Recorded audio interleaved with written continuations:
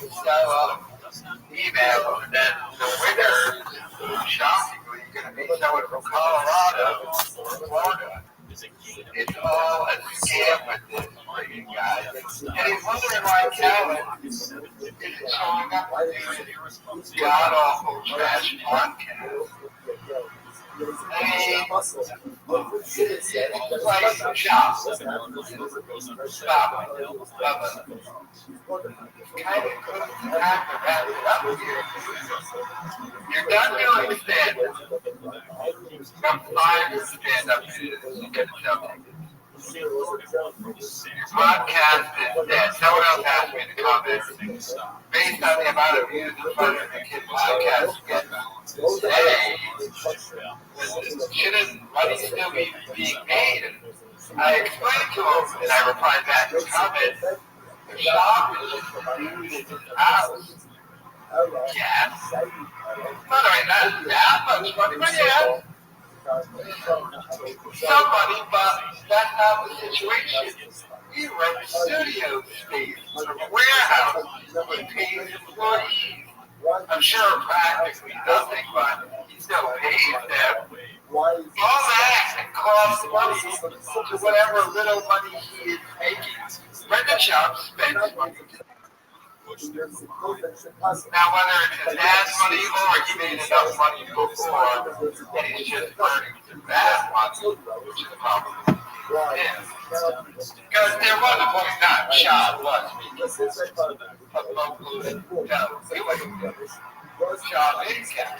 They were making money doing this podcast for quite a while. They got in early. And they were buddies with Joe Rogan. Until Shaw, destroyed his own career with, narcissism and insaneness, everything was going great. I mean, they couldn't even survive the allegations. When Calvin had his podcast because of the allegations. They couldn't even survive that. The shop just didn't go insane. He released the Gringo Pop, and it got such a negative response. But it's seen. He accused Bobby Lee of starting to fighter and get stuff ready. He sued me about the appeals process. This all happened in like a month. And 1 month what was happened, this guy tanked his career by doing that. You have to remember that. Sean is trying to be a YouTuber, right? That's what he's trying to do. He's a YouTuber. He broke the golden rule of YouTube. He doesn't sue other YouTubers for false promises. He broke the golden rule and wondered why his YouTube career is dead. Once you break the golden rules in YouTube, you don't come back. Ask Monday to that. And so the dude wondered why his career is dead. The podcast is dead. That is the reason why. That's why Calvin wants something to do with you. He's trying to teach you already. But you just don't get it, stupid. Hey, you're doing great. You got money. All that. Well, then go enjoy your money. Stop bothering everyone. Stop the podcast. Stop threatening people. Throwing around Joe Rogan's face. Nobody likes you. But, let's go.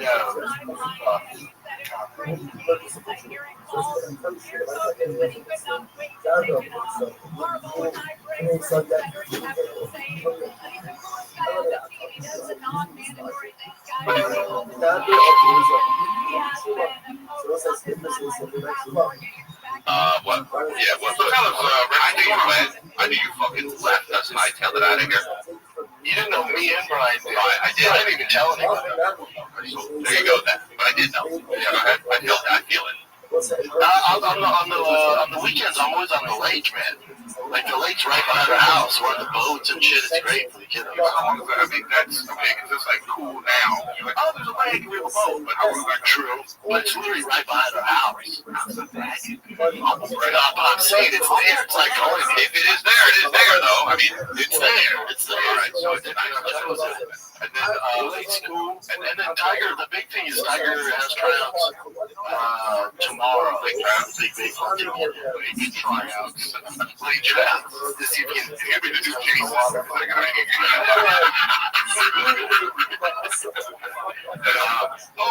But you can't wait for that. There's 12 spots. There's probably like 60 kids trying out. I'd be ashamed if those kids had diarrhea that day, wouldn't it? That's unpopular. So before you live in Bryan County, I have no clue where you're now that's a friend. Do you understand? That is what a good friend is. So the good friend's right here. You two are pieces of shit, okay? That's what that is right there. You don't know where Brian lives? So has Brian been on the lake with you guys? Brian hasn't been on the podcast.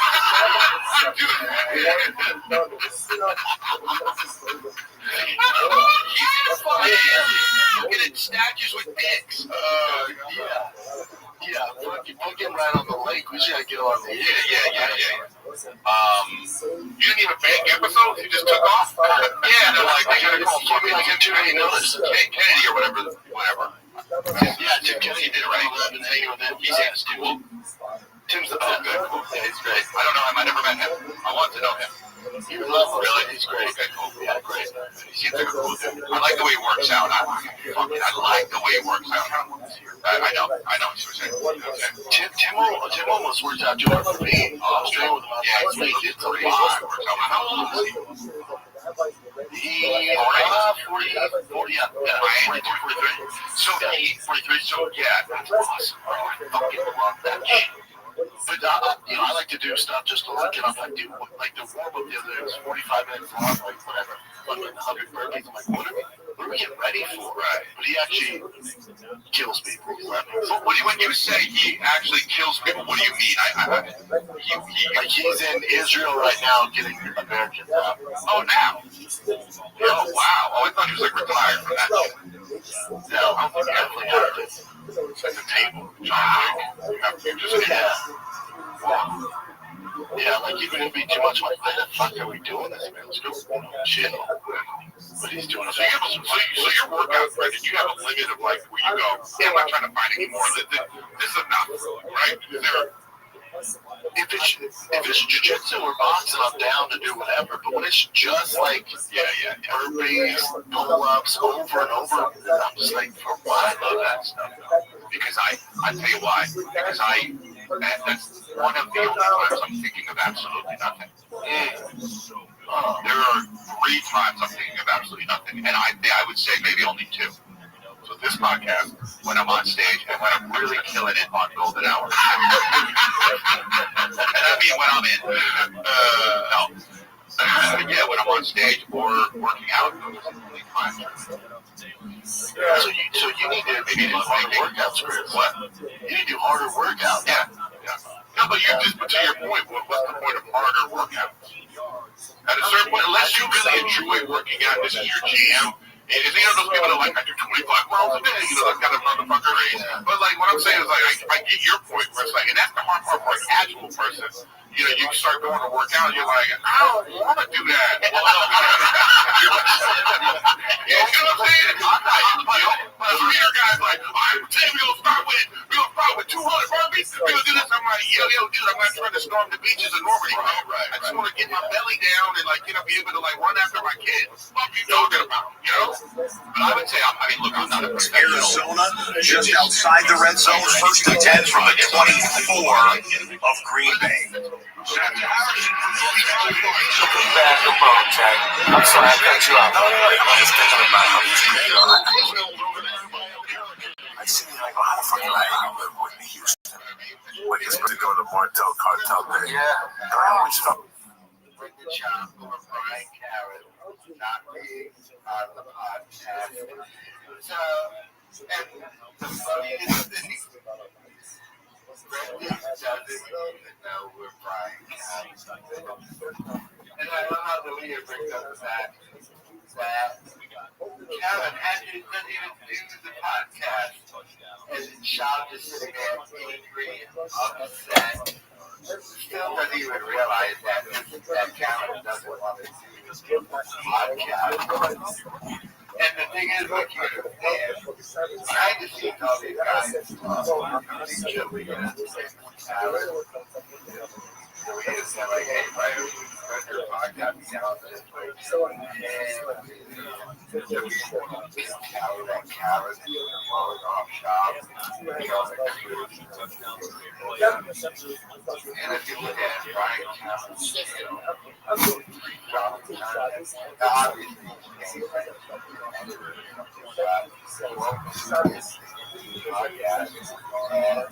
after they moved to Austin, and Brendan Johnson begging him to hang out with her, and he doesn't even know where Callen lives. Callen doesn't even watch this weirdo going where he lives.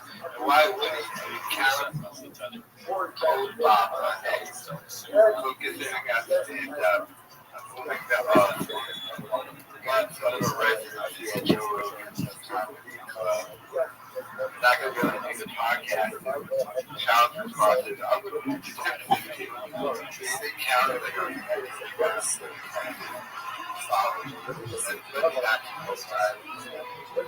never.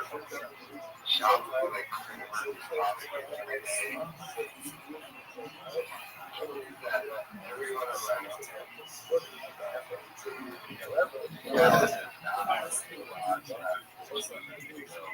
But I mean,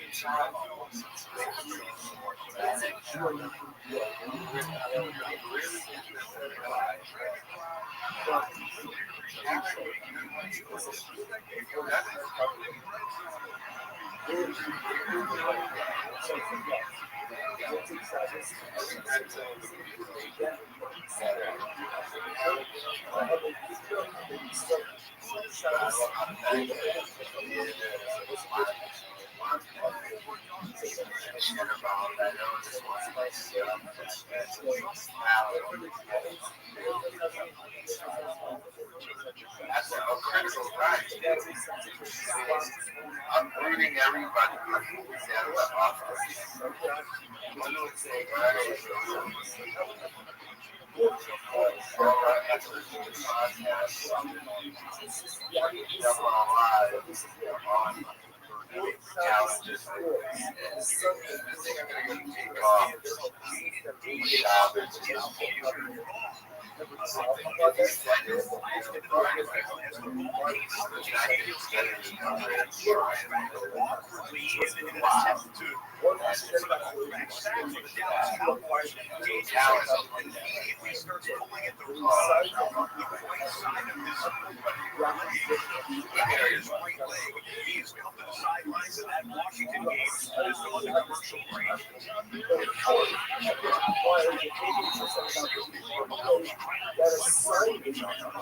Heb je een hoofd vol ideeën? Deel ze met de wereld. Maak het jezelf makkelijk. Bouw je website met Strato. De AI-tools van Strato helpen je met design, teksten en afbeeldingen. En je eigen domeinnaam en persoonlijk e-mailadres zijn zelfs blijvend inbegrepen. Maar wacht je nog op? Ga aan de slag met je eigen website en start de eerste maand gratis op strato.nl.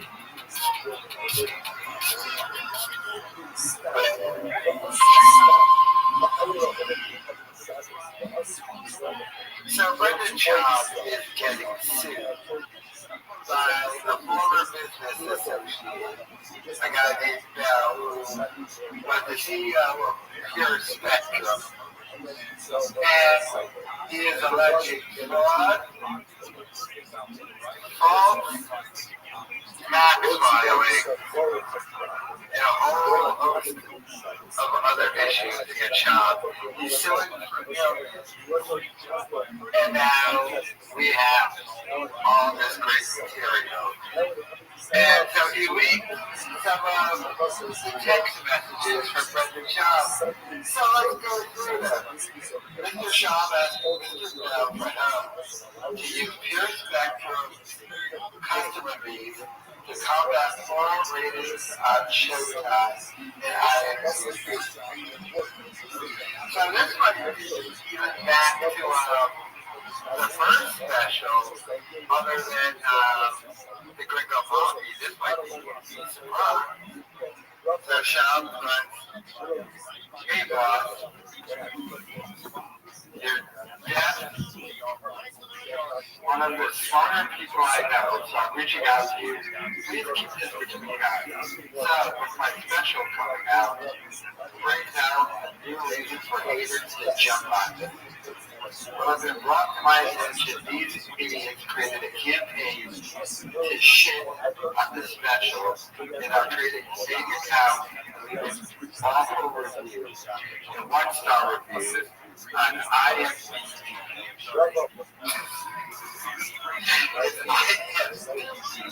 But this idiot doesn't know that. Spoke with IMDb. Oh my God. They said things that happened to Amy Schumer and Kevin Hart. Only way to combat this is by having positive reviews and ratings. You can't shut the smear campaign down, even though it's just on IMDb. But still, I hate feeling like these fucking schmucks are winning. Damn. Did you just compare himself to Amy Schumer and Kevin Hart? This guy was. Good morning, Brendan. Thank you for watching out and trusting me. First off, you are on top of a very high mountain, and the sheep below are already yelling up at who's on top. Let me develop a strategy of plan on finishing this leg workout. Is it okay to go today to discuss or so what time? Yes, sir. I'm going to go.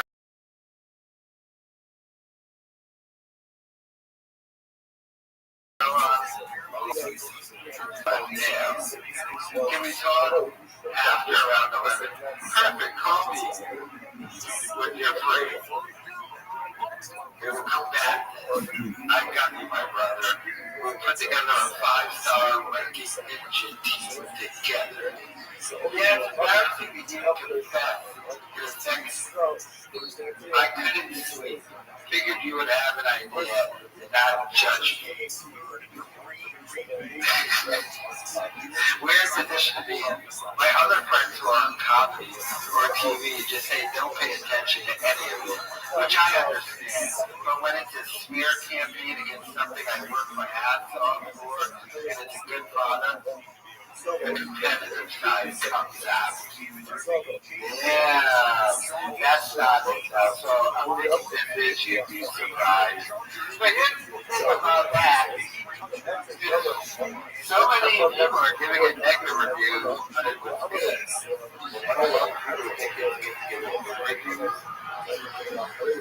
But it continues. Shop it. Yikes. Email plan that inspired my man. Showtime just called me. Not happy. Said we can't pay for positive reviews in any fashion. That thing is full of shopping. Death don't send or respond to anymore. Had to tell them that you guys were just trying to have my back, and I wasn't aware of positive reviews. Thought it was to drive traffic to actual special cool. This guy for a while, and then asked me to leave positive reviews. And the chat was, oh my man, I really appreciate you going and let the shoes wet through to try and help me. I should have just ignored these here. I really appreciate it. Great. So, I mean, this is him getting a team together to try and make positive reviews. And this is him admitting for watches and listens to everything. The haters be the haters. So in this lawsuit, this is an exhibit that this guy is using showed up Brendan Schaub does these tactics. This guy is claiming that Brendan Schaub tried to get him, thrown off of the board. What is it? For the hostile takeover meeting. And like I said, filing for tax info. And what this guy is trying to do is get Brendan Schaub thrown in jail. Because I would assume during the discovery process, this guy's going to give everything to the IRS. Be like, hey, this guy's filing false tax papers. Bring it up that way in and probably a tactic to get a settlement out of Baba. Then we have something to look forward to. When this lawsuit proceeds, we will get a video of a 6-hour deposition of Brendan Schaub sitting there, speaking with all the Schaub and Schaubism. It will be glorious. Do you think he settles this guy that $1 million? Will Schaub ever even break this up? But I'm wondering if that Callan is going to use this as an excuse to never return to the Feather and the Kid podcast. But if Callan's already blowing them off, I wonder if Callan's going to call him up and be like, sorry, blah, blah, blah. I mean, you're getting sued that you can't go on the podcast now. Remember when I had my troubles and I had to leave the podcast? Well, we have to leave again and you're getting sued for fraud. And by the way, this is just one lawsuit. Don't forget that BGL is still out there with his evidence and everything. And everybody's thought the person when our podcast was like somebody's going to be suing for the job. A lot of people thought, oh, this is just BGL following up on that thing because the job didn't pay them. And BGL brought it to some board as well as one for labor practices. So this might be the first of many. Baba might end up in a prison jumpsuit. It is common though. This dude sued me. Hey, I wonder if I should counter sue him. Yeah, I don't get enough donations to hire a lawyer to do that, but yeah, so we've got messages. Well, let me know your thoughts and comments.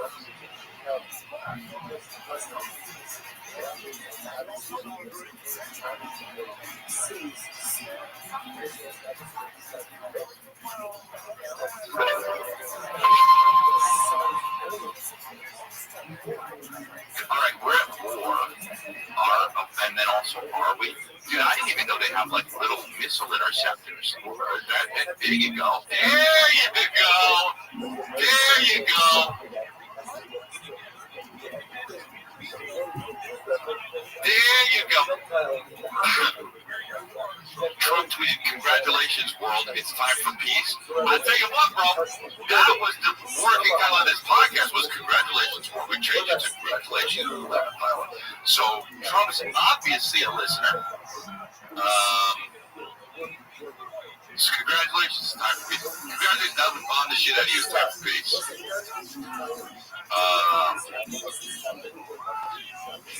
I do not know what's going on in the world. It's getting worse, I guess. But then people are like, yeah, but it's,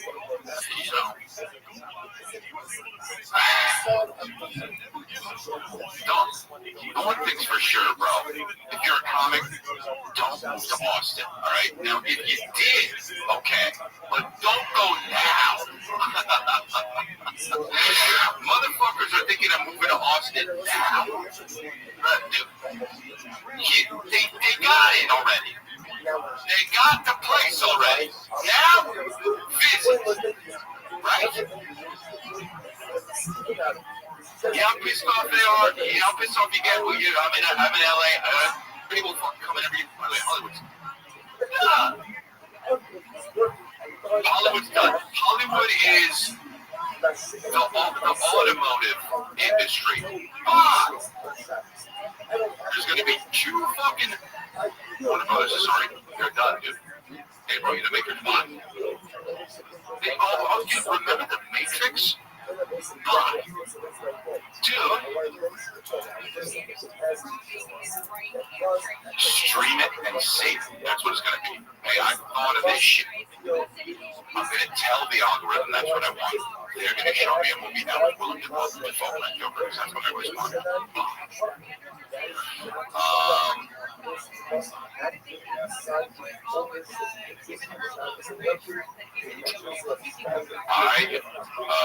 I saw this thing, and this is interesting. And does this become a subscription page? This is.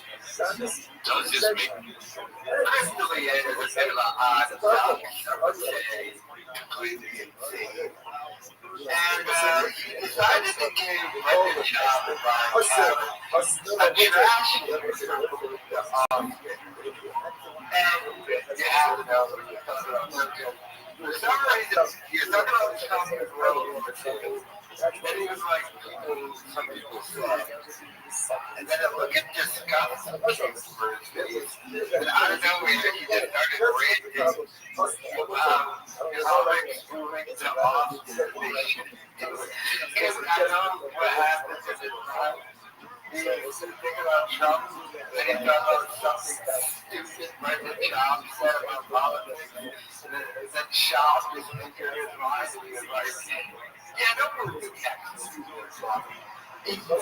And like, he's right. By the way, Brendan Schaub, Brian Callen, always missing the boat. The time to move to Austin was when Rogan first did it. That was the time to do it. However, they couldn't have the time. Because remember, when Rogan first moved to Austin, and the whole crew was going to go, remember, Callen, Schaub, Diaz, Callen got canceled, D'Elia got canceled. Diaz, not as much as these guys, remember, he got canceling Joey Diaz too. And like, Joe Rogan kind of just moved to Austin, Texas by himself, because all of his boys got canceled, and I guess Schaub had some sort of loyalty, although he was dealing with everything else. Trying to see people stay, but so I get why they didn't move to Austin at the time, but that was the time to do the big quote-unquote Austin move, was when Rogan first initially went out. And remember that was Rogan's thing, I would go to Austin, open a comedy club, all my buddies from the comedy store are going to follow me, we're going to do the same thing there. What happened? Rogan moved down there, I think the only one who followed him was Tim Dillon for a month, and then Tim Dillon got on it, they started trashing Austin ever since. Bob and Callen, they're doing it 2 weeks. I mean, Callen got himself a little residency there, but Schaub got fired from stand-up, and when he was doing stand-up, Joe Rogan would not let Schaub at the comedy club. And by the way, that's not conjecture, that's not my opinion. That is a fact confirmed by Brendan Schaub. Brendan Schaub on the Legion of Snakes podcast confirmed that Joe Rogan said Schaub cannot perform at the comedy mothership because Schaub was not good enough to perform at the comedy mothership. And by the way, Schaub has already been doing stand-up for like a decade and had 2 specials, and he wasn't good enough to even be an opener, even do 5 minutes. Joe Rogan is not letting Schaub touch that stage. So, I mean, D'Elia going off about it, I bet you he did, maybe at Schaub, obviously. Because now for the Golden Hour podcast, he's on Zoom. I mean, that's probably where to have whole man came around. Well, just like, dude, it was hard enough with this idiot shop interrupting every 2 seconds. Now he's doing it, but there's a slight delay because he's on Zoom from this stupid car warehouse in Austin, Texas. And he won't do a proper studio. And someone brought up a great point in my comments. Got a shop. He rented out a car warehouse and he uses the second floor thing. Someone called it to do his show. And someone my comment brought up a great point. He brought the fact that those car warehouses all have little offices in them. Why didn't he just use one of the offices that's used as a studio instead of the open warehouse where you can't block out the air conditioning sound and everything because the open warehouse wasn't made to do podcasting. But if you went to one of those little offices, that's where you could do it. Like that's where Adam Carolla does it. But shop. Of course, too stupid to figure that out. And it's recently on a rant on this podcast about comics who shouldn't be moving to Austin, Texas. I mean, aside from that, though, you can see those dads, right? He moved to Austin, Texas, and Cal just took off on him. Now Shop is getting sued. We like that. About an in jail arc. And it will be hilarious. It'll be the funniest thing ever. Let me know your thoughts in the comments.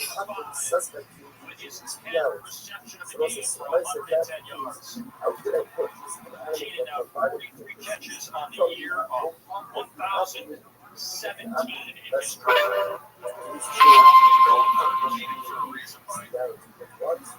Well, parents or no kids like what is it called, emancipating? They're leaving their like my God, they're 9. Yeah, they're out. They're like, I'm emancipated.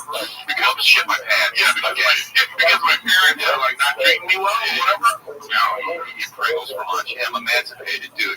You're fucking 7. Well, I just, you know what, you don't know what people's story of the situation is, but listen, my mom, I was the only child, single parent, and my mom had to go to work, of course, all kinds of stuff. I mean, I was by myself a lot, and so all I'm saying is, it's like, yeah, as a parent, then I think, you never want to, no sleepovers, make sure it is a different, eyes on, all eyes on me, you know what I'm saying? It is a different world now. Yeah, I mean, you can have access to anything at your fingertips. You know what I mean? So if you're 12, you can literally get fentanyl right now at your mom's house. I know. You know what I'm saying? Yeah, don't even know it's there. Back then, you didn't know where the fucking store didn't have those options. Like with imagine when you were a kid, if it was like times like now, like there's so many single households. I know. Mom and one kid, and that kid has way more access to shit than you did. I know, but I'm thinking about this too. When I was a kid, if I came home from school, right? At whatever time it was, then it was like, yeah, I'm gonna go outside. Okay. I was going till like 8, gone till November. I was gone till November. I'm just saying, like going outside, I'll be gone till November. Even in the weekend, it was crazy. Even in the weekend, we go outside and play. I'm going over to play. We've been on our bikes, riding like wherever we want. There was no cell phone. There was nothing. There's no cell phone, so I'll be gone till November. But you know what's crazier? It was more dangerous back then when you were doing that shit than it is now. It's safer now for kids than it was when you were a kid. You're out there with your short shorts and snacks and shit. Wow. It's just stats. These are stats. Safer now for kids. Stats how, dude? You're telling me it was more dangerous for him to go outside back in 90, 60, no, too late. That joke flopped. 88. Then right in the 70s, late 70s, Eric? Late 70s. Yeah, it was like the 80s. Yeah. But it could have been late 70s. That was more 72. You get crime and kidnapping in the early 80s. It's way higher than this now. Yeah. I don't know. That Eric's looking at AI. If the AI also had computers, crime it's crime versus children. Worse than, yeah. Did you see that thing? Wait. Did you just see this thing in Texas that just happened? They just arrested like so many people, and they rescued over 100 kids. Oh, yeah, this just happened in Texas. They just rescued the kids from sex trafficking, whatever it was. And it was like multiple agencies just, it just had that 109 children rescued, 24 year olds saying that was Nickelodeon's fault. Yeah, basically they all worked, but they all were on Nickelodeon shows. Yeah, they were all on Nickelodeon. Look at my pictures in it. 250 people were arrested. See, this is the kind of shit that I just can't believe. Neither can I. I know exactly. When I saw this, I was like, the thing to me too is like, so this is the thing. This ain't the only one going on. Right. So like, it took like, how many people, like I was reading the article and it said like, brought together over 70 agencies across the state of, get with this, 70 agencies across the state of Texas to arrest 250 people. So like, so that was going on. These people were like, oh, we got this. We're not gonna get caught. This is cool. We can keep going. Nothing's happening. And they finally caught them. Where else is this happening? Well, my thing is like with all this pedophile shit and all this pedophilia, how many people out there have the fucking kids? Yeah, Epstein's Island, all that shit. It's like, what the fuck is going on? How is this a thing? What's wrong with it? There's that many fucked up people? And for 250 of these people, and now one of them is like, get it. He's so happy to try to find. You know what I mean? I know. I suppose I know it happens. I cannot. You know what's what? Every now and then you see like you see something like the Jeffrey Dahmer thing or whatever. You know it happens because of the facts. But you can't feel like it happened. Yeah, that's what it's like. It's like, I think you're protecting yourself. I don't think you want to. You know when they say like this rarely happens now, but sometimes they put an alert out. They'll be like, there's a serial killer and it's like your area. You know, there's a part of you that has a moment of like, you get like, yeah, that's gonna. It's but my thing back with all those 250 dudes getting caught or I don't know. No one looks around and goes, man, why don't we go for hot chicks? Well, that's just, I guess that's not what they're into, I guess. I don't know. But no one's just like, man, how about we get some really hot chicks? Well, but it's because they're all losers, right? You just said, that's like saying, like, oh, man, people like sushi, and you're like, dude, why don't you just get a turkey sandwich? Yeah, why not? They're like, I like turkey sandwiches. I like sushi. But look at this right here. See this right there? Online exploitation of children is one of the most insidious crimes we are facing as a society. Keep your kid offline.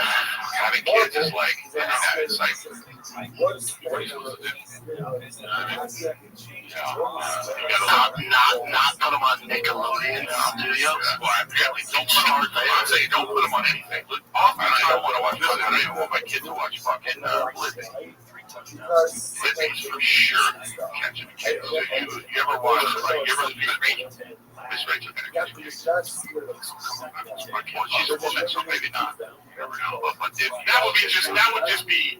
Do you know how horrible that would be? Like, any dude that's like, hey guys, come on over here. No, but like, I can't have Miss Rachel be doing anything bad. Okay, yeah, I just can't have it. I understand. Yeah. I'm sorry. I get it. Miss Rachel comes home, my kid goes crazy. I get it. I can't have it. Is Miss Rachel? I'll be furious. Yeah, it's a big thing. Yeah, would you be able to separate the heart from the heart? As though something happens. I believe I can fly. You think Wolf will be able to separate the heart from the heart? Oh man, that would suck. Take a little break. The stupidity of Shab never ceases to amaze me. First and foremost, Ooh, what a subject for Chris D'Elia to even talk about.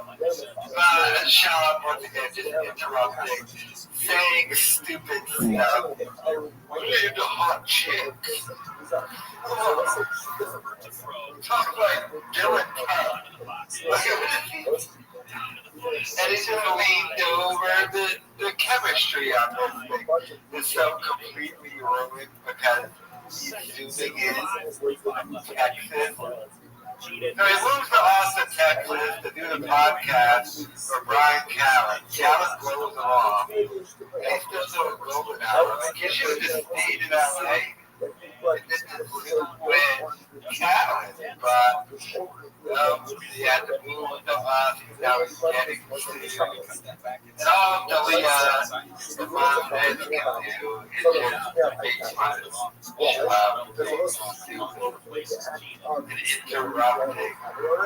I mean, the only thing with Shaw's ads, and it's not really a bad thing to add, being made fun of.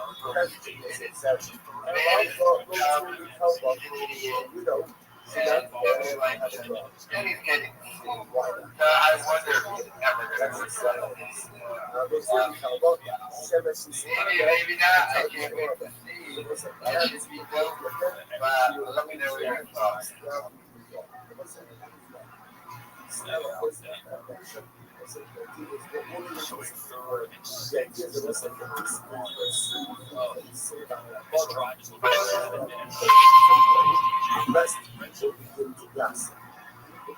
I'm still working out the kinks here at the new Golden Hour studio, the Leah Barefoot Studios. Oh wow, Barefoot Studios. I have it in my Google Maps as Golden Hour Studio, but I will change it to Barefoot Studios. Yeah, Barefoot Studio. Still working out the kinks. If I would just come here on an off day, but home is so much better. How much better home is. What you said, Mike?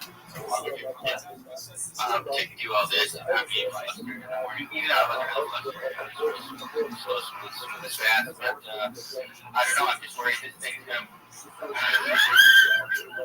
do you guys do? You laughing? I'm worried this thing's gonna buzz again in their ear, and it goes well last time. Yeah, it's if you don't upgrade stuff, it's gonna buzz. Number one, number two. I thought all things considered that first episode that was having Brendan and Austin and the guys here, but I went very well. It ended up looking great too. One thing I was worried about with the audience on the Zoom, once I talked to cut the other person off, but then you don't realize it right away. So I was worried within the audience and master, which means it's the native audience from both sides, that there'd be a lot of talking over each other, but that wasn't that bad either. Yeah. What he's laughing at, and yeah, I was able to, as the comment section was calling it, hologram Star Wars Brendan into this spot. What did the comment section think of that? I think for the most part it was very positive. I think they liked it and even want more of it, even when they're not just looking at the screen. I think it fits best when they're just looking at the screen. I'm almost torn. I kind of want to put it in the studio. Nothing's right, I'm torn. I'm on a fade. This is how I feel. Cold night shame, lying naked on the floor. Illusion never changed into something real. Wide awake and I can see the perfect sky is torn. Totally Friday.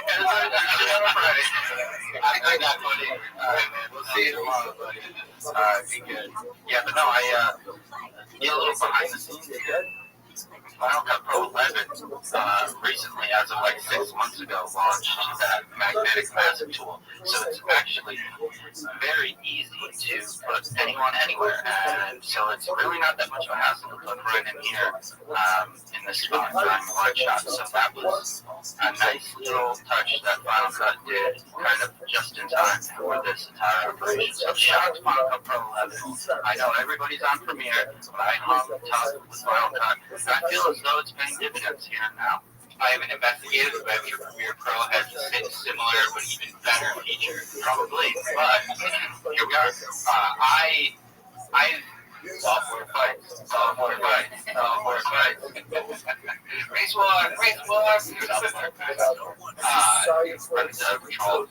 I want to put him in the studio the whole time, and honestly, you doing that is like, I was like, fucking Zoom sucks. This is annoying, but the thing sucks. Yeah, it sucks. I think it's fine or bad. Do it live. Do it live.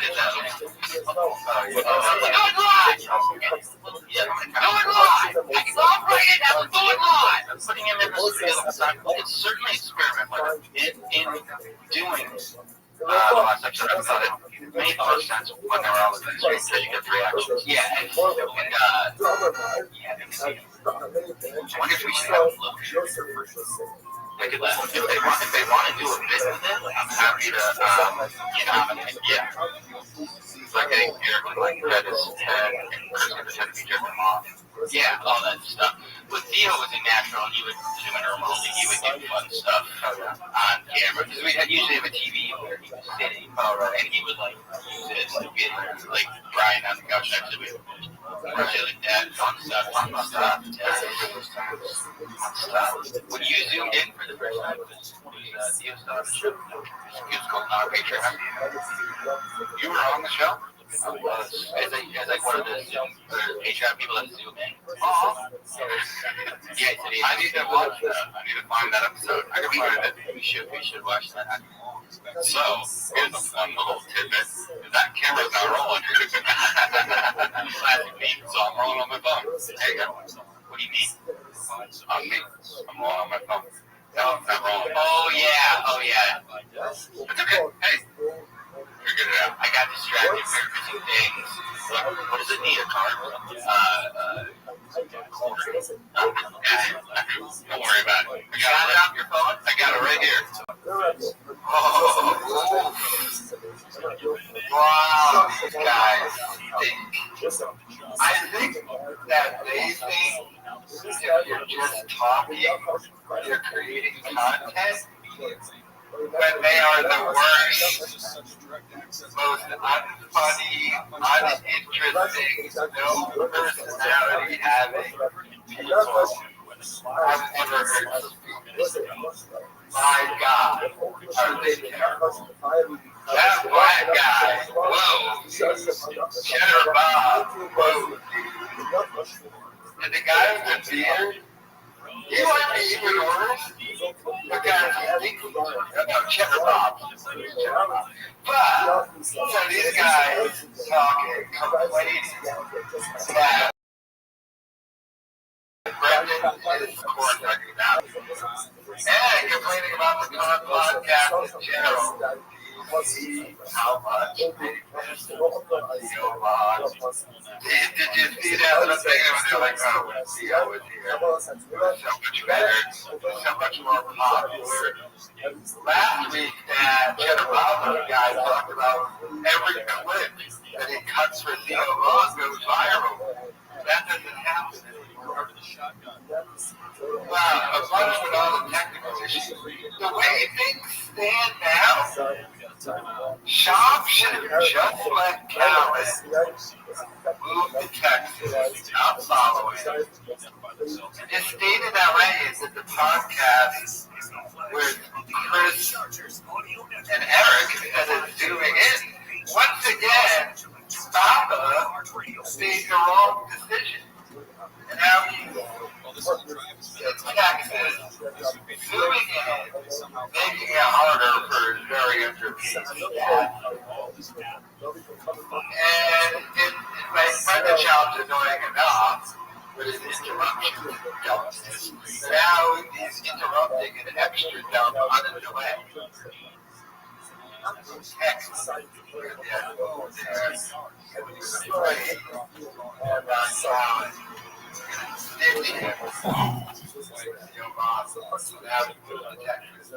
and he's been ditched by Callan. So now after this long season, I don't know if Callan is going to return. But these guys, they stink. They're terrible. My God. Just because you're talking doesn't mean content is no, you're not talented. I get the idea of the afterthought, but yeah, anybody else. You guys think but let me know your thoughts.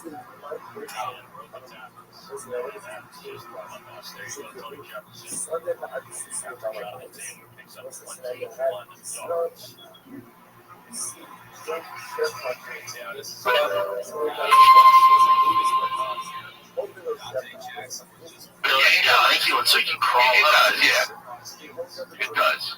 What happened? I think that's a thing that is I think that's good you work on your legs. Because I think that's a thing that men think, strength is all about I want to have a lot of muscles in your legs, right, bro? You're fucking mostly legs. I want to be in my trunk crazy, dude. I want my back, my ass to be fucking a shell, bro. Fuck, but I want that so badly. I want a bubble butt like a fucking shell. Badly, dude. Yeah, I do. And I always shit out of it. Yeah, that's all you got to do. That's all I do is shit out of it. It's just an exit. I just shit before it. Bro, but it's bad, bro. These gays look at me and they go, man, that's too bad. And I go, it is, but it's holy shit. Fart time. Speaking of things we do with our ass. Get Chris a wagon. I want a wagon, bro. So, get my shit looking like an RS6. So, Rachel, RS6. So, Rachel says, last night I get up to go pee. So, we're trying to potty train this kid, but she's saying, like, I need you to sit down to pee now because because there's too much pee, you got something to pee sprinkles onto the ground, and then it's like, you have to be there with the kid, and she's like, I'm tired of that. But this is my problem when I sit down to pee. I always have to have you do shit. Yeah, I'm that way too. So I don't like that. Sometimes that shit is just there for later. Yeah, I get it. And then you can't just be sitting down every time, man. I know, who you telling? I don't want to do that. The shit that you're calling is like, yo, Brendan, like it or not, it's up, we're up. It's like, they're like, oh, we gotta go, emergency exit. Let's go. Down again. Go. Brendan's like one of those basketball players that can't shoot free throws, and if he underhands, he'll be able to do it, but he's like, nah, man, that's that bitch shit. I ain't gonna do that. Even the doctor told Brendan, it's gonna be better for you if you sit down to pee. He's gonna be like, nah, I don't even want to get up to pee. I wear it right up. You forgot I got the night. He just put a urinal in my place. I'm tired of it. Why don't homes come with urinals? That's a good point. I like it. It is. I want the long one where I piss down. I mean, it's good. Good point. Just go outside and piss. Who cares? Oh God. I love that. I love that. Two monsters. This guy wants to fucking Dodger Stadium urinal in his. I'm not saying a trough. It's my favorite. Thank you. One of those bathrooms I want to have a urinal. I just want the whole house. Wait,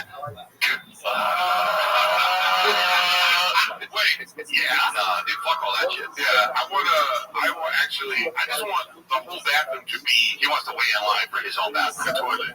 I want the whole bathroom. Come on, guys. You just walk in, you can just pee anywhere, and it's like a big shower. It's a shower. But not a shower. Not big showers. Oh my God. Wait. It looks like a bath guy. No, I showered. I was thinking about this last night, though. I got a great new shower back to that video game. I was thinking about this last night when I was going to sleep. What do you bring on the road? I bring you know what? I actually have it in the trunk of my car. I can actually show it to you right now. Should I do that? What I want to know is, it would be fine. It would be fine. Good. I like it. But you have... What do you mean? What do you bring? Like his fucking PlayStation? I can bring it. I can't joke on my drawer right now. He has to bring a fucking monitor. I'm showing you this. I gotta see this. Or sometimes wait, my car's not. I don't know why my car's not loading up. It's coming. It's it's like a Cyberpunk. You can just call your car to you. Just go near the car with this, and then there's a trunk button in the back of the trunk. You know what I mean? Yeah, man, ready to go. If someone found your phone, could they steal your car? Yeah. Well, you have to unlock the phone, though, right? Yeah, you no. Actually, no. Actually, wow. But you know what? When you get in the car, if it doesn't recognize me, what? Yeah, they have facial recognition. Yeah, facial recognition. Yeah. Oh. Yeah, you like that? Look at his face. Look at his face. You had a moment like this. They can cut you off and you won't be able to drive your own car, bro. Drive fast, no gas. Right? No gas. They give you a ticket for texting? Bro, I have a cop that's out to get me, dude. I don't like this cop. He keeps pulling me over and giving me tickets. Yeah, bro. That's on you. Because he's like this. He's probably like, I'm giving this idiot a ticket twice. I'm just gonna like wait. You know, your learning is quota. Your learning curve is obviously very flat. Why do cops have to be dicks, dude? Chris, I'm not gonna like this, bro. No. I'm with you 1,000%. Here's my thing. If you're pulling me over and you're gonna give me a ticket, we're done. I don't need to talk to you anymore. If I can't talk myself out of this ticket and you're still gonna give it to me, now the conversation is like, you know what I mean? I'm done. Yeah, no. I think I'm ticket. Yeah. Get out of here. No, you just go. Have it come down, put the ticket in there, keep the ticket in there like that, and then drive away. Yeah, I got it. Dude, we can take it going like this. Bye, bitch. Yeah. What did he say to you? He was mean to you? He was like, I pulled you over for this before. And by the way, I was like, I actually wasn't texting. I was looking where to go because I was putting in this fucking shit. And he was like, I saw two hands up. Bullshit. I'm not fucking texting like this when I drive. You know, even if I wasn't doing like that. So I was like, all right, yeah, don't worry with the cop. So okay. And then so he gave me the ticket, and then he said, your learning curve is obviously very flat. I've given you a ticket before, and I know the other cop there. He's pulled me over and he's been like, Chris, what's up, bro? He's like, dude, the other guy will give you a ticket, but I won't. You just wanted him. Whatever, I'm not saying names. Thank you, sir. So, I love how everyone around shop is sick of this stupid gearhead grift bullshit, and everyone around them keeps purposely not saying drive fast, all gas. You're like drive fast, no gas, like your stupid thing. No, but life. See, now the reason why he's putting more into the car grift than he is any of the other attempts at like the Thick Boy Fight Club, the whiskey, the trying to be an animal guy, the trying to be a fashion guy, is he's found the scam. You have to remember, he does those giveaways in which he collects your emails and then has an email list and can sell that off to other companies for money and sponsorships, and all this has come out, and so far, the filing of the lawsuit against him, and he even references it in the leaked text of in a bad email list. The email list is a very, very, very valuable thing to have. If you ever watch Shark Tank, Mr. Wonderful, Kevin O'Leary talks about, you're going to email list of 100,000 people? It's a very valuable thing, so that's why he does with that Trump giveaway scam. Remember, you have to buy merch.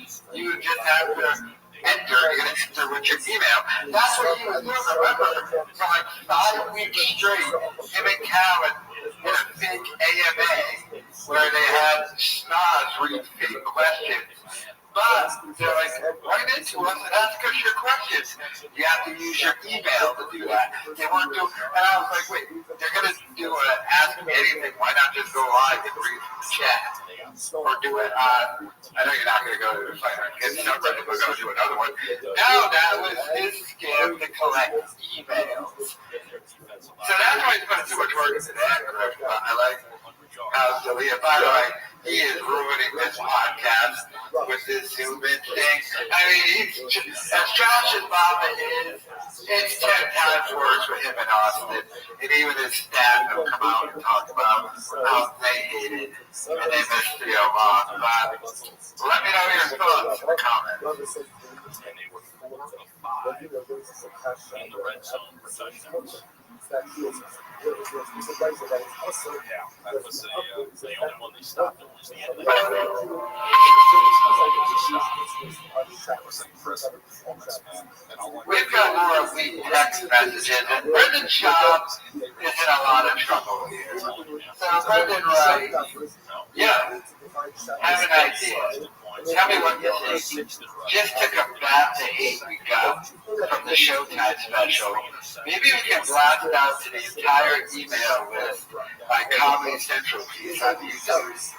No proposal or discount, but just so it shows the support in the same way. Does that make sense? 100%. Let me present this to Seth, and I will be back in touch with some ideas.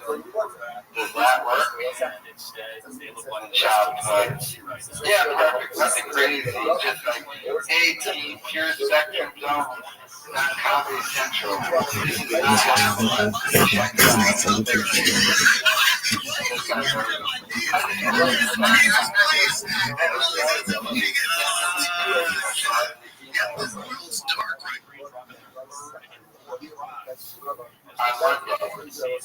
No discount, no asking for waiting, just an email of support with a direct link. That will work for you. I will have you retreat before we send it out. The shop looks that works. Now this came after he had already told them to offer up the deal. And then Showtime bitched at him. He got in trouble for it and then tried to have them do it another way. But here are some of the reviews at the time. Bad special, the comedian is trying to buy good reviews. Yeah, this is from June 14th, 2019. It has been reviewed negatively on this site. I got an email from some lead company he owns part of, offering 50% off its product in return for good reviews. I wasn't going to review it until I saw this underhanded behavior everyone should know. I love Pure Spectrum products. Version of this special sucks. Do I get my 50% off coupon that you promised us, CEO and visionary friend, Brady Bell? So, this is how desperate he was to try and get good reviews on that special. And he conspired with the Pure Spectrum guy to get good reviews. Now, the Pure Spectrum guy is admitting all this because he's going to have to pop up for a lot of other things. And I think this is him just putting that out there. Look, we're shouting. But this guy did it too. Sean tried to get this guy ousted from the company and a whole host of other things we're talking about. Illegal tax filing, the IRS, going to be involved with this, especially after discovery. And I can't wait. I'm salivating. Like, you get the video of Brendan Schaub sitting for that 6-hour deposition. Oh my God, is that going to be amazing? You're going to see every 20 seconds. When I first see that video, I'm just going to be obsessed with what he's wearing. How stupid that's going to be. But, I mean, questions going forward. Does Schaub address this? He addressed the lawsuit against me with the lawsuit. So I wonder if he addresses this. Is Callan going to come back now? I mean, Callan now has a perfect thing. At first he was just ditching Schaub. with the whole, I got cruise thing. But now Brian Callen has a legitimate reason not to return to the podcast. Do they sit there on that second tier of the warehouse of the new studio in Austin and just pretend none of this is happening? Can that even happen? Can they ignore this away? The fact that Papa is getting sued and accused of serious stuff, wire fraud, tax fraud, buying reviews. I don't know if buying reviews. But it also just shows how desperate this guy is. It's like he will buy bonds. He will pay for followers. All of it is a facade. It's all fake. Like even what he's doing now. He's doing a dead podcast now. Basically spending money to do it. All because he wants the facade of really being a somebody. This dude had to downgrade from LA to Texas. No one will hang out with him. But he still has the dream. He was going to sell the dream to everyone around him. This dude claimed he quit stand-up comedy to be more time with his family. Alright, well, quit the podcast. You spend all the time in the world with your family. And according to him, he doesn't make his money from the podcasting and from other stuff. Alright, this didn't work out. Now you're being sued. We know you're the biggest piece of shit on earth and everything that's being Mondale. against you is true. You're gonna lose the lawsuit. Triple The coverage. IRS is probably gonna pick up on the filing for the discovery. You might get screwed legally. I doubt end up in jail, but who knows? You're probably not gonna have to pay a hefty fine. I mean, at first, this made sense. Rogan talked about fighting, he joined Brian Callen, they were doing a successful podcast, but then he went and wanted stand-up, and the dude couldn't handle criticism. And then he started flipping out. And then within the span of 1 month, he sued me. Wandale. But after Bobby Lee and completely destroyed whatever was left of his career. The dude is melting down. They're giving it to him. If it was happening to anyone else, but it's happening to Jim Campbell. And he deserves all. So now he's getting sued by this guy. He's probably going to end up getting sued by Mark Harley, that big gay lion. A guy who got away from Baba and his career immediately took off. Callen's probably looking at that too. Like, everybody who leaves this guy, their career does a lot better. I don't know what Sean is going to do. All I know is there's receipts. Mondale. By the way, all of his stuff has been documented, and stuff's gonna pop up from years ago that was said at the time that no one thought was going to affect things going forward, the lawsuit, but it will. Like these reviews.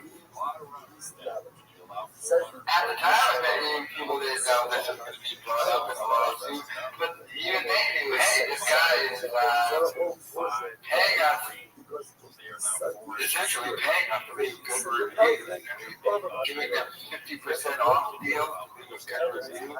Then we get the text messages. I wonder if the text messages about me, oh God, I bet you calls me the N-word in them. Oh what I would do is I would look at those text messages about the guy you shoot. That would truly be hilarious. I'd sit there on the popcorn going through no, he's just flipping out on me. But let me know your thoughts.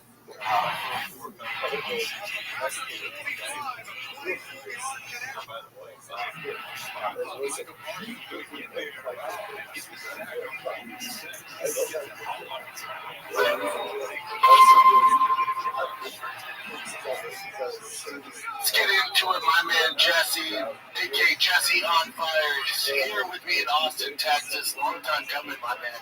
I can't thank you enough for coming over. Just I don't want people to chat with Mike about my town, So I need to bring somebody in. Just don't know UFC, but you got your hair to the ground, like, dude. You know what you're doing. Like, you do all this shit. You're kind of the mastermind of it. So before we get into UFC, it's International Fight Week. Solid card, main events off the hook. But I like to call the Real Housewives of the UFC. There's a lot of drama going on. Kicking off with your boy, John Jones. He's in the news, not for the right reasons. There's a lot of hearsay going out. Just give me your thoughts on John right now. So, John Jones is one of those guys that, like, if you build a channel on drama, like, I feel tremendous gratitude to that guy. I would kiss his face because he does nothing but win. He does nothing but create drama that I can make videos on outside of the octagon. This most recent one, it's like Mondale. I don't know if you agree, but I would say it's nearly a certainty Fuck that shit. Like instant 180 where everybody's done it. Wandale. Like, retiring and then the next day Carmelo Blake comes out on this incident with the naked chicken. Is this what I'm looking at right here? Is this the uncensored? Nice. This is the uncensored. They used to cover her. I've only seen it with her. And so I was wondering, like, you know, if he's going to be rolling around with a naked chick in the car, like, what's that girl like? You're like, sit there, like, how? And the thing I finished this video, the cop's like, who did you shoot? John Bones. John Bones Jones. If he never would have admitted it was him on the phone, like, you think, honestly, you could kind of go into the defense. He's like, you think I'm banging this girl right here, dude? One of the chops, you know, the anger that Ryan Callen is not on the podcast. Wandale.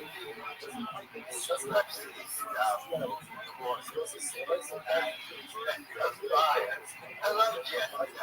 Did I just see him on the youngster?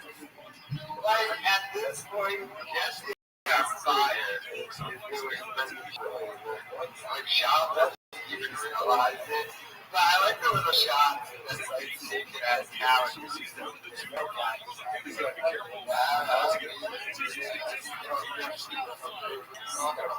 Callen has no idea what he's talking about. As we wait for the extremely consequential round for Brad Allen, like Parsons has his first career race sack and time to go for the Green Bay Packers. And Callen is still dropping content as he's calling on vacation. And what is up?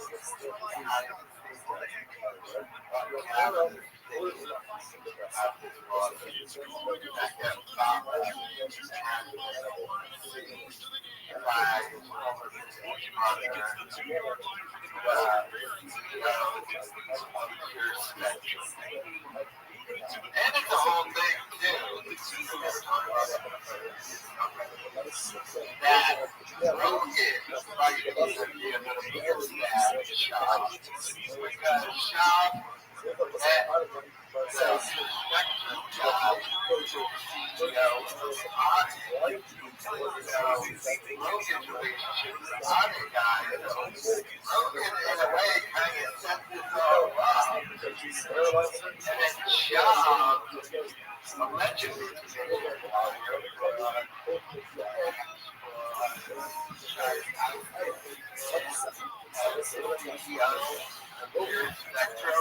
My God, what does that look like?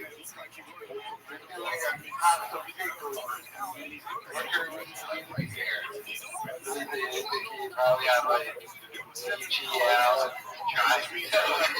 you dropped up some papers for EGL. Let's watch Wall Street a couple of times. Wandale. Probably showed up with a CRX. What an idiot. That guy. I think that was. How much money is Sheldon spending on losses? Can we still technically say you lost a lot? But That's a touchdown.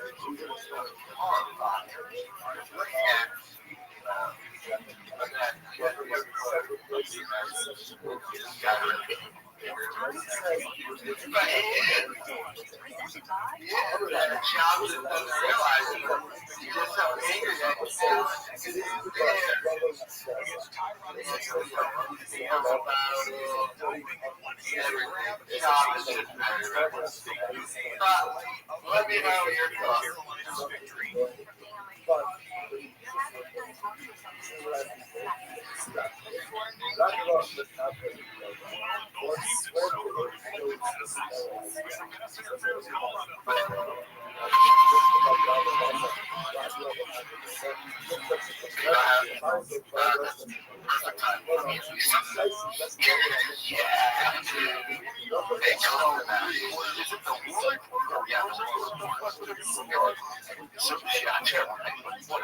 I guess we call it the war reporting. Yeah, Jesse saw that. And you thought that. Yeah, stuck with that. Yeah, I was like, but there's so much conflict going on. Okay, whatever.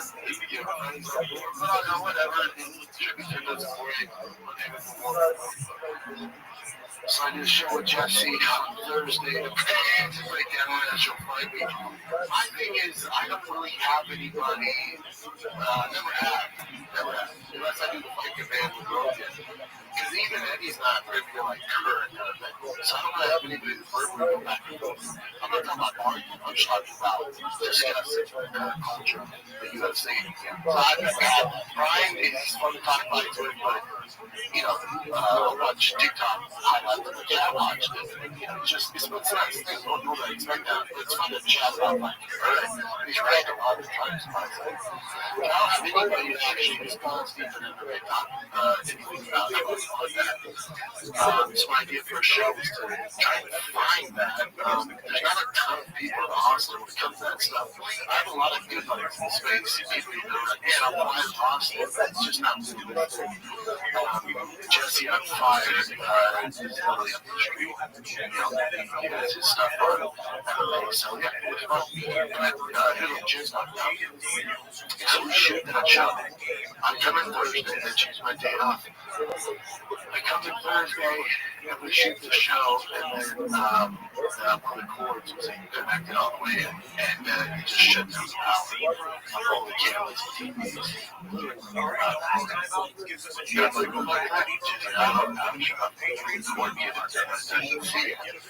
And then she was really happy to get it. I didn't say like that, but yeah, you can try. I wish I could have how long have you been doing this? Over 10 years with me? You've never messed. I know that was, if you're like a new intro, I know, and you would have been right for it. You know what? I got the tag that type of thing. Yeah, right at that one. I say, oh, dude, God works in mysterious ways. I'll redo the show. You get a call when I get your job this time. I'm like, what? I can make the team up? I'll be good, baby. I'll be good. I'm fucking stoked, dude. Fucking stoked. Stoked, man. God. It is good. It is good, man. And July 4th, I love July 4th. Man, besides Christmas, we keep getting off. But in California, there's people that get away with it, but they're pretty strict on fireworks, and unless you're smuggled in your anus through Tijuana, you can't really get good fireworks. So I grew up in Denver, where we had MMA, we had the big thing, fly in the air, we had the snails, we had all of them. And my kids only ever had the game. Sparklers, that's all they ever had. They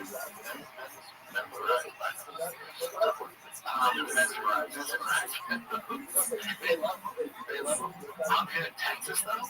Driving around, it's like the fireworks stand. Get them in. Dude, I just peeped the kids. Buddy, it's like old school days.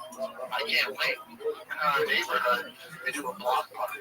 So each house is a theme. So one house has the bouncy castle, another house has the slipper slide, one house has ice cream, one house has barbecue. I tried it a little racial. They're like, can you use the next week? So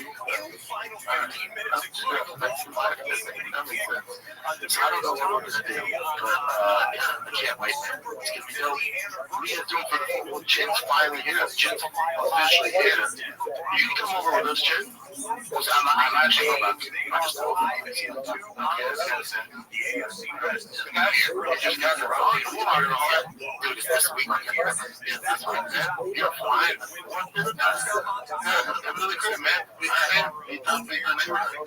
Yes, good people, dude. Yes, all the people we did.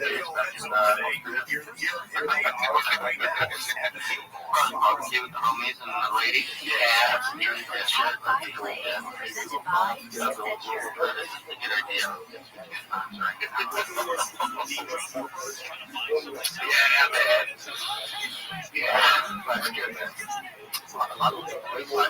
People are like, yeah, it's because it's new Greek life right now, but they're trying to live behind. It's just, it's all insane. It's fucking great. It's so cool. I'm like, I didn't know. Never had this weird shit outdoor activity, but the lake here, I got a turtle and shit. You're on the fucking, the tube and stuff. It's so much fun. We get the fishing shit. You like fishing, buddy? Yeah, wait. Yeah, was everything settled in? Yeah, dude, it's great. I heard things that I like wakeboard. I didn't have wakeboard. I had wakeboard. but it's great, especially on the lake. Your boy blew out his quad. His friends showed his 9-year-old, and I still got it. So your boy got the whole thing. Like, I couldn't partake in the festivities yesterday. I can't explore that now. That stresses me out, but it's getting better. Let's get into that. We'll figure it out. Yeah, we'll get to the floor. We have to check out that some gas for the floor. Brendan Schaub, obviously losing his mind. He's too. He can't even address that. So, first of all, he threatens to fire Chen. And then he begs Chen to come hang out with him at his house. Just try blowing him off, just like, yeah, I'm gonna go hang out with my family. And then Schaub is basically forced to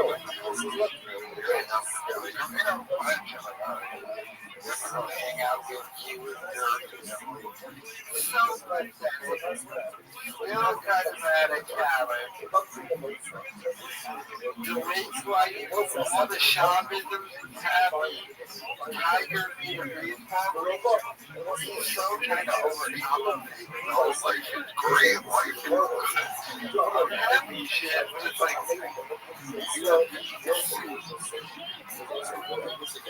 for serious allegations, this dude is shouting the plane off. And it truly is because he's mad. Begging shit to come hang out at his house. Wow. That's sad. Not one real friend you have. Nobody likes him. I can check out his Instagram stories. The only person Sean had to hang out with is his wife's brother. That's it. He has no friends. They're all in LA. They're all business. They're all successful. They're all happy. Tax fraud. But this fraud is fired. This is how we have to cope with it. Truly a fascinating shopster. Let me know your thoughts.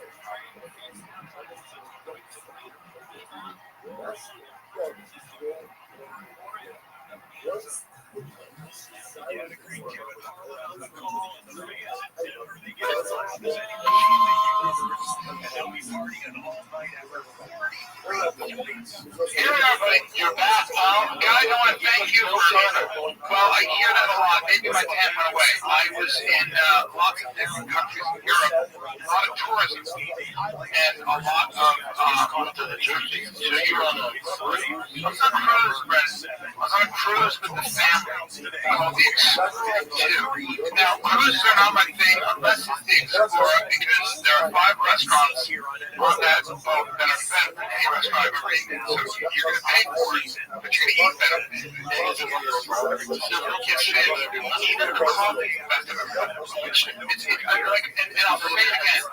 And I'll say it again. The coffee is a better than I know. And the pasta is the best I've ever had. And the pizza like it on the boat. That's the thing. Well, that's the thing, because we go to Sardinia, we go to Florence, we eat the restaurants, go to eat that. And I go, yeah, well, you know what? I'll take the boat. I'll be at the boat. Just fucking play shuffleboard and stick it. You walk around. If you're talking about the docks in a place like Sardinia, or where you go swimming, take a boat, you go swimming in beautiful water. Now, I'm a little too old to, it's about being with my family, right? Yes, you did. Do you have to watch that? Wait, so you just broke the street? You don't want to take a flight? You want to fly from Austin to JFK, then to Italy, and then to Barcelona? It's a lot of travel, right? I don't know if you know if I was to be the 3-year-old either, that would be challenging. Yeah. And then your kid shits his pants, whatever it is. What they do, man. Yeah, that's the kind of thing. Yeah. And then what's good is when it's 100 degrees. I'm not complaining, but I am complaining. Now, when you go to places like Florence or Rome in the summertime, please understand that you will be in a. You've ever been in a parade? You ever walk in a parade? That's a many tourists are in the streets. That's what you get. That's what you get. So you're doing that. You gotta remember that America's caught up with this. Like, you get a good restaurant in Austin, and it's not like, what? You know, this food in Italy is amazing. It's good. It's awesome. It's good. Yeah. But at least your old man has fun, right? He had fun. Did he though? Take some fun for him? He's 85, so he'll just stay inside his cabin, breathe, do everything he does in Utah, but then have dinner with him. And he can do that anywhere. Probably. But if the kids love it, you know, my daughter's sitting around. I don't know if they're fucking Italy or fucking Chuck E. Cheese. Well, my 3-year-old, my teenagers, they're all about it, and then, but we were just talking about this. You and I love Austin for 1,000 reasons. I'm doing shit. There's nothing that compares to hang at the mothership. Or going to arcade boxing and hanging out with all those guys afterwards. It's like, it's just the shit that you do. Being with my kids when I wake up. Right. Watch out for nothing. I know. So, yeah. Speaking of which, July 5th, Gray and Rob come see me. Just one night was Saturday. Right after it. Saturday. Yeah, 2 shows. Dude, you were gone playing rabbis on the cruise, and I was doing everything making money. But we didn't talk about your boy the Liver King. My boy the Liver King. I thought your take on it. It's, you know, it's kind of old news now. Yeah. That's the past week, but my take on it is I never like seeing somebody go through whatever he's going through. I never want to. Yeah, my take on anytime I see a man who is, he obviously loves his family, loves his wife. I don't think he's a bad person. I think that something bad guy. I think something happened where he got. Someone argued too much liver. Someone argued that you don't let Netflix just go willy-nilly. You know, there's this idea. I'm going to do a documentary. Did he not have just do a documentary and show your good side? Did he have any creative control over that? Did he only sponsor it?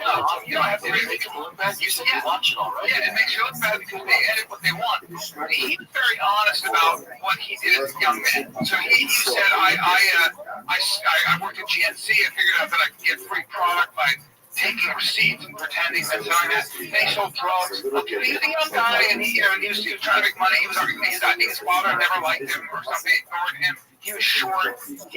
He went through a lot as a kid. And so what I see is a man who spent so much time trying to be loved. He fell into the trap of the public embrace, where the public will love you. And if you worship that false idol, they're going to tear you up as well. Yeah, because the people that put you on the pedestal, you just make people that want to tear you down. Well, I would have said to him as I would have said, Brian, get off the internet. Don't read any comments and take a minute, take a break. You know, you lied about steroids. Okay, it's not like you and I didn't know. You and I were pretty forgetting about it, you know. Yeah, and also people said they didn't know, like David Saladino or whatever his name is, who has his business with him. Like, what? I didn't know you're a doctor. Stop it.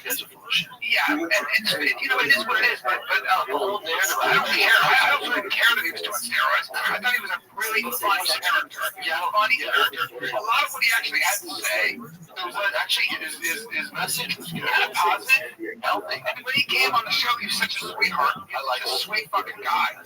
Somehow he decided Rogan was the problem, his problem, and was the reason everything went bad, and that's ridiculous. Yeah, that's where I think just taking accountability for something. Yeah, that's where I think the break happened, where it was like, what are you doing? I don't want to fight Joe either. That's it's never happening, and if it did, see, the other thing about people who say, I go crazy, I'm mental fighting. Yeah, you do that. Go ahead. King just sees red though, bro. Well, whenever I hear any guy who's never, ever done any training, just go and see what happens when a guy grabs you who's done this and speaks this language, and they put their hand over your mouth and you can't breathe. Well, so I've never heard a guy with this they have to see red. All that stuff. So that's the sign saying I can't fight. I don't enjoy seeing a man like that go through that. He's getting better though, right? Joe? So anything I feel like it's Brian Callen return to the Better Than Kid podcast. It's Brendan Town. already arguing with him. Heated, passive aggressive. So mad when he took off. You can hear what that little comment shot stuck in there. Yeah, but you were off, and I was here doing everything, making all the money. That little comment just completely like, why you go on vacation? Why this? That kind of asked out for me, even though he wasn't on vacation. Because it's the shaman up there. Not only the Calvin go on vacation, but like Calvin wanted to zoom in. He's like to do a podcast that way. And at the same time, Calvin was going to the content. I represent the Calvin. Don't be hard. And now British Calvin's doing it. Don't see what things are good. When your life is good. When your family is good. When your parents is good. When your health is good. That's still bad. And Rick is finally back. And Calvin's sitting there. To work even harder. Don't do that. And periods of life just life is good. Life is stable. Life is happy. Rolled in there and did the show. That is difficult. Push yourself out. And Sean probably like, like the chemistry. We don't need to do that could be podcast. We hang out all day, watch the video, go get dinner afterwards. Now Calvin shows up, takes his feet off, sits in the style, give you my money, and immediately leaves. He doesn't understand Brendan Schaub's the love you got. He doesn't even know where Calvin lives. He wants his husband to hang out with. He's forcing shit to come over his house. I know I'm bored with no shit, but like, I gotta go back there. I can see my family house. Like, no, hang out with me. I have some friends. It's truly hypothetical. Let me know your thoughts. Because I'm not thinking this maybe like based on this, the Green Cluster Theory said as follows. Fill it up with yearly basis. Interestingly enough, the idea over here is as follows. They had a bunch based on Jackson that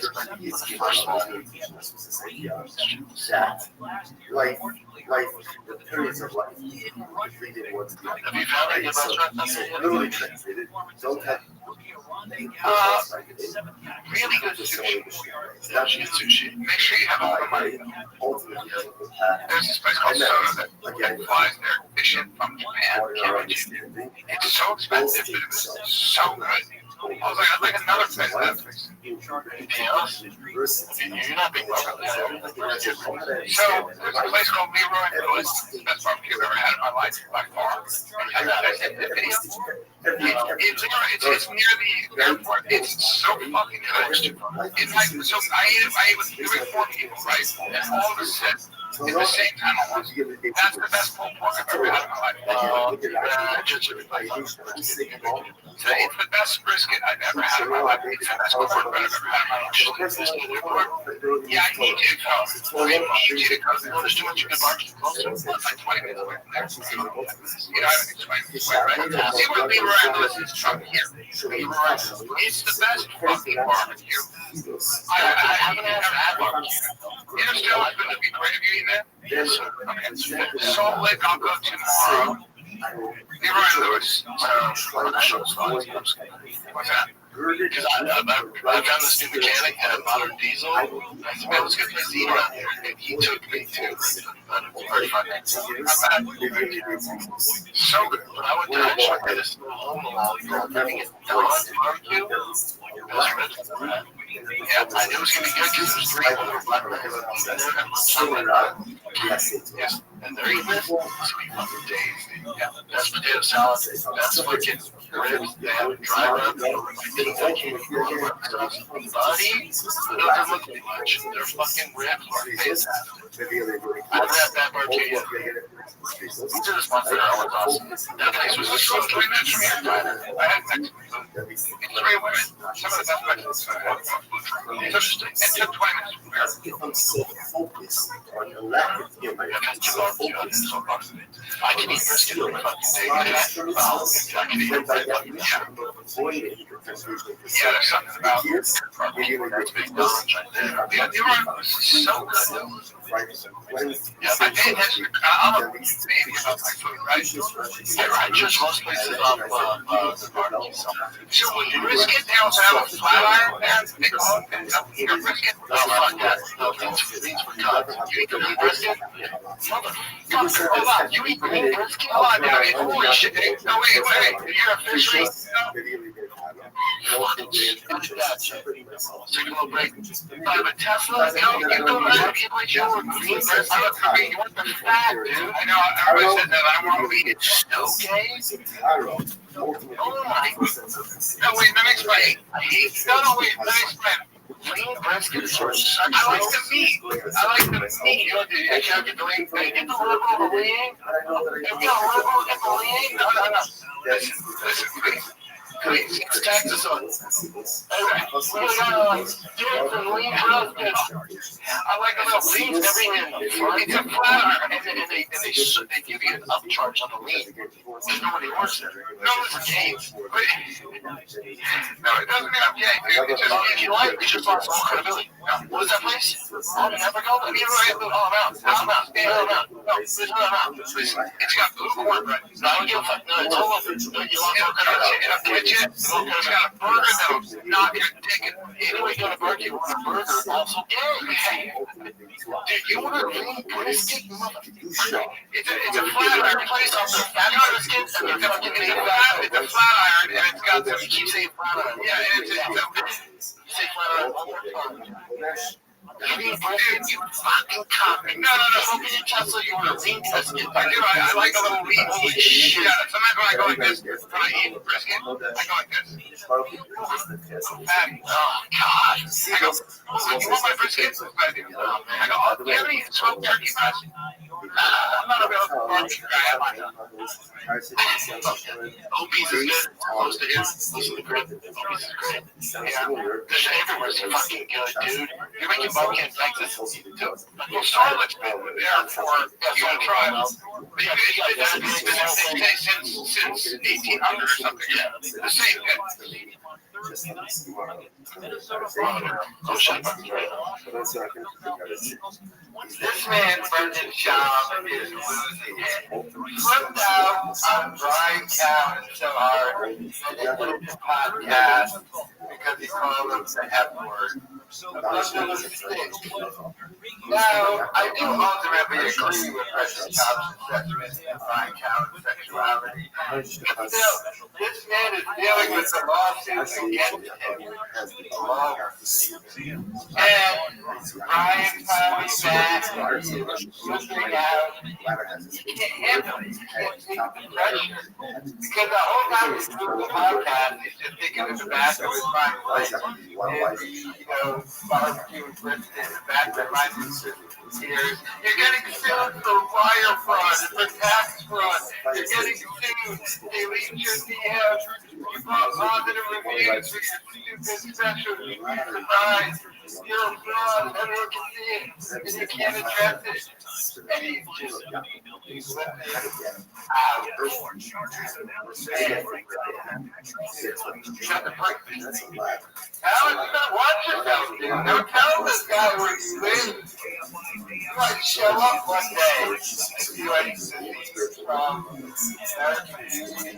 next door neighbor showed up at Kevin Spacey's house. The child tries to kiss him. The child's like, no. The child, because of yeah, I can see that happening.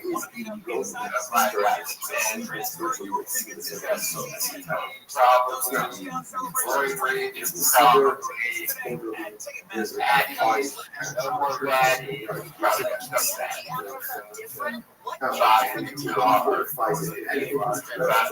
My God, he is not happy with Calvin flipping out. They had to edit that out, by the way.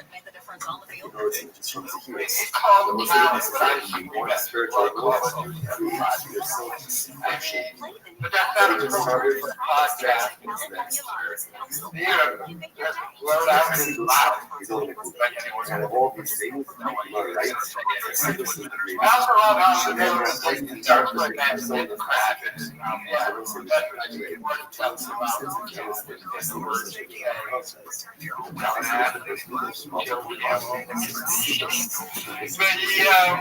But I have flipping out on Khaled, whatever it is. And man, let me know your thoughts.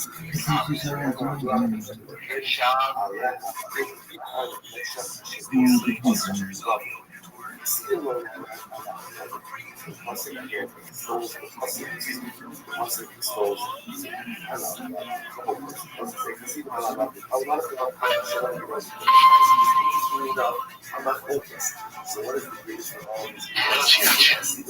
Okay, have you seen this?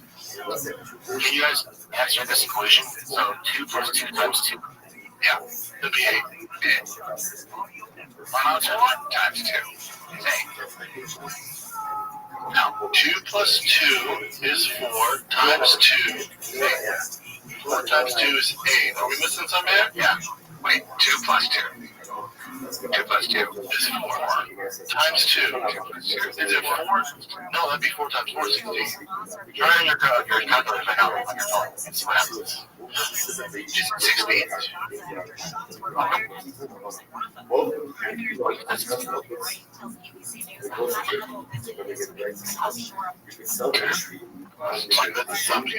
times 2. Most people would agree with you, but why is it 6? Because you have to do multiplication before you do addition or subtraction. Oh, so 2 times 2 is 4. Plus 2 is 6. Interesting, yeah? Yeah. I totally forgot about this. This video is getting it wrong. Yeah, because obviously most people would just be like 2 plus 2 is 4. 1 times 2 is 8. So. Yeah, you're welcome. What's up?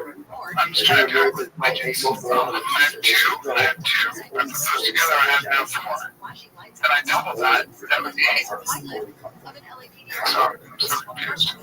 I mean, terrifying hot air balloon accident kills 8 people in Brazil. Yeah, I don't fuck with those, man. That's the thing we're going to bring up to, like, I don't, have you ever done a hot dog? No, and I remember my week after my child was born, my first baby was born, Stella. My wife and I were in Napa, and she said, let's take a hot air balloon. And I said, no, because we'll both die, and then nobody will raise our kids, and it's not happening. So never catch me in a hot air. They died from a crash in the ground. They died. I'll tell you what happened. It popped. See, it has fire. Oh, that would do that. So they burned to death. And impacted. 8 survived, right? Yeah. Nobody died, so 8 people. So 5 people have died in hot air balloons. 21 people on board. Killed somebody. 13 people. I got looks like he might be the survivor in this case. So 13 people with the pirates survived. I don't fuck with any of that, man. That guy looks like he survived. Yes. He is so scary. Look at his eyes. Let me see what he said. You can tell he would just wipe them out with his eyes. I think he says that too.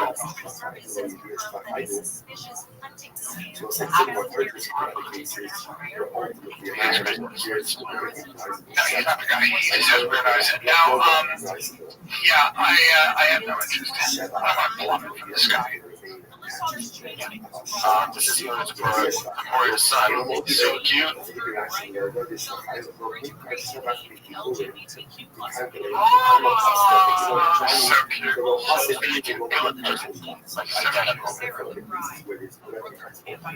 it's just a true winner.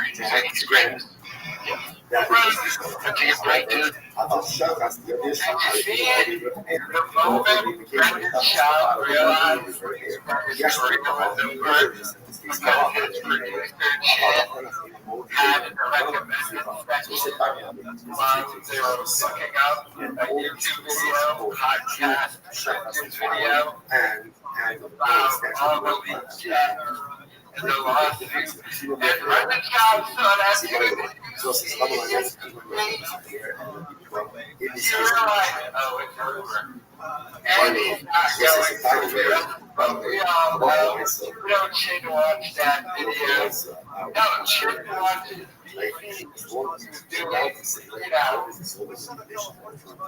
Drops for the fighter and subreddit, and he's making videos responding to the house. But Schaub realized that that instant forever is over. So not just that, because we also have this. Live One Games for sale signs. We're doing push to sell podcast plus and Flattery. You don't remember? This is Jim Cornette and Chewy, where they ripped off a bunch of podcasters, like the job and Leo Money. And then they came up with this big, we're going to move forward and start a new company, and we'll pay you back. It's going to pay Schaub like a quarter of what we owed him. They gave him the rest of the stock. And I think Brendan Schaub took that deal, Adam Carew was the deal, some other people. Most people didn't take that deal, deal bonds and but now that of course, there was a lot of scams. Schaub will pay for 2,000 per video. It's crashing up here, people. It's about to be done very, very, very. I mean, with this happening. Hell, the only thing I'm shocked about is this didn't happen a lot sooner. What has it been, like a year? Since all this really went down. That stock, the second they were public with that stock is I don't know where it's at now, but they're probably at the initial station. It's like how on the stock at work,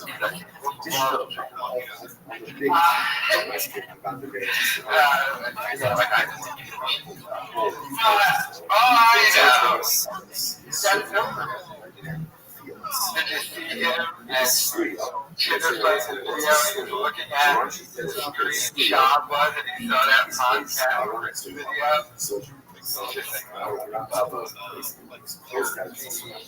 This was a big future for fraud, provider fraud, tax evasion, trying to out the CEO from your spectrum. But it's nothing about Syria has huge aspects.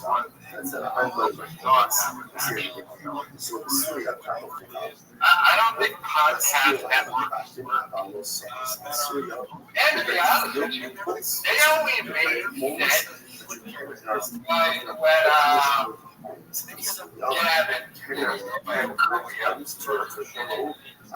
it was a place to gather for people who have essentially kicked off the mainstream internet. So like you go to Gavin, you think you would find easy as $1,000. Okay. Because they couldn't put their stuff on the street. Right, you know, their platforms. That means that the podcast network. And if any podcast had like any songs to make it up for your own, they would do it. Unless you got a company writing hundreds of jobs. Now the way this deal went, I believe that this company said we'll take care of all the production, how we did that studio, but they were paying for all the production. and then they would handle the action and cut them a check, and then that'd be a common concept. Didn't cut them a check, building a house. That's what happened. That's what kicked off all the lawsuits. So homicide deal, kind of stabbing Theoma on his back.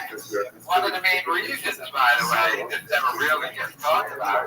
But one of the main reasons why Theoma never came back. It was when all this was going down, and they both initially got moved off. So, you know, I'm going to step away and let them get back and then Sean signed the deal. If he wanted to go buy a new truck, but I encouraged to hit the homicide around.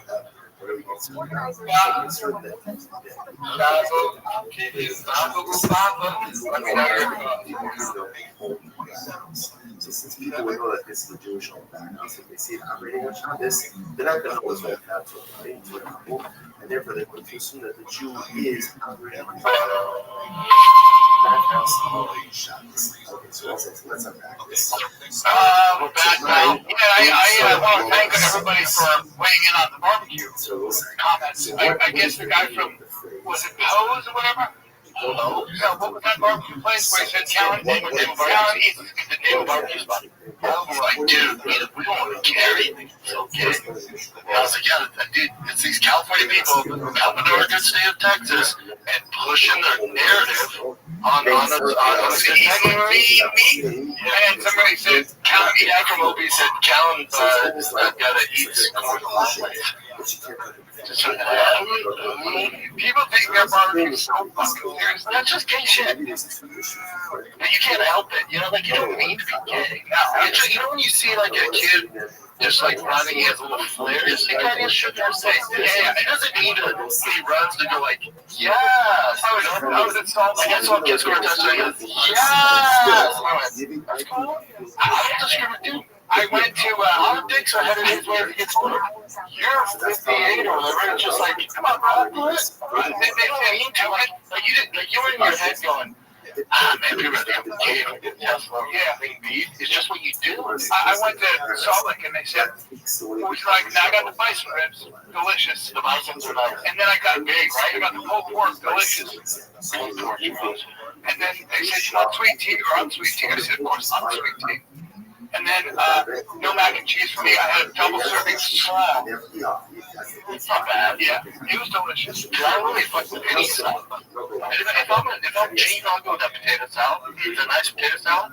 The Red Boy's Don's potato salad. A little home milk. Dude, I like a nice potato salad.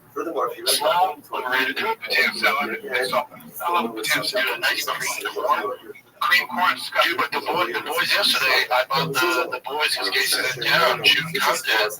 Right up the road, dude, it's Joe's Smokehouse. It has a reggae theme, which I can't stand, but that's the thing. Dude, definitely for a food truck, top 3 I've had so far. Is that right? 6 minutes up the street. Is that right? Fantastic. Thank you, Brandon. That was very delicious. How are you still Texas? Who are you talking to? Oh, sorry. Who the hell are you talking to right now? Okay, that's all right. Because you just live in California and you just come in. Like, where am I right now? In the Texas, right? Yeah, you kind of got my face a little bit. About the lean. Well, you said like, oh, I just had one of those. I don't give a shit what you had. What did he say? He's like, oh, I just had one of those. Yeah, he kind of got into it. And you know, Casey might be short, but he's a lot to handle. Like, he's feisty. He's not very strong. How about a kid? Loads the ground, try to move him around, couldn't do it. He's feisty. Yeah, how about the teen? You know, clearly he's an LA kid. In our neighborhood, it's like pleasant. It's insane. We meet here on the couch watching TV, meet here Mosty, and 3 of his friends come up to, we have like, the long walkway to the yard. He sees him, he's like, what the hell? Pops up, he's like, damn, there's Alfred. All right. And he gets up, he's like, yo, what's going on? You okay? And everything. Yeah, man. Do you want to come ride your bike with us? He's like, what? He's like, do you want to ride your bike? He's like, you want to ride your bike? And he looks at me like, go ride your bike. You know how great that is? He has no clue. He's like, hey, Rabbi, he goes, when should I come back? I go, whenever you want. When the street lights turn on, dude. Ride till your fucking feet hurt. That's what I did as a kid. Joe, Daisy. Joe, hey, you know what? Hey, we're friends, right? Would you say we're best friends, sort of? I mean, at the end of the day, how close are we? Are we close? Close. What? Are we friends now? Yeah, I think you're kind of on my neighborhood. Like, if you needed to borrow $250,000, I would credit you, right? Yeah. Man, we've been through some shit. Yeah. One like this in the world. Yeah. So we're kind of stuck with each other, huh? Yeah. I think this is a fucking marriage. Can I get an invite to your house once? It's on for me. It might be made of it. I haven't gotten it yet. I haven't gotten who the fuck does that? Like, I haven't gotten an invite to your house. You haven't invited me, my wife, my kids. Hey, you're welcome. I've been 19 minutes away. You're welcome.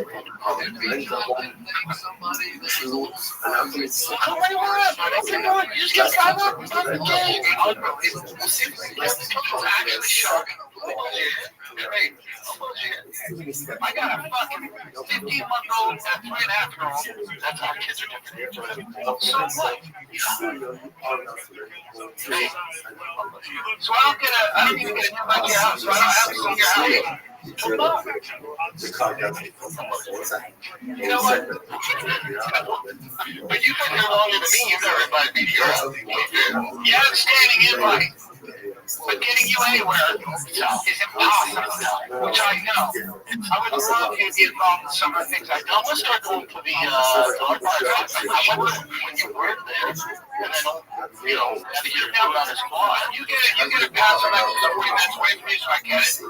But Thursday, Friday, the minute tomorrow, I can't get the stuff going on the next week. I can't do it. And the old stem shots from Weeds Wells, your boy. We're kicking. Are you serious? You serious? No, I'm just kidding. We're kicking, baby.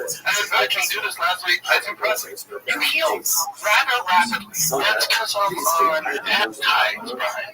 Yeah, I'm on this for free. And I'm testosterone. Yeah, that's whatever. Yeah, it's that BBC 157 and then stem cells from Waste to Wells.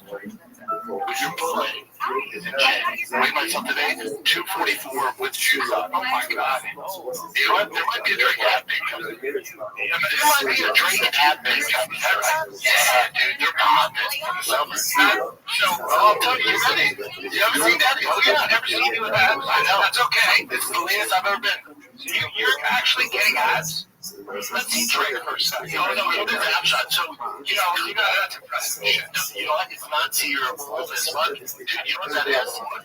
He got live phone. No, he did. Yeah, he did. Everyone's roasting him on control backs. He got live, and then posted a video of him jogging down the street, like putting in that work. Buddy! However big green, 244. That's a big shoes on. That's a big kid with shoes on. You know, 270. I heard about you. Everybody's 260. Gary's 270. 44, buddy. 244. Those are good numbers right there. 6'4", 244. Those are good numbers. I like those numbers. And your boys in the pool every day. I'm dead.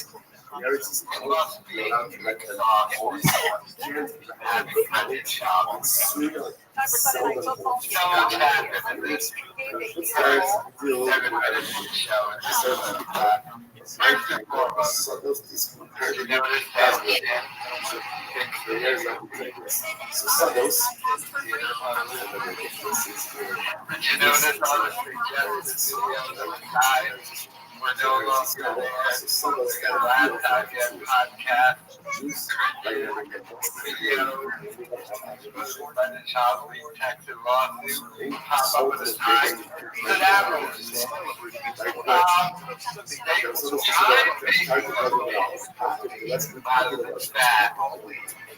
That cow is around. And the cow tried to make it. They kept doing it throughout the entire episode.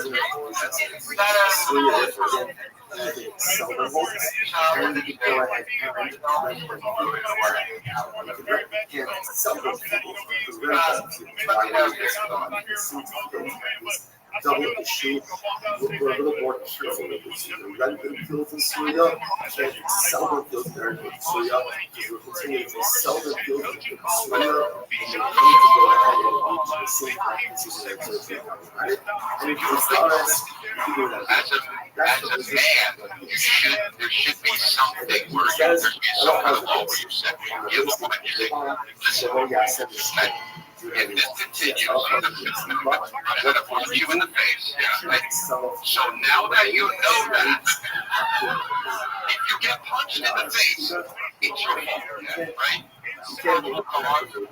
But yeah, so you know where it gets weird is, and your kids are almost at the age, but when they're like 7 or 8, because the girls mature way faster. So an 8-year-old, 9-year-old girl's physically bigger, stronger, when they start trying to bully the boys. I'm like, just fucking him. Just fucking stop. I'm gonna tell you something right now. So we had to, when I was in the I didn't even think fucking put that thing on his dick. Ruin your story by playing this thing, and that's not freaking. Why did they cut out? All right. Oh, bro, that was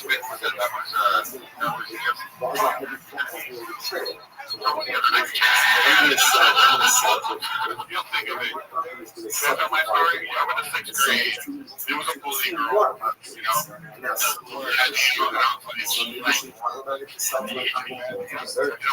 I came up.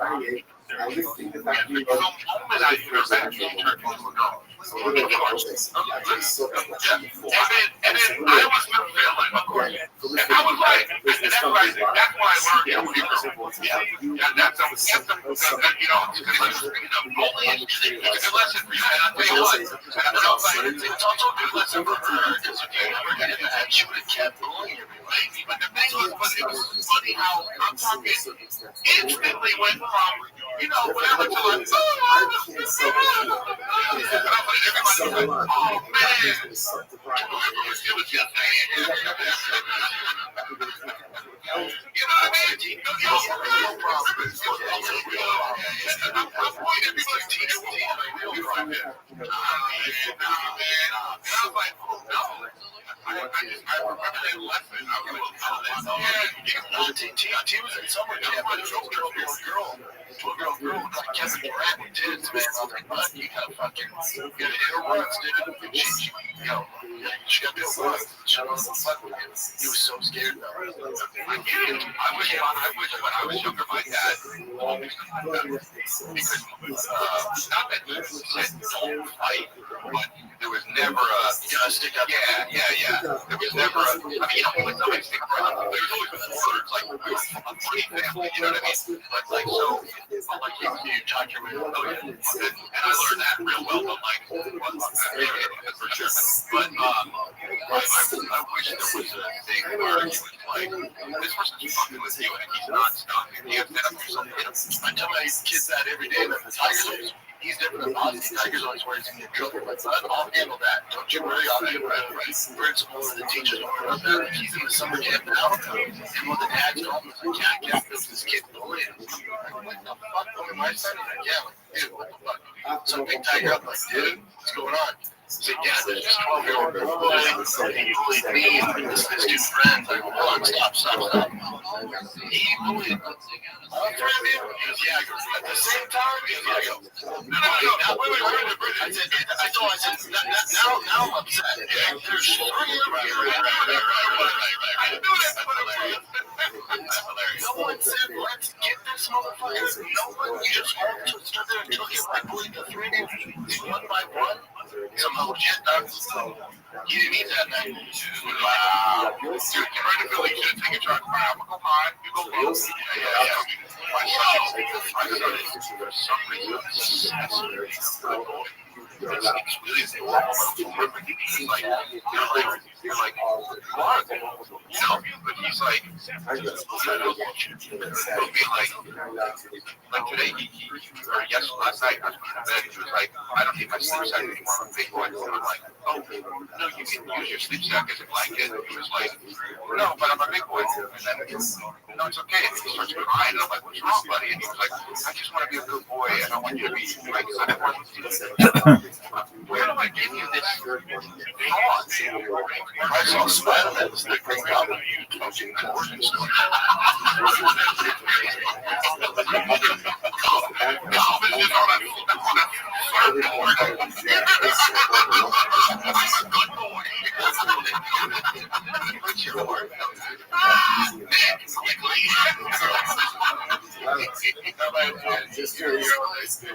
It's like, that's my theory. Anything you say, you hear later. You're going to be talking about later in therapy. Why do you like this? Well, because those young stories, I had something, it's not even like you were being. No, I don't that's fault. Yeah. It's a throwaway. Yeah. Fucking took it hard, got a tattoo. Exactly.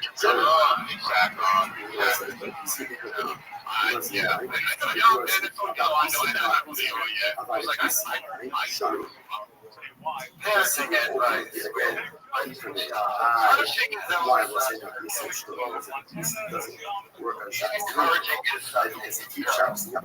so therefore, because of that, just goes into a category. It's not just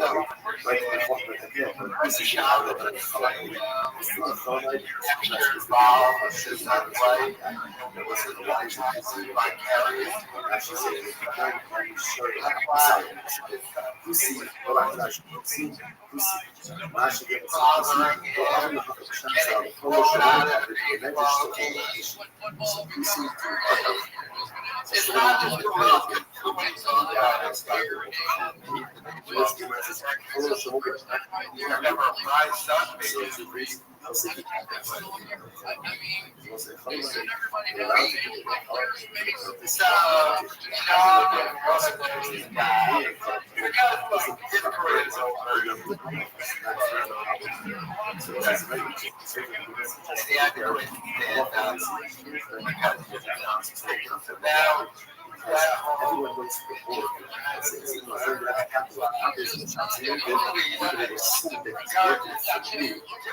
I'm running my business right now.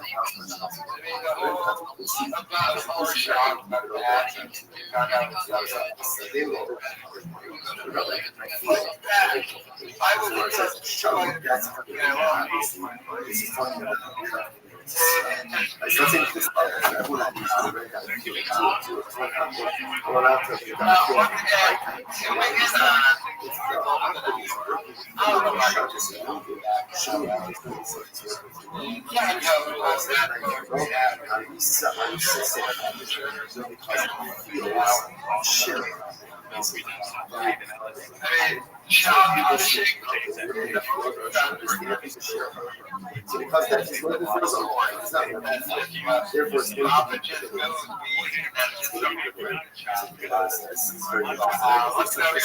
Therefore, it's he's working for himself. So I don't say goodbye. Maybe there's a sharecropper. What in the fuck are you doing? So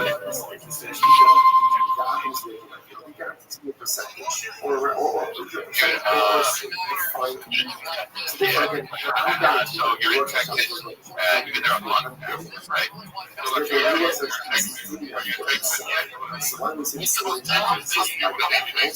I had barbecue damn it every day I've been there. Where in your house you cook it, or you go places? There's a ton of barbecue. Like there's one that really good one 5 minutes away. So I think someone could be the boys. If you guys were out of barbecue, Go with a Rogan, you get brown sugar or something like that. Like, hey, yeah, you got that word. Joe, I'm like 15 minutes away from the lake. Like a regular, I like chicken. He's up in the kitchen, right? On the swamp. who's this guy that is fighting with, he's always fighting with Schultz, and then he's like always saying shit about Rogan, some liberal guy. Oh God, man. I don't know that. It just gets like, oh my God, what's his name? He's like a skinny guy. You know what? I'm gonna find it. Sorry, but he's just some guy that's always him and Schultz always having some battle. And they was like, and I saw some post he was talking about Rogan and JFK following. It was like, hey, Rogan. He's saying some things that I wish I would see him say it in front of him. And that kind of shit. Oh my God.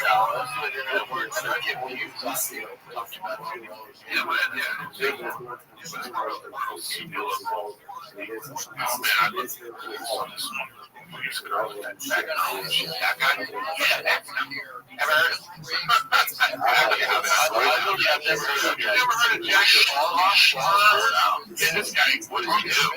He's just an influencer on your birthday. Well, that is my birthday. Thank you, Chris. Dude, I gotta tell you, it's my mega mind. It's a big brain. So who is this guy? What does he do? You don't know. He's just a guy with money. That's great. You can literally just be a guy with a party right now. That's what he is. Yeah, he's probably just living, but he's got short stuff. But the thing is, I always, oh my God, I just know it's funny. This guy is going to be, typewriter. What is it? Typewriter warrior. Keyboard. No, it's all right.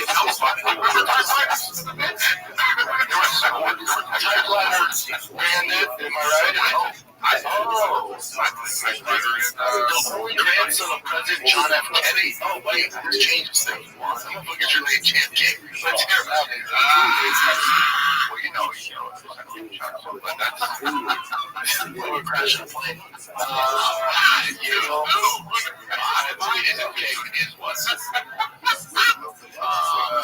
dude might have something to say. Yeah, but he was going in. But you should go to Instagram. I mean, look at a lot of things right there. Okay, he looks like, what's that, Ben Schwartz? Oh, yeah, he does. He's got a little bit. When you see him, yeah. Not that too bad here, but But also, but this guy, if he has a problem, hey, bud, take it up with your fucking uncle, RFK. He's the one who also co-signed this conspiracy. So fuck, take it with the family, you little schmuck. His Instagram post is him saying this stuff, and I'm just thinking to myself, I don't like shit. I don't like anyone. I don't like shit talking shit about somebody. Yeah, but you're being so public about it, you know, it's like crazy. But he knows nothing's gonna happen. No, he's a fucking Kennedy, dude. Yeah, nothing bad ever happens to Kennedy. I didn't know that. I get the assassination, the plane crashes. No, I get that. I'm saying, like, it's not like someone's gonna seek him out. You can't get to him. Queen Yeah, you said that.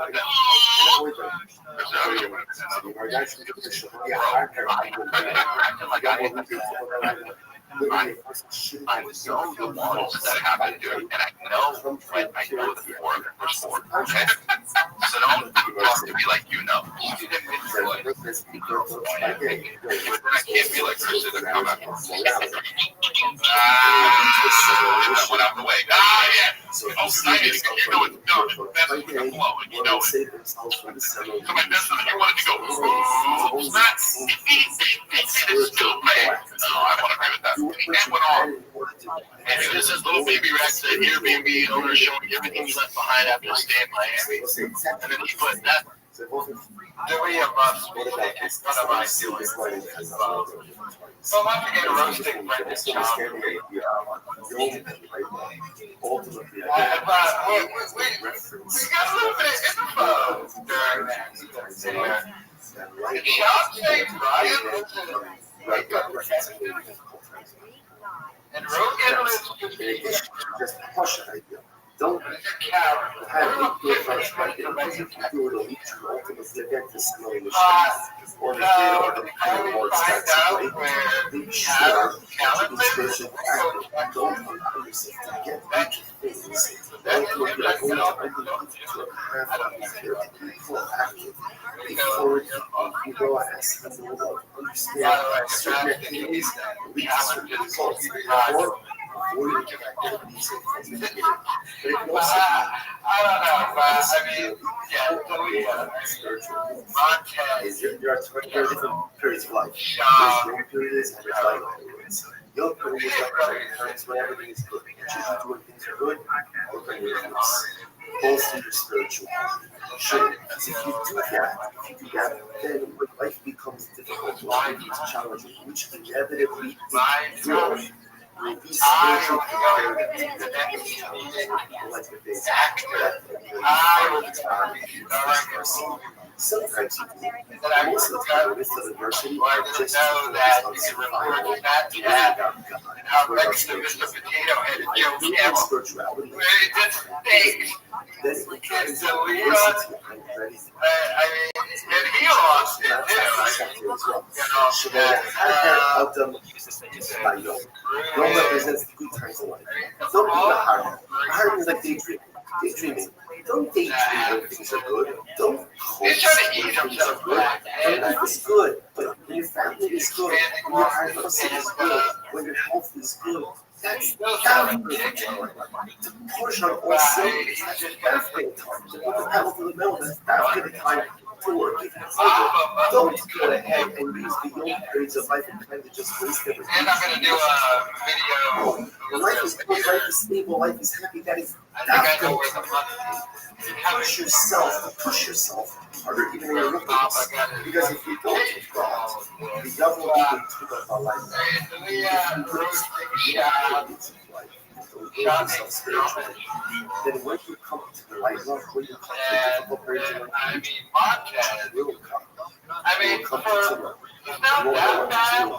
You'll be real. You'll have to make a challenge. You'll never be purposely. Unfortunately, spiritually fall apart.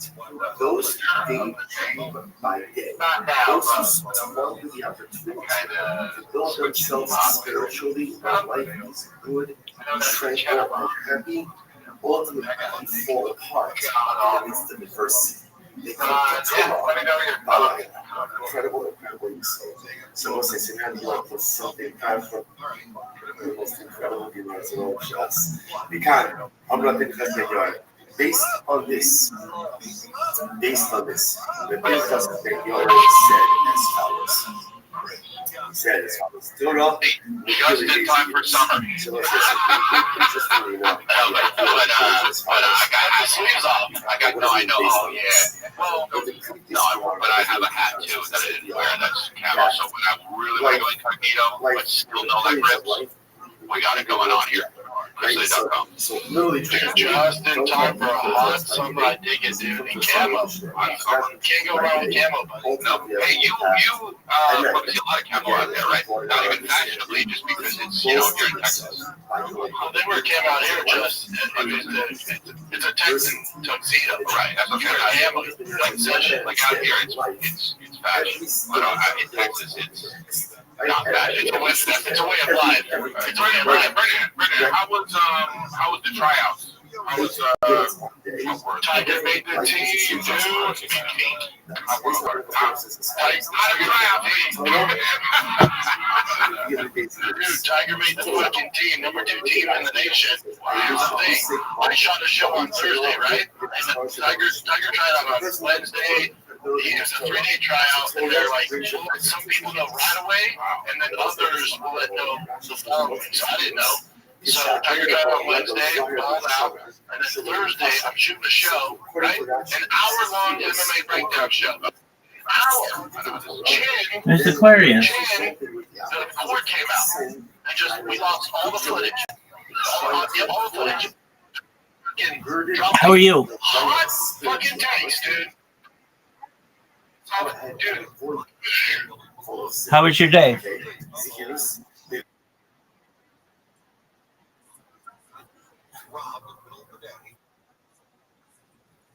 Absolutely. I was going to say, you were up late last night, girl. I know. I'm happy for you. So, you danced a lot, right? Excellent. Did you meet any cool people?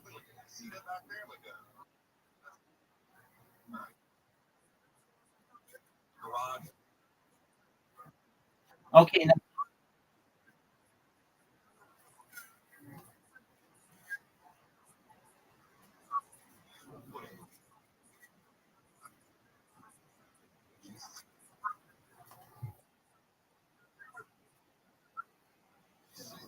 Excellent.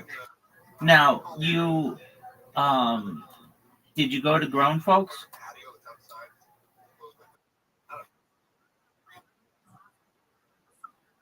No way. How was that?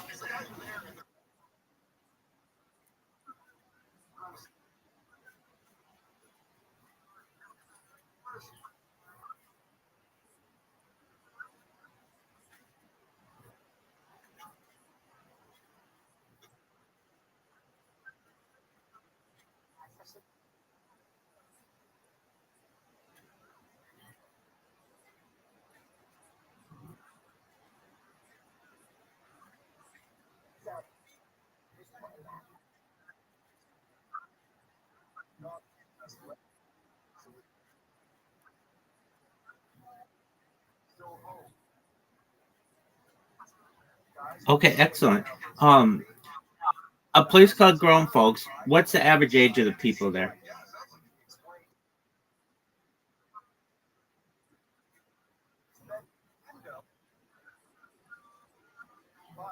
Okay, so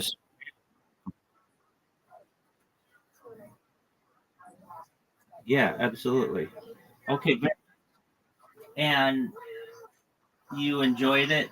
And is there anything you would have changed about the night? Is there anything you would have changed about the night?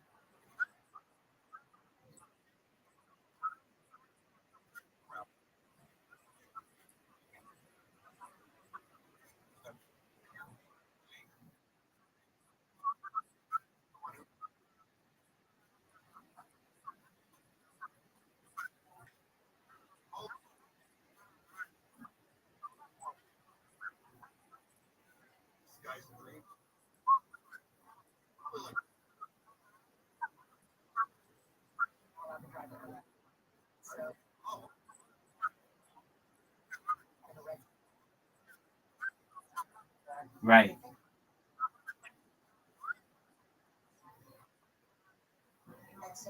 Right.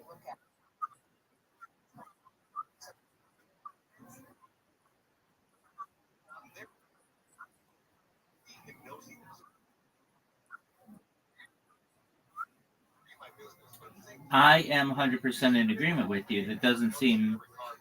It seems very greedy. Okay,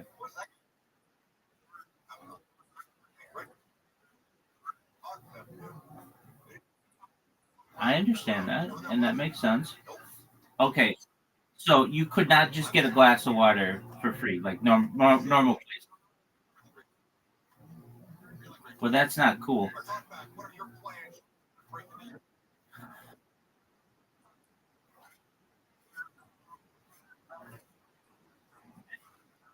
Absolutely. Okay. Yeah, I agree with you. Okay, now you went to brunch as well. Would you have at brunch?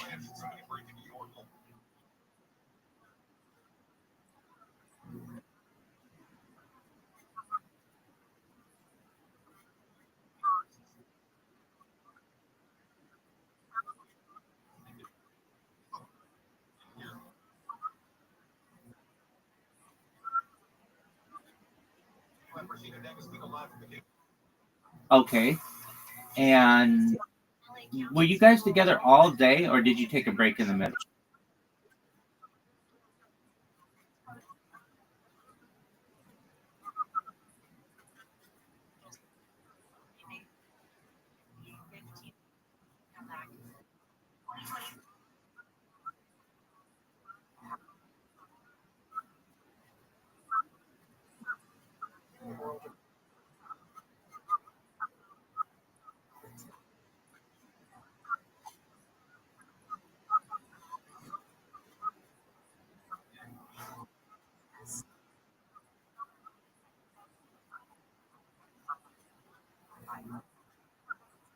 Right. Okay, and how many girls went out?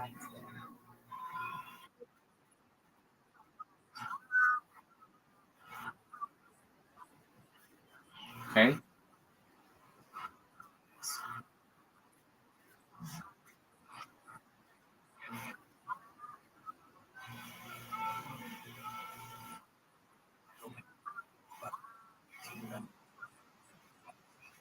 Well, I bet you guys were popular. Well, that's wonderful. I'm really happy. Excellent. What kind of music did they play?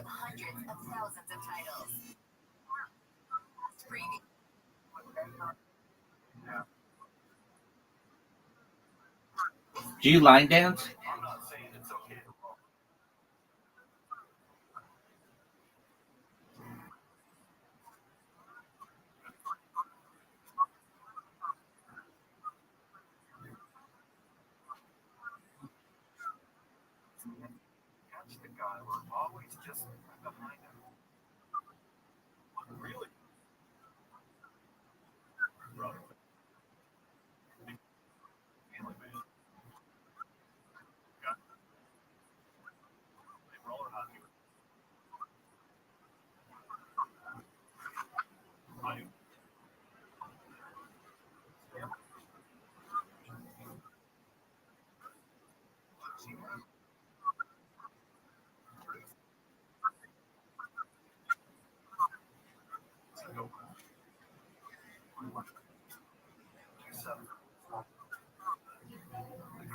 Well, you sound like you have had a really good time with your friends, and I'm very happy.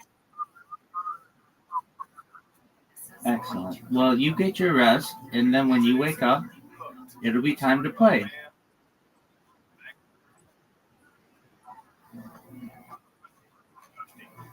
Sounds like a plan, man.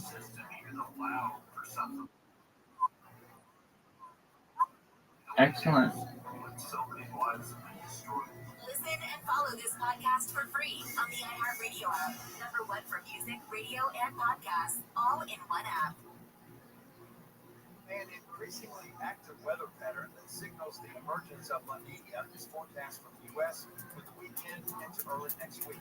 Another potent disturbance over the nation's midsection is expected and then interact with the cold front currently draped from the Great Lakes southwestward to the Central Plains. A cold front trailing south from the cyclone center will be preceded by an outbreak of severe weather across much of the mid to lower Mississippi Valley through Sunday, according to the Storm Prediction Center. The main hazards to watch out for will include damaging winds, large hail, and tornadoes, with the strongest storms that develop, in addition to strong thunderstorms with plenty of moisture to work with, will also produce heavy rainfall rates, especially across parts of Arkansas, southern Missouri, and southern Illinois. The good news, a rapid warm-up is forecast for the high plains on Sunday, spreading into the southern plains by Monday. And that's a look at your national forecast. I'm Jim. Jack in the Box is selling Del Taco at a loss. Jack Cronin with the story. The Mexican chain is selling its entire stake in Del Taco, with Jack in the Box soon to return to simplicity, focusing on their own brand. The attributed says the sales for $115 million to Yada Industries in the Bay Area, a major Jack in the Box franchisee, an order of Tex-Mex chain Taco Cabana, well below the $575 million Jack in the Box paid for Del Taco just 3 years ago. An autonomous vehicle company is getting into the food delivery business. Waymo and DoorDash both announced a partnership on Thursday. The delivery app is set to use the robo-taxis for food and grocery orders. It's currently being tested in the Metro Phoenix area until the end of the year, with a larger rollout expected in the future. This comes after DoorDash announced its own robot delivery service called Dot late last month. That's also currently in its testing phase. In Phoenix, I'm at Matt and Sam.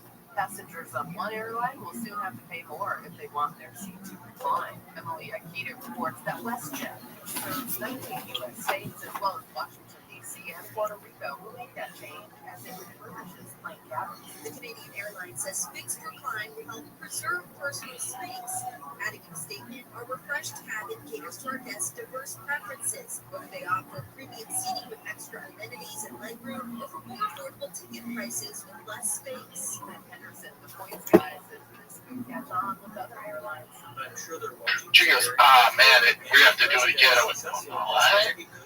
Oh my God. In my head, I'm like, I'm going to fire Chin in Texas, even though I just moved here. We'll figure it out. He would learn a lesson. Then I get a text. Congratulations. Tiger made the team. I'm like, Chin, it's your lucky day, buddy. Oh, wow. Nothing can mess this up. I was going to fire you, but you're rehired. Oh, wow. So, that's good. So you're moved. Okay, well, you got that text at a good time. But also, wow, that's, did Chin feel bad? Did he mope? I want to know. He didn't give a shit. He goes, Chin goes, dude, my track record, come on, one time in 10 years. I go, it's a big time though. Yeah. And when did he say my track record right away, or did he wait? You gotta know, I simmered for about 5 minutes in anger, and then I was like, Chin, you serious right now, dude? He goes, I know, I'm sorry, man. Dude, are you kidding me? He goes, dude, my track record. See, that's too soon to say that. I'm pissed off now, Chin. That is too soon to say that. Chin, give it an hour and a half, and it'd be like, yo, I really am sorry. I hope my track record speaks for itself. That would have been, I disagree. What? I disagree. He's been around too long. You know, and he's like, yo, chill. Right? He's like, come on, man. That's what I'm saying. With my track record, you're going to treat me like this? So you think it's okay for me to do that? Yeah. I think Eric's spot on, and also she knows me well. I fly off the handles, and I'm like a Sour Patch Kid. I'm not like a Sour Patch Kid. I'm like, I'm sorry, baby. Here's the real thing. You must have really thought you were on fire. What was the take that you were like, I'm never going to, that was the take. What was the take? You get it. I mean, honestly, all 60 minutes.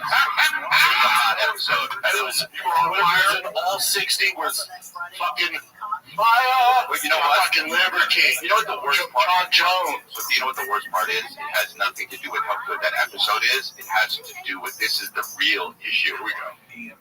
Doing it again, it's not even going to be. Oh, yeah. Doing it again is the thing. No, and then while you're doing it, passion's gone. But while you're doing it again, in your head, you're going like this. It's gone. It's gone. I was missing points I made earlier. I'm not that into it. I've already done it. I was like, and in the middle of it, you just can't. You said I don't even believe this take anymore. I believed it 2 hours ago when I was filming it. But yeah, so the fans were expecting hot lava, and they got lukewarm. But it's okay though. They'll understand, and they probably won't know the difference because sometimes I'm like, after congratulations, I'm like, that's the worst podcast I ever did. And sometimes my wife is like in the room and she's watching and she's like, dude, that is not. So maybe it was good, maybe it's bad. You never know. You never know, dude. Yeah, you can't listen to your wife though. You know what I'm saying? Like, I don't think I call it. Well, he's in Texas. They don't. You can't even vote in Texas, I think. How you doing out of the kitchen? Am I right? Okay, guys, I have an announcement. It's a podcast, not a warm apple pie. Yeah, there we go. So, Yeah. Can I tell you guys something? We don't know how to make podcasts. We know how to make a warm apple pie. Oh, I get it. I'm just not that sexist, you know? Well, I'm pretty sexist. I have been sexist in my life. Go ahead. All right, so so this is what happened.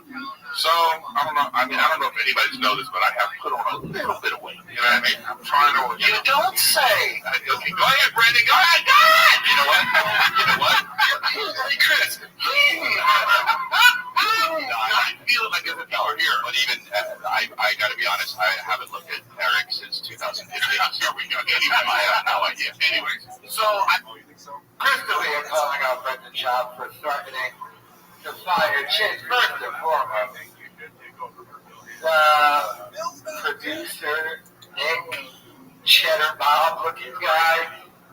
What was that warm apple pie joke?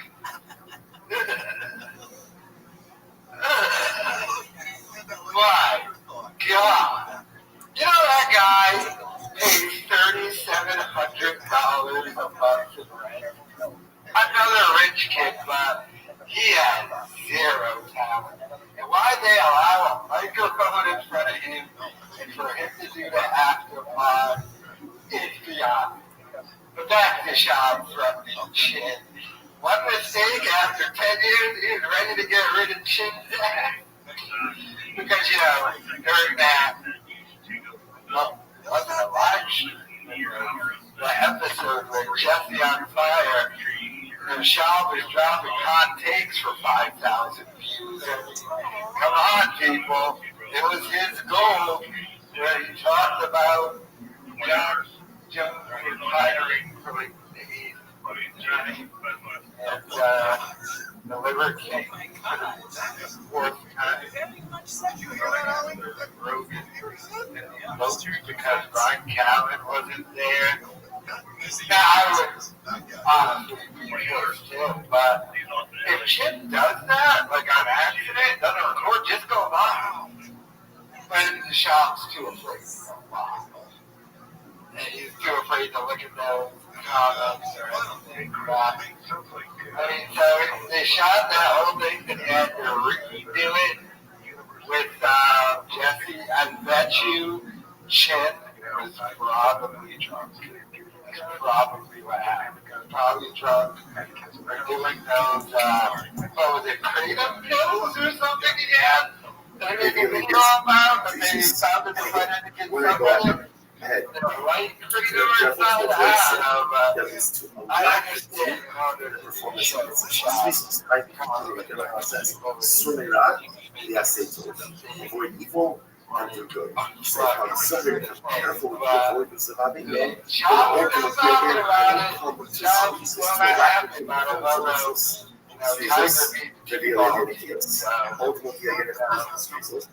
Rehire Chin. And I'm focused on only with those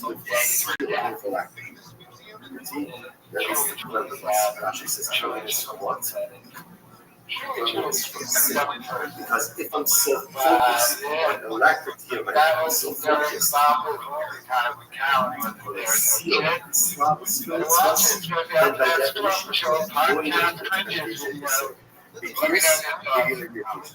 and if I'm lucky, if I'm free from sin, right, if I'm cleansed from sin, so to speak, that leads to Kushas. Kushas, Rashi says, means I recognize that even in the realm of that which is permitted, love the drama.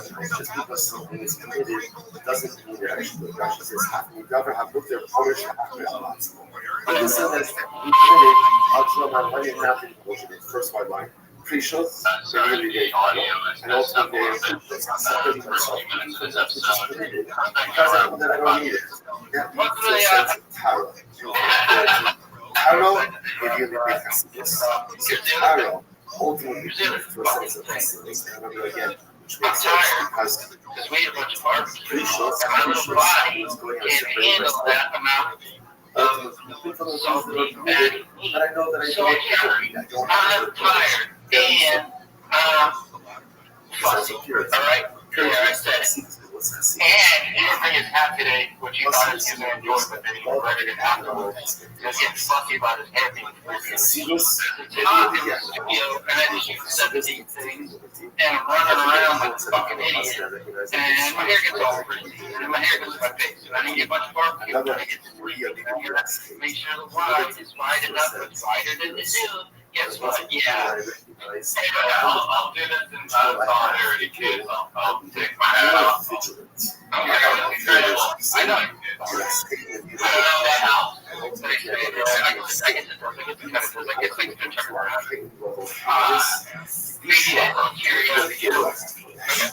Birthday tomorrow. I know that.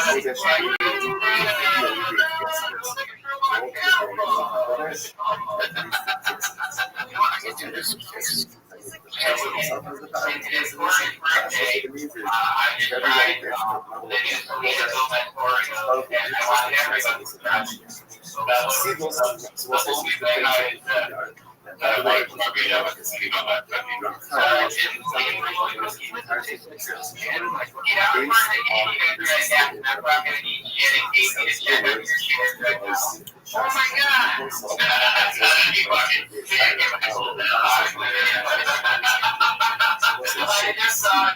I'm gonna do that. Listen, I'm not eating the dog. That's gonna happen.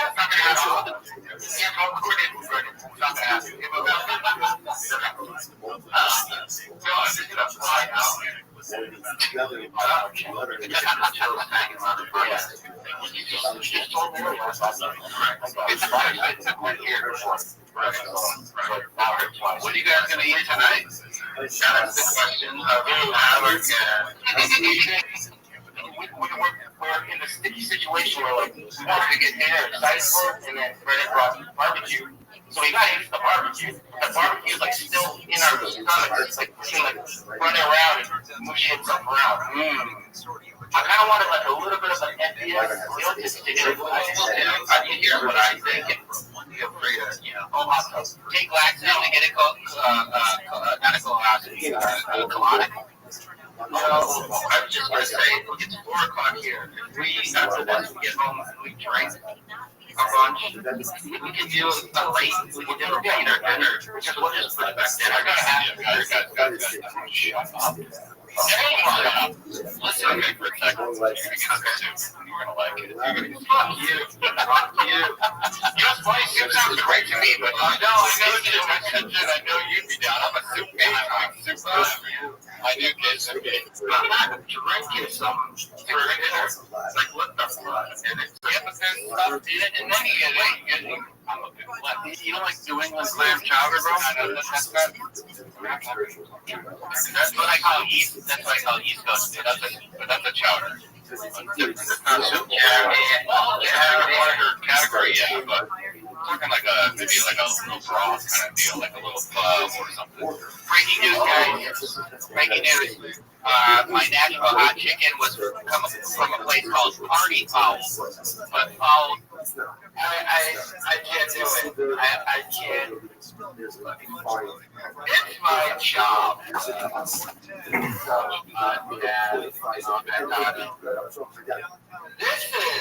the worst thing that has ever been up to this guy, Cheddar Bob, he stinks on it. Is he autistic? I don't think he's autistic. Because usually with autism, like autistic people are meant to be challenged, but they look, he looks fucking retarded. And I think he is. So, yeah. There's that. They had audio problems, and they said they fixed it. They really fixed it in LA. And I guess shit. Now I know how my dude makes money now. He still works for your boss. You know, I was thinking, how the hell is this guy making a living? I don't shop, it's not me. Turns out it's real boss. So that's how this guy is making his money. This was, I don't, why upload this? No, I'm being, they need to take this down if they ever want to get a job on camera or podcast. Take down this episode because all this can do is any chance of they all stop. They're not interested. They're not funny. They're I would literally rather listen to anybody else. I'd rather listen to little old ladies talk. Wow. That's so bad, I don't even know what the hell this video is about. We started complaining about shop there. And so back to we got it so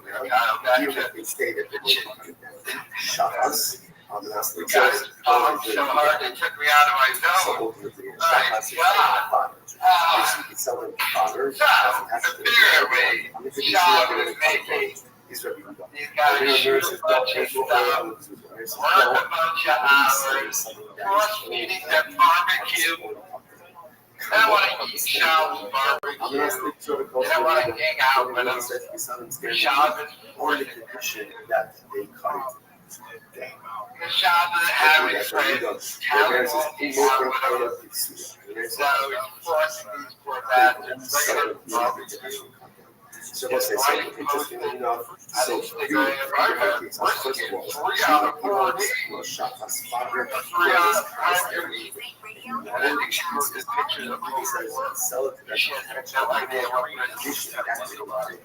Sell it. You live in Texas, it doesn't mean that. California mercilessly curtailed magic. I moved to Mexico, I went to Chicago. This article is being read by an things went from bad to worse for Belichick when they spent their Friday night in Berkeley watching Belichick's North Carolina team lose to Cal on national television while getting relentlessly trolled. Both Cal fans and the Bears' graphics team kept the spotlight shining brightly on the Carolina Powerhouse, with some merciless messages and chants targeted at the 73-year-old Belichick's disastrous start to his college football coaching career, and at 24 Hudson's latest game of the and the legendary coach's life. At multiple points during Friday's game, the Memorial Stadium scoreboard displayed a message of support, mocking North Carolina's recent statement backing Belichick, despite a 2-3 start and major rumors about him looking to leave. That statement included a quote from athletic director Bob Cunningham, who said Belichick has the full support of Carolina athletics, despite it being well known that the numbers higher Belichick. In their statement, Cal mascot Oski wrote, "I am fully committed to Cal athletics and the program we are building here. Cal executives also had a punchline. Oski has our full support. No, really, we mean it. Why else would we make this statement?" Cal also put up a graphic mocking the newest scandal around the couple. An episode of the Pablo Tour Finds Out podcast released Friday, Jeff Hudson thoroughly criticizing the graphics on a Belichick-centered show, saying she can make the graphics herself. Hudson also cited her own work designing Belichick's official website, which originally spelled the coach's name as Belichick.com. When the game was nearly over, the Cal scoreboard referenced Belichick's site. The scoreboard declared graphic design is my passion, showing a variety of poses for Oski in a similar vein to Belichick's website. At Oski.com is a similar spelling, and even joked it was completely real, definitely not a reference. Cal positions its student section directly behind the visiting team's sideline, and the students showered Belichick with chants about Hudson. at one point calling her his high school girlfriend. While in attendance on Friday night, SF Gate saw Cal fans crowd over the North Carolina tunnel to yell at Belichick whenever the Tar Heels entered the field, requiring extra stadium security to guarantee safe entrance. Also made the protest feature in the stadium even to keep down from the stands to make their way into the North Carolina tunnel pursuant to protocol. SF Gate witnessed the stadium security stop Hudson to check her credential at multiple points before she was let down. During the first of those security stops, Patriots fan Gary Martinez approached Hudson and asked him to take a selfie. And speaking to SF Gate Matters, he said he thought the Reds ran during the match of roughly 2,000 while wearing a white hat and a Patriot hat. Yes, attended Friday's game solely for the chance to see and said he did everything I could to get it on guard. He's definitely good looking. All about Bill. I mean, that guy? All I wanted was for him to look at me. So, well, that didn't happen. It's not fun. He said he recognized Hudson when she was walking down the stairs. That's all right. He's driving and shit. So anyway, Hudson was very nice. Politely declined. So this guy, there's some basic tell. Here's a video of a missed opportunity for the photo to previous interactions. The guy's regular, but his hands are up to the like, you're looking it up. Nobody's going to be like, ew. Because I look at my guy and say, you got it. And I'm so professional. He's symmetrical, down the target. All right, bro. Look, here's the thing.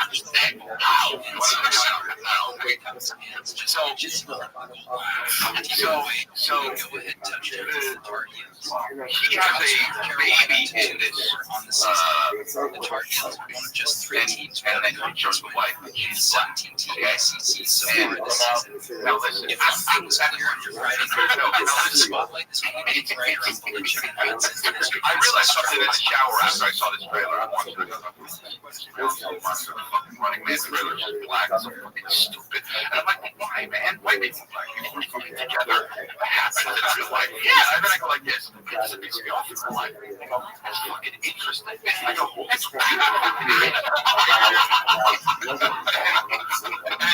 and I go, but this is what you took yourself off. This is what. So, and then I go, but this is why it is because you know that in real life you fall in love with. You're a white person, you fall in love with a Mexican. You're Mexican, you fall in love with a black person. You're whatever. And a white woman, you fall in love with an Asian man. But you know what I mean? That stuff happens. But the point is. You know when Hollywood does it, they're doing it, and it's they are doing it because they feel like it's virtue signal. You know what I'm saying? Sure. So it doesn't. When I see a white person, black person together, I didn't register that, right? I'm not like mixed race couple, but when I see it in Running Man. I'm like, what the Hollywood's trying to fucking do? Yeah, but that's the fault of what they've been doing in the last 5-6 years. Because I understand, before that, if there was nothing about it, and you saw that, I wouldn't think. I'd be like, oh, that works, yes. But it's just so apparent what they're trying to do. And that is way worse than being like, fuck it, let's just make Sean Hayes be an actual woman, not even a trans woman. Like that, it's like, oh wow, that's bull. That could be like if Tom Cruise played Anne Frank. Bro, take my money. Hiding up in the closet. But let me tell you a story though. So I was on a set of I'm Dying Up Here, and we were all sitting, all the actors were sitting around. That's weird. Actors never sit around. Leo, so we're just having a discussion about what's his name? What's the dude from he just died, Louis Anderson. He played what's his name's mom. So we're sitting around like, how did I get one of Emmy? But here's this woman, this Leo, in her 50s, going, oh, so another role taken away from women in their 50s, as if there's a lot of work for them, played by a man. So, I mean, there's that. Yeah, so no, I get it. I mean, look, a comedy's a comedy, so you can't really kind of do whatever they want. But I just don't get why they make another Running Man. Well, you know why. 8 years ago, they did one with Colin Farrell and 8. No, you're thinking of Total Recall.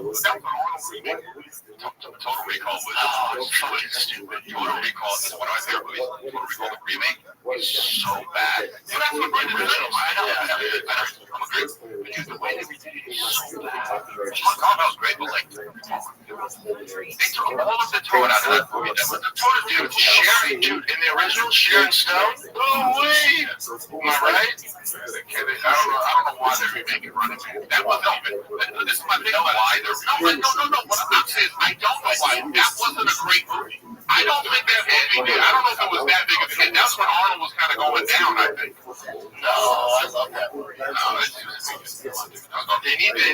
What if they're going to redo Commando? They probably wait till Arnold dies. But they're not waiting now till he dies. Because the year will get better. Yeah, his show's kind of with the fucking bar. Oh, I didn't see it. Does a good. The only actor I have. Yeah, I was looking at some weird movie, so yeah, I was busy watching the one episode of 3 or 4 of Squid Game that final season. I'm out. I feel way out of relation. Yeah, you know what? Look, it's the number one show on Netflix. But That's what they tell you. How do you know? Asians, man. What I'm saying is, nobody's told me. It's the same way why Yao Ming was the all-star.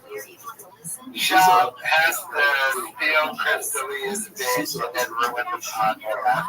Once it gets 2 times, and that's he ripped off D'Elia, just, took the head right out of her.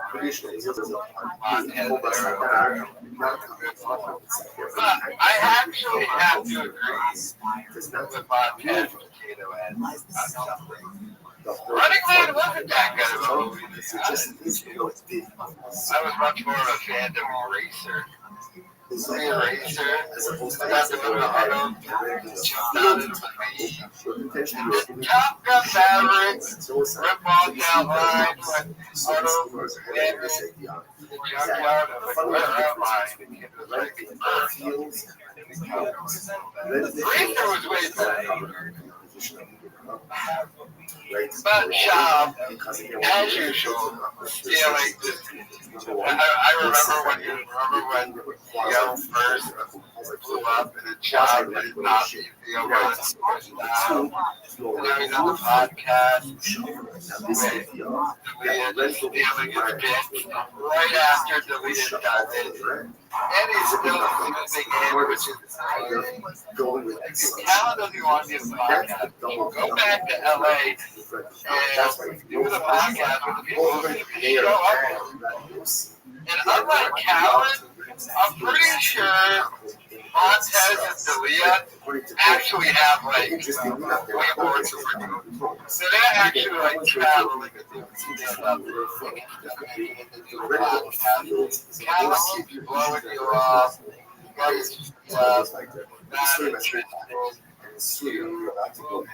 entire family to Texas just to follow him. Shop is always doing the wrong thing, making the wrong decisions. Man, it's kryptonite. That's the talent. Truly is that. Everyone else will let me know your thoughts.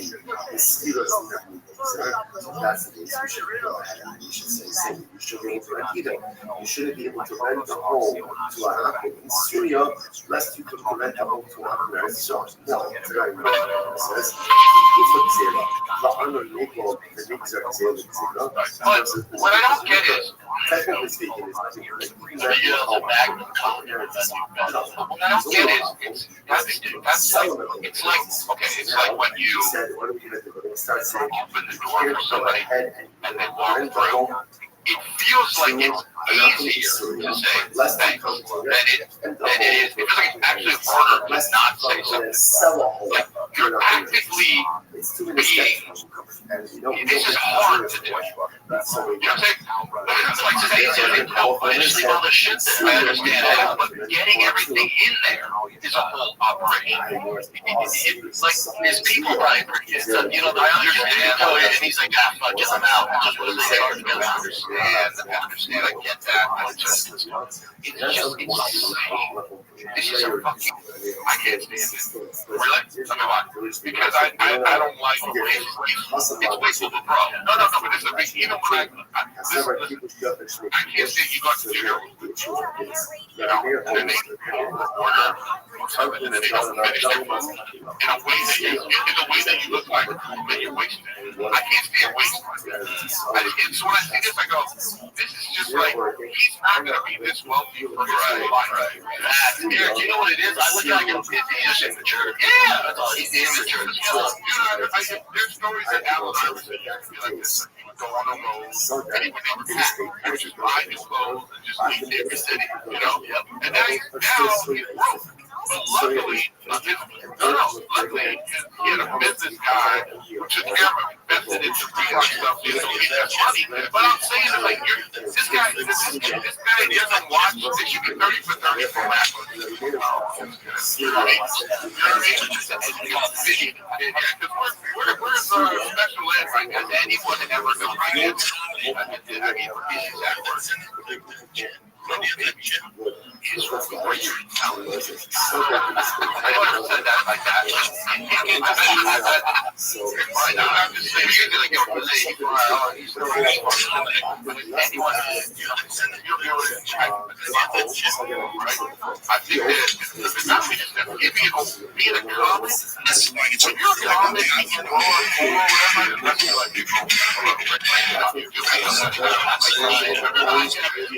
what I'm saying is, you learn how to be frugal because you understand how hard this process is and the value of money. That guy does not value money. He doesn't understand money. He's a kind of like he got famous when he was a baby, a very low baby. Like if you ask somebody, I don't think he didn't grow up rich. I think he just feels entitled. Like he's right from the hood. It came up with nothing. That's why he just has all this shit and just like taking it for granted. He's just immature. I don't think he's also the value of what it costs to live, what it costs, and then in the future, like you know what I mean. People go broke easy, like $1 million. That's not a lot of money. Like not nowadays. I mean, you can pay anything on your lifestyle. I used to like Peoria. But here's the thing about what happens to people in North Hollywood. You know what happens to people like it's like I don't know what people's friends are like. What's your rent there? What's your rent, Kevin? All right, so you're 37. If you were given $1 million, would you move? Yeah. Okay, then you're fucked. And that's what happens to me. So when I give you $1 million and you stayed in that 3,700, you'd be living bad. You'd be dying at that place. So what happens is, I know, but what happens is, you're gonna get a better car. You're probably gonna get a better car. No, bro. You're gonna let's think about your wife. The girl. Does she want to go to the good Pilates now? Yeah. That BBL. This is what happens. Your lifestyle changes. And this guy's created this lifestyle. Sometimes lifestyle inflation is a phenomenon where your spending increases, your income rises. It's gradual, not unconscious. Tendency to spend more on essential items, experiences like cool cars. Gonna try my life. When we're there, dude. Hey, sweetie, we got the lifestyle creep. Lifestyle creep. VLC. Good name for that episode. My lifestyle creep. Yeah. That's why I got good. So when you get a better car, you get a better place, you start eating it, you're going to no food 3 times a week. I mean, it just happens. What I'm saying is, what this guy's doing, it's 10 times beyond that. He's the lifestyle show. He ain't reading lifestyle show. Yeah, and that's, bro, how much you think that Airbnb, that is, Airbnb for 30 days? Yeah, you need to, like, that is, what do you call it? Trademark that. Lifestyle jumping. Yeah, lifestyle. some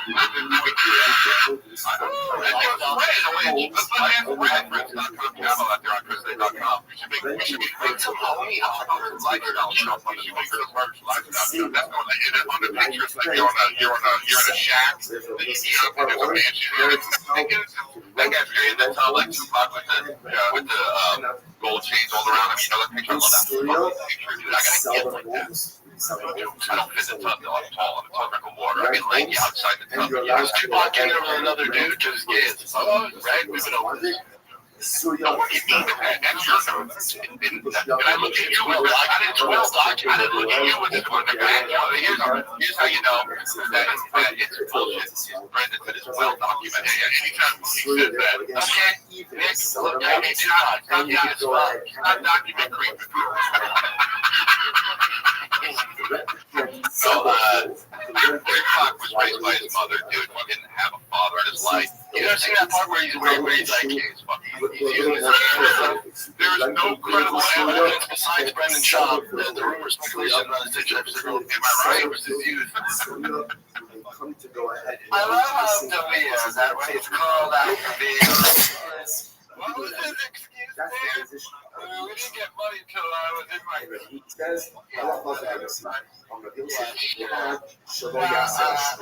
but this goes into the whole Rogan sphere. I think I've noticed, and I don't think it's just the Rogan sphere. I think it's like mainly just LA comics. But some New York comics as well. They're all just a bunch of rich kids. Now, if you think about it, though, if you follow the philosophy that is put out there by many comics, what's his name? Comedy. Who has 10 years to waste not making money other than rich kids? It's easy to spend all that time doing comedy with mommy and daddy. I'll just say it like that. But Cheddar Bob paid $3,700 for rent. Shop's rich kid. Shop's dad was the CEO of the internet company that was sold off in the 80s for Calvin. Shop brought up Calvin. His dad was the FBI, the CFR. It's really the NWO, right? Yeah, I mean, Montez is probably a rich kid. But I mean, a bunch of the LA guys, rich kid, Shaw, rich kid, Whitney Cummings, rich kid. I mean, her dad was an investment banker. Her sister doesn't live on today's house. You know, like,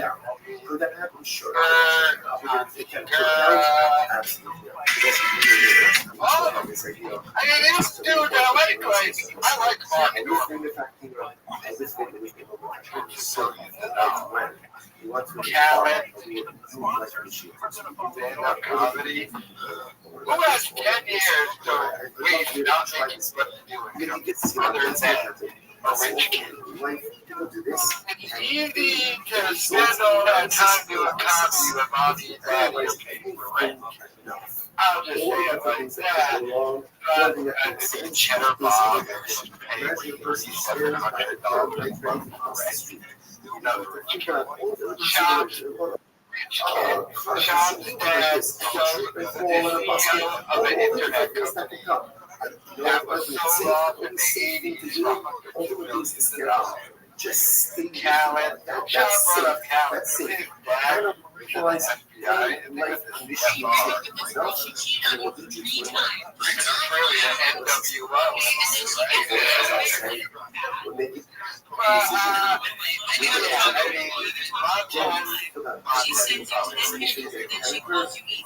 But I mean, a bunch of LA guys, rich kids, Shaw,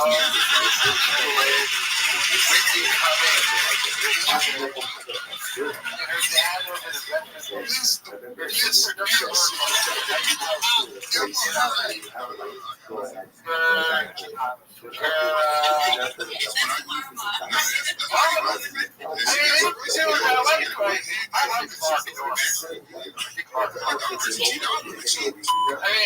don't think his parents were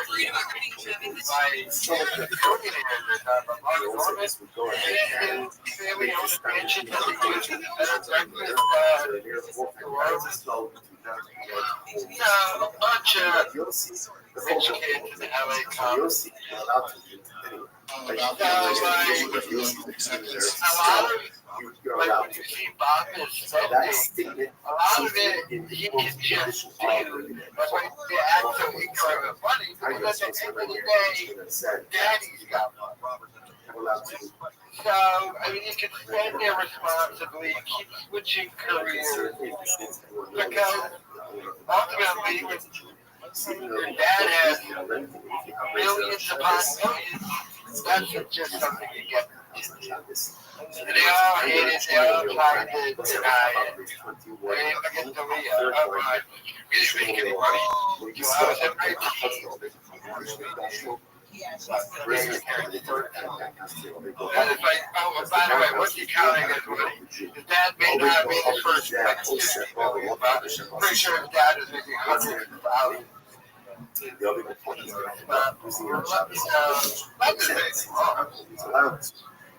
Just is, it's gonna look like he's working for me, and I've been operating my bathhouse on shucks. What about Lucy? Hey, listen, we had Lucy before, right? Remember again, the transparent are so converted, but the conversion was so authentic or not. What about Lucy? Show me. He's really, yeah, why? the issue is everyone's like, oh, he's the next Connor. There'll never be another Connor. Drop all that. There'll never be another Ronda. He's his own thing. His 3-5 run is better than anybody's ever to do it. He's a classic. Very classic. Check out these analytics.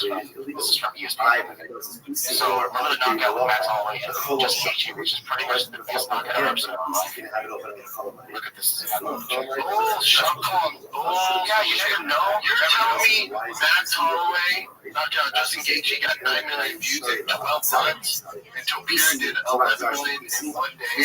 Bullshit. That Max Holloway Justin Gaethje knockdown was the greatest thing I've ever seen. That was so much more viable. I'm also skeptical about this. And by the way, Casey has called me out. He's like, he's just the most skeptical person in the world. Pierre had more international. But I also think they can, people in the higher ups can do this. You know, they can. Yeah, but that's not it. You're gonna have more. They might be saying just off the ESPN. Yeah, they're saying right there YouTube channel, so that's public. We can check that. I mean, even YouTube, you can buy views. I'm super small. I don't think they're buying views. I don't think they're doing that shit. Well, see, take a look at it. See, because they did have no reason to. You can see it. Yeah, I mean, we don't need it. It's higher. Chins are UFC. You got higher. I don't think they're doing that. I think internationally, Oliveira is so much bigger than Max Holloway and Justin Gaethje. So it might be that Charles Oliveira is both loved by Americans and Brazil. But one day versus 1 year. Yeah, I'm not buying that. So I'm not saying it's 100.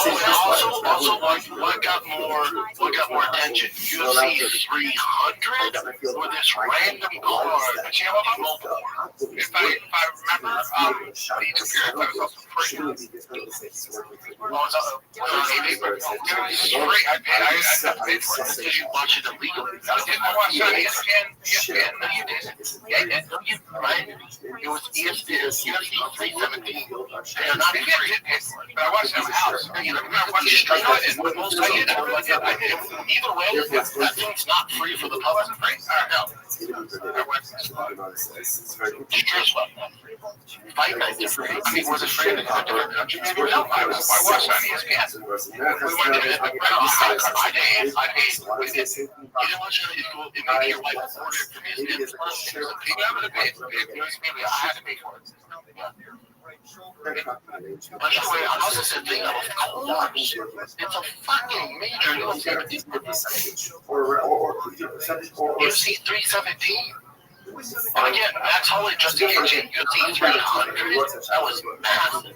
Yeah, but Therefore, he works at I mean, remember, Curry's got momentum.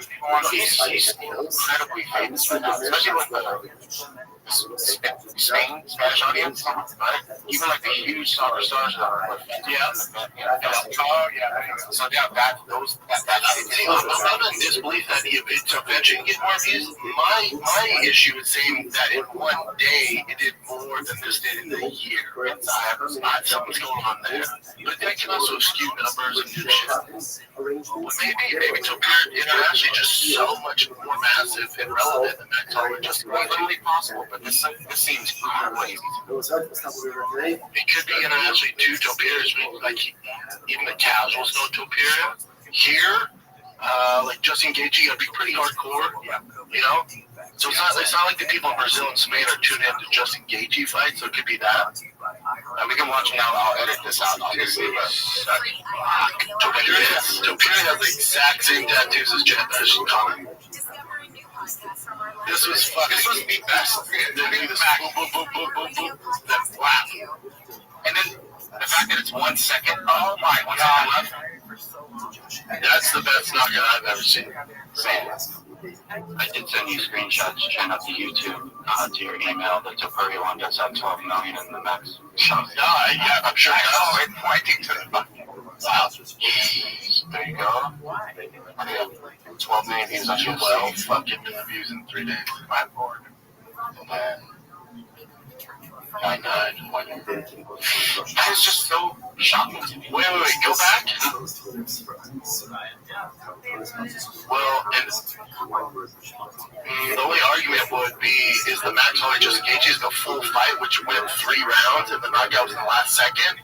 This video is so this is 5 minutes long. Because remember, it happened in the first round. People tune out. Yeah, so we're 17. So. Yeah. I mean, some clips go viral. There's, it's legit on analytics, but I mean, because I know a lot of behind the scenes stuff now these days. That's why I'm now like, maybe it is. Maybe it's that big of a fucking star in that. Yeah, that's all that makes sense. It's incredible if that's truly the case. The UFC's love those analytics. And it's not hating, it's just like they're skeptical. It's not hating. Sean yelling at Callan is like completely checked out of the podcast. I find it hilarious. Chin was like, looking behind the scenes. I learned what it's like when they're talking about UFC possibly buying views. Because you have to remember, that's one of the factors why their podcast is dead and Brendan Schaub's career is dead. It's the number one reason is terrible person. But another reason is he bought a bunch of fake views, especially that Crypto Poppy special, and that messed him up in the algorithm. So, when you buy fake views, that's usually what happens. You get messed up in the algorithm. So that's one reason as to why his podcast is dead. But that's the main reason. Talk about that and talk about selling out. Ridiculous. But the fact that, you got all extra mad cows out of nowhere, cows just like who cares? Red jacket, green jacket, who gives a shit? Callan just got checked out. Just like, how much time do I get to miss, but I still get to collect my 23 in a month? Why did he follow me to Texas? Callan's probably like, he didn't follow Theo. Why did he follow me? I'm trying to go to Texas, perform at the comedy mothership. His out-looking Joe Camel ass followed me down. He's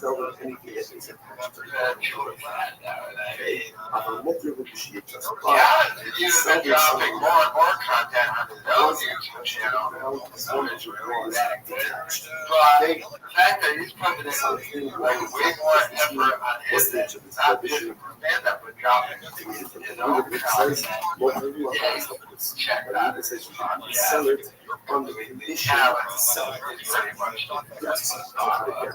It sounds like Russia says you can't sell an apple anything that's attached to the ground. Period. The only time you could sell something that's attached to the ground is if it was detached. Of course, once it's been detached, it's no longer attached. But Huda says it's Monday, July 7th. It is a beautiful July 7th. It's Big J Shop Meeting. That is, dude. How old is he? 34. 2 years old. Wow. We're Irish twins. Oh, yeah, he's 44. What's poppin', dudes? Happy birthday to Mr. J Shop. Shark Guy Joel Smile in the house. He's the best. He's the best. It finally stopped raining here in Austin. Dude, that was crazy. Never seen anything like it. I've had some rainstorms in Denver. I was in one really bad when I was touring in Baltimore. I've never seen anything like the rain we got for 4 or 5 days there, ever. And obviously there was no flooding. Just tragic. Just tragic at that mistake. All girls can. My first reaction was, I was like, what? Get them out. It was like 2 a.m., 3 a.m., and a 3-minute notice. And then it was just filled up like 27 feet. Just took over everything. So yeah, missing kiddos. I can't imagine. I can't do podcasts off on this because it's so negative, but I can't imagine. Can't imagine it. Yeah, the weather's been absolutely insane. It's good now. It's going to be good all week, but it's been crazy. Yeah, crazy. How was your July 4th? It was cool. Jim was supposed to come. So I haven't invited Brian, right? I want to keep the riff out here. Jim was supposed to come to the block party that my neighborhood had, and then text me the day before and was like, hey, can I bring me? I felt so bad. Can I bring me and 5 friends? I was like, no, dude. No.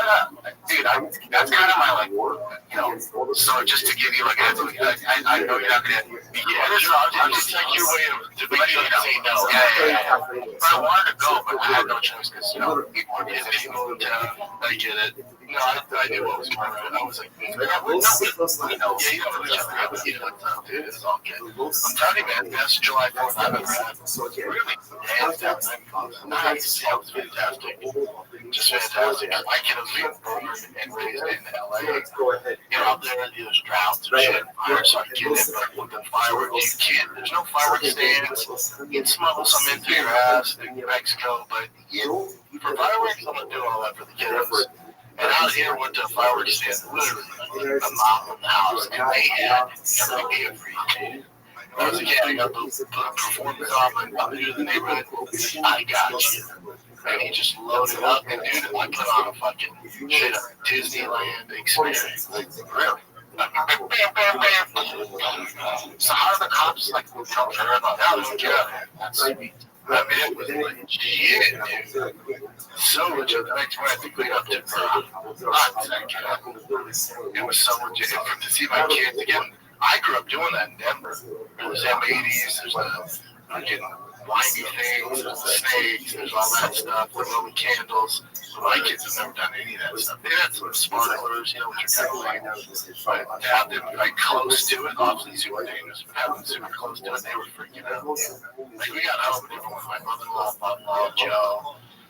The boys just sat down and like consensus. That's the best holiday we've ever had. Wow, again, that's our first holiday. It was insane. And then after, I got a little awkward, but it's also really cool. I was just like, oh, okay.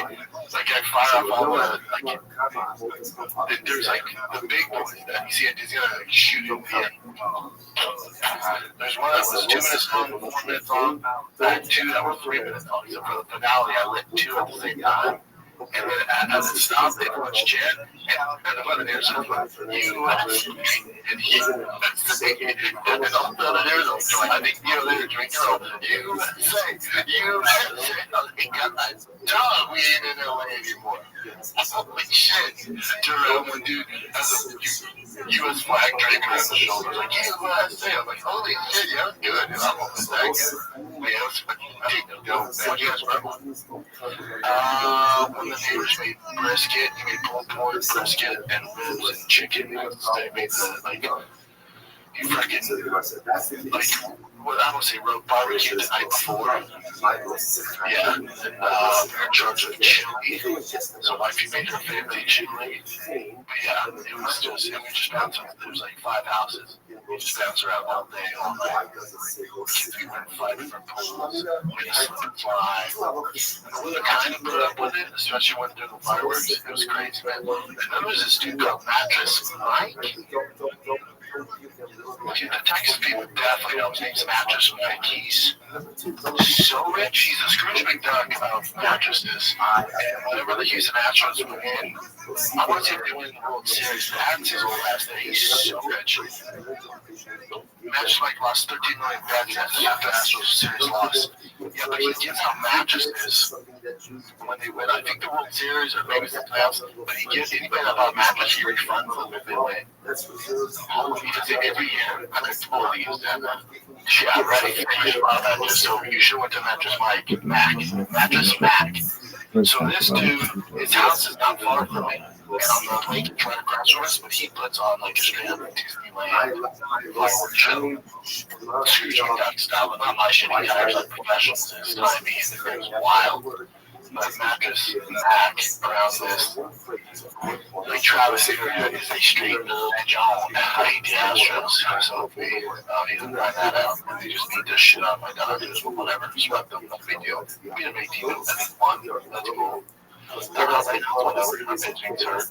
We'll see what's up when we try to switch to the playoffs. We'll see. All right. Wait a minute. 17, ditch job, and ditch that 4th of July party, just didn't go. What a loser! Nobody likes Sean. Everyone hates him. Nobody wants to hang out with this loser. So, if you remember, Sean pretty much was forcing Chen to go to the 4th of July party. Chen was first to Texas. Go hang out with Sean. Didn't. And then on the show, Sean was like, want to come to my 4th of July party? Chen first was like, I gotta fly home. I gotta go.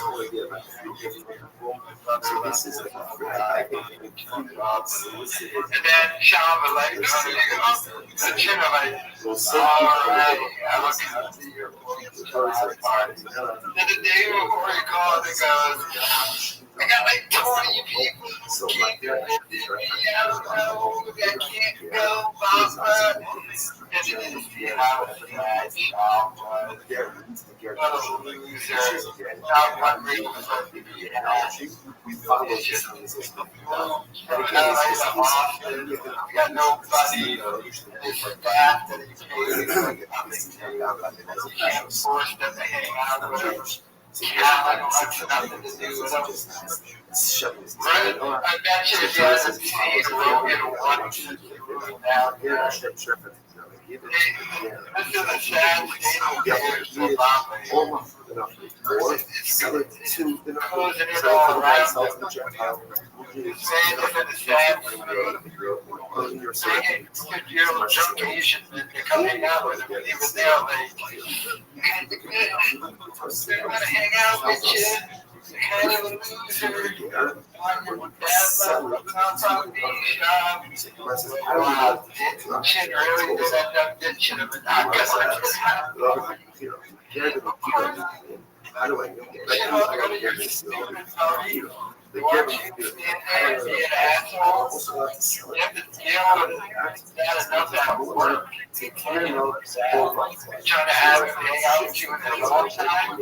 Anyway, I'm kind of all set. Let me know your thoughts. How do I know? I'm also gifted to people. Or again, once you shift another foundation over, it says give it to me. So essentially, again, What's up, Al? Not much, buddy. I am back from Brea. Shout out to Brea. Shout out there. Yep, and very quickly, if you're in the Austin area at all, we're doing Act Off, finding the best and worst actor among the best comics in Austin at the Sunset Strip, right? Red Bedroom. Come out this Wednesday. It's going to be really doing. They got to act.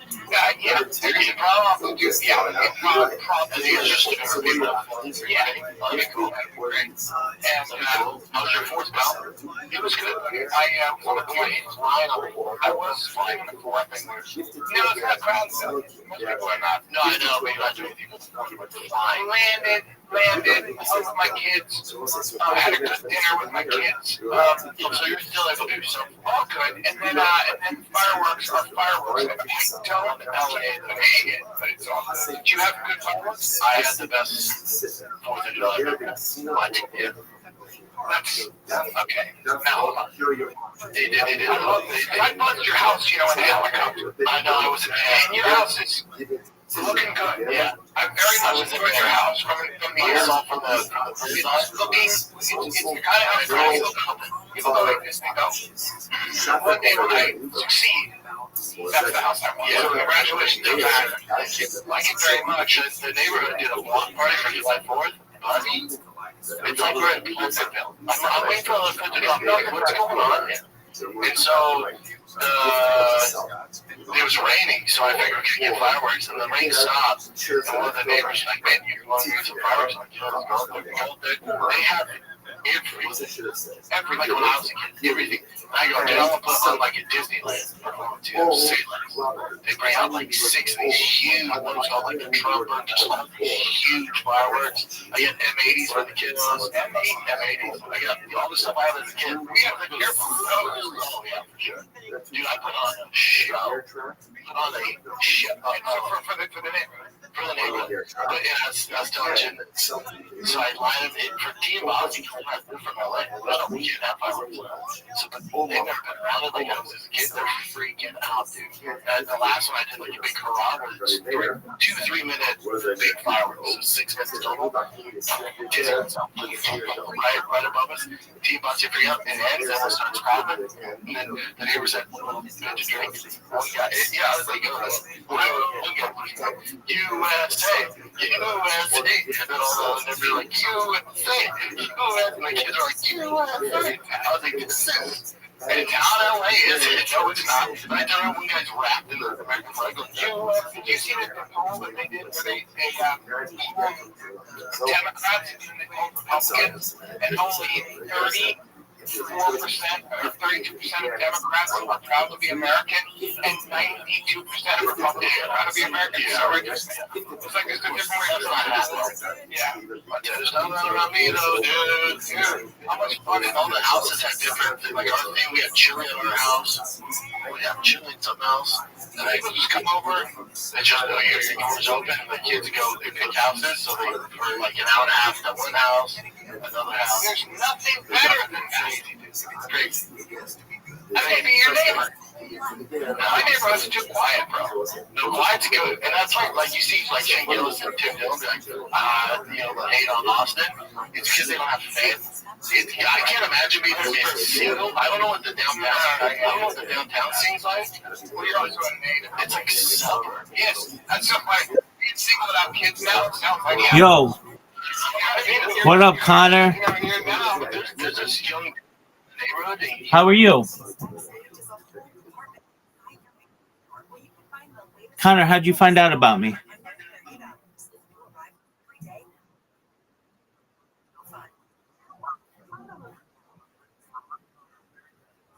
Okay, excellent. Did you find out about me from Kick or from Twitter or from Discord?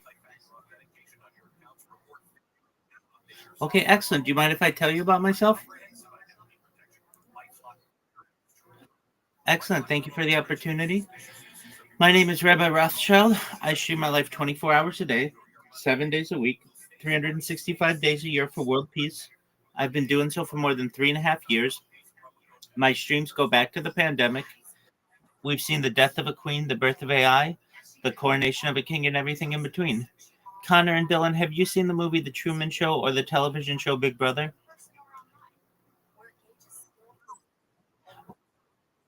Excellent. Well, that's essentially what my life is. I'm always online, always just streaming, and my streams are archived on the internet for the world to be able to view and learn. I'm live right now on 22 different YouTube streams. If you did not know, in 2018, The Economist magazine stated that data had overtaken petroleum as Earth's number one resource, and I have more data archived on the internet than any person ever, which may make me an influential person someday. And if and when that happens, Connor, Dylan, and anyone else, are,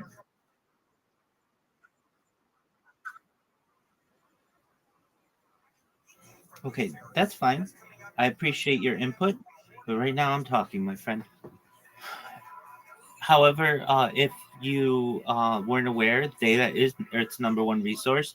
In 2018, it overtook petroleum as the number one resource on Earth. And that may make me an influential person someday. If and when that happens, I want to make you, Dylan, Connor, anybody else, exceptionally wealthy. I want to make sure that you have generational wealth.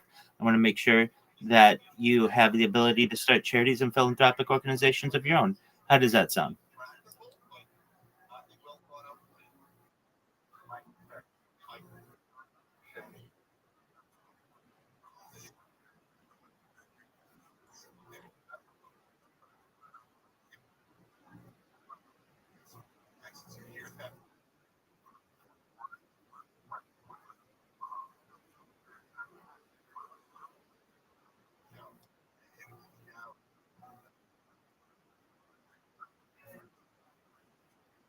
Correct.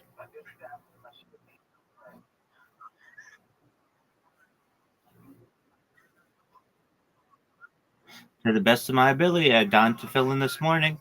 I do my best to keep kosher. I say blessings on food. I light candles. I do everything that I can. I don't drive on Shabbat. I don't work on Shabbat. I do everything that I can to stay as orthodox as possible while still streaming my life.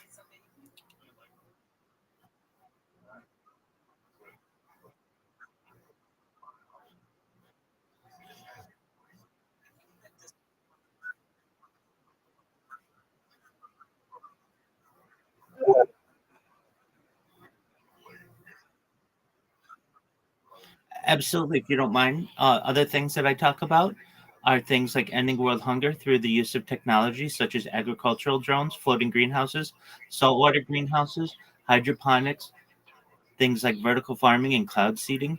I talk about ending world thirst. I'm sponsored by a cryptocurrency. That's what all my merch is, and it's worth about $100 million. And one of the things that we do is we build wells in developing nations for the benefit of the less fortunate, particularly in Africa. Additionally, I'm an advocate for the LifeStar program, but most importantly, desalination technology, where we pump Earth's seawater onto land to make it drinkable. How do those things sound to you?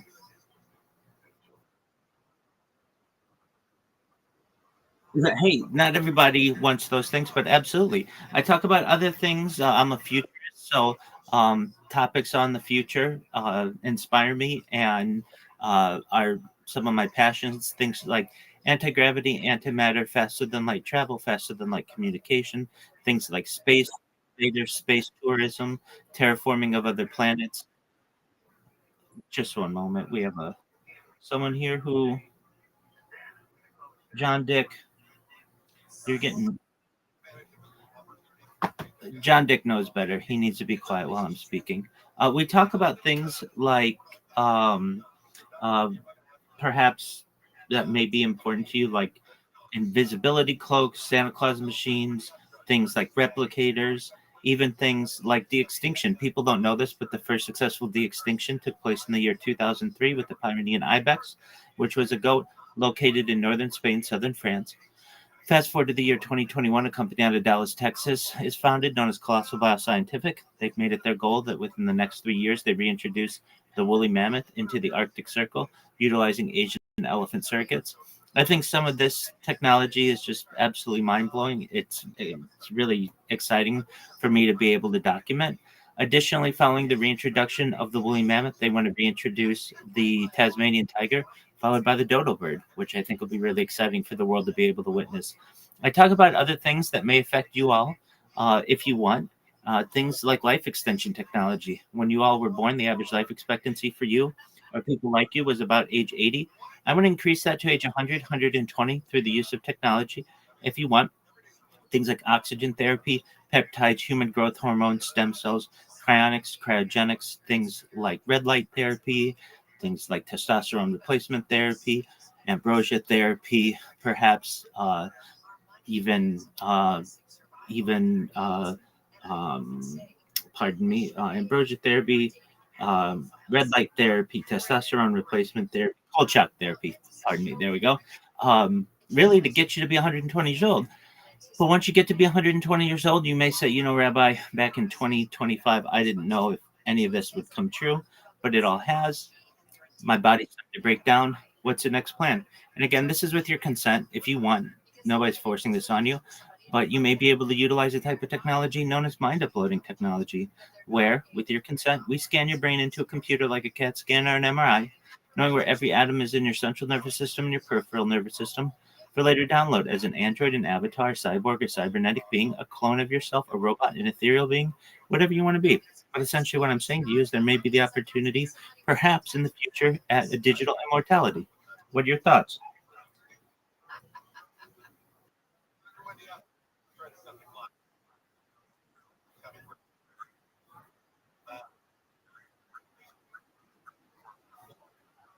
Absolutely. I understand that.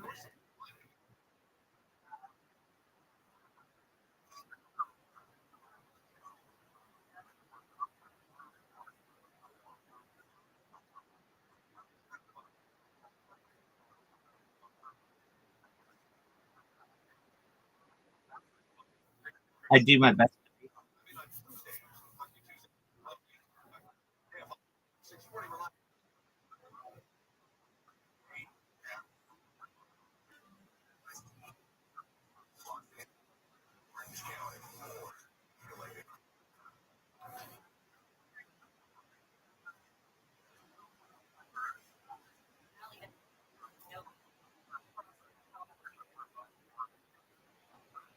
Yeah, I mean, I'm a lifelong learner, so I like to learn with people.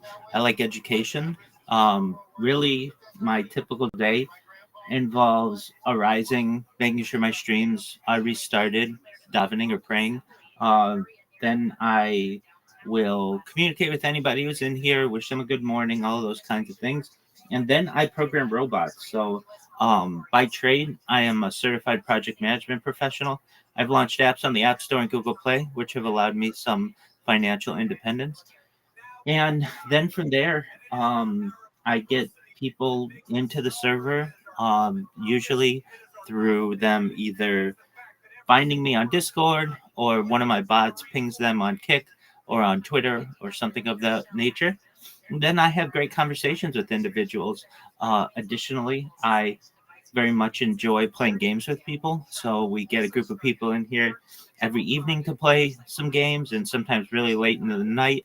I have people basically in every area of the world, I should say.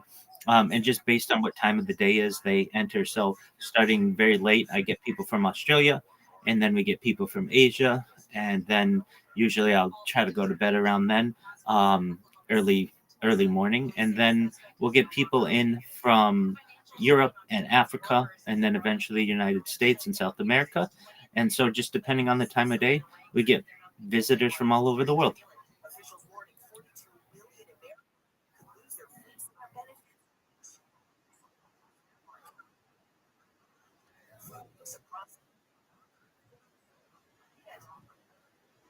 Most certainly, we have 2,200 people who have joined the server, and at any given time, we're watching podcasts, or well, watching or listening to podcasts. I enjoy sports as well, so major fan of football, but also basketball, baseball, hockey, and the Olympic sports. We've watched three different Olympics on this stream. In the past, somebody might be a diarist, someone who would write a diary, or a journalist, someone who would write in a journal, and I essentially do the same thing, but I do it with a camera. And um, throughout any of my streams, I keep a radio going 24 hours to Los Angeles news. and global news. So people can literally go back to any moment of any part of my streams over the course of the last 4 years or so and find out exactly what was going on in a given day. And I think that's pretty cool. It's essentially a timeline or a time capsule for human society.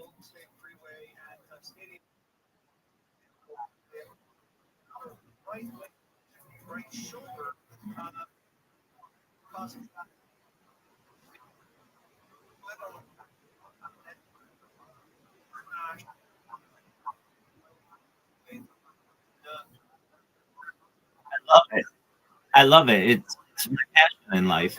Um, Basically, I am only stressed if there's any reason why I can't get a stream going or something like that, and that's very rare. But sometimes it just involves like clearing cache or maybe restarting a device or doing those are the things need some stress. But I love it. It's like I'm connected.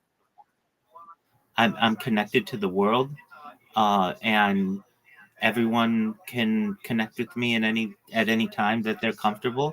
I get people who come in here for spiritual guidance. I get people who come in here for relationship counsel. I get people who come in here who are just friends and want to tell me about their day, about what they've done. I get people who even just come in here and sleep. All they do is after a long day at work or play or whatever they're doing, they just want to connect with someone somewhere in the world.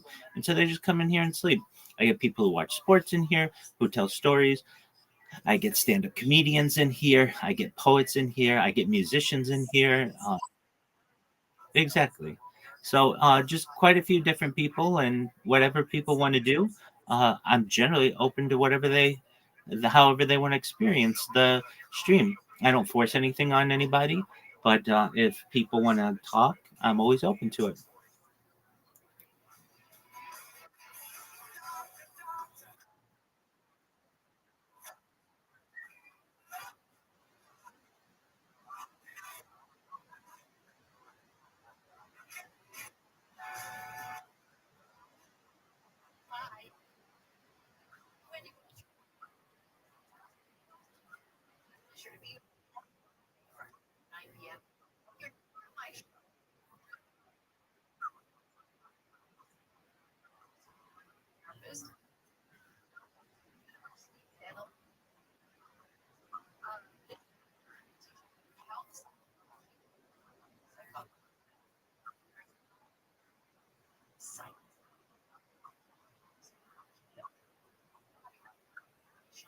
Most certainly, in years past or centuries, my ancestors would have been writing something like Talmud, or perhaps putting to writing Tanakh, Torah, something along those lines. And this is essentially just my version of it for the 21st century.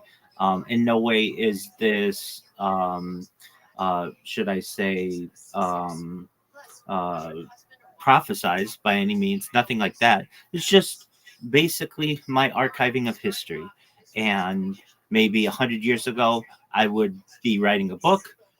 It's a lot of work to write a book, and you can't, I mean, not that I wouldn't do that as well, but you can't dictate everything that's going on as quickly as you can with video. And I think that this will be studied really from an academic level more than perhaps in addition to a religious level, but really academically, the study of a human body, how humans mature, how they age, aspects of a daily life like breathing patterns, eating patterns, behavior patterns, things like sleeping patterns, circadian rhythms, really everything about a human body it can be studied. And especially with AI, you can take just one of my links and put it into ChatGPT, and it will tell you everything that I did over a course of a given day, summarized by timestamped with timestamp summaries, which I just think is just a gift to anyone who doesn't want to sit through 12 hours or 24 hours of one of my streams. And you get a nice overview of what I've done. There's also AI that can condense that day into like 5 or 3 or 1 minute best of, whatever people want to experience. There are some people who like long form content, and I certainly am the king of that. But then for those people who don't have the time for that, they can use AI to be able to basically digest my streams in any way they see fit.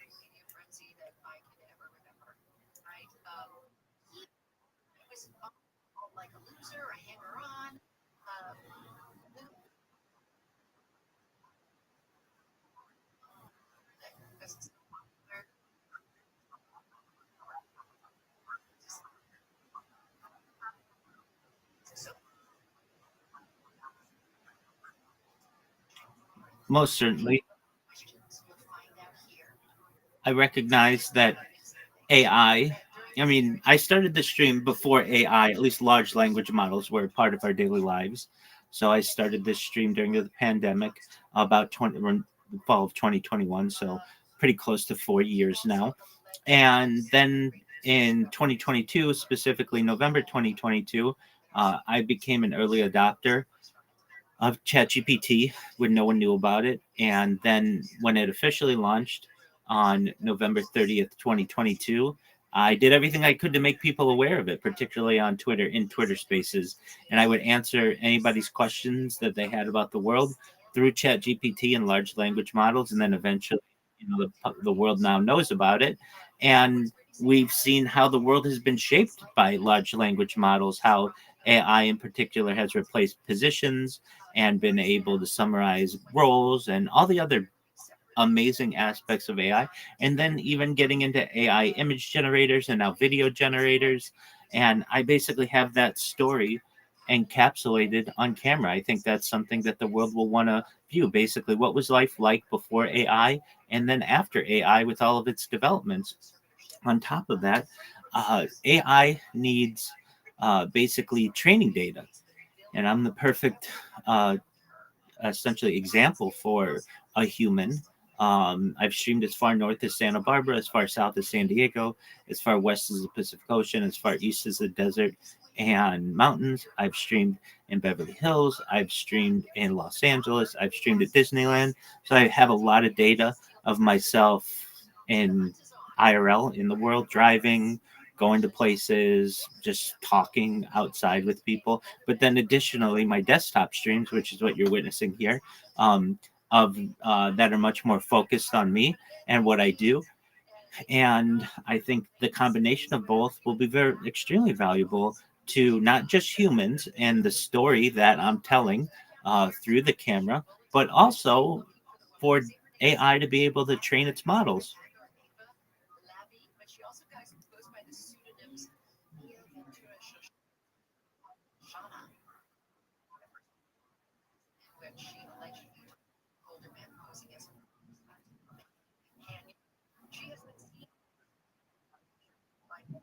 Okay.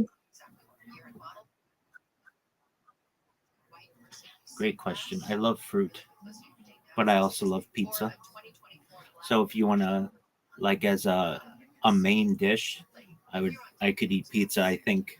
Well, actually, let me remove both of this. I love steak actually more than pizza. So I've gone extremely long periods of my time just eating steak every single meal every single day.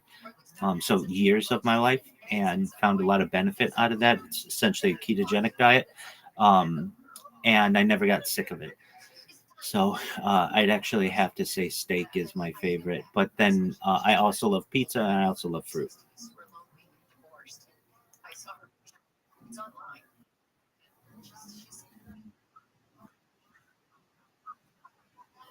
Great question. Um, the one's probably impacted my life the most is Grand Theft Auto. Um, love Grand Theft Auto for its storyline, but also I think it's just a real. It has changed um, how we view video games, and that started with the original Grand Theft Autos back in the late '90s, and then in like 2003 with Grand Theft Auto 3, and then Vice City. Vice City is probably my favorite. I love the soundtrack of it. And then, frankly, I've learned a lot from Grand Theft Auto, and I think that might seem kind of counterintuitive to some people. Some people must say, "Oh, that's just like brain rot." But I remember when Grand Theft Auto San Andreas was launched, it caused me to watch basically every inner city film that I could find and as many documentaries as I could find to learn about the culture and things like that. And then we've had Grand Theft Auto 5 that launched almost 15 years ago. And I'm really excited for Grand Theft Auto 6. I can tell you, as a matter of fact, that it is 218 days, 4 hours, 44 minutes, and 0 seconds until Grand Theft Auto 6 is launched on May 26th, 2026. And I'll be excited to be able to explore that game. So, Grand Theft Auto is a major one. Other video games that I really have liked over the years are the NCAA football series. Every year I would play those games. I really enjoyed those, particularly from like 2000 to I believe they stopped making them about 2015. Now they've started back up again. I love Madden, FIFA, any kind of sport game I enjoy, but I still have fun with the OG games of my childhood. Mario, Super Mario, 1, 2, and 3 on Nintendo Entertainment System. Love Super Nintendo's Super Mario World. I played that game quite a bit. So then really simple games like Pong. I think at a certain point, Pong becomes exceptionally brilliant for its simplicity, and so I'll even play that up against somebody. I'm a competitive person by nature, and any kind of game that I can play against people, I generally get a lot of joy out of it.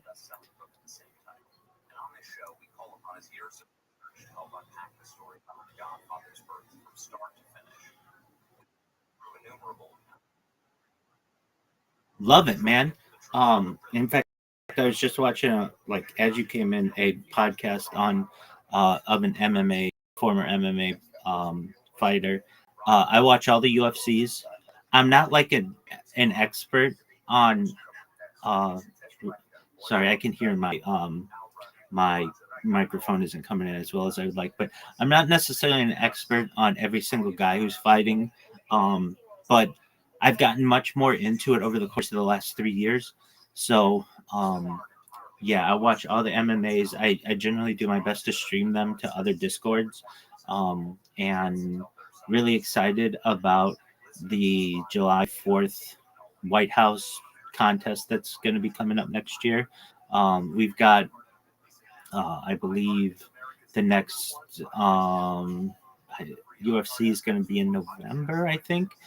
So that'll be interesting. And as it gets closer, I do my best to learn a little bit more about the fighters. But I do watch there are some podcasts that I watch more for kind of there are communities that make fun of these guys, but I watch The Fighter and the Kid, which involves former UFC fighter Brendan Schaub.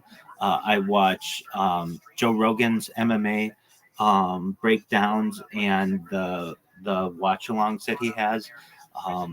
So I do very much enjoy mixed martial arts, even though I'm not an expert. I'm doing my best to learn more about it. How about you? Do you like MMA?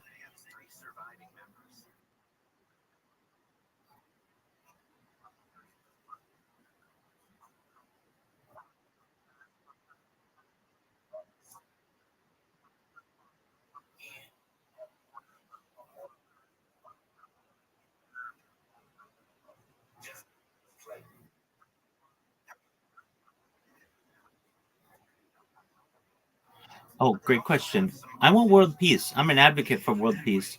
So if I were given the opportunity, I would sit both sides down at a table. I would live stream it. I'd give them a map and a crayon, and I'd say, draw the borders, and we're going to do our best to ensure that these remain the borders for the next year. We'll come back in a year, and if that's what you want to keep, that's great. If you want to make some concessions, that's great. But no more bullets at anybody, no more bombs being dropped. I would really like to see one day, where nobody dies. I know that that's not necessarily a reality, but it's something for which I can hope.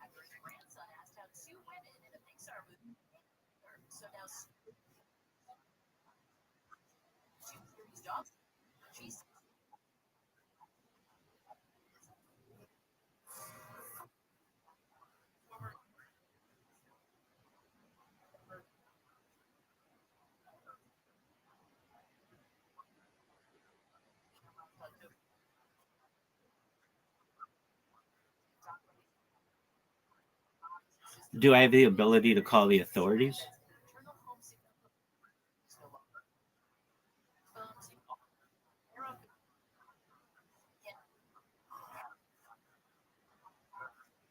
Well, no. Authorities can enforce judgments, so we would. I mean, I understand. Ideally, I would take it to court and say that this person has been on my property, and I either need some kind of cease and desist, or perhaps some kind of legal judgment that says that they can't contact me or something like that. But I also understand that I have a right to defend myself and my property. And so if they uh, basically became a threat to me and there was a clear and present danger, then I recognize that I may have to do everything I can to protect myself, but I will first ask them nicely to not take over half of my land. I will basically tell them that I will get the authorities involved and the judicial system. If all of those things fail and I'm left with no choice, well, then I may have to avoid any type uh, of threat to my life. I may have to take action, but there are a lot of things that I would do before then, including talk to the person, ask them why they're doing what they're doing, call the authorities, seek a judgment, those kinds of things.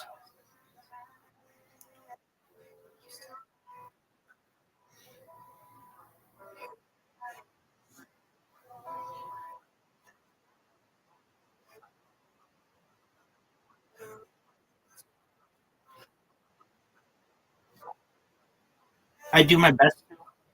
I generally try to avoid politics because you don't really win these discussions, but I'm open to questions that you may have or topics.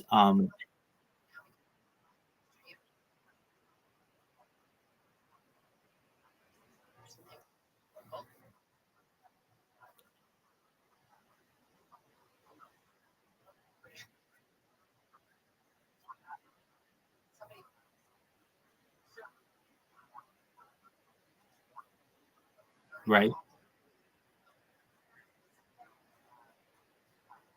right. And he's living in Moscow now. Is that correct? Yeah. So how do I feel about it? Um, well, from what I know of the regime, it was quite aggressive, and many people considered it to be a dictatorship. Generally, I think that countries should be able to rule themselves the way in which they desire, and so long as they do that in a peaceful manner, I'm an advocate for that. I think that Assad's um, retreating to Moscow essentially has opened up somewhat of a power vacuum in that area of the Middle East.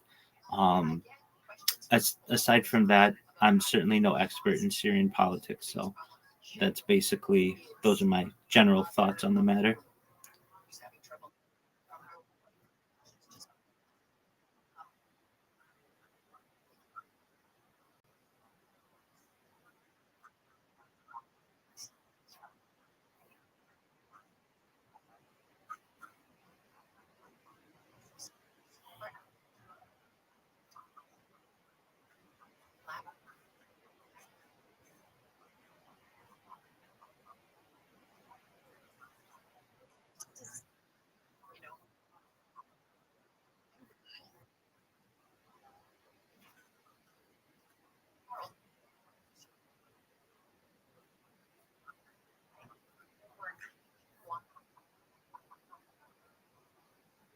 Absolutely. And I mean, I'll do my best to answer what questions that you have. If you ever have questions at another time, and I am not here to answer them, perhaps I'm asleep or something like that, I do have a section of this Discord that says Ask Rabbi Anything.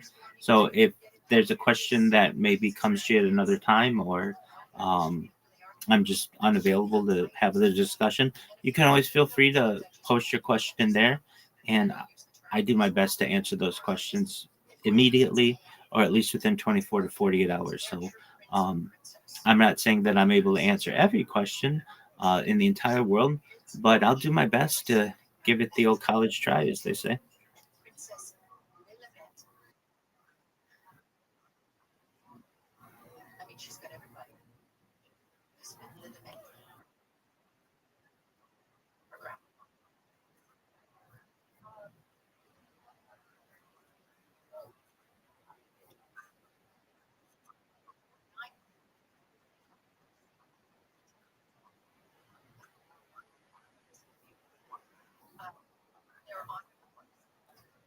Right. Well, you're the majority, at least of the United States. So, while I have been a part of Jewish communities generally, I've had a lot of experience with people who are Christian. And while I don't agree with much of the theology, I can say that we do have commonalities, and I like to embrace the commonalities more than anything that's divisive amongst the two faiths. So there's an argument to be made that Christianity is a daughter faith of Judaism. There's an argument to be made that we find our essentially paternal, pardon me, similarity with Islam in Abraham, as we're all three Abrahamic religions, and Judaism and Christianity follow from Jacob and well, from Isaac and Jacob, and then um, Islam from Ishmael. So I think there are commonalities not just with between Judaism and Christianity, but also with Islam. And I have people who are Christian neighbors. I generally feel that much of the Christian faith has been based on Judaic practices. Where I do have some disagreements are the idea of of uh, perhaps uh, the Nazarene Jesus of Nazareth perhaps being a god, or whatever is believed. I don't agree with that. I don't think you can kill God. And as I understand in the Christian tradition, Jesus of Nazareth, the Nazarene died, um, and that's basically the story of Easter and all of the resurrection and things like that. Um, so from those perspectives, I have some disagreement, but really from a sociological standpoint, I recognize that I live my life within a country that is either uh, the majority or a large proportion Christian or from a Christian background, and I do my best not um, to not um, cause any type of arguments in the larger part of society. I do my best to keep my faith amongst my community. We certainly, as Jews, don't proselytize. I've had Christians try to missionize me. I don't like that. That's I understand that's their desire, but really, when I'm walking the synagogue, I don't need to hear your take on religion when I'm trying to get to a certain location, or if I'm at the store. Um, I know that people would like to tell me their journey and things like that. And that's absolutely fine. I'm fine with hearing someone's journey. Just don't push your religious beliefs on me. I'm not going to push mine on you. I've heard some really beautiful stories of Christianity and Christian principles,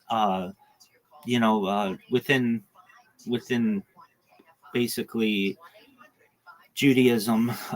There's the philosophy or the idea that love your neighbor.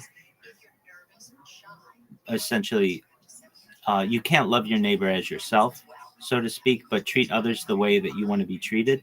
And I think within Christianity, there's the idea love your neighbor as yourself, which is similar, but it's really a Jewish teaching.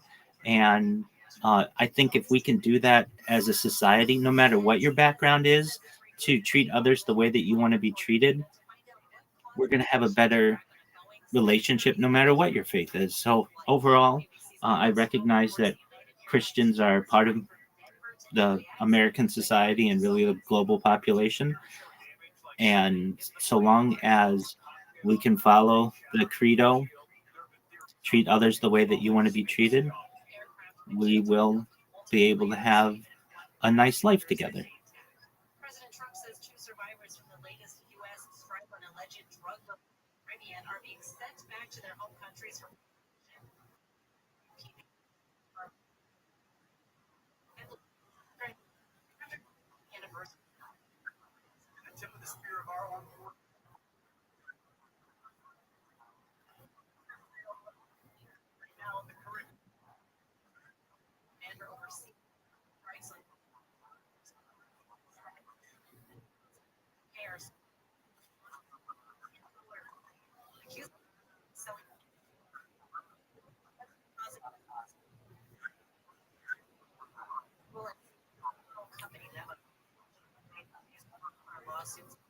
That's correct.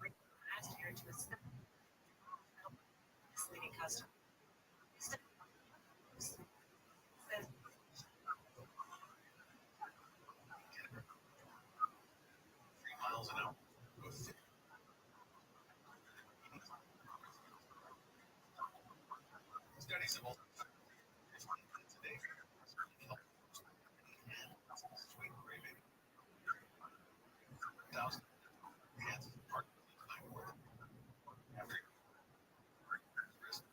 blood glucose levels and sleep are growing.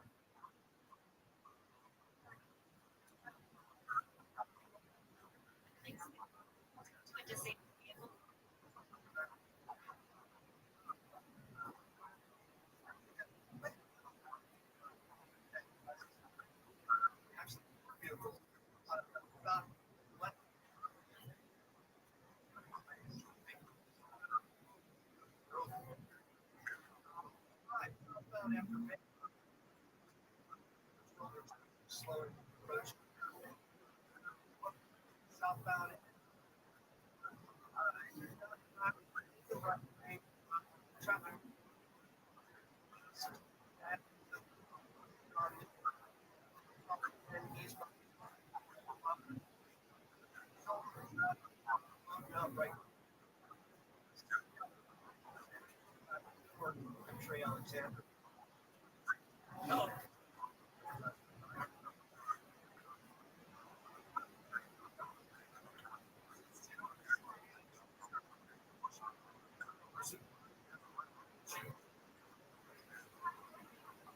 Saturday.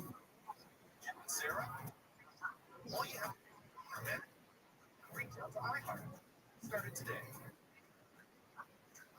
Or iHeartAdvertising.com.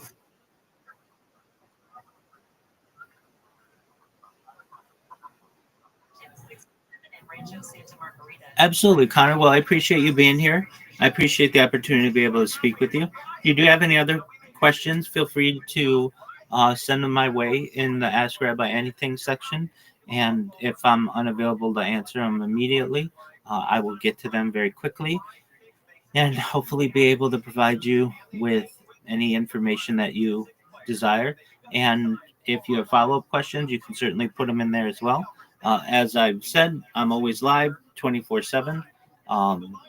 Right now, I'm watching what we call Daf Yomi, which is our daily study of Talmud that we do as Orthodox Jews.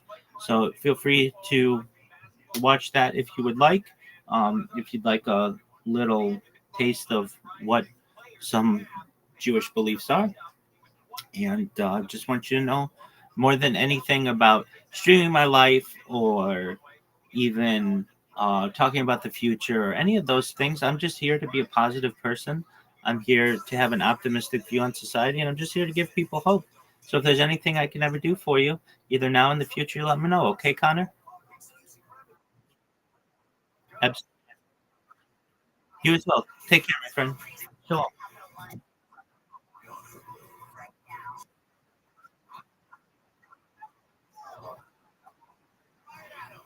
Generally, it's shalom.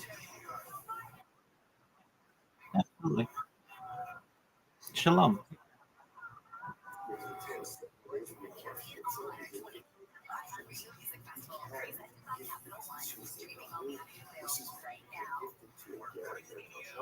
Shout out to Connor.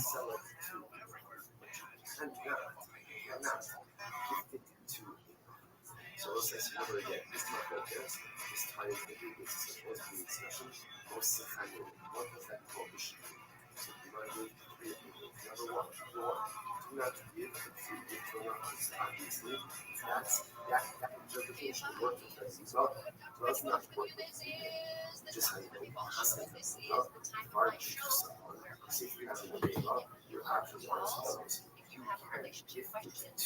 We've been like 6 months ago. I think he's for his house for sale. He's like, it's too quiet, man. I'm like, it's like we're around family.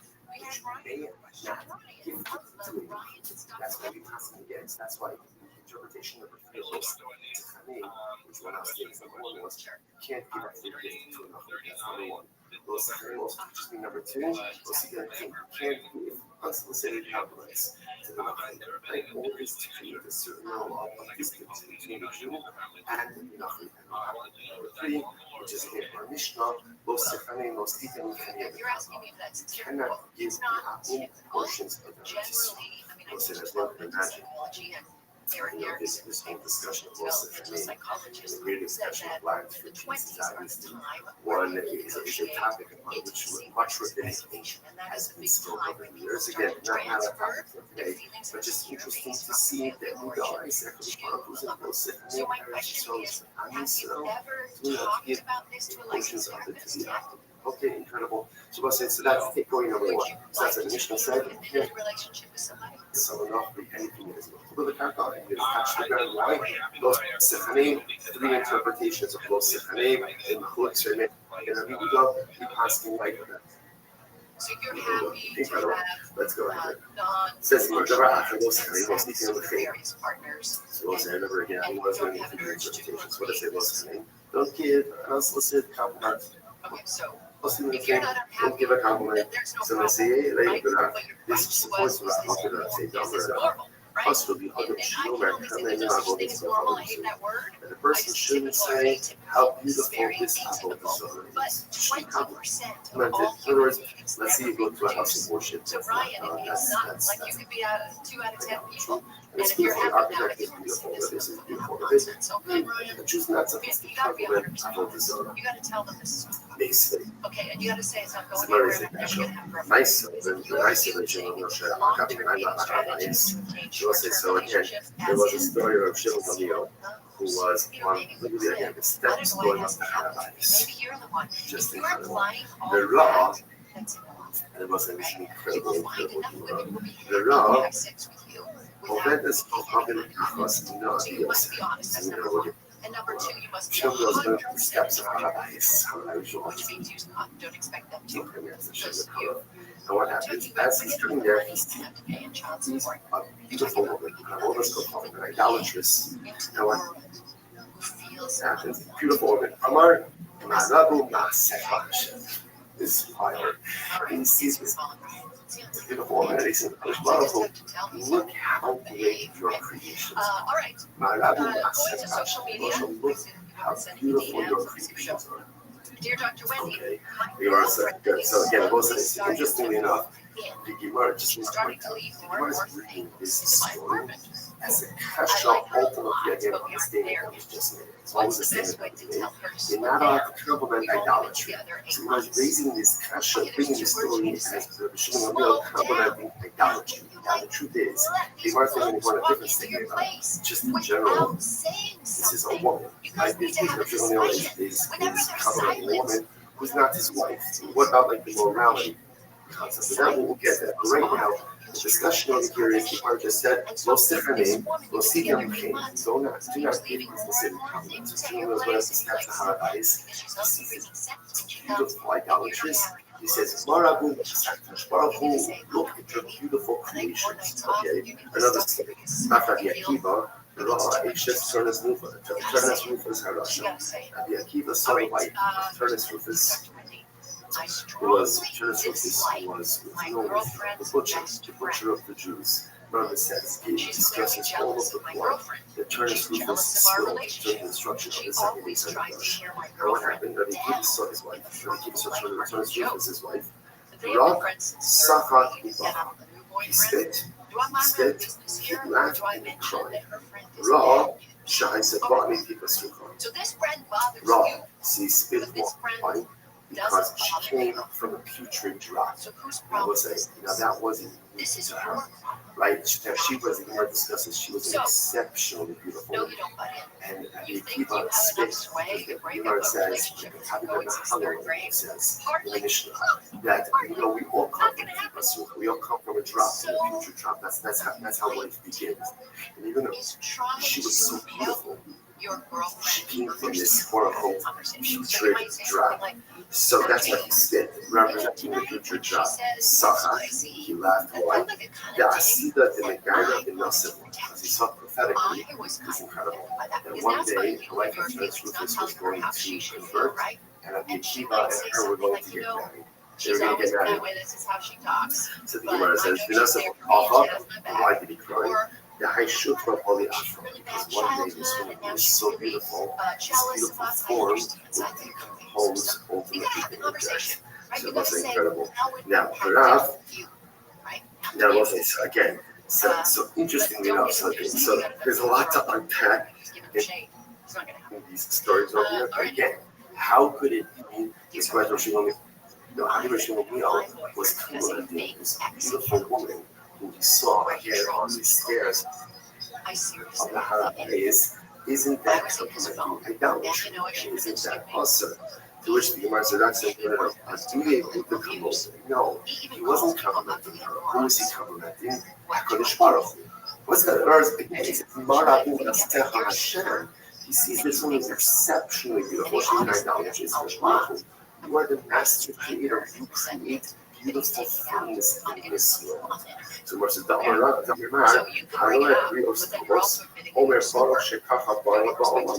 because again, the halacha goes and says lovers, that if you see beautiful people, if you see brios, and not just beautiful people, you see magnificent creations. So what's the halacha? You say,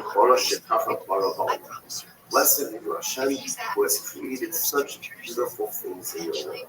Okay, so we'll say fine. So therefore, what comes out of it here is the halacha as espoused is still intact, meaning that halacha l'maisa, we have to go ahead and halacha l'maisa, you're not allowed to give us a compliment to an apple. Like that goes to I would have shown you, he wasn't complimenting the apple. He was complimenting the Baruch. That's the most important. All right, incredible. Now you are just 1 second. Can we talk about these stories for just a moment? All this, are you allowed to gain and enlarge your life? And we'll say, where's this simple question? Right, I'm sure you know someone from by the being of this idolatrous that like he says a bracha over her. Like literally again, incredible. That the Akiva, wife of Turnus Rufus, you saw that people must just hold up here just for a second. Are you allowed to at women or not? Your wife. He says that you are amazing, or is the kasha in the Shemar Kumi the Pasuk says, you shall not get yourself from every evil thing. Shall you yistakel Adam b'tishana what does it mean? What's it? It certainly calls the liability means save yourself from getting into trouble. So how does a man save himself from getting into trouble?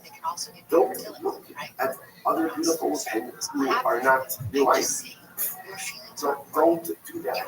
It's only going to lead to one thing. It's only going to have some type of name. Here's what's clear. It's certainly not going to lead to something good. Like, no one ever believes that other women are his wife. I said, oh, you know what, Rosh, I think that was just happening for so much ridiculous spiritual growth. Like, that's never happened in this 15 years.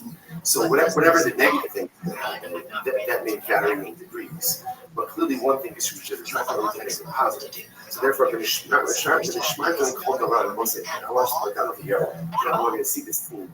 The Rosh Hashanah is shamar means to engage in anticipatory living. I already know this from. So remember again, when Yosef has his dreams, right? So the brothers get to upset the dreams, and the Muslim says, "For Aviv, shamar." That Yaakov is going to literally get shamar. He guarded him, and actually, it wasn't shamar. Yosef u'mitzavet.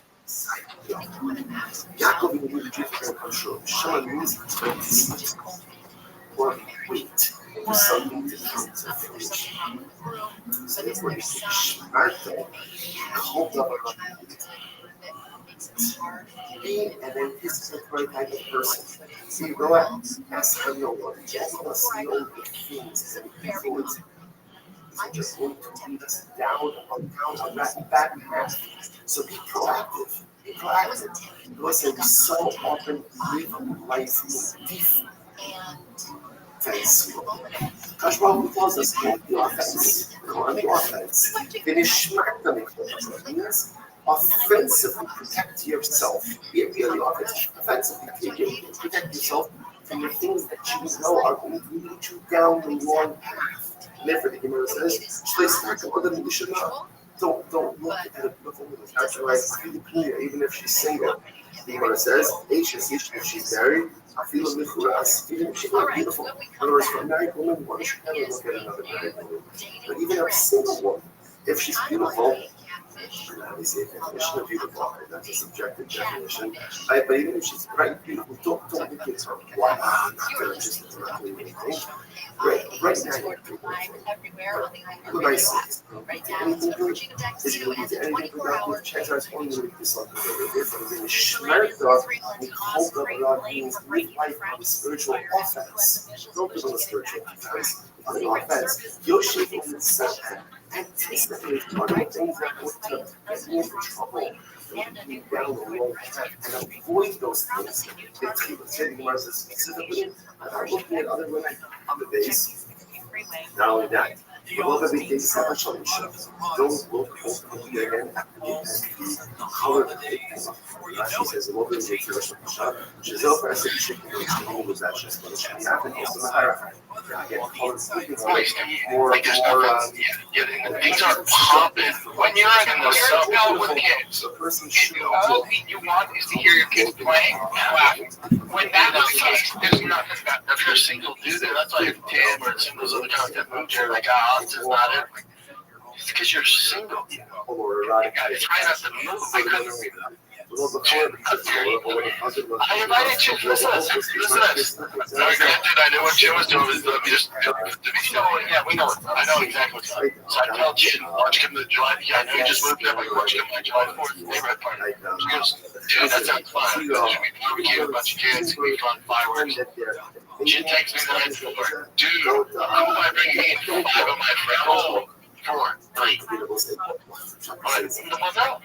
Well, no, he can't be random. He's a girl, but a couple, and their daughter, which is like 5 years old. I thought it would be good in the White House. A girl and a couple. But Jimmy, no, but me and Brennan, we knew. I knew by him, the way he set it up was him being like, I don't want to do it. I just can't make it know. It's like him being like, I know you invited me. This is my way out. Yeah, can't invite me to 75. Because, I mean, I didn't want to leave that behind. Yeah, but I do appreciate the invite. So I wanted to, I didn't want to bail on you. I get it. What did you instead, Jim? Finish. I bailed on that. But I stayed home. But then I went burger shopping afterwards. Oh, wow. You even bailed on them? But then I went hang out with them after. Until the 4th, you did nothing. I said, would you watch TV and drink? Jesus Christ. Because it was so like, it was like storm. It was crazy. I've never seen harder rain. Ever in my life. It was billowing. Yeah, I text you. I was Brandon. It's like, hey man, we're running off 75. We need it, am I right? Dude, I've never seen rain this hard. Do you know what I realized about? I was in Los Angeles. I spent time in the South Bay, Manhattan Beach, Hermosa, and Venice. It's amazing. And you know what I realized? When you're down there, you never sweat. You never sweat. No humidity. None. It was 75 crazy, 74 crazy. I was in a t-shirt. And I was like, this is why LA will always have people. Hard art. That's why I almost said this is crazy because they're like, dude, this is great. You're right. I mean, yeah, I have benefits. Did you see it? Did you see the moment when the child realized that nobody likes it? No shit. Failed on top. So, the story of it is that Chip first moved to Texas. Tom begged him to hang out with him at his house. Chip flew along. And then, when the child invited Chip to his 4th of July party, the Chip tried getting out of it, thinking, I gotta fly back to LA. But then Chop's on a 4th, and Chip was like, alright, I'll come to your 4th of July. Then we found out with the Chop show, Chip couldn't go to his 4th of July party because Chip had people fly in and Chip was hanging out with them. How we find out if Sean finds out he's hanging out with them. He just stayed home. So the excuse Chip used to bail on this dude, he didn't even do it. You just legitimately didn't want to hang out with Brendan. How does that even work? I bet you there was a use. I bet you nobody would. Because what do you say? I'm chilling with a girl, a couple, and their daughters, so they flew in just to see you, and you didn't even hang out with them. You just stayed out. I bet you even that's not true. Chin is coming up with excuses not to hang out with this loser. She's just like, dude, stop inviting me to your house. It's not happening. I'm not going. Catch the hint. The dude can't catch the hint. Like, Calvin wants nothing to do with you. Chin wants nothing to do with you. Like, pick up what they're putting down, my guy. Nobody likes you. You're a terrible person. Your career is over. That's truly sad and pathetic. You realize that though, when Chin was like, you see his face, you're just like, what? But I thought you could encompass hanging out with people. Because even Sean is trying to do the thing of, he brought people. I bet you Sean was like, bring your friends, bring everything, just come hang out with me. And Chin was like, nah, just hang out with them. They want to go sightseeing and all that. And then he didn't even chill with them. That job truly is pathetic. Calvin's hanging out in LA. Like, why did you guys move to LA? You know why? Because Sean was probably thinking Calvin coming out with Calvin. I gotta go back to LA. Then I'm going back there. Just to hang out with you. Let me know your thoughts. So he said, it's not complimenting idolatry because most complimenting idolatry fine, but he was still complimenting your heart. How good and how can we judge that? To which the Gemara answers, Karen himself. To which the Gemara answers, he's down with the support. In other words, didn't came in for your truck got a little stain sticker you put on there, dude, like, you could think of nothing else. So you had a guy in here whose neck's burning, grabs, and not giving it away. It's going to cost to just put on a white ribbon. Here's I'll take you. I was like, that's nice. $4.95. I take you. I said, I'll take you. Oh, wow, damn. But you can get extra 500. You get coffee. The extra money you say. Yeah, I put a American flag on my truck to drive the kids around the neighborhood. They all loaded with that. That thing's so fucking American. So I put the American flag on it. Even I had like, that thing's on the white. It's on the black. I looked up this morning. I'm like, oh, motherfucker. Classic Hollywood would do this to you. Like, anytime somebody's telling you. I remember we have a business manager in Hollywood, right? And they would say to you, they'd go, so we're going to charge you 6%, all good, of your salary. And you'd be like, what? And then you'd like look at it and you'd be like, hey, like, you're making real money, and you'd be paying a lot of money. You have 60 grand, 100 grand, whatever it is. Just, you have accountants, and you call them and go, hey, this is expensive. They go like this. They go, yeah, but guess what? You're actually saving 50 grand. You're not spending it. Because we write that off. It's a write-off. You're like, but I'm still, those are the guys we work with. Well, everybody does that. Everybody's like, we're saving my money, not my guys now. I got a great guy. And my guys were good. And I thought it was pretty bad. It is what it is. It is what it is. I was telling Brendan, I just bought a mattress. I don't know, how much have you paid for your mattresses? I don't know. We buy, you don't spend too much because we'll get, my wife got some mattresses that weren't that expensive. Casper and those kind of mattresses, and what else? $3,000 for like tops. Spent $3,300. Yeah. I've seen that. Is it one of those ones that move and shit? No, but apparently there's like a cooling thing that happens there. You know, they get you your back. They get you with all that horseshit. Yeah, I don't know, but if it's good for my back. We got a mattress from IKEA that's unbelievable. We got an IKEA mattress that's fucking fun. Yeah, I'm starting to. Everybody sleeps in it because that's the best sleeper pad. Because it's one of those memory foams. I use those caps for it's $1,000 shit. It's good for your back. And tops. I think that the mattresses you can spend up to $10,000. There's the Rip Van Winkle. I can't remember. It's like it was some crazy amount of money. Like, you can spend up to $10,000. You spend most of your life. Yeah. How much you sleep? You sleep a lot? I wake up all the time. I like how honest you are. You never bullshit me. You appreciate that. You wake up, you don't say, well, you go to bed at what time? I try to go by 10. And you're not bad. So I'll wake up like every 2 or 3 hours to be. Or just like, I'll just wake up. Yeah, you don't have apnea. I must. Yeah, we need to, if anything, I should be able to breathe better. Come on. Do you think you'll take her out seriously, or you could die? Is that Kittle? I want to go to Ways to Well. No. It's not Ways to Well. We're talking about practicing some self-restriction. Just alcohol. Ways to Well, when they found exercise, alcohol. No, I'll quit. If you take me and I'll quit. Ways to Well, I'm telling you, for the jumping, like, you can't. So like my friend said, how do you have so much energy? I was like, well, from when I don't smoke, are you willing to quit smoking? He goes, no. I was like, well, then I don't smoke. I can't help you. Yeah, I wake up at what time? Usually 10 to 7 in school. No, I try to sleep at 10.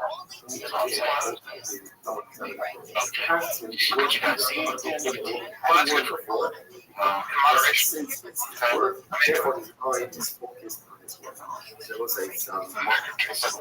In moderation.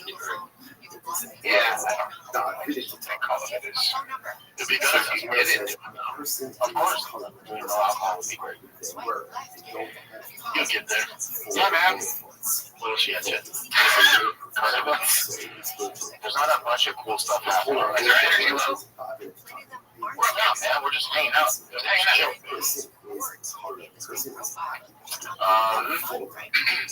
Well, we talked about this on Shop Show. But I heard about what he was arrested for. He was they'd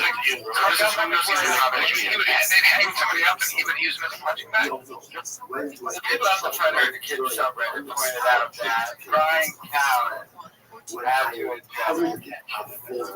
When my life Knocked out, save it up, energy low. There is such, you can feel it.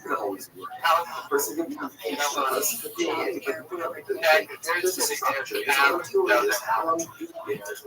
doesn't want to be here, any way, shape, or form.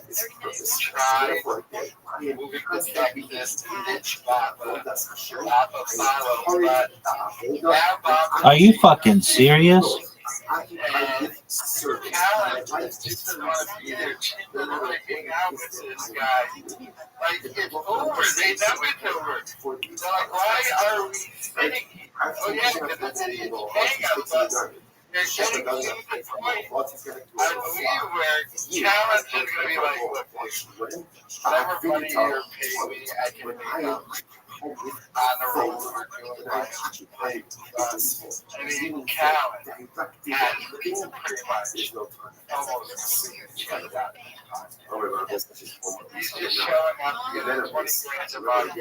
He's taking his style, taking energy. Apparently, everything is the greatest thing ever. What a nail clipper of the nail could never be. Greatest whatever. Everything's the greatest reason to try some kind of overconfidence you're getting to. There's a settlement already. She got $2.6 billion directly between you and giving foreign documents. Your wire fraud, your tax fraud, conspiracy, working with the Bilderbergs that built it there. Hillary Clinton was third plane on 9/11 or something. I don't know. But there was a conspiracy afoot. And they got the goods on you, Bobby. That's actually a part of the show. They don't speak force. Like,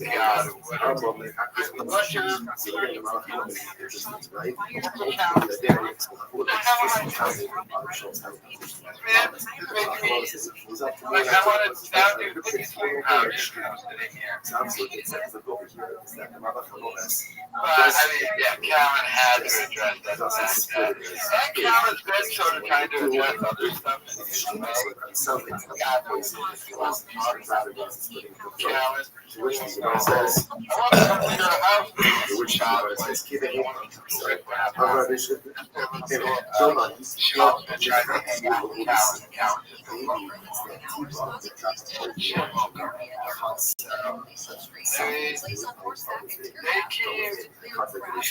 They keep doing it now.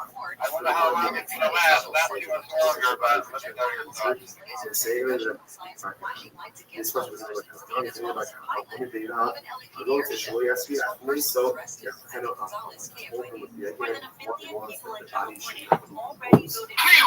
Koos op jouw tijd voor de PlayStation 5. Bestellen in de Google Web.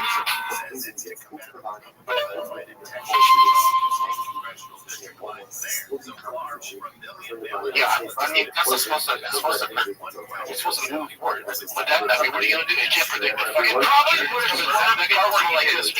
Yeah, it probably would have swerved before he did, actually. He shut down it, but it didn't. Yeah. Yeah, it's Jay Shop's B-Day today. It is? Yeah, birthday. I love Jay Shop. I miss your brother. He's the best. I'll come out here. I love your brother. He is? I always feel like the world is a good place for your brother. Just mellow. It's just nothing. It could be the zombie apocalypse. He'll be like, hey, he's just smiling. He always smiles no matter what.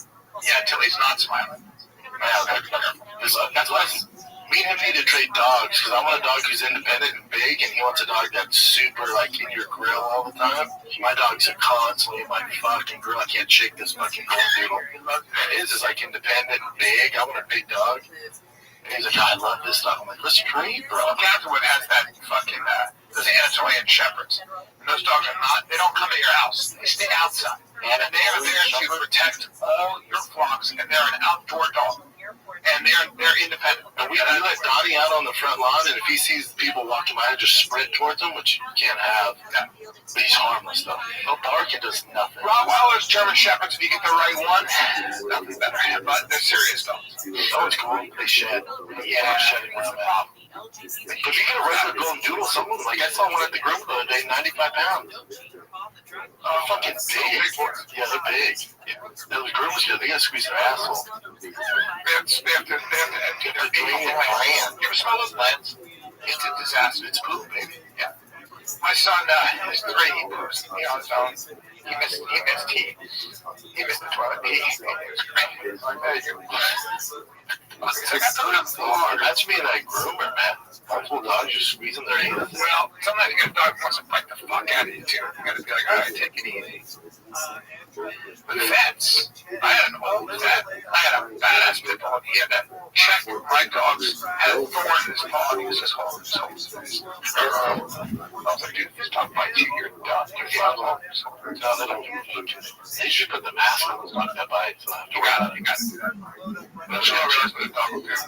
Bite the fuck out of you. I always feel weird dropping like the dog after the groomer. Like, enjoy squeezing that asshole. I'll pick him up in an hour from now. I keep cutting his head. He's like a fucking poodle. Drives me nuts. So this just irritated me. This guy wouldn't have. This guy cancer. I bet it was a colon or something. Did you ever work with him? I never did. My friends who did. He's such a good actor. Just one of those guys who's just highly intelligent. Yeah. It's a private battle of knowledge and White House was disclosed. Yeah. They don't want to talk about that.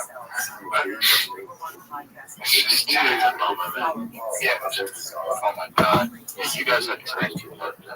Recently. Yeah, it's fucking recently. Like you're in You guys don't say it. It's my friend Fabrizio, owner of the Manitoba. One of my favorite people, one of my best friends in the world. Knew him for 20 years. Had, I don't know, 1,000 dinners with him. And just I find out on my way to Vegas. Out of nowhere.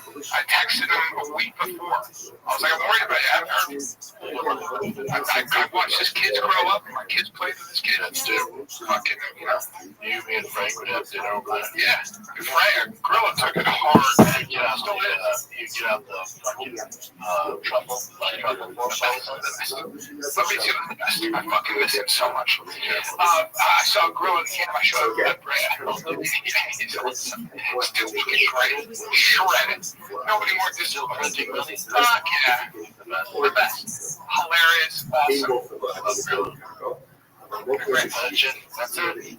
That's it. We did it again. I'll find you again. You kind of ended on a sad note, but we did it. It's okay. It's all right. We did our thing, man. It was. I apologize for it being a little bit of a. Was it a downer podcast? Kids dying in the river. Listen, the good news, guys, is if you want to see me and a lot of great comics in Austin, try to be actors this Wednesday at the Sunset Strip. He's great. He'll be there. I'm going to try to get him on the panel. It's going to be fun. We got some great panelists. We got some great comics. They're going to be trying to put this guys Alfreda. So that's basically it, man. I'm going to be in the Helium Comics up in Atlanta, Alpharetta, Georgia, and that's July 25, 27. Yeah, 25 to 27. Charleston, South Carolina, August 1 and 2, yes. And San Diego, California, might drop August 22 and 23. We're going to change the world here. Charlotte, North Carolina, September 19th, 20. Let's go. Let's go, kids.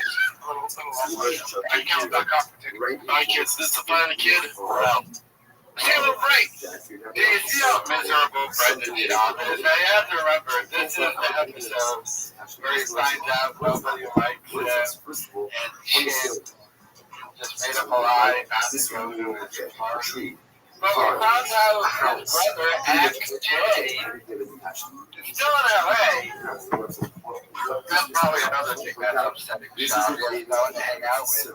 But he has the state where even his brother doesn't like him, and he has it moved to Texas. I'm pretty sure his brother, his job, other than being a rich kid, like job and living off his father, is like, isn't he Brendan's like personal assistant or something? Jay Shaw's job? I don't know, whenever we found out Shaw hates his dog. Like, he hates his dog now too.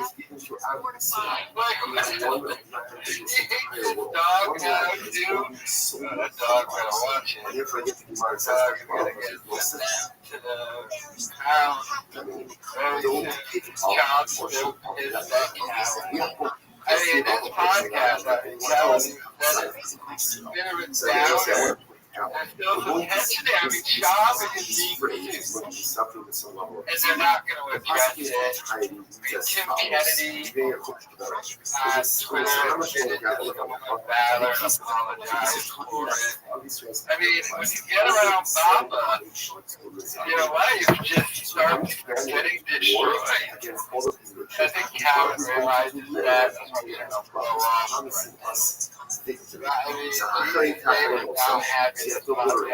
Because behind the scenes, we know everything that's happening. We saw what not the budget happening in Shop, the fact that he's being sued. Then we found out Mercury that the whole for there. She had already won $1.6 million lawsuit, and she's getting she's got the paperwork. So they trying to get a conspiracy. It's miserable.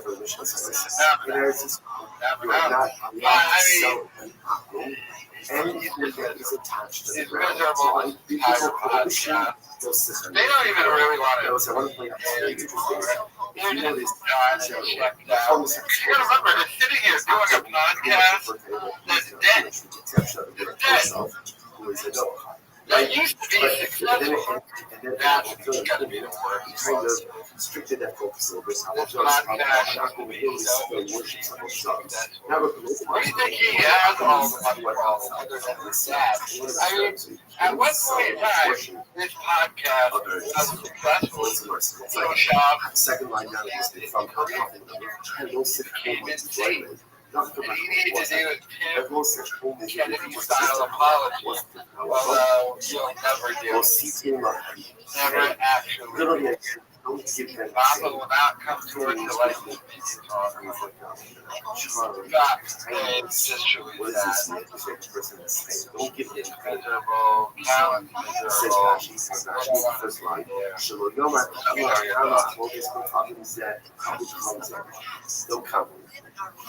Interesting. Right, so most of the promotional thing don't complement the aqua.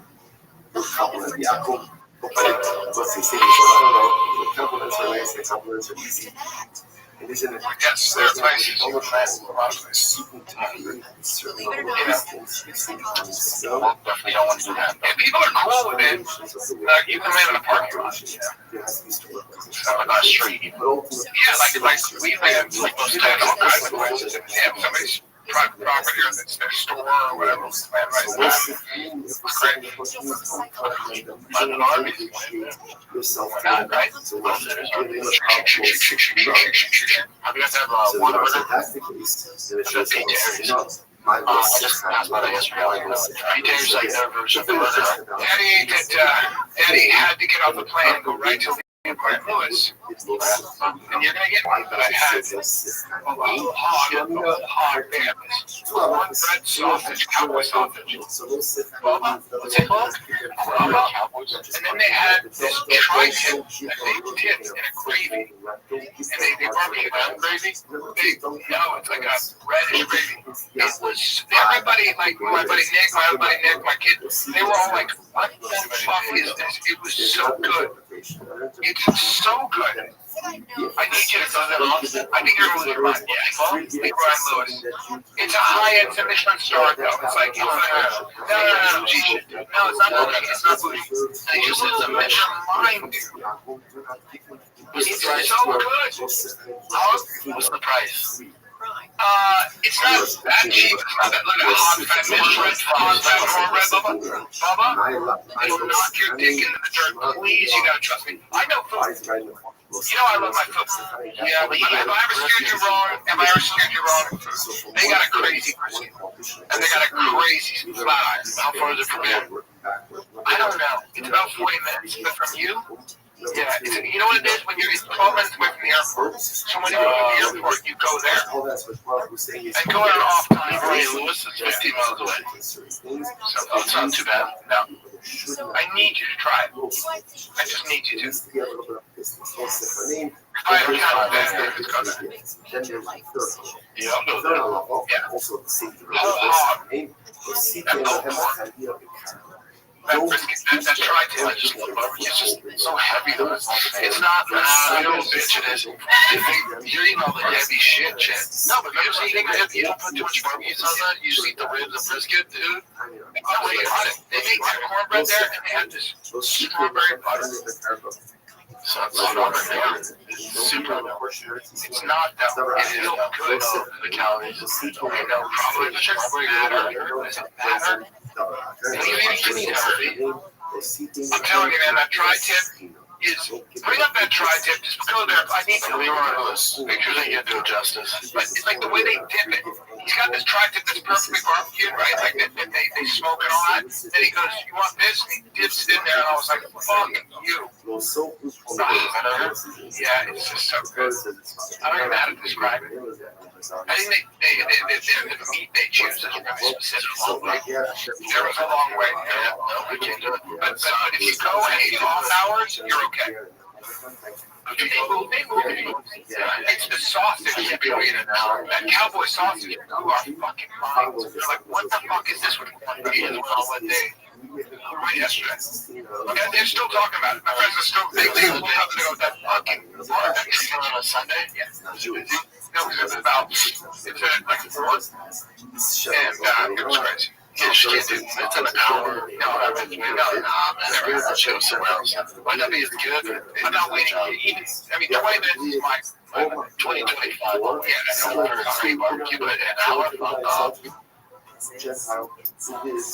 What do you got to? Because Austin's supposed to be eating breakfast tacos, so I don't eat breakfast. Yeah, breakfast tacos are just like midnight. I don't do breakfast tacos are eggs in a corn tortilla. I don't have to do bacon. You do it right. Salsa. You do it right. One of the best places for breakfast tacos is actually near the Four Seasons. Right on Congress and Cesar Chavez, right there. I can't remember what it's called, but it's fucking delicious. The dumbest one. In LA? Maybe El Pastor. Maybe called El Pastor. But it's so good. That might be wrong. Take a little break, bacon, get sushi. Don't worry. We stay up for you are listening. Good sushi spots. Yes, I mean, the decision was trash. Dude, like Cassie Means, that woman who is, I guess, the health and human services, like director right now. She was there for the nose and throat. She had to Stanford and dropped out her last year or something. She's not a practicing doctor. She got her degree, but she's not practicing. And she was talking about how she eats, she has regenerative olive oil, not canola oil, regenerative olive oil from this farm. Then you go to the website, and for a quart of it or less, I think, it costs $48. It's like, hey, most Americans can't afford $48 for your fucking olive oil. That's why we use canola oil. Why did you go to our website? I did this on social media. I was like, what are you doing? Like, it's nutrition for rich white people for other rich white people. Shut up. You better get steak out here, Chip? Number 2, the only beef that I had was barbecue chips. Chips is that awesome. I think it's maybe Jim's Smokehouse. I think it's Jim's. I think Jim's or Joe's. Yeah, it's Jim's. I think it's Jim's Barbecue Austin. And that's it. You know Joe's Smokehouse? Jim's or Joe's? It's Jim's. It's Jim's. Yeah, that's Jim's Smokehouse has to be. Yeah, that's because they have the Jamaican kid killers in that truck. It's great. Yeah, it's my favorite right now. It's just heavy. That's the only problem. It keeps hitting and it's bothering me. You can absolutely. And I like it. I keep saying it's heavy. It's heavy. But then maybe because he did it with 19 beers, it's fucking heavy. The onions and the pickles kind of cut right down. See the pickles here and onions? Yeah. That looks actually really good. I could eat that every day. My fantastic. How far away? 5 minutes. Okay. Is it a real 5 minutes? Yeah. Google that shit right now. We should have sausages here. 6 minutes. Why about 50? No. Do it. Go right over the bridge on the left. Watch how close it is.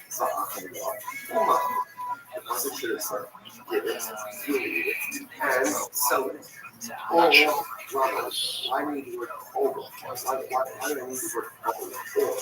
7 minutes. There you go. Thank you. Super cool. Let's make it happen to that. I've been hard not to. Hard not to inspire. Apparently there's a good Wagyu beef or joint right now. Saw you when I came in,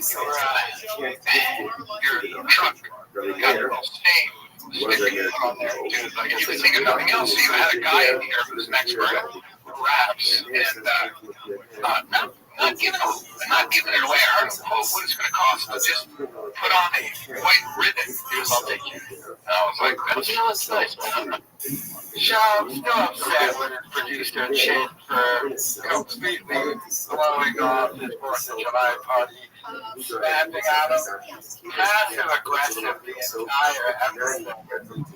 I mean, these guys don't want to do this, yet they continue to do it.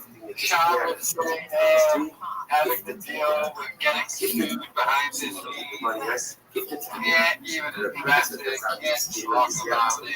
It's a sad state of affairs, but he is super pissed that shit. All because, well, he was forced to shit. Shit made up a lie about people visiting him, and then he didn't even hang out with them. He just didn't go to other but I mean, these guys so do not want to do this podcast. And yet they keep doing it. For what reason, I don't know. The podcast is dead. So the fact that they even keep doing it is bizarre. I mean, I think at least like the COVID hour, that is a little bit successful. Well, more successful than that. It still doesn't really make that much money, although I think they still have some overs on the Patreon. They kick into the thing. But a Mama, passive aggressive, mad at shit. Let me know your thoughts. Sell it to you, but you cannot gift it to me. So let's say, remember again, this is my whole guest, this time of the previous discussion, what was that for? Let's get a little more serious now. I'm excited to show. Get serious. I'm going to show 10 Kennedy posted this. Yep. Recently. I don't think he posted it twice, but it's easier to read on this. Yeah. Alright, this is Tim Kennedy referring to, what would you say? Yeah. Referring to the, Tim's done, like, let's get off track here. Yeah. So Tim is apologizing for elaborating things that, one of the things he said when he did a podcast, and he was playing with his dog, whatever, and they said, hey, you want a Bronze Star with a V? And he said, yeah, and they said, what was the story? And he goes, V, yeah, I shot a bad guy, and then he shot back, and that was it, or whatever. And then what people have to understand is, after that, that, people would always say you want a Bronze Star with a V on Fox and stuff like that. That's a big deal. He would always correct you. Can you look up with a Bronze Star with a V? Yeah, so I'll tell you what it is. The military support the highest honor. So What's the highest?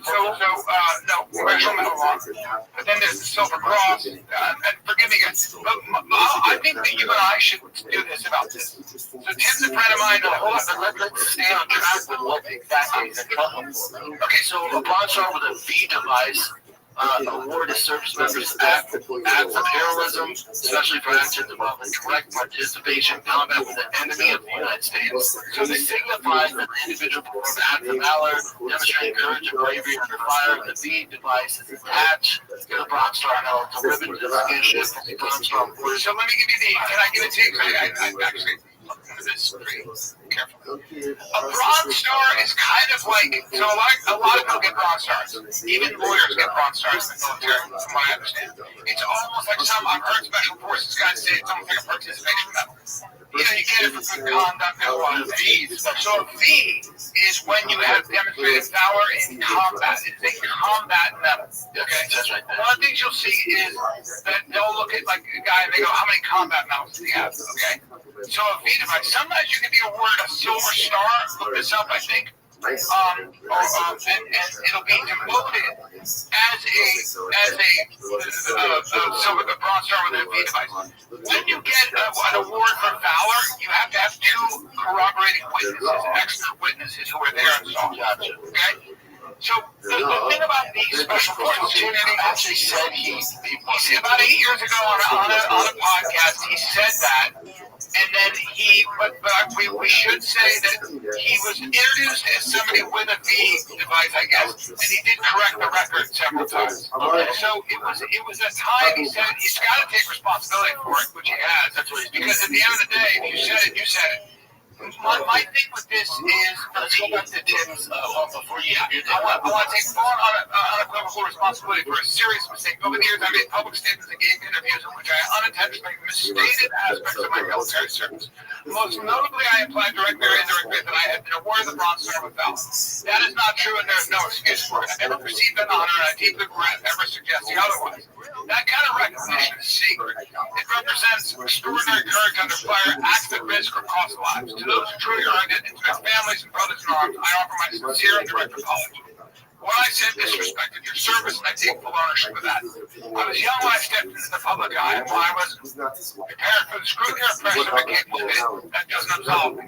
I should have known better. Integrity is not situational, and I failed to uphold the standards I claim to represent. To the military and veteran community, especially those who served in combat or lost people they love, I am deeply sorry. I know that I let many of you down. You had every right to expect more from me, and I didn't live up to that. This apology is not the end, it's the beginning. I am committed to rebuilding trust through honest reflection, visible accountability, and ongoing public service to the community I misrepresented myself to. I will no longer speak about my service in a way that elevates me beyond what I actually did. From now on, my words will be guided by truth, humility, and respect. I understand that words alone don't heal disappointment or restore trust. Only time and action. Thank you for those who help me accountable. I will do my best to honor that accountability from this point.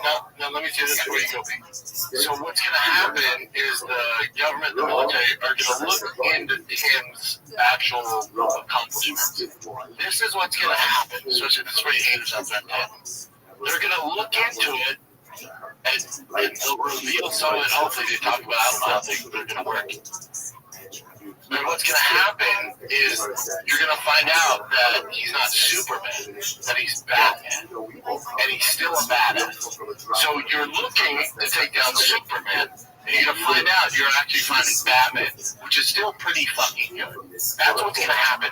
And I think that what would be good for us and prudent for you and I as civilians is to not comment on any of get involved in this military stuff. I talked about all die on the hill for Tim Kennedy. Yeah, me too. I love the Now, when it comes to the nooks and crannies of military, I have to just find out what a fucking the V is. I don't know that window. I've never experienced anything. On the background. That's how I feel. It's like I talked about this. I'm telling you, you guys are trying to take down Superman, and what they're gonna, what's gonna unfold is you're like, holy shit, he's not Superman, he's fucking Batman. which is still pretty fucking impressive. I would say this about Tim is I know Tim as a civilian, and I've known Tim a long time as you have, and I spent a lot of time with Tim. I know Tim as a civilian, not a war fighter. I know Tim as a professional athlete. Yes, for very long. Yes. So I've seen him in both aspects, and I think you would agree. This is me going hard in the paint for Tim because he's my friend, and this is who I am.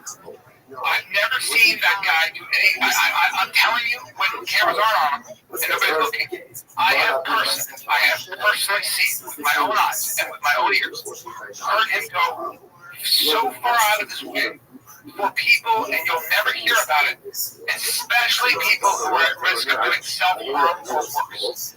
Tim has. I mean, he doesn't want me to do this. He doesn't want me to do this. He doesn't want me to do this. He doesn't want me to do this. But I have to just at least speak on this. I'm not going to say the other stuff. I'm just going to speak on this. Whatever he said, he's going to be held accountable to. You know, a lot of these guys, these Delta guys, this guy Tucker, Brent Tucker, he was an A Squadron guy. I'm not fucking getting involved in that. These motherfuckers have risked their lives. They went through that. Their own ecosystem. I am stepping out of that. I'm not going to defend him on that. I'm not going to do any of that. All I'm trying to say is this. From what the things that I have seen with his generosity and what he's done for people who were really at risk of taking their own life, I have not only lent my very lame hand at that, whether it was emceeing, thing on veteran suicide, I'll do whatever I can. I'm not in a position to talk about this. It's a sacred subject, but I have seen that man go out of his way, including get in his truck and drive places for a very long time to take care of somebody. And if nobody knows about it, nobody just get with the floods. Listen, at the end of the day, we're all complicated as human beings, and I've known Tim as a civilian, and from what I've seen, I love him. You're taking down a bad guy, and I hope they're going to do that investigation. I hope they reveal what they find. Again, you're going to find out. We don't know. I'd be careful. For Superman, it's Batman, and still impressive. I just think Tim's a 3M friend. About 3 of them in my life. Yeah, Tim's a 3M friend. That's true. I could call him with anything. I don't bring my kids to anybody. Oh, where's your tickets? No, not happening. Because if something happens to those kids, you're fucked. Yes. I will kill you. If something happens to those kids, I don't give a fuck. Listen, you're not. Your life and mine are going to change forever. Yeah. I don't trust anybody. Yeah. Tim was saying, I'll take Tiger when you ice cream goes. It's not even like God. Yeah. And I don't have 2 people. Not only that happened, I have done that with my kids. And I've done it several times. And so, for me, again, my experience with Tim as a civilian is nothing but he's one of my favorite people on the planet. But he's got to be held accountable. He will be for this. I'm not going to step into that. We all make mistakes, and we all. And this is his mistakes, correct? This is his thing to deal with. I'll let the veteran community and the special forces guys help. You're not going to get away with anything. They're going to do it. They're going to do it. And then you move on. I'm telling you, this isn't the guy to aim for create videos and throw hate at. The internet's wrong with so much shit all the time. They got their good people. I'm telling you on this one, folks, there couldn't be a worse guy to try to tear down. He's going to be held responsible for this. I'm fucking telling you. You wish you had a friend like Tim Kennedy. So, let's take a little break. I love how Tim Kennedy admits steady lies. By the way, it's not like he willingly came forward. The jig was up. The jig had been up by Tim Kennedy for a while, and he finally just had to admit it. You got caught. You got busted. She comes forward, admits the lies. And Sean and Callan are still defending. And they're still trying to defend the lies. Oh, I swear to God, Sean said that. And that you say one more thing. You really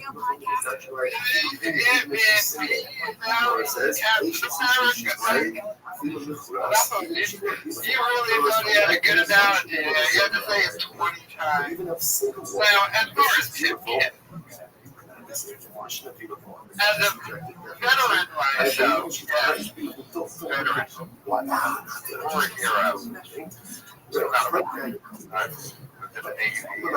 got drunk and got trouble, whatever, we'd have liberty. Kind of get press 45 in Japan. Yeah. And World Tour down here, carrier.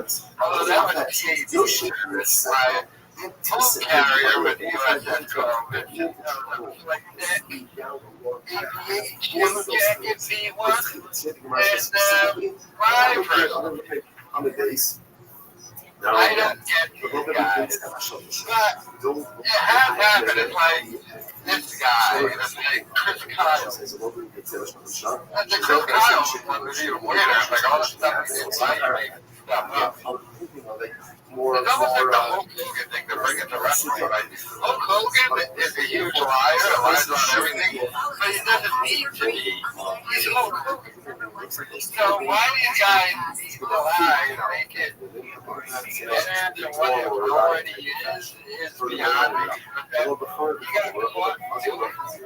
It's kind of pathetic with the fact that these guys are tripling down and defending and it's being like, I die on the Tim Kennedy. He's the nicest guy ever. Al Capone was a nice guy until you looked into the mob stuff he was doing, but then he gave the charities and everything. The doubling down by these idiots. I get he's your buddy. I'm shocked he even talked about it at all, but like, it's one of those things you kind of have to talk about it, just like he had to come forward and admit that he's a liar. He's up.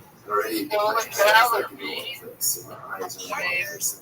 The guy was Juggernaut, now he's Nightcrawler. Trying to take down That analogy Shaw was doing really trying to take down Superman, you still got Batman. Well,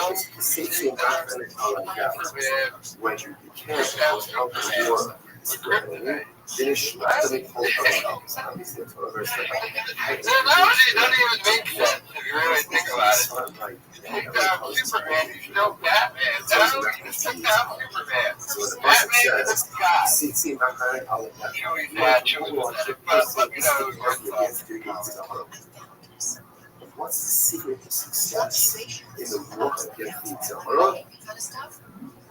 In the Shmartel, the secret to success in the work of Torah is not good. What up, Zoot? If you want to make sure your car won't get stolen, buy a 6-speed. Zoot. How was stand-up comedy, big dog? Oh, it's tonight?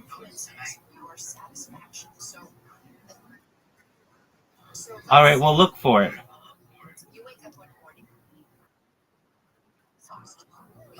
Did you bring it home?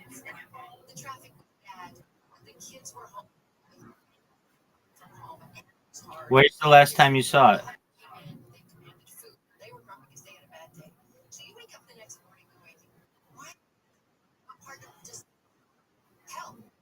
Okay, where did you see it?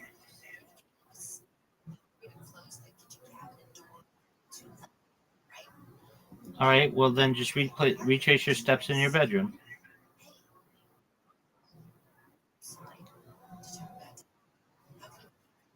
What up, baby?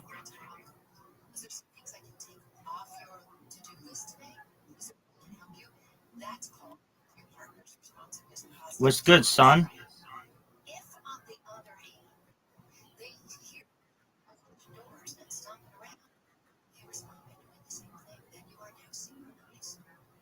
Dog, are you talking or are you jerking yourself off raw? Oh, excellent. Where was it?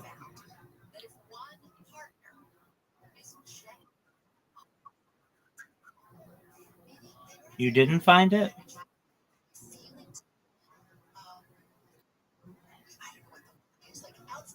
Okay, well, that wasn't cool.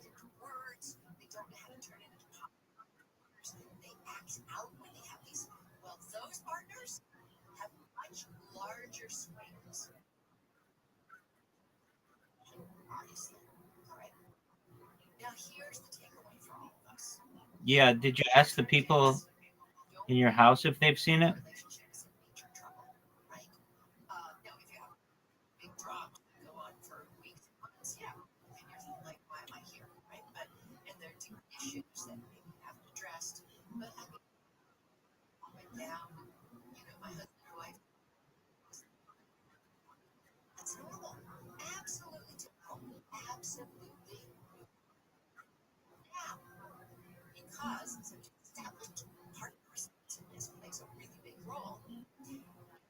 What up, baby?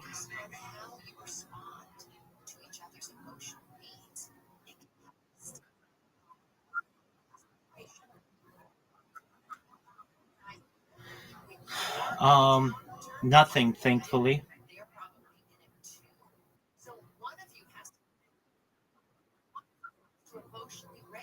You mean not really. You mean something that like um a note that I had on the wall.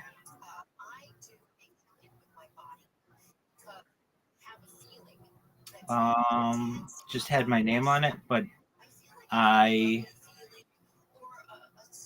put it on my wall. And I don't know, it was just like a post-it note. It could have fallen off and gotten stuck on something.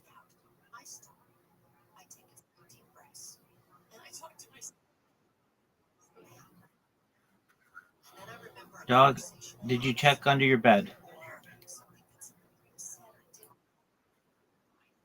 Okay. Why don't you get a flashlight? Okay.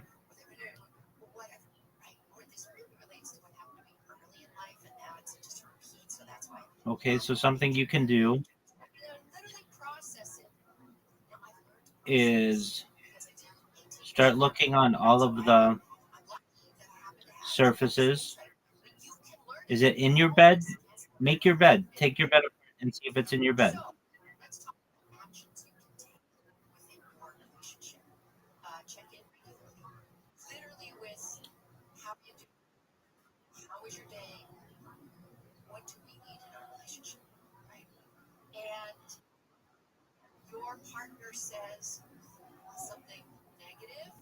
You just what?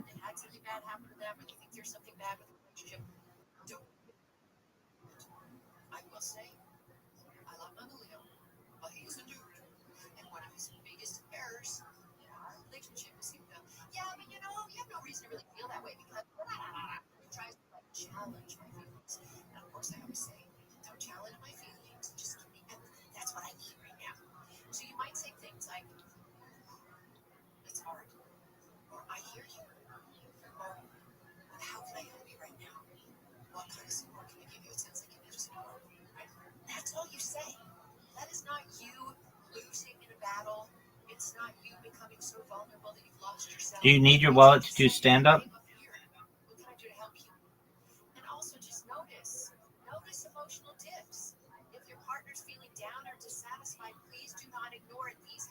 Zoot, are you going to answer me or are you just going to jerk yourself off raw?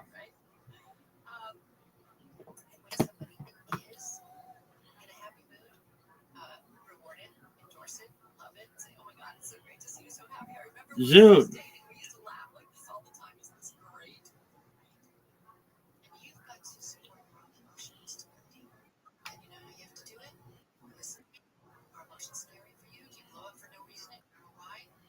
Zoot.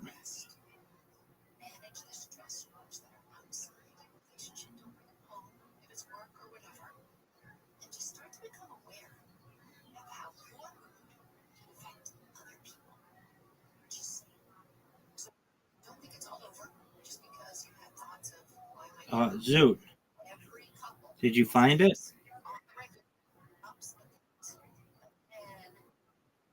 Okay.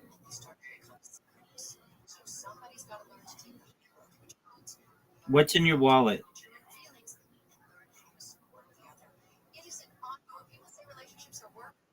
Yeah.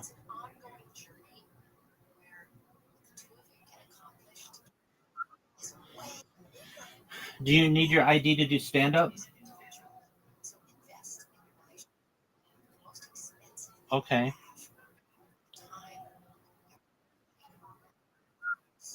Could you have left it where you were last outside? Follow me on social media. I post videos nearly every day at Dr. Wendy Walsh, at Dr. Wendy Walsh. But I'm always here for you. 7 to 9 p.m. It is my pleasure to weigh in with the science. You've been listening. All right, why don't you look in your pants, dog? AM 640 live everywhere on the iHeartRadio app. Here's the latest. Some of LA County's federal dollars could vanish as the government shutdown drags on. Yesterday's nationwide No Kings protest may have made history in Israel and Hamas blame each other for breaking the fragile ceasefire. Check the 10 freeway when we come back. I don't know about you, but every time I turn on the TV or check the news, all I'm hearing about is gold. It's either hitting a new all-time high, breaking another record, or some countries racing. Is it in your pants? Look, we all know owning gold just makes sense, but here's what most people overlook. Who you trust to guide your investment matters just as much as what you invest in, and that's why more Americans are turning to Noble Gold Investments. Noble Gold's number one priority is you. When you reach your financial Is it in your pants? Did you? Where was it?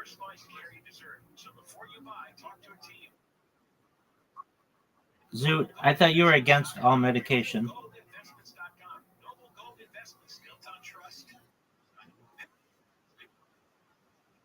Okay. When's your next appointment with the people?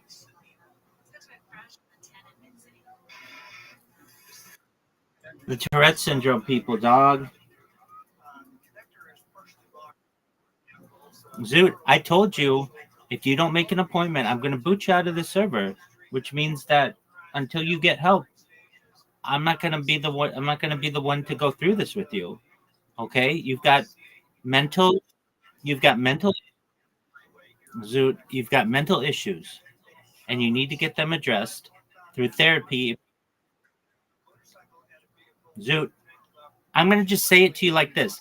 I don't like talking to you when you don't seek solutions to help you with your problems. You're annoying. I like you, but when all you do is talk about the same things and you call me stupid and you call people in here, you tell them to shut up. I can't tolerate that, man.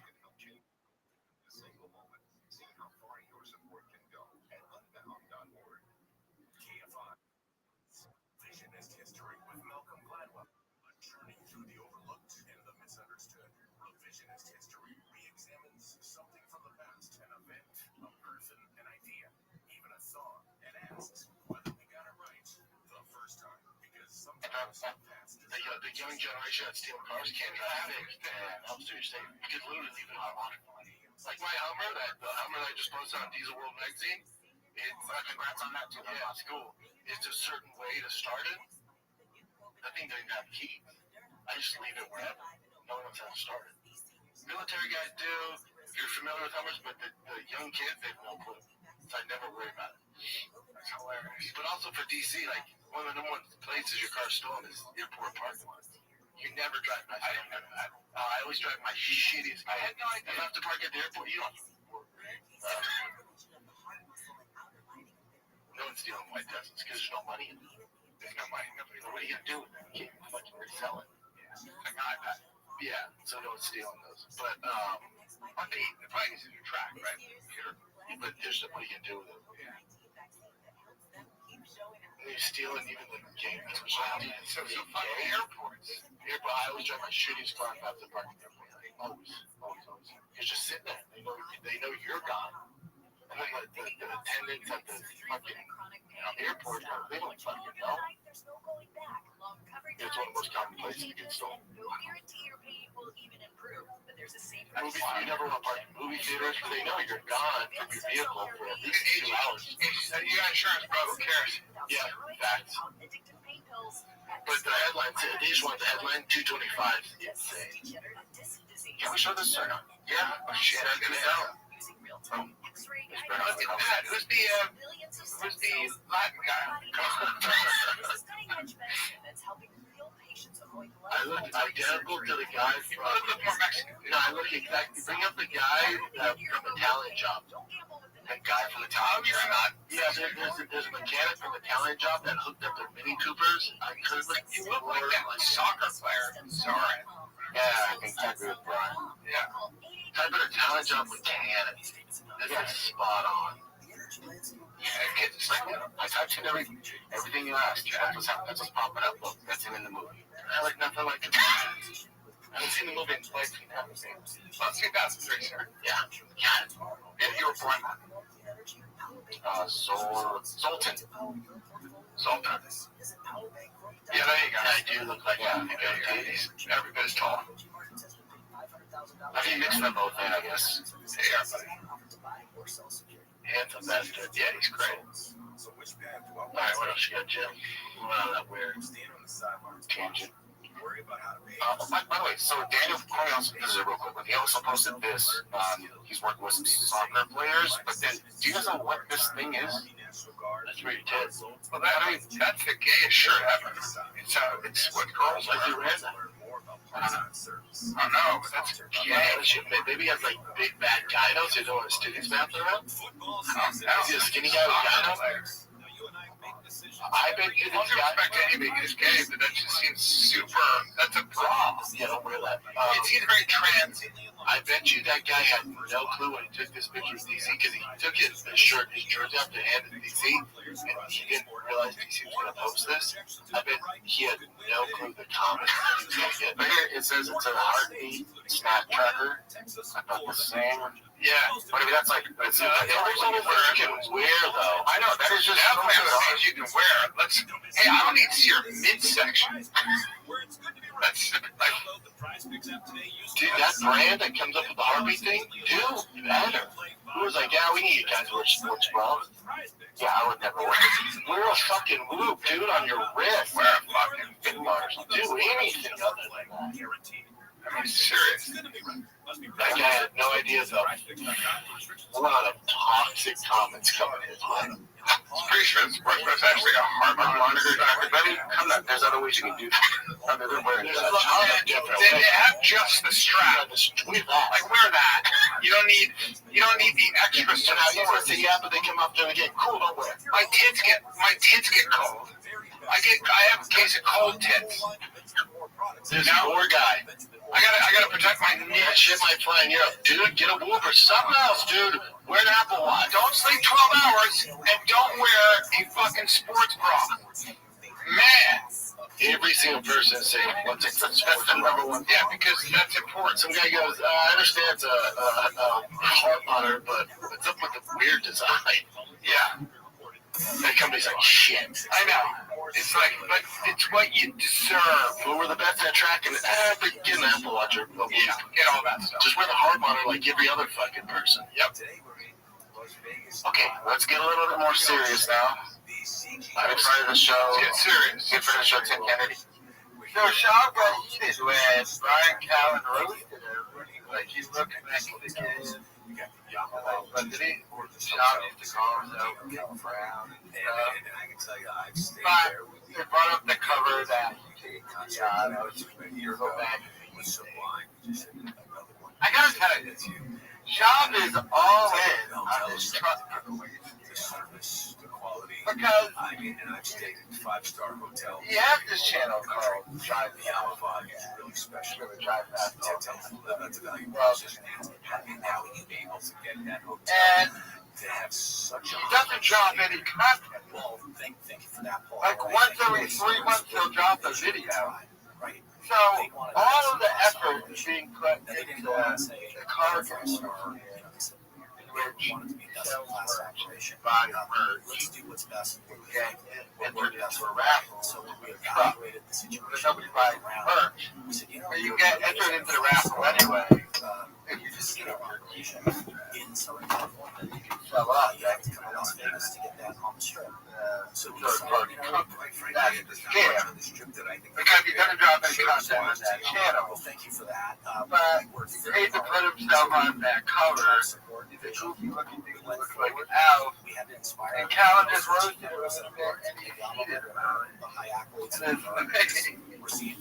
How done Calvin, by the way. Calvin is like doing yoga on that chair over there.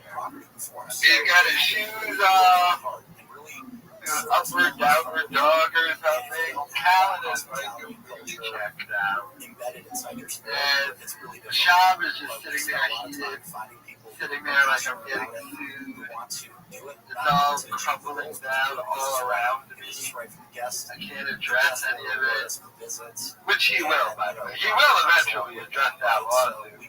Unknowingly, he'll say something stupid. He'll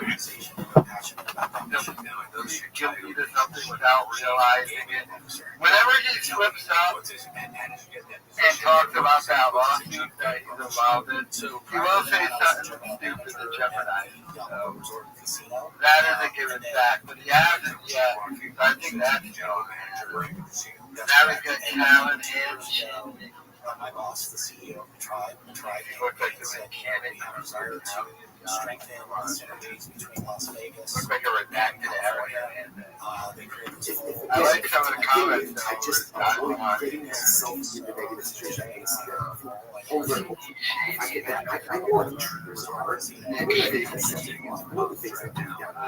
know it's not like it's I know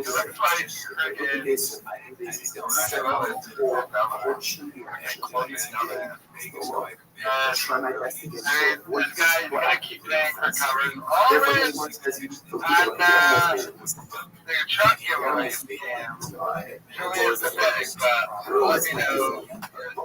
Why put yourself in that situation? It says, Molly and I cannot come this. Even if you're filled with eyes, like being they'll discuss that reference. But it's so hard not to get not forcing to see us eyes actually discuss what that means.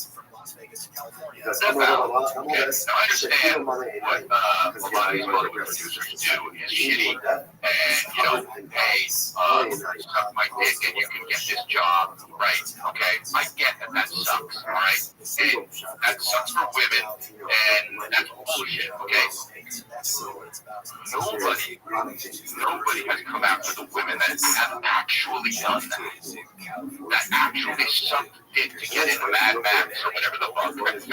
And how about how you are taking jobs from women? How about how you, because of that, are being shitty to women, right? Argue with that. It's tough. It's like you, so you did it too. You took part in that, but it's just the producer's fault. No, I get how the producers are wrong. Fuck them. But what about the women that are now in movies because they fucking. No, but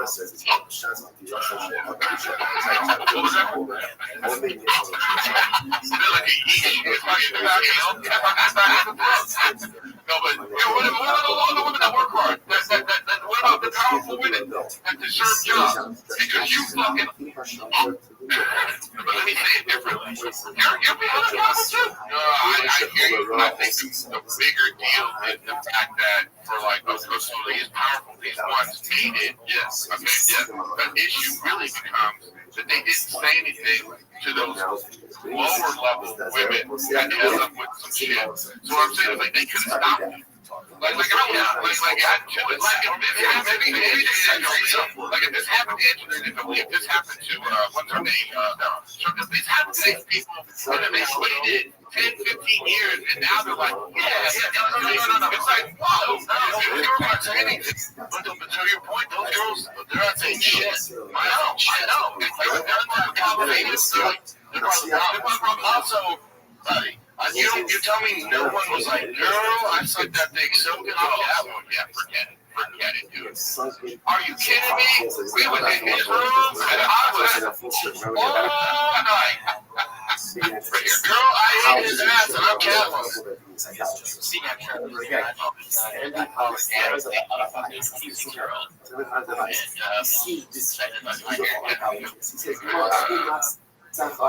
She's a big girl. It's not time to acknowledge it because let's just go slip in there, Kev. How good that's right. Well, I don't know how you get in. Dude, that's how hard as a dick. They're talking about already hate each other. She's easy on the eyes. We should make sure she doesn't get old and turn into remember she made that monster movie? Like, never matter my age, you should be the one to, like, fuck you. Like, I'm gonna She has to be mid-50s or single as fuck. Fucking 26-year-old. There's a 15, that's it, I guess. Oh, wait, hold on a second. Let me do what they do. He's a baby. Yeah, I know. He's a baby. I know. He's a child. I can't believe you did that. And yeah, you know what I mean? Like, that poor guy she's talking about is the double standard is real right there. You know, and I said to her like this, yeah. Have you guys seen some of these teachers come out and going to prison for fucking the kids? Where were these teachers when I was a kid? They're like fucking hot, man. My teachers were fucking warlocks. Fuck off. I hate that shit. That's so annoying, dude. But I know those poor 16-year-old boys, what are they gonna do? Well, no. That's the thing. Maybe it's traumatizing to them. Maybe it isn't. Either way, it's illegal. Go to fucking jail. I don't. The law is the law. You know? Yeah. It's like it's annoying. Yeah, man. But that's like, you know what I mean? It's like, I hate you see that, and then, you know, all of our daughters, like, dude, you see her say that, we go, yeah, get it. You know what I mean? It's like, you would have fucked her if you were 26, and you're 40, you'd be 50 now, and you'd be like, no, I did it. Society wouldn't be like, maybe you fucking made you do this, and you fucking, it's such horseshit. You're 25 years old, you do it. 26 years old, you do it. Fucking, you're an adult. I would say just like, if it's such an issue, then just raise the age of consent to 30. Yeah, do that, and it's illegal after. You know what I mean? You know what I mean? Like, make it like, if you're 20 or make the age gap illegal or something. You know what I mean? But it's just like, but that's all like you know, pretend virtue signal. That's another one there. Sure it is, unless, you know, until like, you know, look what's going on with Jared Leto. I don't know if he actually did that shit or not. But like, right. It's like, you know, what's going to happen with that? I mean, is it? I don't think. This is my thing. Okay, let's relate it to the Diddy case, for instance. So, you know, the court of public opinion and the internet would say, oh man, this dude is doing a bunch of stuff. And then when it gets into the actual legal system, right? None of that stuff's real. There are no tapes. You know. And here's another example. The FBI guy that was on Joe Rogan's podcast, he was like, if you think we had tapes of people doing things on Epstein Island, you don't think we would go after, you know, right? So what I'm saying is, like, we don't really know what's going on. So in terms of this level thing, it's like, this is just an internet thing for now. People try whatever they're saying, and if they can't, you know, if they're pursuing it, if they have evidence, then they're gonna get them. That's what they do. The government, it comes in, they investigate just like Danny Masterson. Okay, he got accused. They went to court. He got arrested. He's now in jail. You know, that's how it works. But we feeling terrible. Is it all over? I don't know. You know what? Things come so fast. Gotta die down. Yeah, so fast. Even know. I just want to let the world be like and what, you know, they're gonna, you know, I have to replace with you or something. Or whatever the fuck. You know what I mean? Well, like, I wonder what they'll do with, like, you know, he's got 2 movies. He's supposed to be Skeletor and also. You know, it's funny, I watched that movie just so in my mind I could envision exactly what it is. I'll tell you right now, I killed that movie, bro. I really did. But whatever. Dudes, I gotta roll. Dudes, I love you, my bro. Love you, bro. Good to see you. Dudes. So obviously, that entire race, Chris D'Elia was talking about himself. I guess he immediately brought up the Tara. And I agree with Eric Wilson. I love watching that movie because it's the entire time. I'm trying to think, what that movie was like with Chris D'Elia and the Tara? And I can't see it. I guess his frustration was taken out of him because of all the accusations against him. It must have been to the frustration for Chris. Because he has all the accusations. His career. This dude, he was about to be handed he was upset. The best thing to do. And then it was all taken away now we ended up on a podcast with Brendan John. What a ball. So and the FBI didn't get involved because they were investigating Chris. And apparently they dropped it. This is according to Sean Ryan Gallagher, as one of their defendants, a couple of months ago on their show. Chris Louis, they didn't have to do anything.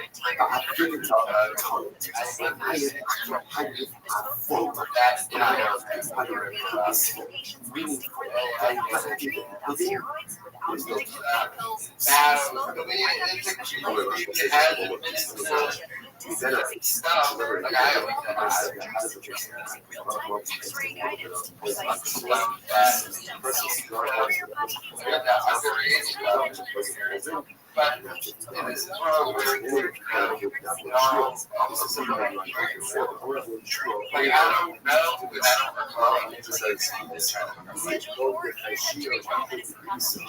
don't know.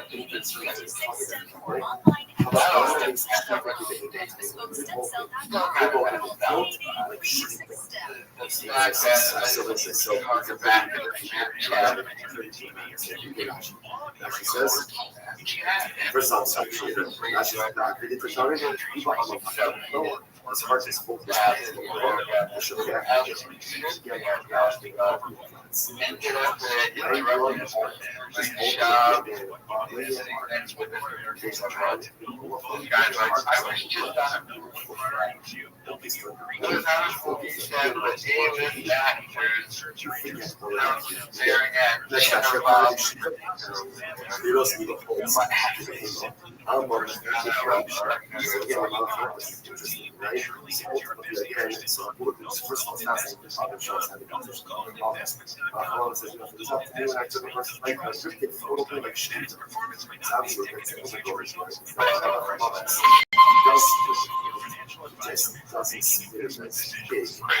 You get two of the same, you get one from someone and one from another one. I feel a Martin Lawrence movie coming out.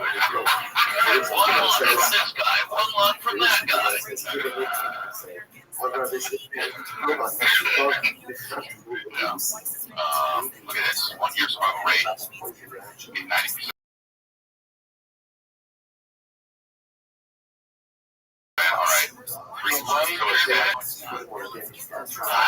10-year survival about 33%. Oh my God. You know, I thought they were going to get a thing you get your own parts. The sixth day. He just went to the sixth day with Ronald Schwarzenegger, so he's a little bit. No. You just watch it, man. You just pull that referee. No, I got to admit, that movie is so bad. And you didn't one of them terrible memories. You remember it? Yeah. Because the alligator, he says, real lug. Like he just turned it into lead. That's what he was like when he shoots an alligator. You know, Running Man was like a building man. No, that's crazy. Running Man is more of a classic movie than 6 Days. Classic. I met that alligator.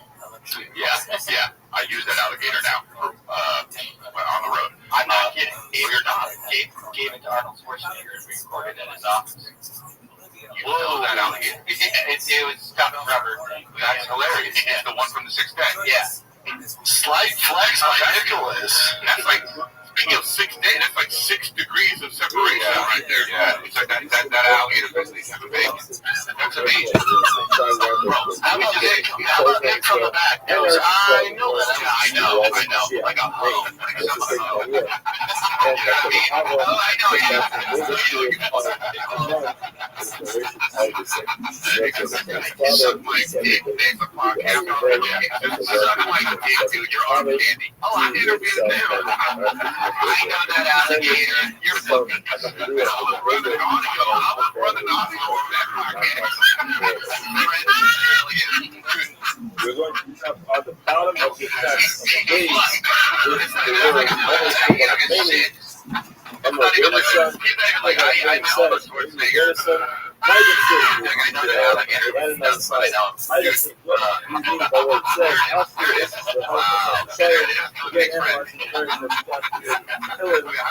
about that your legacy, dude?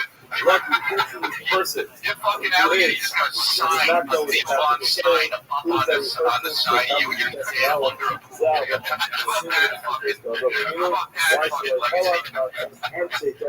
that? He did not follow the path of the lazy dog. This alligator being such a fucking idiot. This alligator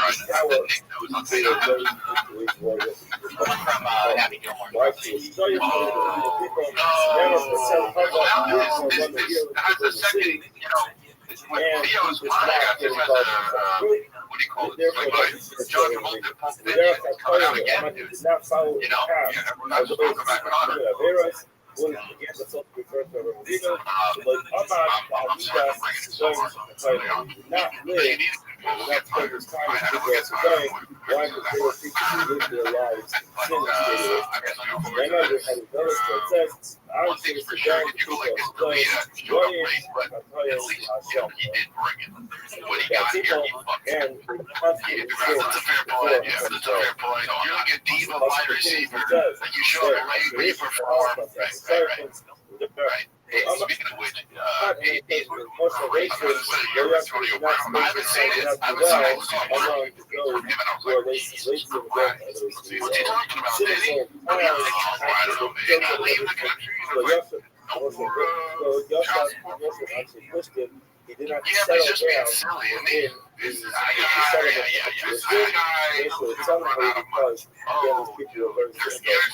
could run real fast, but you're going to run real fast out of money. Like, this is a 30 for 30 waiting to happen. He's not even getting 30 for 30. When he has his realtor's license, he's just like, come on now. You know, say, there's no way. How can you, because the dude, he made a lot of money, a lot of money, right? Yeah, but dude, I don't know, but he's top 5. In his previous, you're talking about, he was all pro for a number of years. I mean, top 5 now in the last freaking 20 years. Monster. Yeah, monster. That's 36. I made a lot, but I don't know, man. Yeah, I mean, I think the guy kind of money runs out. What's he worth? About 80 million. Interestingly, Rashi tells us that although he did live among the Philistines. In other words, among the people of Sodom, he did not live. Look at Rashi, the Pasuk says, Yeshekar Beinayim, this is the Yagar Avram, he dwelled in the land of the Philistines. Exactly as it says, it's very different between Avram being guard in the land of the Philistines. Interesting. It says the Yeshua Yaakov, the Eretz is the rate of it. The Shana comes out. There are two different types of life. Rashi himself says the Bikish Yaakov Leishes V'Tava. He wanted to live a life of Leishes. He wanted to be Leishes. He wanted to settle. So the term like Yeshes refers to a person who settles down, joins within the community, becomes a member of that Kehillah. Like Yagar is not the temporary the person wants to be there. This is however he lives among the Philistines. Yo, what's up, Dylan?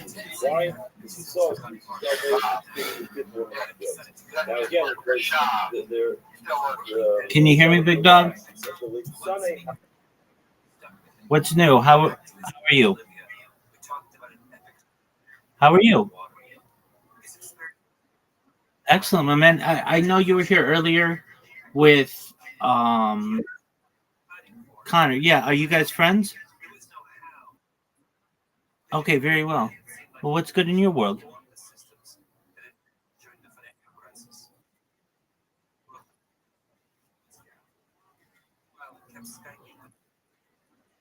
The water activist Marcella.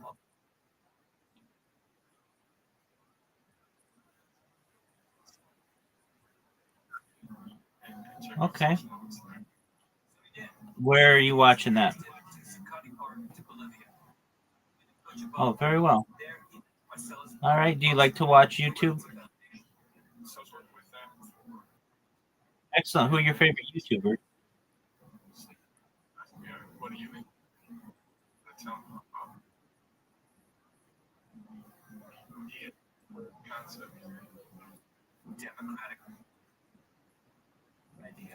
All right. What kind of videos do you like aside from debates?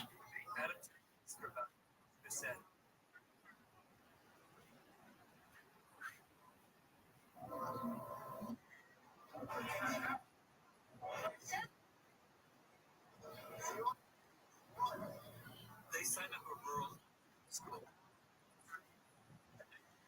regular high school, and added picking the student council. Wanted to be put their name forward. Well, very well. Excellent. Do you like documentaries?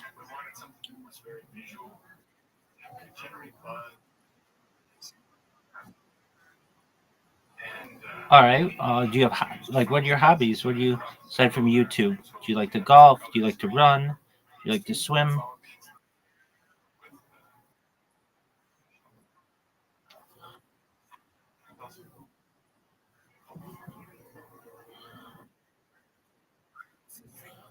It's brought to you by Pushkin Industries and KF. So, wherever.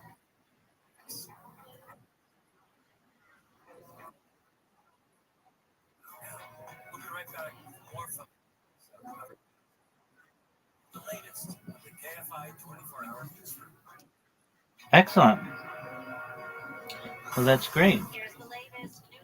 All right. Well, I'm just chilling watching Jewish lectures. Feel free to enjoy.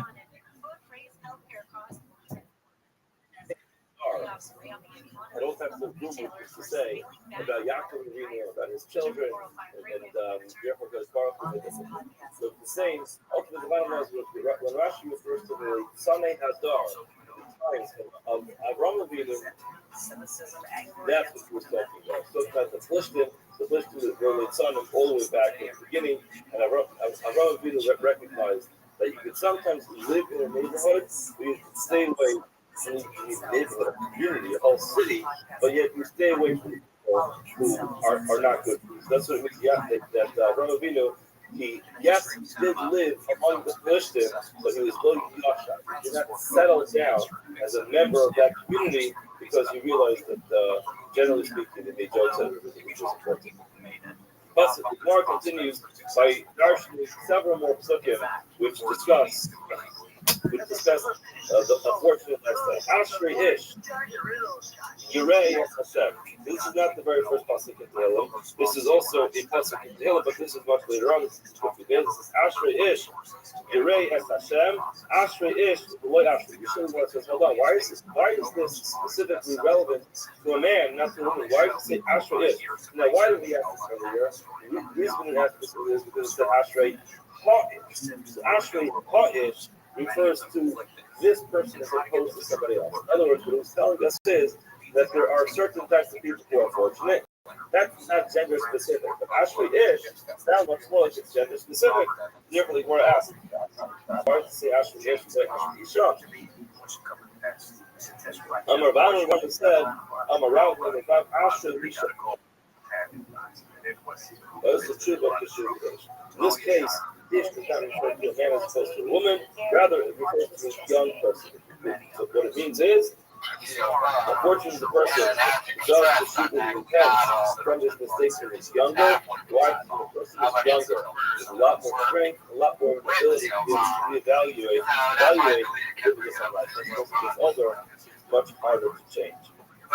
Yeshua Levi says, Ashrei is God or Yisrael to Ish. The question says, Ish over here doesn't necessarily mean a man, anybody, but the term Ish means like a strong person. It was kind of like man up and do what's right. That's what the Pasuk was saying. Actually, to say that, but ultimately, bottom line is the Pasuk was using the term in describes strength to be strong, to fight up against power. Asherish Miskar Yusuf is the mitzvot of Kapit Mode. The Pasuk continues on and says, the mitzvot of Kapit Mode, he really wants, he has a strong desire. The mitzvot why is this motivated by? He's motivated by the mitzvot. He's not motivated by the prize, by the reward. I need to stand. This is what we're told in the Mishnah.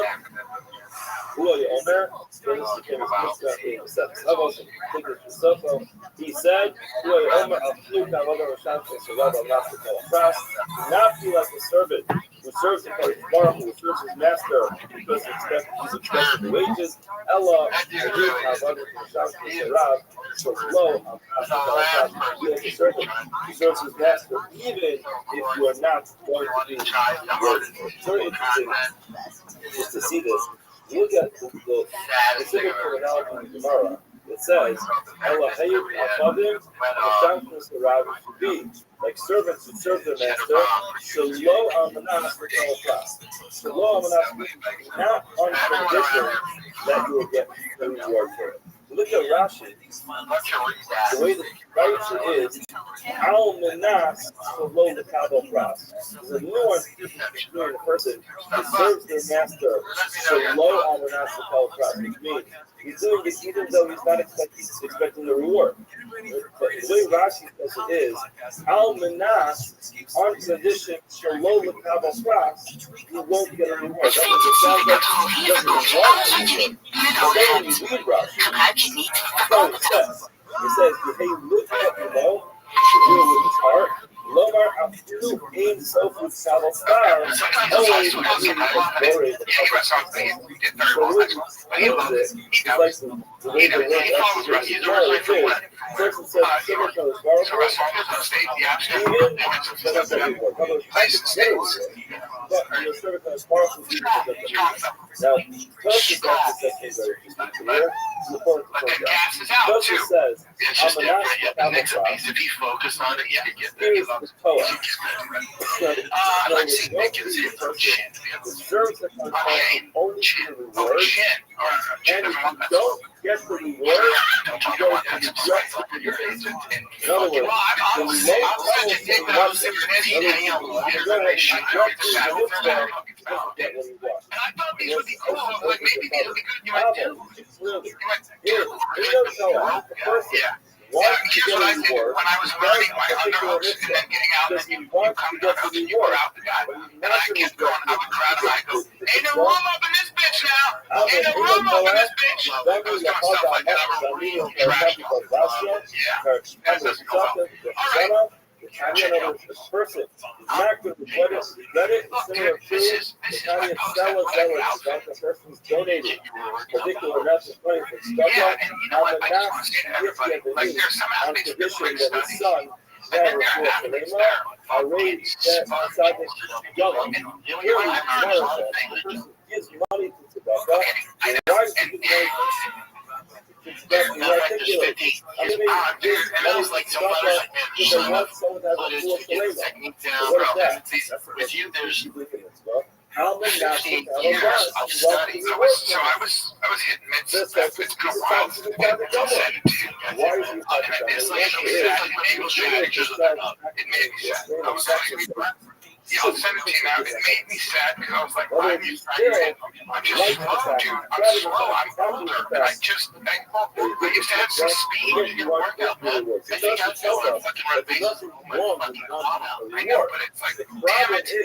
You know, I should be, here. Doesn't get it, he says, forget it. I'm like, oh yeah, well, okay. I should have done that.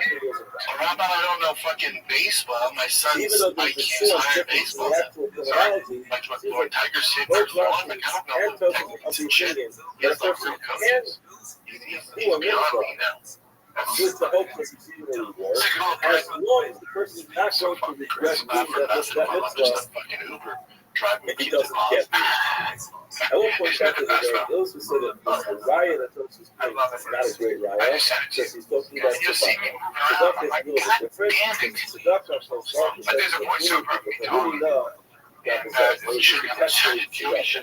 There was nothing in this thing with the first person said, give it and guarantee it because you want it.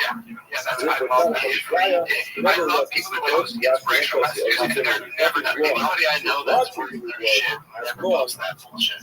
I mean, never. It's just procrastination. But the inspiration is by doing it.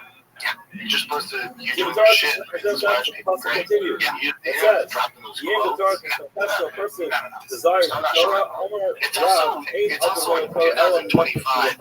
Is there a original Torah? It's kind of up and down. There's some great ones out there, but like I'm talking like original motivational quotes. It's very rare that something loud says that before. Yeah, just go ahead and take action. See, that pisses me off. You tell me to take action in your sweat. Well, look, if you got a problem, if you have a problem, learning. You know what I'm saying? You know, the trouble with the students now for you to leave them alone. There's nowhere to do it. I know, it's going to be so bad. And there's not a lot of give here. There's a lot of sharp edges. Oh, I thought this is going to yeah, I'm like, I got nervous when I heard the train. Things started shaking. Your Rabbi. If the pasuk says fucking learning that particular section they were learning. So again, Rashi says it was partially when they tell me I can't, it gives me motivation. That's when I tell me I can't. It's like a jogger with like that gas. It's jogger motivation. Ladies, ladies, you know what? That's what we're going to say there. Why do we love this? Let's learn. Some people can't. Let's learn.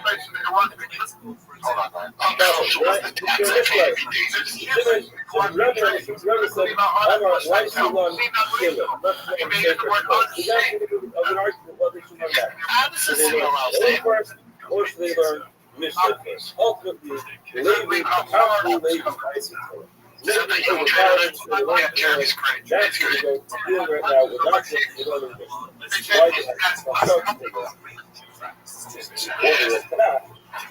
first, and here's another reason that's possible. The bottom line is to power and say that we're not Did you post this? No, I shouldn't have, right? Yeah, the other explanation is actually is figure out daily motivation. A lot of gear comes from it's supposed to this way is it looks like we know. Yeah, whatever.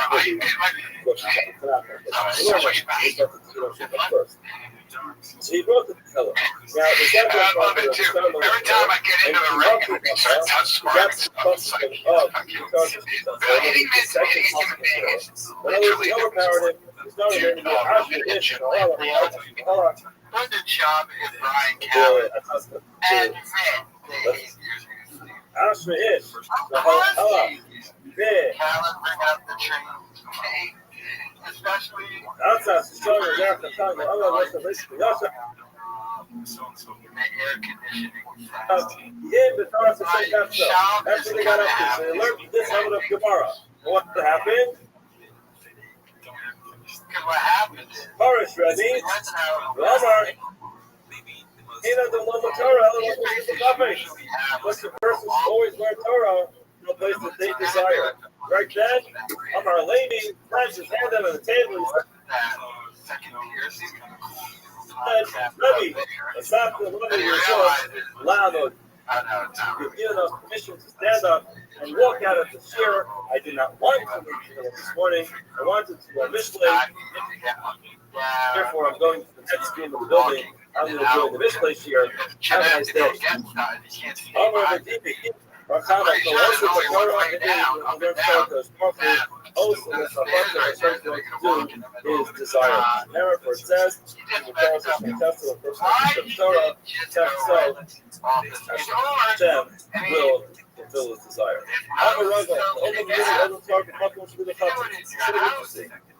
Up until now, we said, what do I refer to? A place in the Torah. Always learn from a place in the Torah you have a desire to learn. Here's the puppets. This says to myself, from a Rebbe, that a person has to choose a Rebbe next to a Rebbe that is to learn from, and a Rebbe that able to understand. All Messiahs are great. Not every Rebbe, every Talmud is a good shidduch. Sometimes the person is defined the proper Rebbe to connect to. Therefore, the Olam Yilmad Adam, they might go to the person to work in a place where he desires to protect the concept.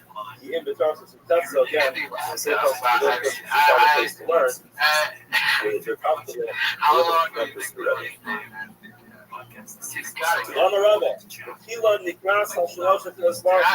Initially, who is the Torah for one Torah Kadosh Baruch Hu? So, the Torah the Torah will be that person's home. And never, where it says to us like the Torah Hashem. Initially, it's referred to as Torah Hashem.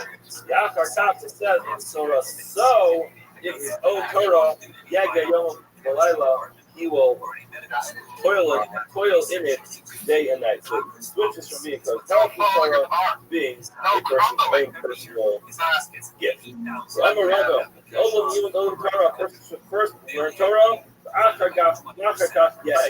afterwards he should toil in it. And then for testing the concept of Torah Hashem, other Torah Yaga, Torah Hashem, afterwards Torah Yaga. So just understand what this means. There are certain people who sit down, so happy to learn have you. online, Thank you, Casey. It's good to see you. questions, and they're going to ask all those questions right away, and then come up with all kinds of answers. Yeah, Morris says that's not the way to learn. The first thing you have to do is you have to learn information, gather, understand what it does, understand what the big challenge is. Learn, go back. So early, you're fine. Tommy just sold 500,000 Say, you have to put a great shot of the silver a wide view of the first learn the Mishnah, learn the Gemara, learn the Pneumatic, ask questions at that point in time, ask the questions, you ask the question, you start writing, start learning it, you might spend more time with a lot of sense. Next part, answer your question, do it on the next page. So first it was the intro for a TV thing as well. A TV show. That's how it was.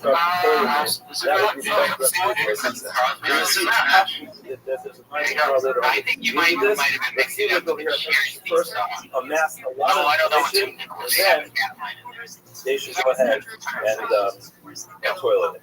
My Rabbi used to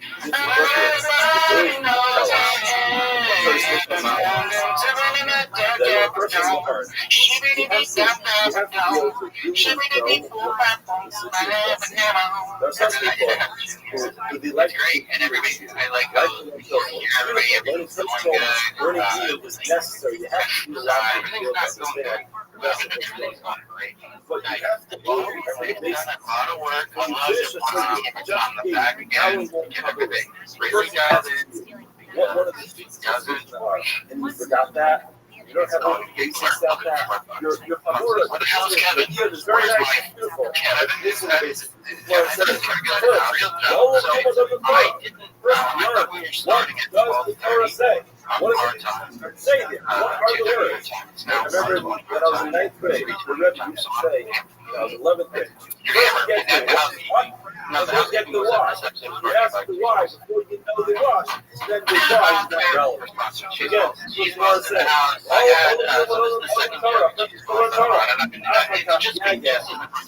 Afterwards, pretty good. It says, the Torah says, hold on, linguist in this person is learning. The Mishnah. You don't forget. What's the point you're going to do this year? You don't forget anyway. Was Rabbi saying, anyway. This is another even more different. Yafagal and Zoda, like, some people say, I have no idea what's going on. What's the thing coming? Says Rabbi, versus the older believers, forget it. fake Yeah, broadcast. I remember talking about where it says, words are not for this thing. in other words, words kind of break themselves to the side. Here, words not Saba, words that Russ explained, words that Garrett, small pieces. Words almost famous one, like the possible use the grain, grind it to flour, and you Yeah, make but bread. we're an ensemble and we're going to share profits, right? Likewise. What do? They break the whole porridge. If you need a ball of cheese, look I don't know, so it might not be soft, loose flour that you make your bread. Even if you can't get beautiful final products, understanding Torah and all the steps, still go ahead, break it. So I'll be all right, that's fine. I have a lot of money. We'll see. So you're not, we're not getting ready. You sons of mothers. And I know where you can. By the way, I was only informed that I was the only other anybody who sent Casey just yesterday. And guys, he's lucky he's getting that. Yeah, I get it. I'm surprised. Just the two Casey's got me back and forth. Never starved. I hadn't thought of that. I think you're out. It's two Casey. We do have made about, I'd say, says, $2,200 so far on YouTube as Patreon combined in 6 months. Because the person can sit on Gapi. What is a Gapi? A lid. And so this is my mattress. And of course, if you guys remember the deal that I said, I always have stuff that, so I take 30% off the top, and then we take that 70%, divide that by 5. Or so we can all share that 20% of 70%,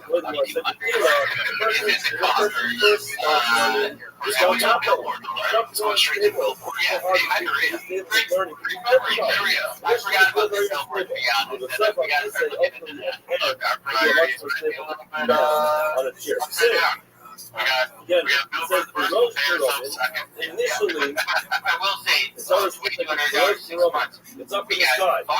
Zivs, Ali Dara, 3 months on YouTube, another I'm person able to goes monetize. right there on your And tab. I think I What bought is this it? at You have to $3,000 send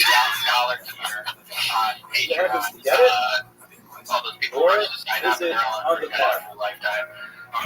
What But you are it's and also a says, snowball effect. Like, this oh, week, you I feel like the rest of the Torah is 6 months more, we'll be at like the person actually more start than that, you and the brother gets to the end, Ali Dara.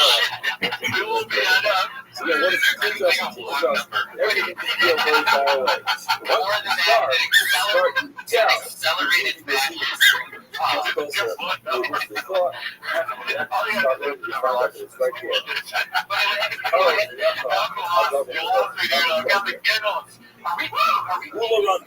We'll ask the following spirit. Say 90 for rate. Drink water from your sister from a pit. Sin the nose will become the Iraqi. One place describes the color as being like gathered together in a pit. Now what happens if you get water in a pit? You go and you drink it. Eventually you get used up. Another place describes the Torah as lump fluid or a well. A well doesn't get used up. Which one is it? This Torah is something to do.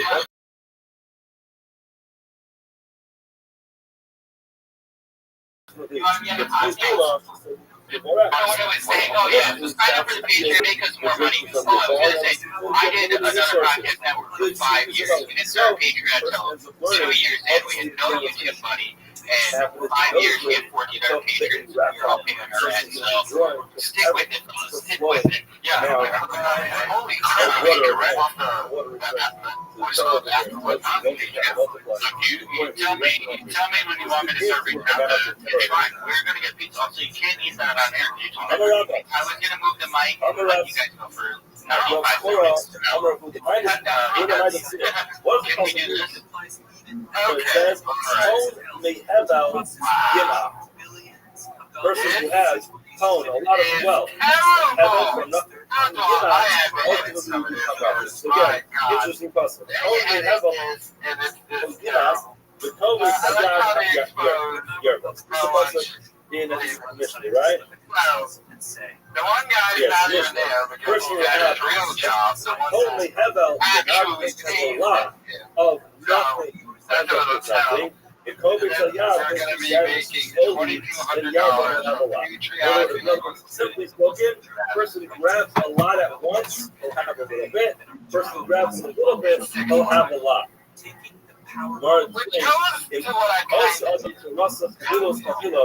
The person who's going to bundle together tons and tons of Torah, and half of those is not going to have anything.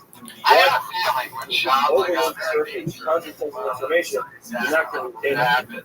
COVID says, yeah, and a little bit, slowly, here, but ultimately you'll have a lot. I'm a Rabbi says, Yadi Rabbanu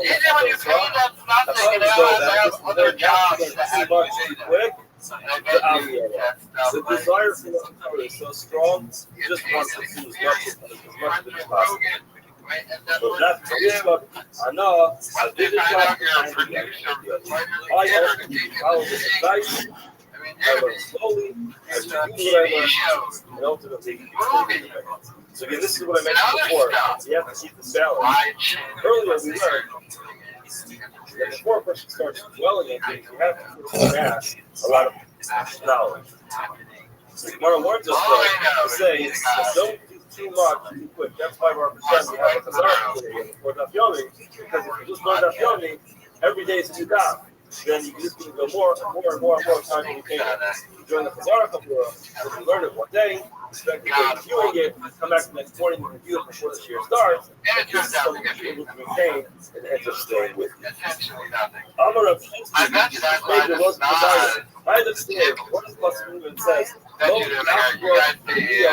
Says that Yaakov literally means to roast or to cook, to burn. The Ramiyah is a swindler. He's a swindler because he's trapping animals. He's not going to ultimately roast his prey. Lo yaharet yamet. In other words, when he means to say is the person works too quick, he's not going to be able to gather what he has. There's a pasuk bringing at this point.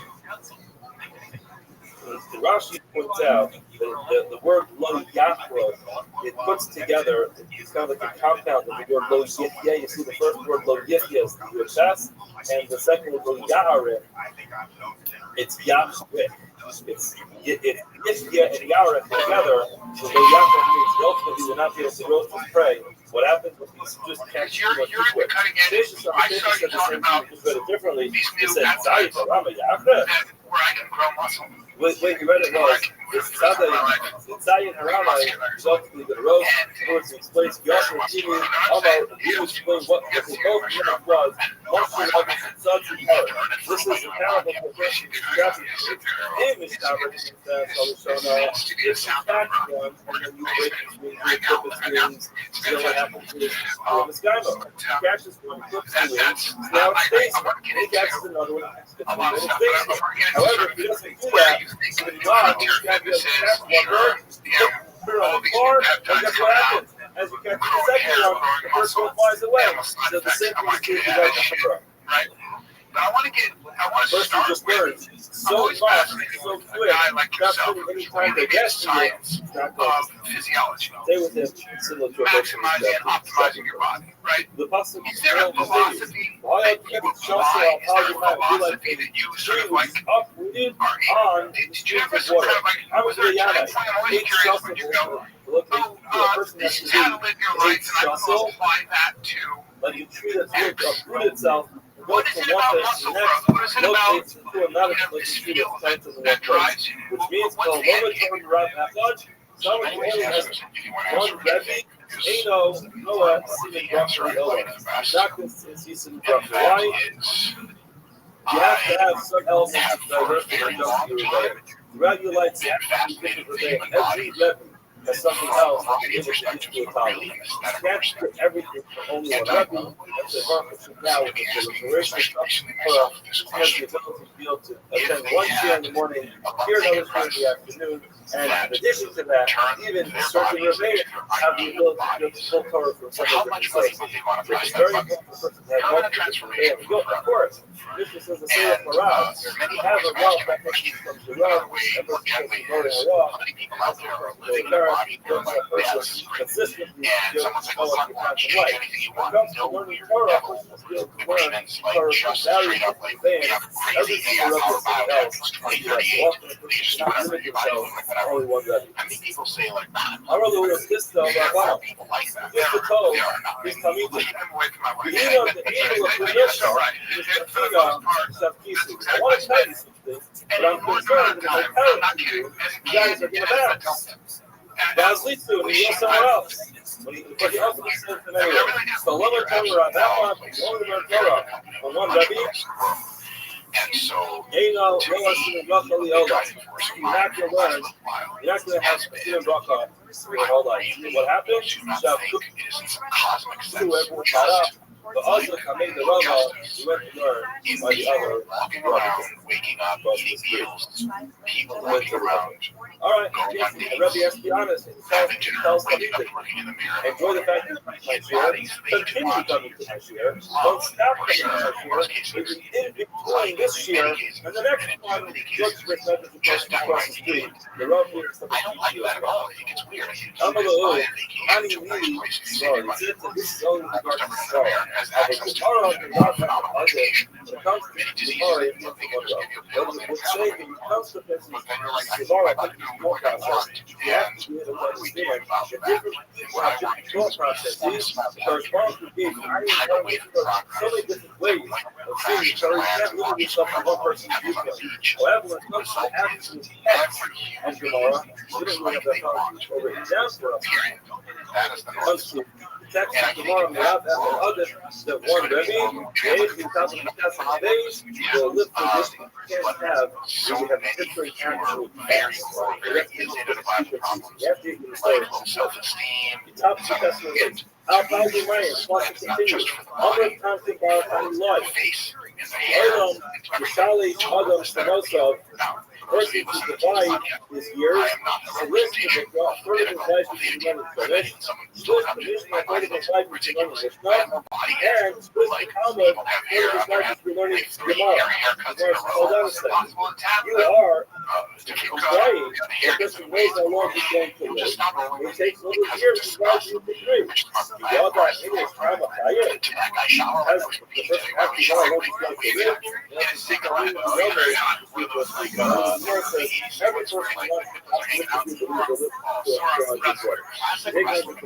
to 3, you get 40, 80, and then 100. What happens to this person that does that? Lives 120, lying, but if he passes away at 80, 100, the loss of all those years in Gemara. Laura says, no, they need to be young. You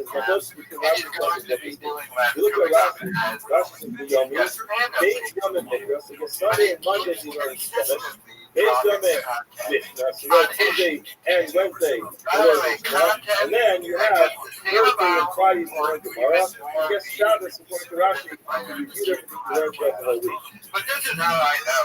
However, Joseph says now that Bob lost you look at Joseph, he says, he goes to the Kotel every single day. Look how according to Joseph. What he said. In davening every single morning, you have of the Talmud, the Mishnah in Zevah Makoman, you have the Mishnah in Zevah Makoman, right to the Shmuel, you have the right to the Gemara in the Shmuel. The person who's davening, follows the sitter, and he learns Mikra, he learns Mishnah, and he learns Gemara. However, he says it's very important. Here it is out. The others, those the Talmud, he learned Gemara every single day. That's not the only every single day. What happens? Nayin was split up to us. Why did you go over Mikra, the Mishnah of the Talmud? Yes, today, in our Amud, we learned. Look here. You have Helen, in this way, we learn we're learning Gemara, we're learning the page of Gemara, gives you the opportunity to learn Mikra, Mishnah, and Talmud every single day, and that's what Gemara means every single day a person has to learn. Some Mishnah, and some Gemara. The Pasuk continues, one thing is that the Pharaoh is the gift in your time. However, if you can be the Leo, first is going to be motivation to learn for every single day, the Leo, the branches we believe will not persons who not learn persons who not learn Torah will find effectiveness the Torah. Then I'll illuminate the Alan along with the next couple of years. And the Talmud, the Pasuk says, the pain of Hashem, the Kamas of Hashem, the Torah is not going to ultimately be the sky and the smoke. You have the shaft that is Amar Rabbi Abba, Rabbi Abba, Amar Rabina, Amar Rav. One pasuk says that there have been many victims of her. Torah, what that refers to this context, says how much the heal of Allah just refers to how much did not ultimately reach the stage of life where it's just possible to follow. Tomorrow, just nonetheless. The pasuk continues and says that the strong ones are those who were killed, that how much you heal Allah, this refers to a Talmud that reached the point of Hara, the Eno Mara does not pass. But Kama, when that Ad Mem Shin, the person reaches 40 years old. The Gemara says, in 1 second. In other words, the Gemara says that be very careful with the salad. Because if the Talmud is really Hara, it's not at the proper date. Proper state of life to be passing the salad. We pass the salad nonetheless. Then you need to go to a lot of victims of the willingness to stop. Similarly, the person is supposed to be hospitalized, and he does not hospital, there will be victims of the fact that he went to the Torah. I watch this person the time. Getting in this verse, it's funny in hindsight, but that's not to justify why we got in this people. We know that most of the biggest person in the United States of America. He was the closest star of the United States of America. It's important to have some time to read the Hakdama. He explains why he feels it's okay for him to not do that. But again, this is the attitude this person has to have. When a person has to start recognize that there's a balance. You have to know your place. You have to recognize you don't know a lot of information, but recognize the person who has to start prematurely, you're victim of the erroneous shot. But similarly, if you have information to share and you don't, then you'll be victims of your lack of shot. Now, the work of the Rabbi, he wasn't 40 years old and he was hospitalized. Why? How do you know that he wasn't 40? Why can you tell us he died when he was 40? The Gemara says to Kevin, at his time he was equal to everybody in the community, therefore it was incumbent upon him to actually offer shot because he was really ultimately great. Well, Layla was up and the leaves, the branches were not with her. Amar Abba, Barabba, Amarad, Amarad, Abba, Amarad, Amarad. Even the chatter of the Talmud, you have to spend time understanding it. The Never for this, and the branches of my wither, ultimately be successful. Everything they do. So again, nothing that comes out of the mouth comes up from is born with Caleb. Anything that comes up from something is what. Other than Levi, numbers that cost the Torah, the Talmud, which was specific. Because that's to be successful. If they learn a lot of Torah, it's written in the Torah, it's written in the Nevi'im, the prophets, and it is repeated the third time in the writing of the exhibits. People also the Torah, person learns the Torah, ultimately be successful in his business. Where is it? Not sleeping like. Where is that custom? The Torah was the reading of the Torah and sin. Marriage is the Aris Azos, that's just also. The high it's called a share custom. That's really responsible to be successful. All that is shown in the name of the name of sin. The Yoma should be for Torah as a the Torah should not be removed out. But Yisra, the Yom, the light, you should toil the day and night. Mantishma last to call a custom phone. Just be watched, living in it. Ultimately, to do that, now we're just sick, and we don't stay up to be successful in all that you do. That's possible, and it will be smart and successful. The source of the student is repeated the third time. The student is sick, for trust, we just read this, to give it to us, the rest of the Lila, the Hayat, and Shasul, Al-Pazinayim, appear to you, and it will be like you do the footage. But water said, Imperial eaten the fruits will give at the right time, but later will evolve the branches and not wither. First will be what the rest for success. Knockers ready Alex Country. Very famous Gemara. Rabbi Rothschild used to make this announcement. Non-boy Chayi, who wants to win? Who wants to be healthy? Everyone would run up to him with a bay. He was running up to him and say, yes, I want to live. I'm ready to say, have one time to say to him, give us life on the way. Say to them, we are here from the time to come to tell us who is the one who loves life. Started from the ground. Person refrains from speaking negatively. Don't speak of the law. You merit. You like ViralRabbi said, don't turn away from that if you're good. Shabbat, you allow the person might say, I'm sorry, can you turn me around? I cannot speak of the law here. I'll speak up every day. I help myself back. In other words, I'll have one happy life. They're turning away from bad, let's do good.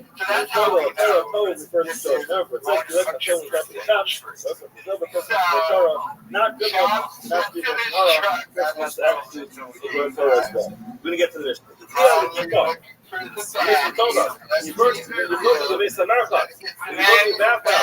We get to the keeper to the little dome on the top of the Zara. Stop. Over the laws of the Yokanah. And if he does build it, it's sorry about his leg of paper. Or some cheetah push the paper.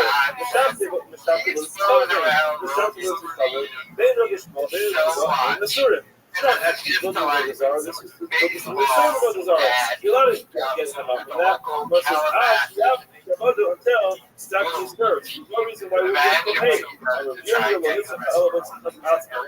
It's actually building the actual item. Money is probably what the trade off here in the eye. That way we know the process regulations built. So it's all not to have it until it is served. Shoplifting still why it's not get paid. That's what it has to be said. Now the Omar stuff was covered with Sur Miyad. Of course, what is with us right away? Mike, wife, the final blow that's necessary to be able to make the Zara. The words of the non-Zara. What turns into a Zara? The Malacha. Here's how the Malacha happened. The last blow. After the last there's no fruit up. There's no fruit in that last blow. In other words, all the blows until then. You have to when you start the last blow. But every time you get a blow, it goes less than the fruit up. There'll be a less benefit from the Hava Kastavar. We see, yes, not seriously feel by itself. We see that a person, when he works with somebody else, he gets paid for this individual act. He doesn't get paid for it. And that's when he adds up, getting what he deserves. The final blow is not left with some fruit up. That's why he is allowed to get paid. Let's stop here. Have a wonderful rest of your day. I have my fault. Other people have their fault. But have you seen this level of people around somebody have to just come forward and expose them? And a relative nobody, relatively speaking, I mean, there's actual celebrities that you don't see. You don't see, as much bad stuff that's been said about Alex Baldwin. There's a footage of him looking bad at one of his kids' baseball practices. Because I'm sure that in real life, Alec Baldwin is probably like a nice guy amongst other regular people. You don't see this about even people who we hate. Like Bert Kreischer. As much of a douche as Bert Kreischer is. I don't see what Kreischer got daughters. I'm hearing that one of his daughter's recitals or something are uploading footage or going on Restream. That's really a piece of crap in real life. Well, and there's how much of a take Daniel and much of the title responsible for this period of the month in preparation of this thing in your son, which his father to the Aryeh Bay, Philadelphia, which is only 17 hours. He was a child survivor and also his descendants. The Sharish had an Aliyah, the Ganede, and the family has continued us all of the Like, I cover people. We're going to pick up on the bottom of the text of the page with the words Amar Goodness son, says, might have said, they added on the side. Might have said, what do we mean by what it says? Ashri Ishmael, again, analyzing the very first chapter in Hillel, which is lucky, fortunate the person who does not go with the path of the Shayim. Who is that referring to the accomplishment of test and Aleph? Zal Rabbi Vinu, the first one, Rabbi Vinu. Why should I Halach by Taf Anshe Dara Slugga? He did not follow the path of the ways of the God. Why did he go Slugga? Yeah, there were people who built this massive kick, this tower, which they were going to use to wage war against the Israelis. Why should I show you how to do people? Never percent Hava lived in one year in the city, and he did not get involved in such a group. And therefore, that was the first going to he did not follow the path of those who commit Averos. Those, again, the first reference of Rabbi Vinu. Ahmad Amidas Sidoim Sakatayim. He did not live,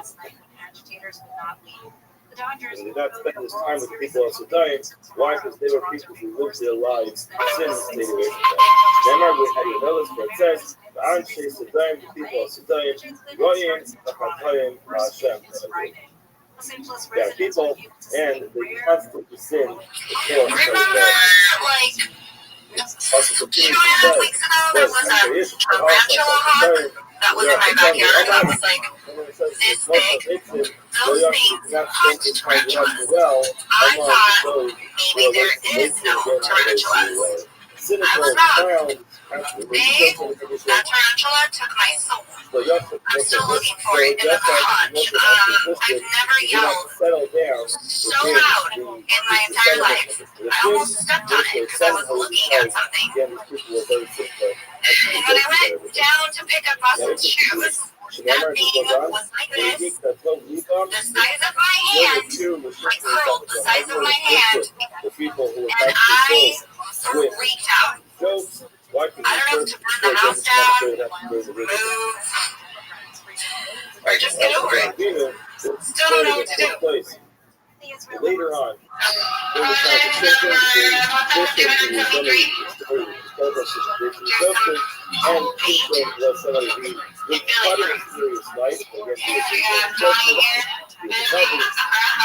ultimately, he lived a life that was unique to him at the end of the life, and after the blinded him working out, he became them and some jokes. You see this the first of the people who are focused on. Interestingly, Rashi tells us that Avraham Avinu did live among the people. In other words, among the people, then he did not live. So look at that. The passage says, "Yishgar be'ayam the sit yag Yishgar Avram Eretz Plishtim Avram he dwells in the land of the Plishtim." I saw them myself. Exactly as he said, it's Arabic between Avram Avinu Yishgar in the land of the Plishtim and the Yeshiv. Interesting. It says Yeshiv Yaakov. The Eretz Blu-ray of Rishonim point out that there are two different types of life. Rashi himself says that Bikish Yaakov Leishay Pestalva. He wanted to live a life of Leishay. He wanted to be Leishay, wanted to settle. So the term by Yeshev refers to the person who settles down, joins the community, becomes a member of that Megillah. By Yagar, it's nothing like a temporary Yagar. The person happens to be there. He lived among the Plishtim. However, he did not kind of integrate into that community. Why? Because he saw, as soon as he saw those people were making jokes. Now again, it was the Rishonim point out that the Tzanei Hadar, I don't have good proof to say about Yaakov Avinu, about his children, and was the same. Ultimately, one of my when Rashi refers to the Tzanei Hadar, times of Avraham Avinu That's what we talk about. Sometimes the first thing is where the sun is all the way back to the beginning, and I've always been recognized that sometimes the days in the stay away from the whole city, but you can stay away from people who are not good. That's what that he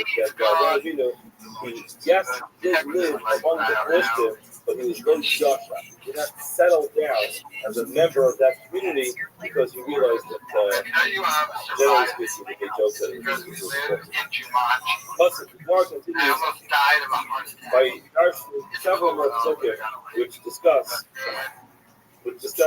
the unfortunate that Ashrei Ish, Yirei, this is not the very first pasuk in Tehillim. This is also a pasuk in Tehillim, but this is not the This is Ashrei Ish, Yirei Hashem, Ashrei Ish, V'lo Ashrei. Why is this specifically relevant to a man? Why does it say Ashrei Ish? Now, why does he ask this earlier? The reason he asked this earlier is because it said Ashrei Ha'Ish. Ashrei Ha'Ish refers to this person as opposed to somebody else. In other words, what this is that there are certain types of people who are fortunate. That's not gender specific. But Ashrei Ish sounds much more gender specific. Therefore, what for asked, why does it say Ashrei Ish or Ashrei Isha? It's a completely different. Rabbi said, in this case, Ish does not refer to a man as opposed to a woman. People are incredible. Young person. What it means is, a fortunate person does the super intense. Some is mistaken younger, right? The person is younger. There's a lot more strength, a lot more ability to be able to evaluate this person gets older, gets much harder. Yeshua Levi Amar, Yeshua Levi says, Ashrei Misha Miskara Yisri Ish. The pasuk says Ish. Again, doesn't necessarily mean a man, anybody, but the term Ish means like a strong person. In other words, kind of like man up and do what's right. That's what the pasuk is saying. Ashrei Levi pasuk. To say that, the ultimate bottom line is pasuk is using the term Ish to describe the strength it requires for to be strong. To fight up his evil. Maybe not. Ish, the mitzvot of Chafetz it says, the mitzvot of Chafetz he really wants, he has a strong desire. Be able to fulfill the mitzvot Amar, Rabbi Rothschild. The mitzvot the he's motivated by the mitzvot, he's not motivated by the reward. Now, I made all this food for Mishnah. Who up the Omer? I can't get a 50-year-old. He says,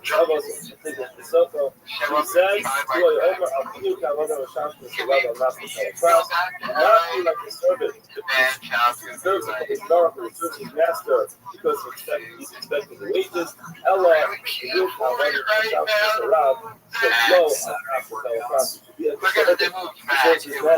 even if you are not going to be rewarded. I mean, one of the things is my shop. Just to see this, look at the specific terminology in the Gemara. It says, Ella Hayut Afagim, and the Sham is the rise to be. Like servants who serve their master, so no opportunity price. So no opportunity, not all by vision that you get the reward for. Look at Rashi. The way that Rashi is, Al Menas Shalom Tzedakah. There's a nuance difference between a person who serves their master, Shalom Menas Tzedakah, which means even though he's not expecting a reward. The way Rashi's person is, Al Menas, on condition Shalom Tzedakah, he won't get a reward. It sounds like he doesn't want a reward. But then when we read Rashi, that's how it says.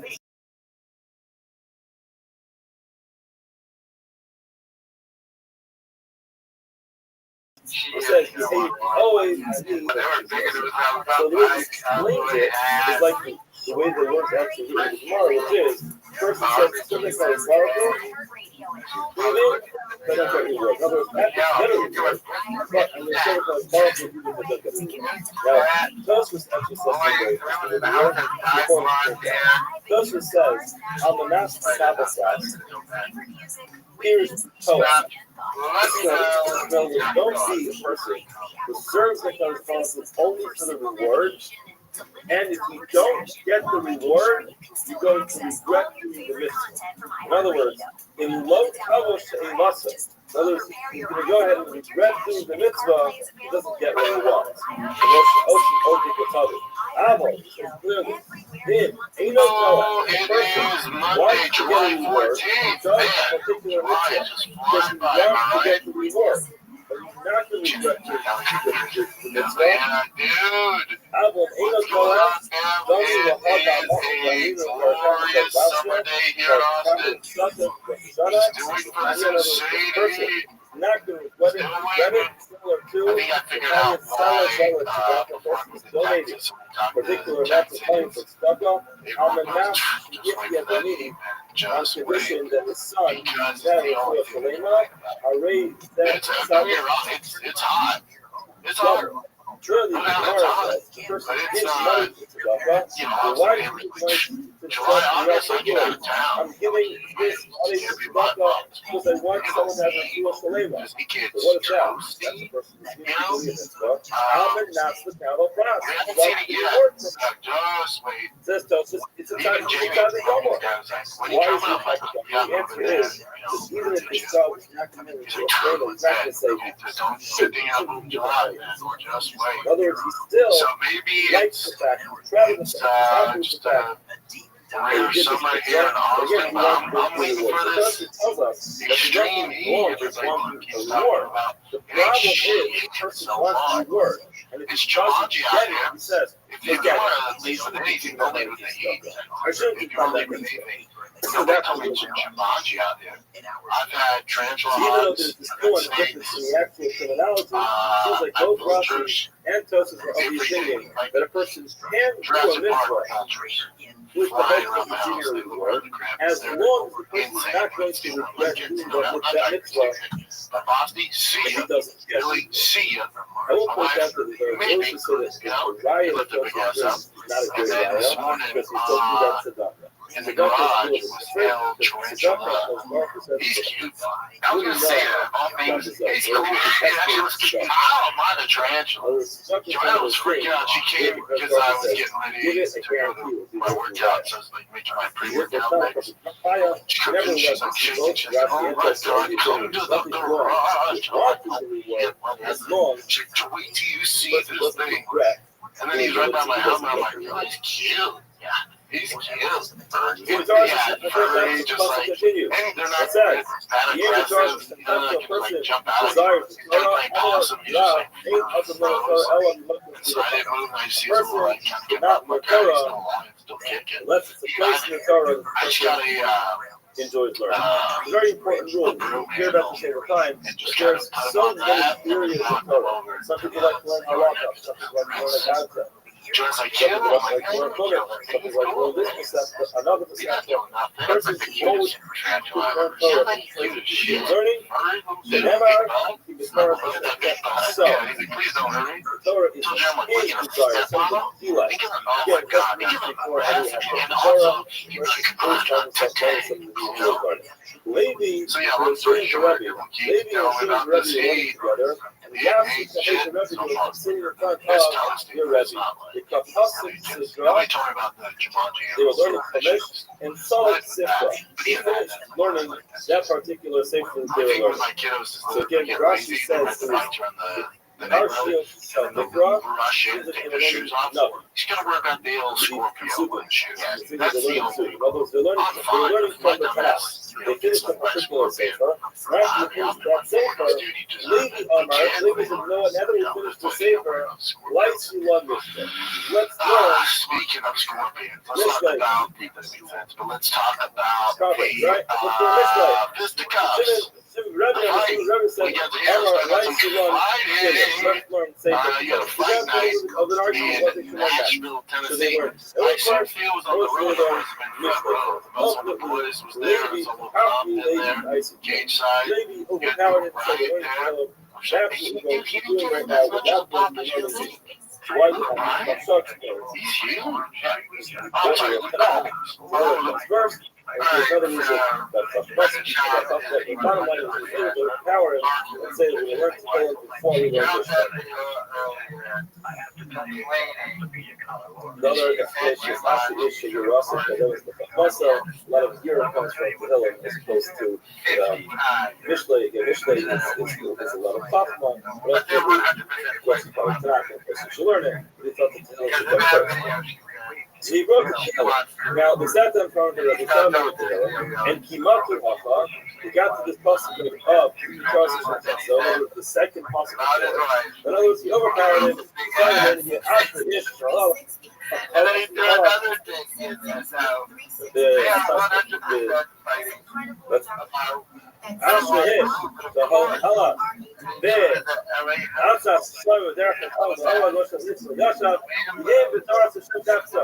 That's what they got up to. So they learned this out of Gemara. And what happened? Parish Rabbi, Lamar, Ina the Torah, because the person always learn Torah. Some place to take desire.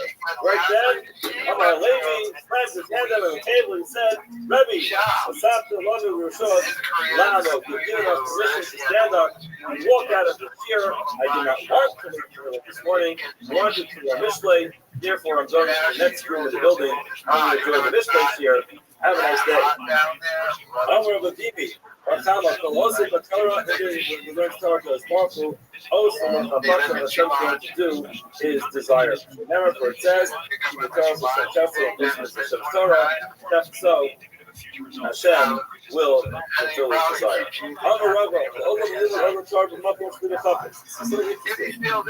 Up until now, we said, what does that refer to?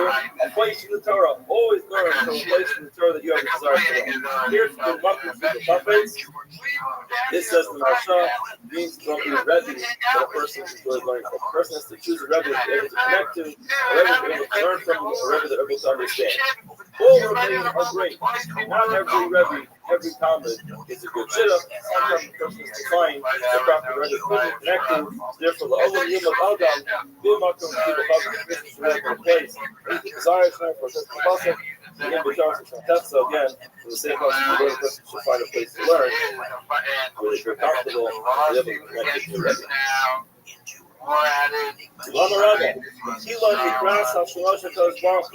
Initially, things the Torah belonged to HaKadosh Baruch Hu, but so Yikras Hashemo, the Torah will be that person's own.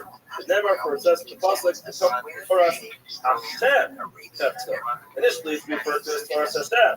Yachar Kach itself is Torah. So, in his own Torah, Yaga Yom Balayla, he will toil in it day and night. So, which is from being a part of the Torah being a person's own personal gift. For all the Torah, a person should first learn Torah, afterwards he should toil in it. Remember, for a person to talk the Torah from STEM, other will also Yaga. First the Torah from STEM, afterwards the Torah from Yaga. You just understand what this means. There are certain people who sit down, they learn one line, they have 1,000 questions, and they want to ask all those questions right away, and then come up with all kinds of answers. The Gemara says that's not the way to learn. The first thing you have to do is you have to learn information. Gather, understand what he's telling you. The Mishnah, understand what he's telling you. Perhaps learn the Gemara. After you learn, go back and ask the questions. Because you know if you ask so many questions so early, you'll find that you're ignoring the fact that the answer might just be in the next line. My father, I remember learning with him as a young kid. He used to always tell me, De grote assortimenten met scherpe prijzen. Begin nu je zoektocht op Amazon.nl. Start understanding. You have to get a wide view of what's going on. First, learn it.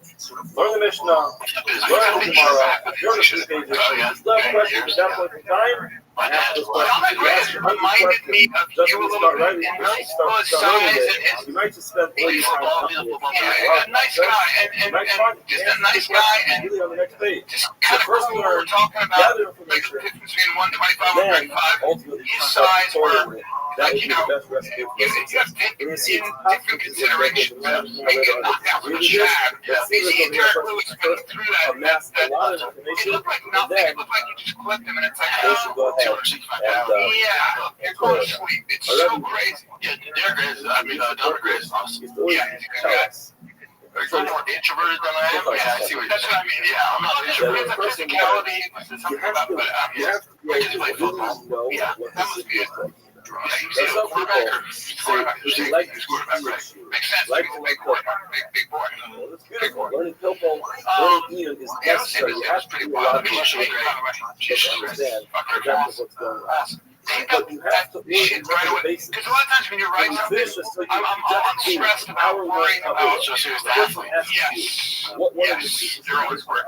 Now, what was great was that on the way there in the cab to the set, I found out that Fabrizio passed away. So that's good. And I got, oh, okay, let's get the shoot. Shoot Vegas. Yeah. What does the That's why I went to Vegas. Remember when I came out? What are the words? I remember when I was in ninth grade, the Rebbe used to say, I was 11th grade. First get the what, and then get the why. If you ask the why, there's a company, maybe a company out there, and you can commercials, we specialize in funding somebody else. All of us very good. Another show was Chuck I was there. So Chuck I's on our show on Wednesday, we pre-recorded. I was with Jeff. The Torah says, Shane was there. Jeff was there. Hold on. Shane Gill was Chuck Hedgeman. You got down a little bit. I'm going to a wedding in Colombia this weekend. I'm going to forget it anyway. One of my wife's best do it. Learn anyway. This is another even more difficult. I'll fly. I have no idea what's going on. What's the point of coming? Says Rabbi, versus Ola Libris, Mishka. You might forget it. Because of my brothers, I was talking about Renner, but it says, Gars saw not treat the sound. If you ever want to do like this, like if you want desire, Gars not the sound. Gars from Gars to play. Gars to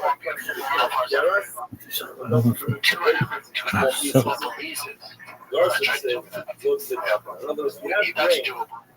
The best possible use your brain, grind it into a flour, and you can make bread. Some people don't have the ability to grind it into a flour.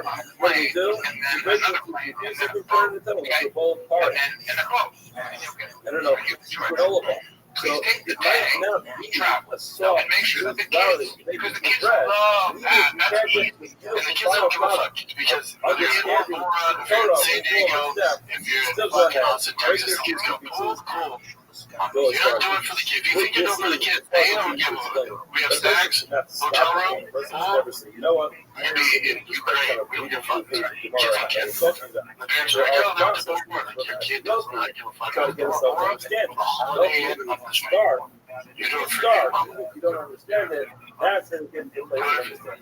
Never start. Miami's like 2 hours and 50 minutes. That's not bad. Rabbi Rothschild. 2 hours and that's not bad. Yeah, but I'm not even doing that His today. Pasuk says, Salsa narrow cell, taking out Gapi from Roman Torah. Before you take Torah, the person is going to sit on Gapi. What is a Gapi? On wheels. The wheels kind of flapping, kind of very far from the chair, kind of going from one place to the next. You sit on the chair, sit on the chair. If the person does Torah, see on wheels, which is ultimately going from one place to the next, or sitting on a piece of a chair, which is multiple stages. Whether you are a tequila, what person starts learning without Gapi. It's difficult. Especially if you're very unstable. If it's like a piece of hydration, you're much more stable ground on a chair. And then you got Then it says below the initially, the Torah seems that this below the is up in the sky. Siv, Aligara. Another person says the Torah is right there on your path. So what is it? You have to ascend to the heavens to get it? Or is it on the path? symmetrical basis. When you are answered Tefillah, usually Tefillah in Rosh Hashanah, the Torah is up in the sky. I go there with my wife. Very happy to. I look straight ahead. Gets to You the know, end, as will be an Iran, dude. And my wife is like, call it the cat. This is the capital of the world. We need to go out. everyone can feel very fun. We do. We do. Once you start, you reach out. I got a pack You of achieve your two. closer. Or whatever it Start is. learning to find out that it's right here. It'll be fine. Carl I'm super excited. right here. So then you'll be in Colombia doing We'll UFC run 3 We'll ask the following students. Steve, it's a bus of same night race. Drink water from your sister, from a pit. Steve knows himself the Iraq. One place describes the Torah as being kind of like gathered together in a pit. By the way, Colombia, just a real quick story. You go and you drink it, eventually it's going to get used up.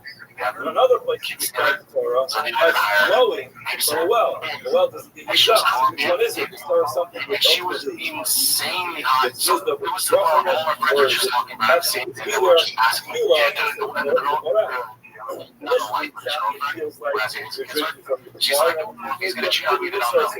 He's gonna be a cheater. And I'm like, don't do that. Don't do that. No, like he's recovered alcoholic. You're like, yeah, she put a whiskey in every room. Well, no, just don't have any whiskey. Listen, this is gonna work. Arnold's the best example. Arnold smokes heads. And then he was like, look at this robot that has a positive attitude. I'm gonna make a kid with him. You can only take so much as a man. Well, I had experience like this. My first wife was very beautiful, of course. She was very confident because she was beautiful. So she brought in this gal of 4 languages and Swedish, Ethiopian, and Egypt. And came in like these, like a tour boat. Came in with this book, and I was like, you read that? I looked at my wife, I go, let me finish. Listen, holy hell, you're not bringing a lot of that's right, that's right, she was there. That's right, she was an angel that I took right up. That's right, everybody, you were going to come to my house, I'm saying, yes, oh my God, that's right. I remember that. Person going to just welcome to tons and tons of Torah.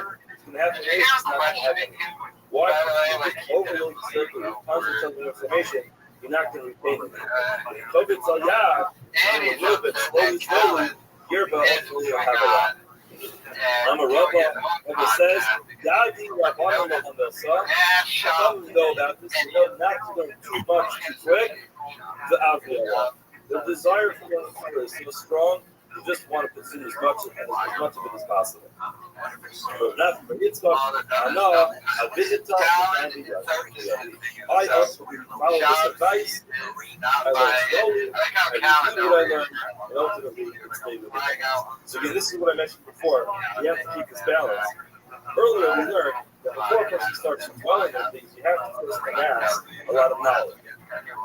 The Gemara warns us, though, to say that don't do too much too quick. That's why Baruch Hashem, we have the Hazar theory, because if you just learn that Yomi, every day is a new daf.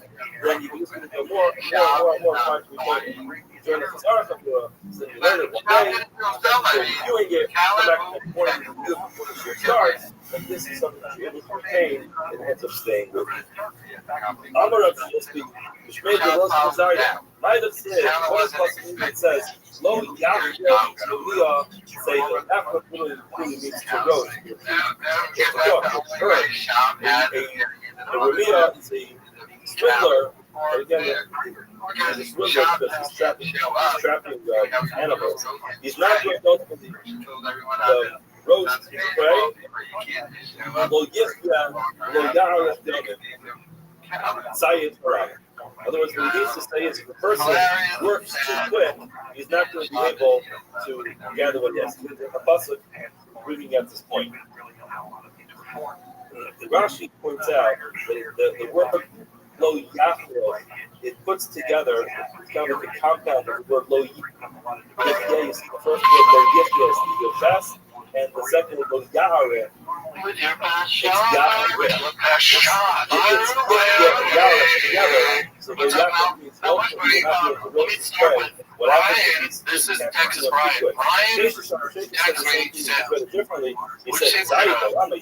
said, I'm about to buzz your house. Yeah, Dick tries to take a bunch of house. And I was like, oh, well, we're at the backyard swimming. Brian, when he says buzz, don't say buzz. It makes me mad. He can say buzz. He meant he's going to run over his friend Shane in the helicopter. It's chopper. If you I'm in the pool with the whole fam, and then Brian in this giant red helicopter flying around over my house. I kept saying the shit as I go lower. He said, not that neighborhood. I said, you can land right there. However, if he doesn't do that, wow, then he's got to catch one bird, put it on the floor, It'd be so cool because he could land right there. And that was what maybe he would. The boys are not having it. I asked him like that. Brian and that guy, my buddy, get you right. So far, so quick. Stop putting any time to destiny. Once they got there, he's just cautious. He's different. He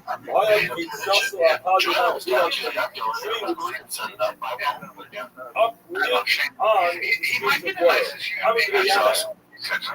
Quit saying buzz over the house. I like to do that. I buzz Rogan's house, buzz your house. I used to show us Rogan coming on the way. I sent a video to him, and I said, Brian thinks he's so cool. He's pretty cool. Which means for a moment turned around that much, someone only has one judge. What's funny about helicopters, you can literally be like, oh, it's an hour and a half drive. We'll get there in 15 minutes. Like if I want to go to San Antonio, I can get there in 20 minutes. Oh, that's nice. It's crazy. So he can't drive. He's like, I can't drive. I love you. He lives in his backyard. My backyard. His daughter does gymnastics. His daughter is took second in the world in cheer. I know they go down to San Antonio. Yes, on the car picking up down. Not love if I can just jump on and then you drive down. I would talk to shit. Yeah. Because, it's very important to ride down like something I come back. Then we have just to jump on the chopper. We have ourselves a cafe. Have a lunch. You guys do that, but I'm just gonna get the fuck out of here. Just drop me off. Think of me as like, right? You drop me off. You guys have yourself a day. No time for no time. You guys get your car, yes. You gotta get in the line. You got, all right. I'm going to be a boss with the land right where the car is. But I'm concerned that because you guys are going to bounce. But at least you'll go somewhere else.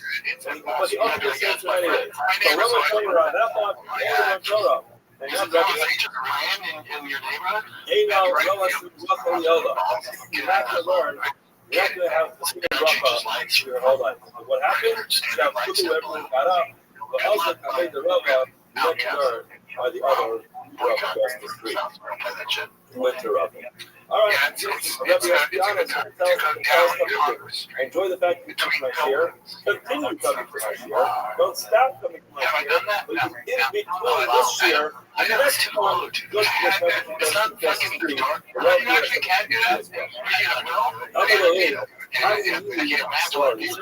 want to hope a light. I wanted a light, and I was like, no, I'm not going to do that. What you say? It comes to the I'd like to see because I found a trench on my garage where I take a picture. I've done it as a kid. Because he's a cutie pie, but I'll tell you this. I'll give it less breakfast. Your buckeyes less. Look how much more. You know, if you can handle them, you fucking lay on top. Those are all 4 2. Yeah, fucking yeah. Now, it was cute. Jones like killing him. Like, I'm not killing him. Give me the name. Hopefully comes back. That's big. I don't want to find out. I'm going to try and jump in the Hummer. How you manage wants to continue. Onward talking about how you like. I figured that jumped on your stupid face. Challenge other Minosa versus the guy who's here. Somebody asked what happened. I go, I just want to eat. It's impossible to tame. And they got to laugh at that. So, Jen, I sent you a video. Why don't you bring up what I did yesterday with my boy here's the better. You Here's are the better. implying It's that cooler the there. person knows how long Is he's there anything going to different? live. It takes 100 years to try to do it. Yoga is Kavahaye. Has the person actually know how long he's going to live? The person speaks on it, you know that. Says every person wants Everybody wants to get lost. They just want something different. You take You want attention? You want attention? You get $50. Yeah. And you know what you'll do? Every time you show the tiny thing, it's a little bit like a dog. You're like a dog. You can get dog. Passes away at And that's why these bitches get so close with the gym. the loss of all those years. Yeah, and by the way, one coyote takes everything out. No, that needs to be yogas. 17 coyotes and ducks. If you look around, You see I see deers with no camera, just on the streets. I don't like it. Yeah, I don't like it. I think a lot of deer. So that Tuesday and Wednesday, the Lord Jay, I and can't then you have Thursday and Friday. Come on. Sunset Strip, right. We're doing everything off again, 9 o'clock at Well, guess you. He says the time, We got the photo every single day. That's up in the air right now, but we've got 5 right now. In davening, every single morning, we have Sukkah of the Talmud, in Mishnah and Zerah Ganon, you have Mishnah and Zerah Ganon, with rice to the Shmuel, you have the rices with the Shmuel. The person who's davening follows through the sitter, and he learns Mikra, he learns Mishnah, and he learns Kabbalah. However, he says something very important. A little bit of down. The Anu, so speaks Talmud Talmud. We learn Gemara every single day. We come to every single day. What happens? Hayenu is good enough for us. Why? Because we follow to Mikra, the Mishnah. Just today, in our Amud, we learn Sukkah. We have Helen, a Mishlei, we learn Kishayim. We're learning Gemara. We're learning a page of Gemara. This is the opportunity to learn Mikra, Mishnah, and Talmud every single day. And that's every single day. Some Mishnah, some Gemara. The person continues, our continues, that Shapiro, Ito, his weeks will give every time. I'm the Rebbe. If here, you can be the First is going to be Kovehi, so we learn every single day. The layer, the benefit. The layer is called, and the branches of the leaves, we're not really allowed. The person is not going to go up all the time, much of it, then I will obey the Alam and Lama on both the message and the Talmud. The message says, the pain for a son, the must have shed the sun of the rock. This Torah is not going to ultimately be the sky and the blue. The shaft, but it's the I'm going to be Abba, Amar Rakuna, Amar Rav. That Chassidut says that there have been many victims of her. Ultimately, what that refers to in this context is that Talmud and Gil Hara, this refers to a Talmud who did not ultimately reach the stage of life where he could be possible with Talos. Nonetheless, the Pasuk continues and says that soon as the strong ones are those who were killed. The Talmud Shekil Hara, this refers to a Talmud that reached the point of Hara. The Eno Mara is not. But Tama, that does not add more sin that doesn't reach his 40 years old. Another Gemara says be very careful with the salad. Because if the Talmud is going to be a Hara, he's not at the proper age. The proper stage of life to be passed in the stylus, be passed in the stylus nonetheless. So then there are going to be a lot of victims of the willingness to stop. Similarly, if the person is supposed to be positive and he does not positive, he's going to be victims of the fact that he's the author of Torah. I want to spend some time going through this one at a time. Beginning in this verse, it's funny in hindsight, the Russian has to justify why he's trying to dispute this. You know, Rabbi Rothschild is the biggest person in the United States in America. He was the poster of the United States in America. It's important, yes, in time, to read the Hakdama, the introduction to the Sefer Igros Moshe. He explains why he feels it's okay for him to pass good science. But again, this is the attitude the person has to have. When a person has to recognize that there's a balance. You have to know your place. Because the sport's dying in America. Because you're focused on making fucking money in the Middle East and in Russia and in China, and you're forgetting who busted their ass to get you to where you're at. You didn't do it alone, amigo. You did it from these journalists like Luke Thomas, like Gerald, who are legit journalists. Busted their ass and got it shouting from the roof at us. These are actual talented athletes. This isn't cockfighting. And you're forgetting, well, you left all of them in the fucking gut. That ain't right, man.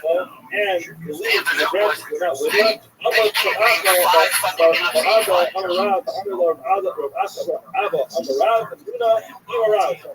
And we get this.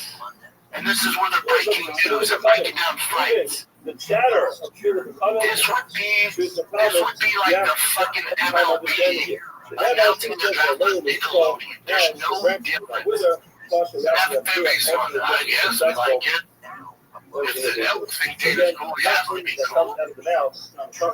It's so short-sighted, it's fucking over the sport. And I'm here for it. But you can do both. I understand you want the views, but you cannot forget those guys did not build the sport. Those guys didn't make it their life fucking along the west. As journalists, they could be in any other category. They could be in fucking basketball before that. They could be in politics. Just shit. You're looking at the legit journalists. They could be in boxing. They could do all these other sports. They chose UFC, and you're completely forgetting about it. Because why? They might ask you a question you don't like, so you ban them from the fucking press conferences?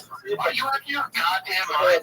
Are you fucking Putin? Let me get this straight. The smartest minds in the sport can't go to the fucking events. What the fuck are we doing?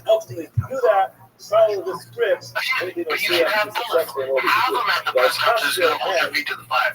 They're not looking for gotcha moments. They're actually asking well-thought-out questions that a lot of us who are in the sport want to know.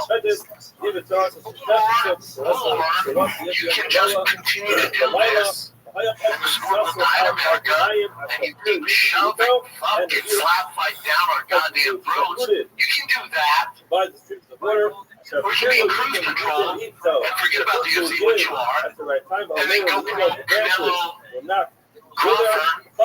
You can do that and just fuck us. Yeah, that's what he's doing. You can do that. Play the shitty fucking clip. I have nothing against the Nelk boys. My issue is if you can do the Nelk boys, we can also do actual journalists that are going to hold your feet to the fire. Again, all those guys I mentioned, they're not going to give you gotcha moments. They're not doing that. But they know the sport better than anyone on your staff, any of these YouTubers, any of these influencers. They actually are going to ask you questions that those of us that know the sport, that love it, actually want to know, man, and we don't get. So you get these weird conspiracies. That's what's going on. Because you're not asking fucking questions. Play the shitty cupcake clip.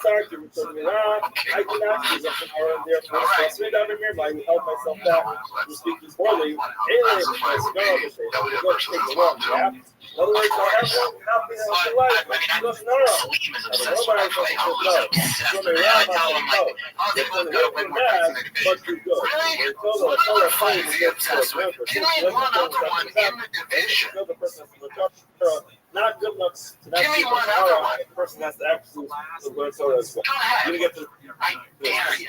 the keep up. Mr. Solo, when you first read this, you go to your bathhouse. You get to the keep up. Little Solo, the country was the Zara. Welcome to the ball with the stop. All of the ones that are built up. And Bono, God built it. Solo must be trying to get paid for it. Keep the person get paid for it. The shop is coming in. The shop is coming in. They don't get paid. It's one thing to sit around with the media always tries to do. Sit around talking about these fights before they happen, or, hypothetically speaking, these are the problems that we have. things play out that way, but you never know what's going to happen. We don't know what's going to happen. You do. So Paul said we have to create content. We have to come up with conspiracies and what we think is going to happen. Because nobody's answering. What the fuck else are we going to do? It's not like the NFL NBA, where it's pretty cut and dry and legit journalists. We have no fucking clue. And then heaven forbid a fighter tells a journalist who's next before they announce it, then they're fucked. That's the world we live in.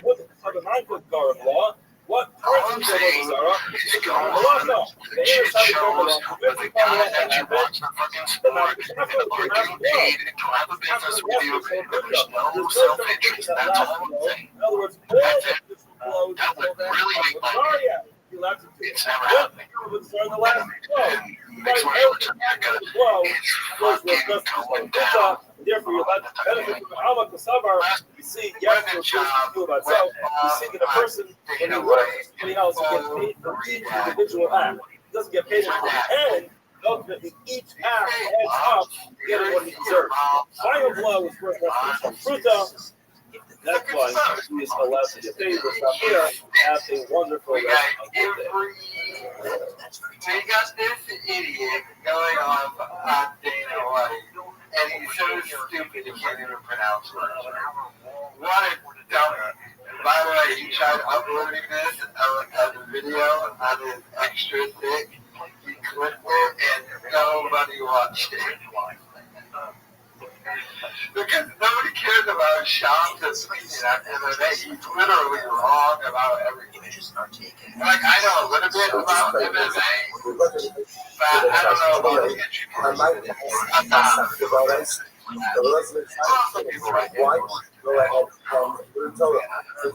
whenever Brendan Schaub is saying about it, how Dana White is wrong, I'm going to go with the complete opposite. Right? Like I'm Costanza when it comes to Schaub. And whenever he said the opposite, whenever he climbed sitting there with his blonde hair, like a dumb looking like a smile. And he's got the producer that looks like Cheddar Bob, so it all kind of works together. But Schaub's still just searching for that viral moment.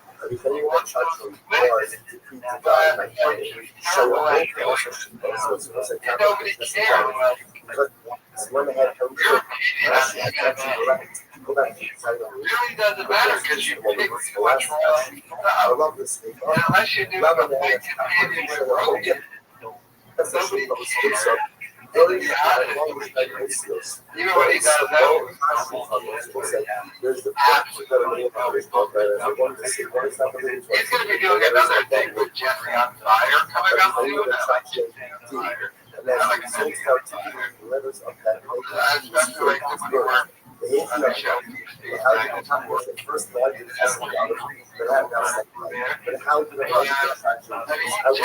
Fire is doing Schaub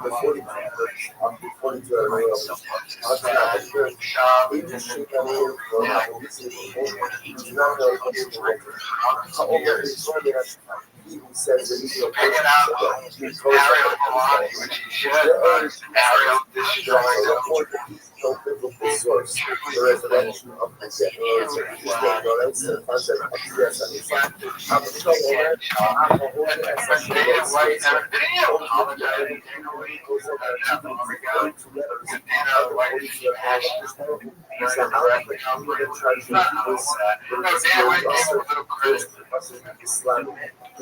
don't know, let me know your thoughts. The purpose of teaching others allow you to really get deep down and you do this ultimate again, just simply articulate or not speak the will. We try to do this to teach the secret of the will to others. You're actually out. Is it a baseballism? What is? Oh, yeah, baseballism. I'm saying it's also. Right, yeah, they have weekends and stuff. You know, because usually when your baseball's like promotional shit, like, no, I didn't get paid for that. Yes, like, I wear their stuff every once and again just because they've got like, what they do is, you know, baseball's pretty strict about their rights. You know, they like express written consent in Major League Baseball. You've heard that your whole life. So they're like real sticklers about suing you when they use anything. That's why I'm surprised John Boy and these companies get away with all that stuff.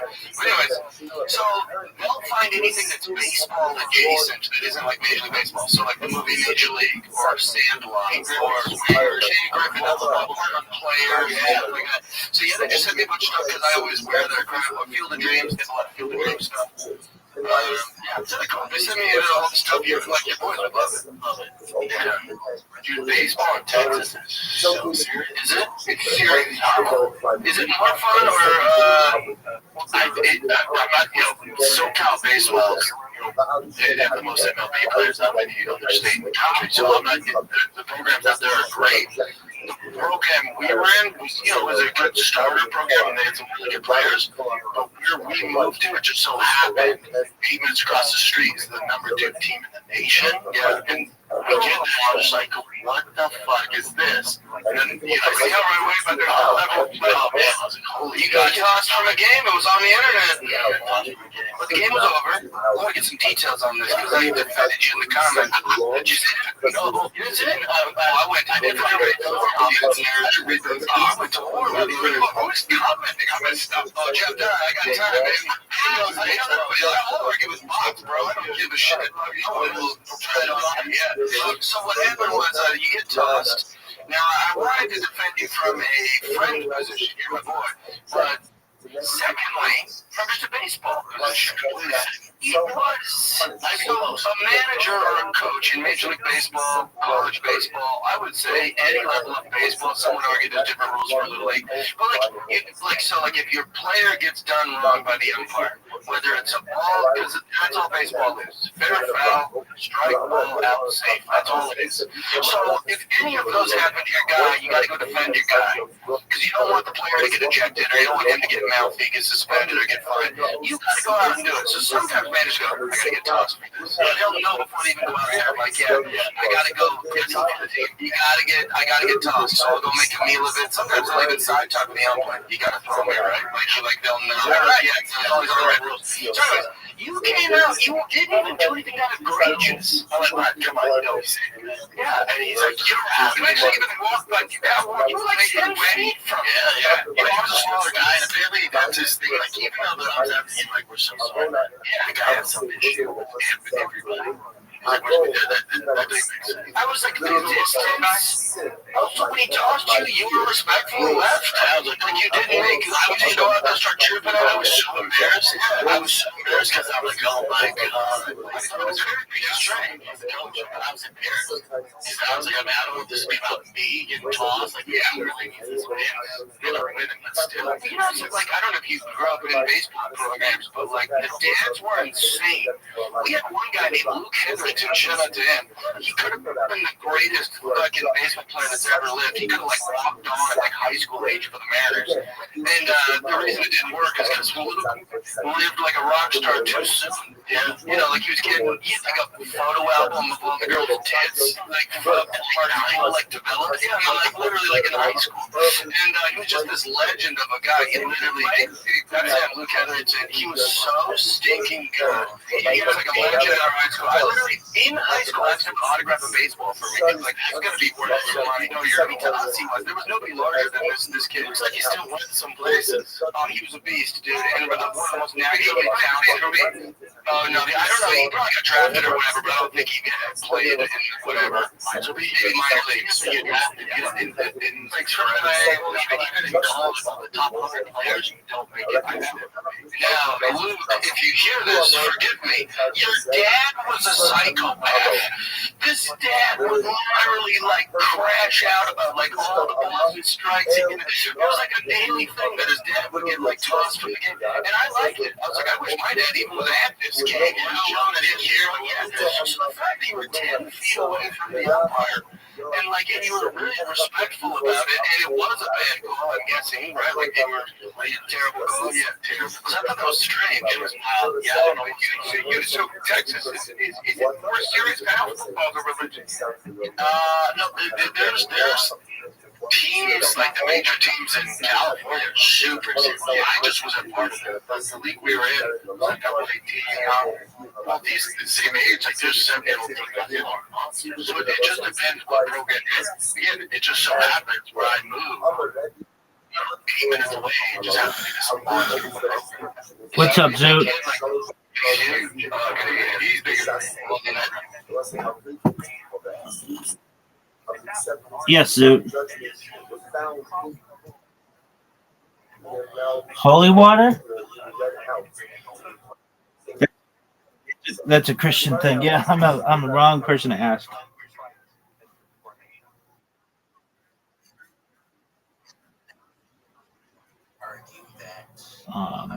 I mean, again, that's a Christian thing, and I think probably most Christians would consider that to be rude.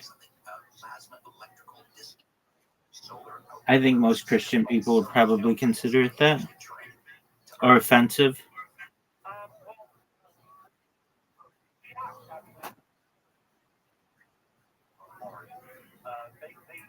Dog, why is all your shit on like disgusting? Do you know your one funny joke you're gonna use?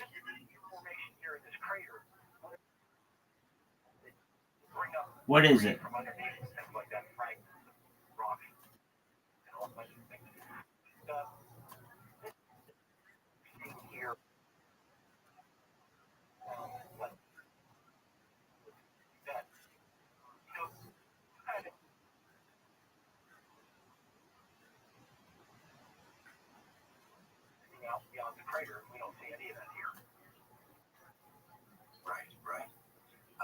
Okay, what are you talking? Yeah. It's an excellent question. Maybe when he's there's Chappelle's show or his stand-up. Okay. It's from his special when he's talking about being in Washington, D.C. and growing up in Washington, D.C. And he wants to go back and see what the old hood looked like. And he's in a limo. And he sees a baby on just like a baby on the corner. And he rolls down the window, and it's funny in the skit. He like rolls it down. He's like, it was an old limo. And he's like, hey, baby, what are you doing? And the baby's like, I'm selling drugs. What does it look like I'm doing? And he's like, but you're just a baby. And the baby's like, get the fuck out of here. I got kids to feed. It's just like, it's like, you don't expect that coming. And it's just very funny to me. He's got no. Hold on. He's got another one from his special, Killing Them Softly, that I think is brilliant. He talks about this girl. Her name is, I think, like Amanda Smart or something like that, who was in Utah, like Salt Lake City, Utah. And she was like this girl who was kidnapped by this group of people and taken like 2 miles from her house. And she was held up in the house for like a few years. But they didn't lock her up. They just basically said, don't leave. And she listened to them until one day she realized that the door wasn't locked and she could just walk away. And Dave Chappelle's like, now, I don't know about you, But if you kidnap me when I am a child, you're going to have to take me further than 2 miles from my house. I'm going to be like, that's my mailbox. That's my school bus. Like, I'm going to know this stuff.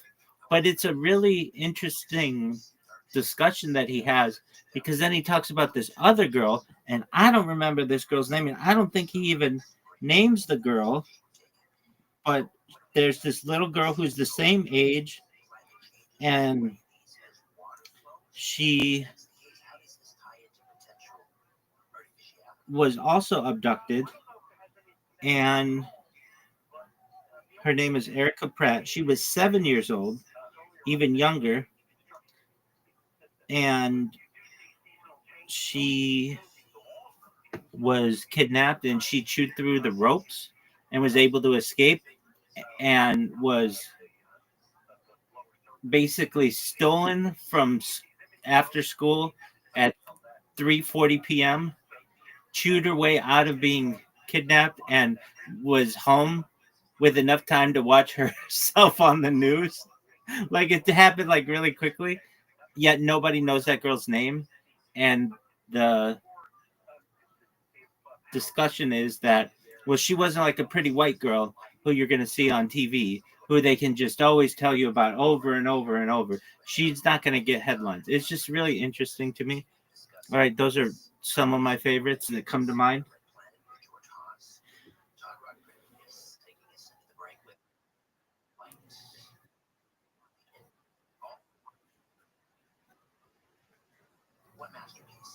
Yeah, of course it would be Zoot. Zoot, you're obsessed with this. Yeah, where he's like holding people hostage.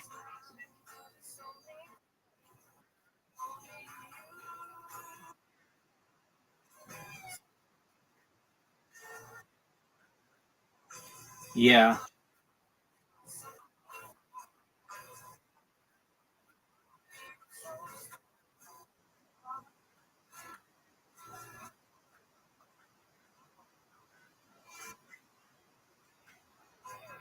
right,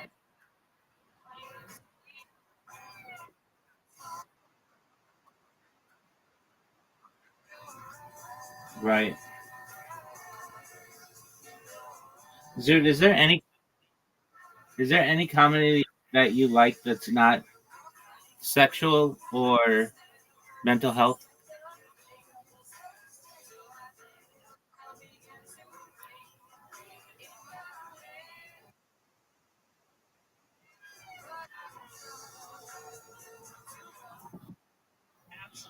Shrek, like the children's movie? Well, whatever you want to call it. Okay, what do you like about Shrek?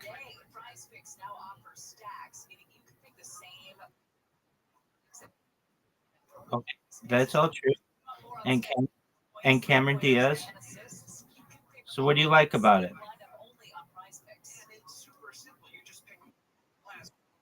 Okay, excellent. Zoot, how long on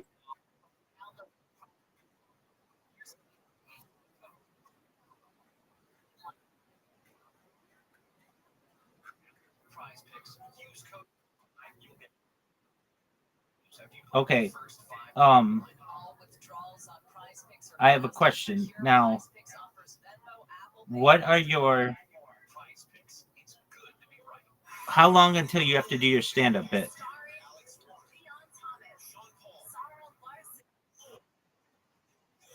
Okay, dude, come up with a really funny thing. Like, dude, you have a really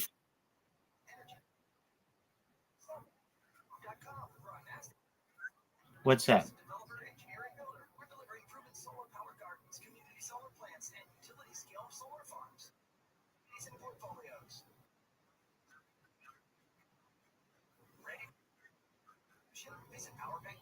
Doug, that doesn't fucking make sense.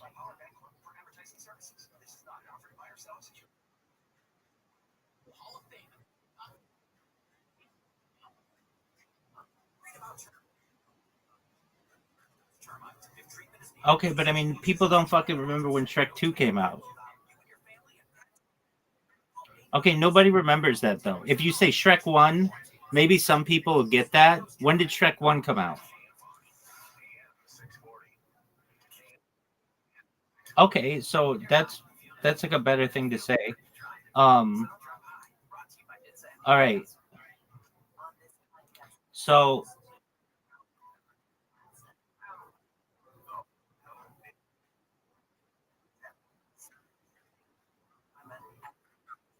okay, Zoot, that joke sucks. You have a very good joke. Do you remember it?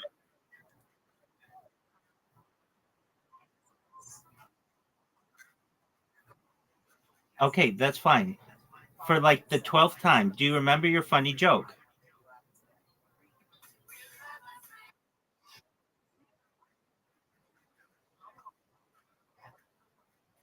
Wait, now that's funny, but you didn't say it correctly, man. You have to say this shit correctly, and you have to think about it. Stop. That's not funny. That's not funny. That's fucked up. No, you have to say the joke correctly, and you have to build on it. So here's your joke. Just remember this. I find it interesting. Dude, shut the fuck up and just listen. I find it interesting that there is a gambling hotline and there's a suicide hotline, but there isn't a homicide hotline. I think it would be great to be able to call someone when I want to strangle a bitch or whatever you want to say. Oh, it's fucking hilarious. So let's work on it. Okay, it's not, yeah, but bitch can be a dude. Okay, so that's the phrase we have to work on. So there's a gambling hotline. I find it interesting that there's a gambling hotline, a suicide hotline, but there isn't a homicide hotline. I really would find it helpful to be able to call someone when I feel like killing somebody. But that's like kind of a really mean thing to say. So maybe you don't say that, but maybe you start with, have you ever felt like, you know, maybe just something like, um, have you ever felt like you've been so frustrated with someone that you just want to kill them? Not really, but you know what I mean. I know there's a gambling hotline and a suicide hotline, but why isn't there a homicide hotline? I mean, don't you want to have the ability to speak with someone when you just feel like killing? That's that's that's so harsh though. Like um I don't know how that joke's going to come up. It's funny if it's presented correctly. So let's work on it. I'm sure you've all felt like at a certain point you've been so frustrated that you wanted to kill somebody. Maybe not really, but you've used the phrase, I feel like I'm going to kill this person. I know there's a gambling hotline and a suicide hotline, but it got me to thinking, why isn't there a homicide hotline? You know, someone who you could call when you feel like you're going to kill somebody. Maybe you are behind this person in traffic and they're texting and you feel like you're going to kill them. Well, be a great opportunity for you to be able to speak with somebody about these feelings. Or you're behind somebody in line and they're not paying attention. Another reason why you may feel like killing somebody. Well, instead of having these types of thoughts, there should be a hotline that you should be able to call. Or a situation where somebody will just not shut up and you have the thoughts to perhaps do undue harm to them. Well, this should be a great opportunity for you to be able to call the homicide hotline. And then you can play off of that.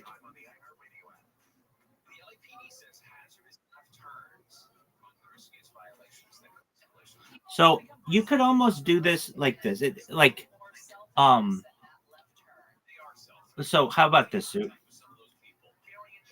Do you guys have Shark Tank in Australia?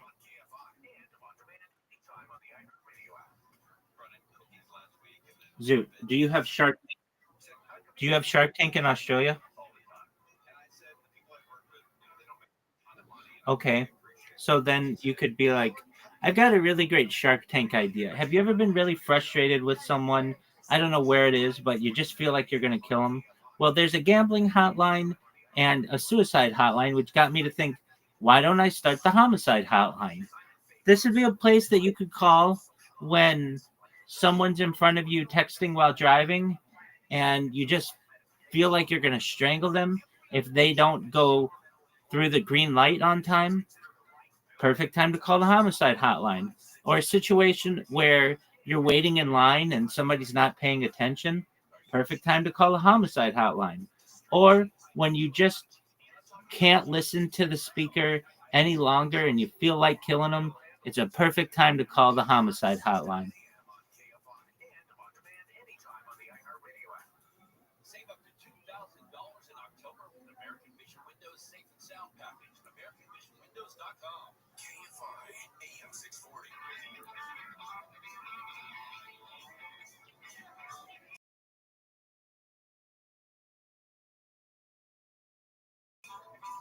Time.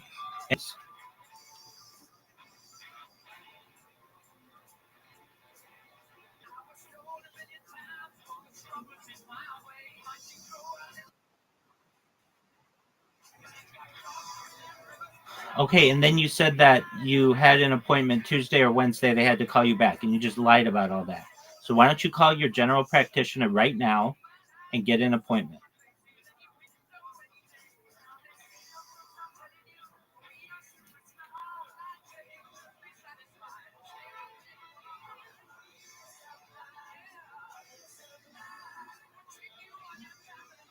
Why don't you do that, Zoot?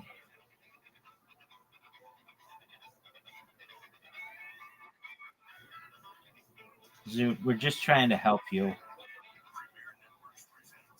Coast to Coast AM.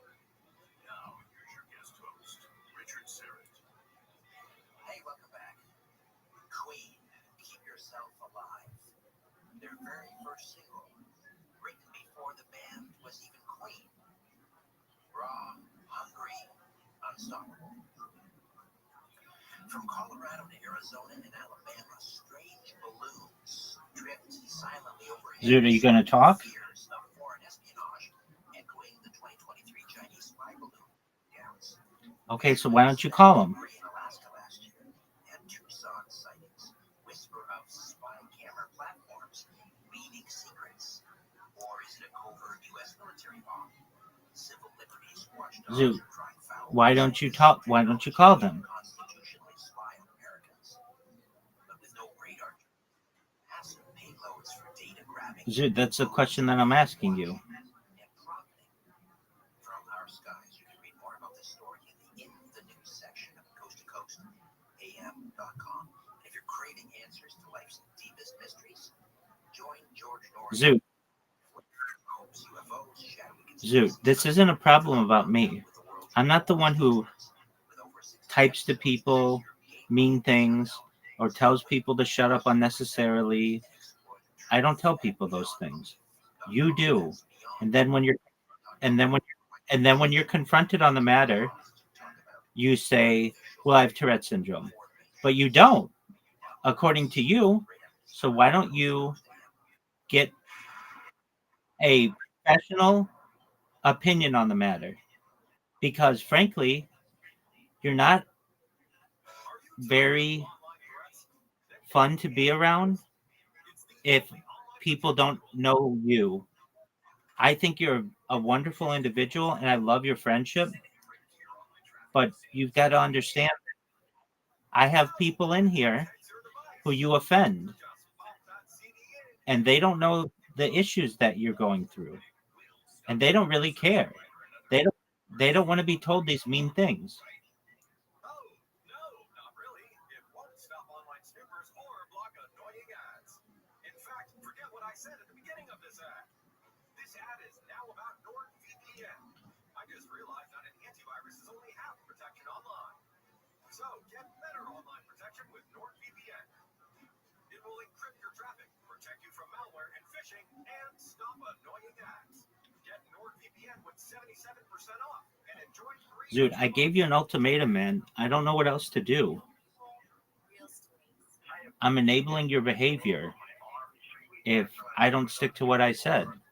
All you have to do is call your medical doctor.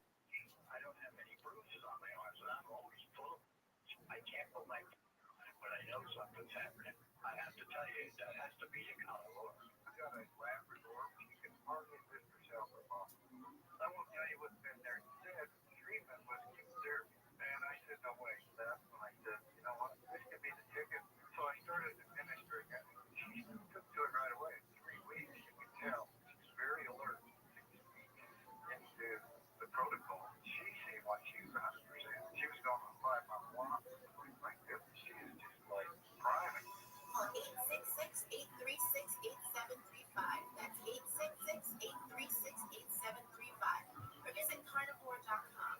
That's CARNIVORE.com.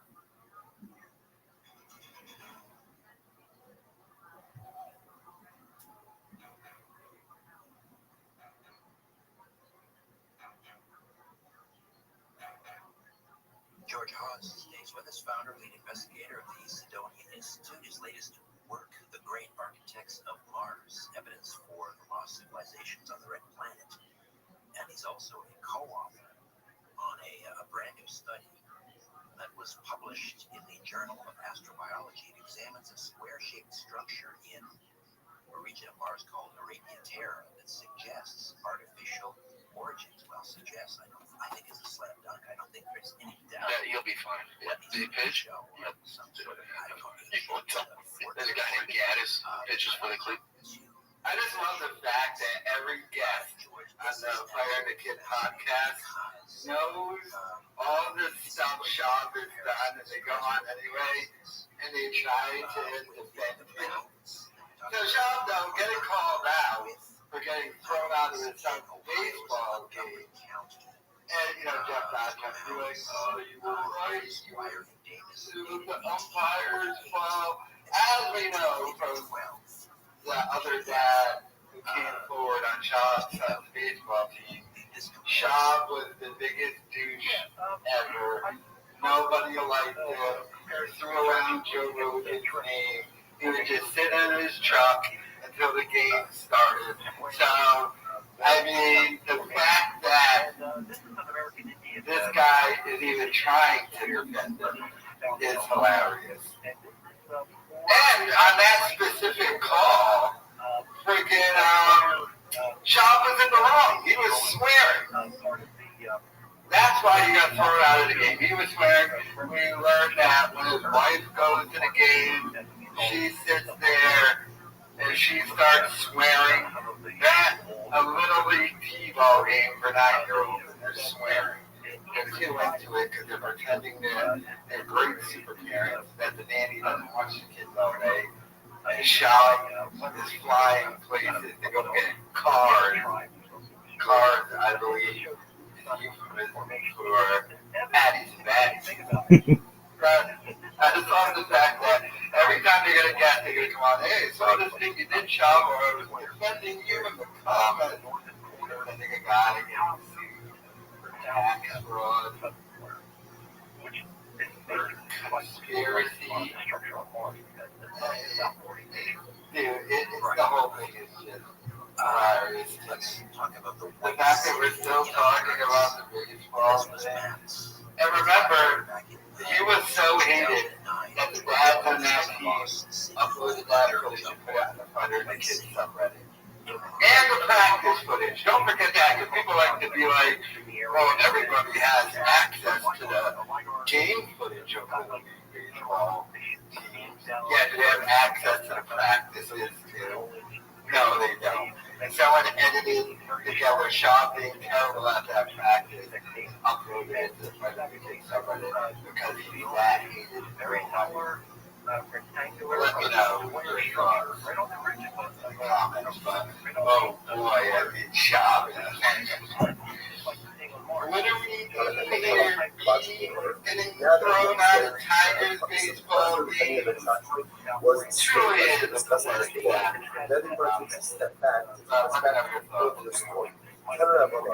שכל הלביוסים והגיסים, ולביוסים והגיסים לא, כל החלקים בצ'אצ'ה לבקו, הלפנים בצ'אצ'ה כאילו, בכל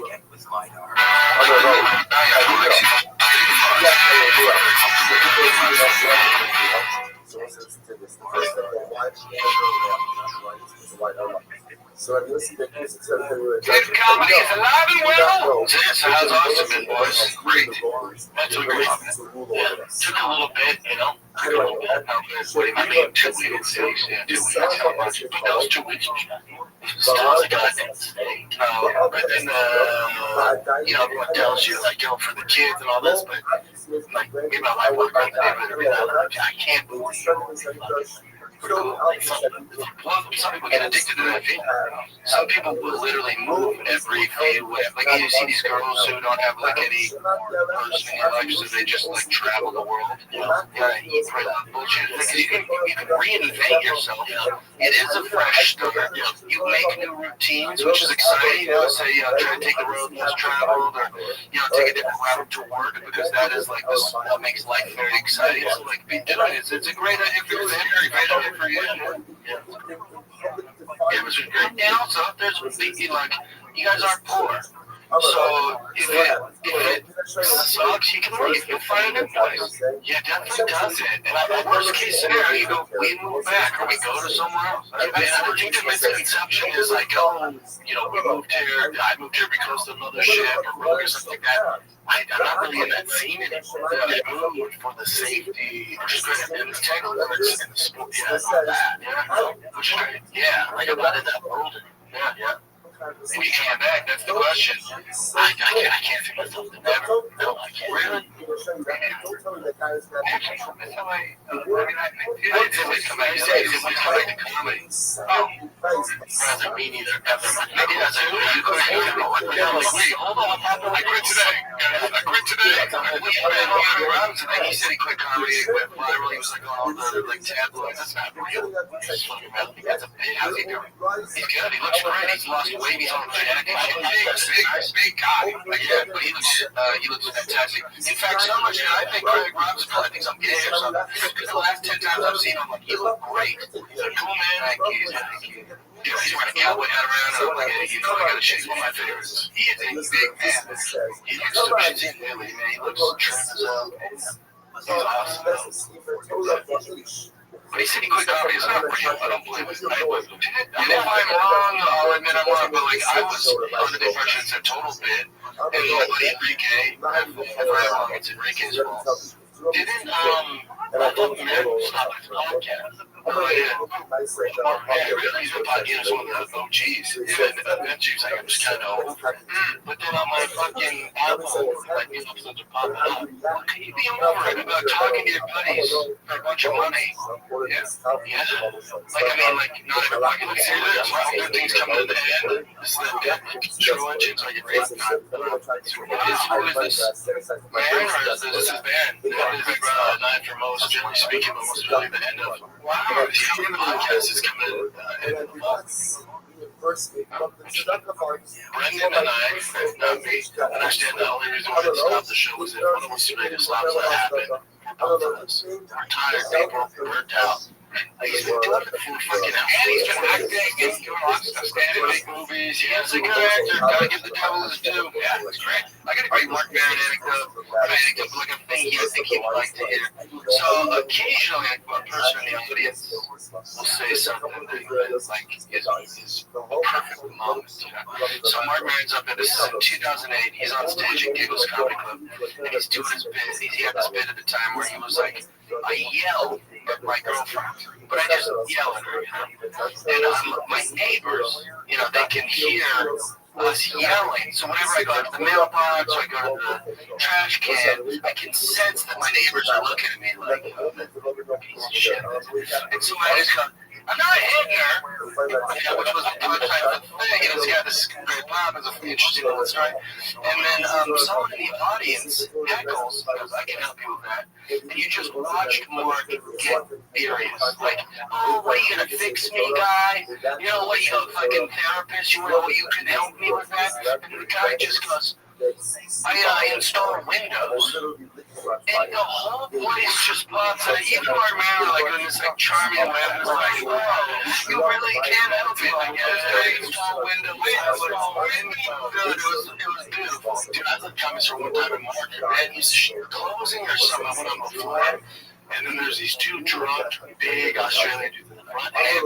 And Mark's doing his thing, and he keeps the big eye, goes, no, and then he starts tearing into him. And then he goes, fuck. He goes, get that. I'm going to see you in the parking lot. Fuck me up. And now I'm thinking about that, because I'm just like, and security, I'm looking at security, I'm like, oh man, that one is kind of fun. So then that's how much I admire Barrett. I waited around and make sure the guys are doing it again. That's one of my ways. I had to get home. Make sure guys come.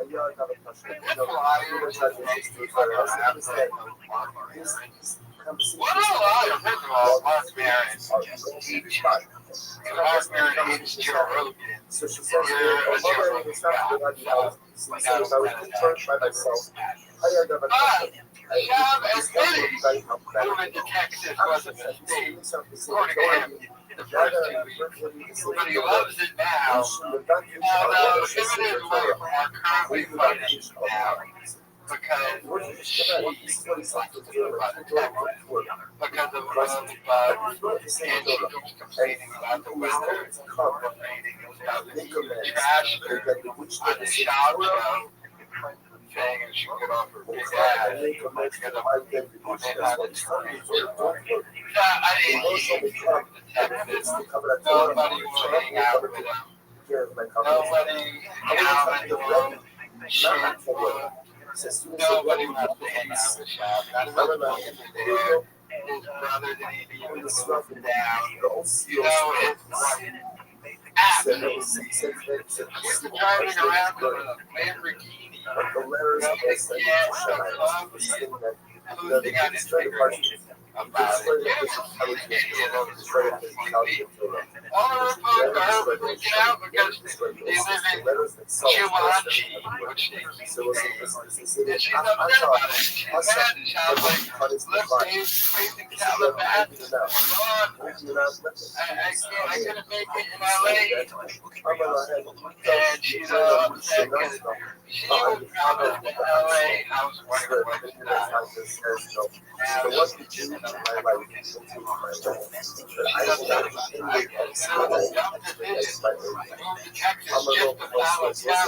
And then the whole Rogan thing.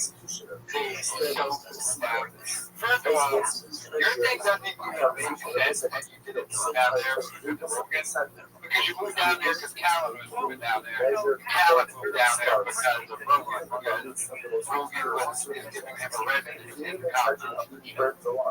So even by your own reason why he was technically did because of Rogan, absolutely did. You're just dumb and did it at the wrong time. You're a figure where it doesn't matter anymore. You should have just stayed in LA. He knows it's a mistake. Still gonna lie about it, but kind of admitting it in a way because he is dumb. It's dumb as they come. You're dumb. Roman execution. First, is ready in active executioners. The executioners collective in charge of them. Ready.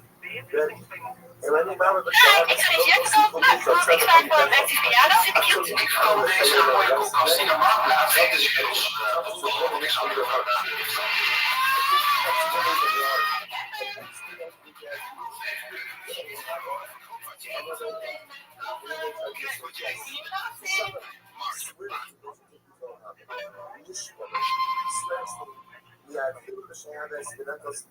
Yeah, welcome back to War Report. I think that's what we call it. We can call it whatever you want. It's my boy Jesse here. Big UFC 318 is going down, so you know we have to do a show before the pay-per-views. That's how we do this. Any of the big pay-per-views, me and Josie are going to break it all down for you guys. And it just so happens that the same week at the UFC 318 coming down, the Max Dustin fight, there's been a lot of Real Housewives of the UFC going down. Yeah, and it starts with, we both love him. That's good stuff. We love Conor McGregor. That is well documented. And dude, he had some dick pics. Yeah. And first of all, the freaking out dick, dude has a dick on him. He attached a weight to it. Dude, I mean, how many people are trying that now? I've thought about that so many times where I'm like, I just never could think of a way where I could like test that out. That seems dangerous, man. But he has a real dick on it. And he's just like, he's funny because we were talking about Fire the Kid and Chin, you know, we have the blurred pictures, and she was like, I just can't find those. I was like, I want to see what he's working with. Man, it's the toys. Let's see what we're working with. Let's see what he said to the strangers. Yes. And then finally, the fans saw that, like, because Chin's been on the internet, and I got like 30 Conor dick pics. And I was like, man, this is impressive. There's ways to figure it out. There definitely is. You got to get better at the internet. But, yeah, our boys in a. Here's the thing. We're like, this is crazy, man. And Conor's like, well, here's my birthday at 50 cents. And he just cruised right through it. And the craziest thing about the story, though, is who he sent those to. Like, you know who he sent those to? She's a singer, right? Pretty gal. Completely. She's a certified that shit crazy. That girl live streamed herself digging up a recently dead cat, and she boiled it on live stream. Oh my God. See, that's what I'm saying. They're like, apparently, like, she didn't know, like, they didn't know each other. Like, how is that the person that you're like, goddamn, it's like, hey, this is a good picture. Who am I going to send this to? He's like, the chicken boiled cat. You know, I didn't know that. Like, I guess she's just an artist. He's like, she's hot. If you go look at her bank account, it's like, yeah, I think a bit of this is, I do think we're dealing with the addict. I think it's addict behavior. And he's probably storing all that devil's dandruff and was just like, cool, I got some weight attached to my dick. I saw hers one time and sent to the yeah, he's like, he's rolling the white lady blues and a shit on Viagra. He's like, I'm ready to get to the time. I'm ready to count down. Brains him. Yeah, dude. There's also, you know, if he has no relationship with her and they don't know each other, and obviously he's not familiar with her online, she can't be the only one to receive that weight, because that weight dick pic is a lot of effort. You're not just sending it to a random girl. Dude, that's exactly what I was saying. Is like, if it goes to random black singer he doesn't know, imagine the distribution on that. And then she was like, bro, she just blasted him out. And she was like, bro, aren't you running for president of America? Did you see the rest of her tweets? Because like when people start blowing her up, she's like, are you kidding? She's like, we got a presidency to win. She's funny. Yeah. Oh yeah, no, she's like, Connor. Yeah, really got her. So she's got a funny. And then, so you see this, and then the pictures pop up him at the beach. Is it in Miami or something? Just some random girl. And you heard that now after that, the Miami case where he got accused by that head in Miami 2023. We saw the video in the bathroom. The judge decided yesterday, the day after those pictures on the beach came out, that they're moving forward with that case. If I'm looking at this just objectively, and it's kind of funny, it's like, the judge looks at that and goes, Jesus, he's like, I didn't think there was any credibility to this case. Didn't look into that bathroom, that 300-pound chick, but now that I see the shit on the beach, I have entertained that he might have actually done this. I know, dude, he just can't get out of his own way. It sucks to see. Yeah, Corbin, come on, dude, just tighten up a little. And just a tad. He said Fort Lauderdale, that's 20 seconds from Miami. That's your goal in Miami, and you're climbing the layer. There's a 10. If you throw a quarter in any direction, it'll hit a 10. There's so many workarounds with that. But also, dude, Connor's not a dumb dude. I think Connor's being irrational, he's an addict. But even, let's say he's on this crazy freaking Nicolas Cage binge that he's going on. He knows that people, he's one of the most recognizable faces in the world. So he knows being on the beach with this random side chick that people are going to see him. So I have no idea about his personal relationship with Dave.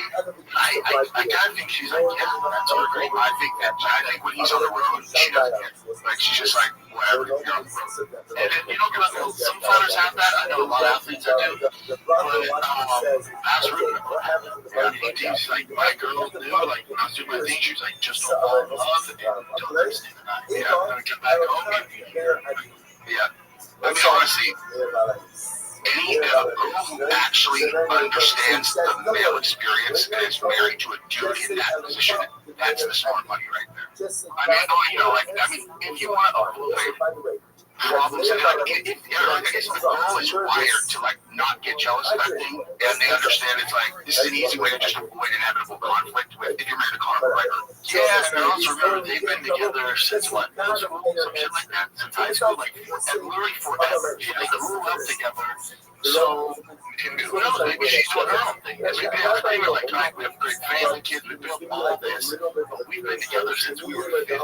Yeah, like, let's expand a little bit, but not fall in love. Maybe Canelo Saul Anderson. Yeah, I have no idea.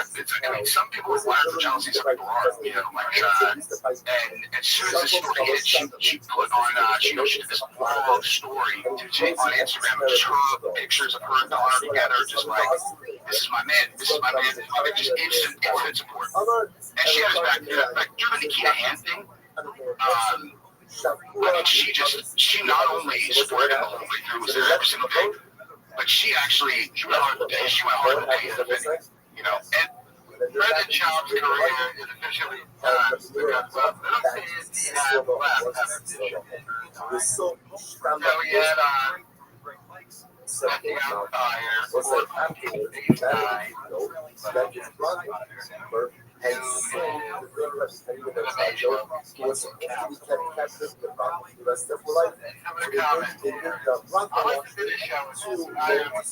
life. So as tourism, so they build up the platform. Honor and we come to here and he tries out a lot of players and I will say what happens. And they get for the research actually says over here, they say to him, I'm still under in my eye.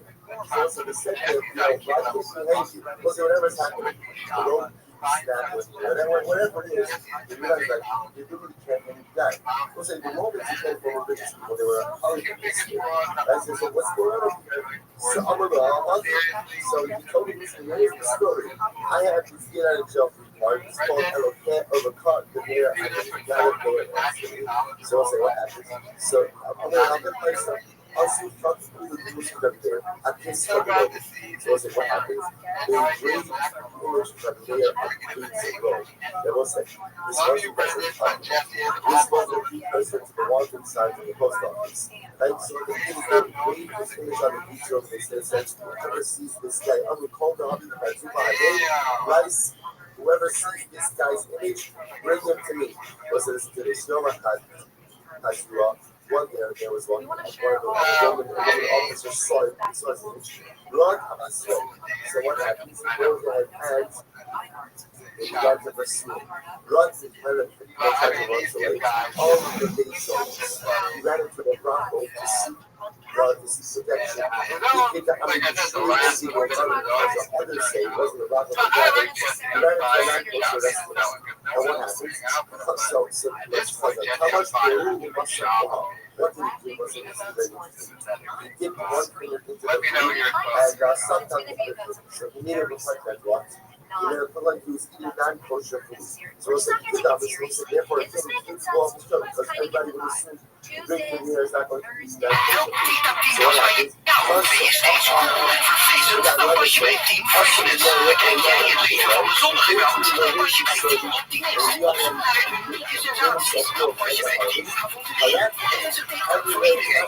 So what happens? So what happens? So that the grace left there is, so when the Roman officer saw this, he said, oh, this must be something else. Oh my God.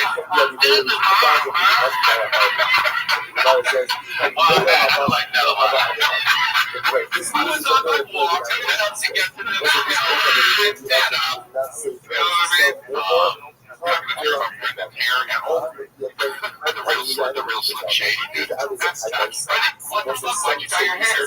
Oh, you guys finally noticed. Oh, we know. Got out with the mom.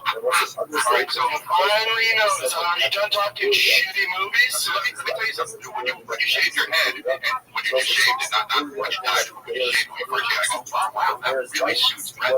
Did you? Alright, you didn't think about it, but it's okay. I make that forever.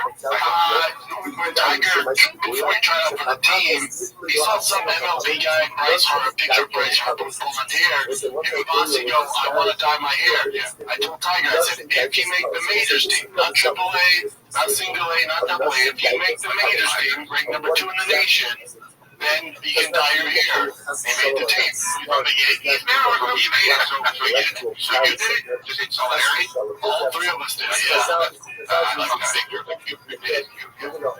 team's fun. He looks the best. The major, like 3 months, man, he's on. In travel ball, there's like single A, which is, your lowest, and then majors is like the big boys. He made the majors and pushing them to go pro, like Johnny Damon. Johnny Damon had to cut his hair, right? I feel like that we glossed over that show, that movie profile, though. So I gotta get, oh wow, it's disturbing. Disturbing, and also, it looks like I made. You're big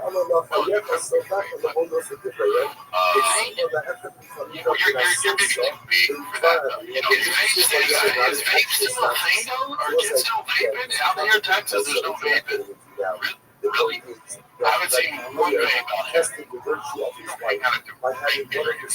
Fair point. That's a very fair point. You gotta have one. Vape area. 6th Street vape. Vaping is coming out now, all this stuff is coming out about it. I think you're trying to suppress it. I mean, dude, how completely terrible it is. Of course it's terrible, bro. No one has vaping. It's not like when we used to smoke and it was like, all we heard about was one thing. What is it? That's it, right? You know, you smoke these little kids, you end up with the, now, what they're saying is actually because of the vaping, it's just like, it's not even legal ever. Like, one vapes an entire pack of cigarettes. So that is crazy. It lights up and they just,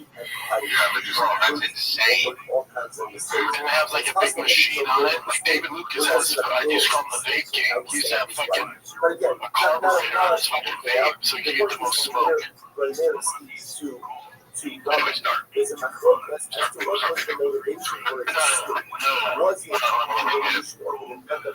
I did.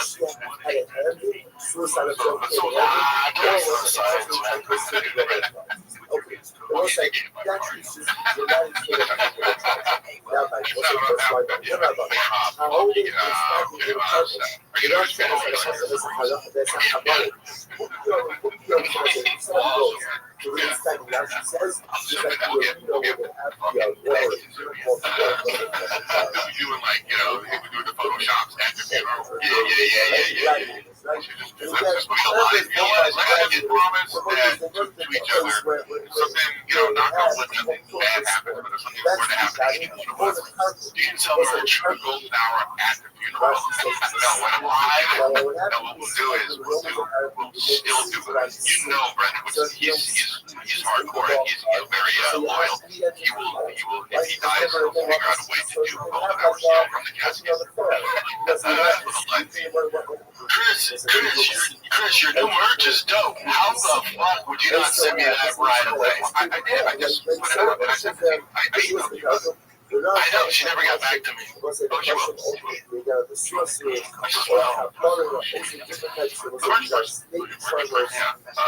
It's good though. Look at his new merch. Gym commandments, dude. I make good merch. Look at this, never die gym. I look at it like that. Dude, I want royalties because you use my body. Congratulations. Right? Wait, no. It's that one of the viral stand-up stuff that I used to be like, how people are here because a lot of people are like, this influencer thing that I do. Determination, never dying, never. That's a spin-off of Gold's Gym, yeah? Yeah. I mean, no, I gotta go to Bronx, Jeff, after that, not to go. I don't know if you get it to I like how you feel like you have to jump down on the bed. I have been yeah, maybe that is why. You hear that Drake got a new this LeBron got to. Hey man, Chris doing a roasting Brendan Schaub over at his dice. I like the whole apartment of it. Right? Sometimes the need go ahead.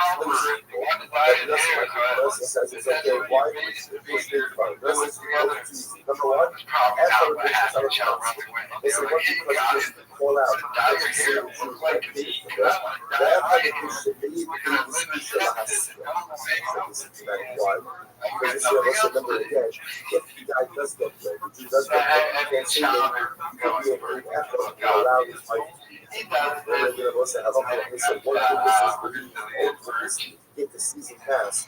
They're planning to do it, so at least again, do something. I think I need try to see that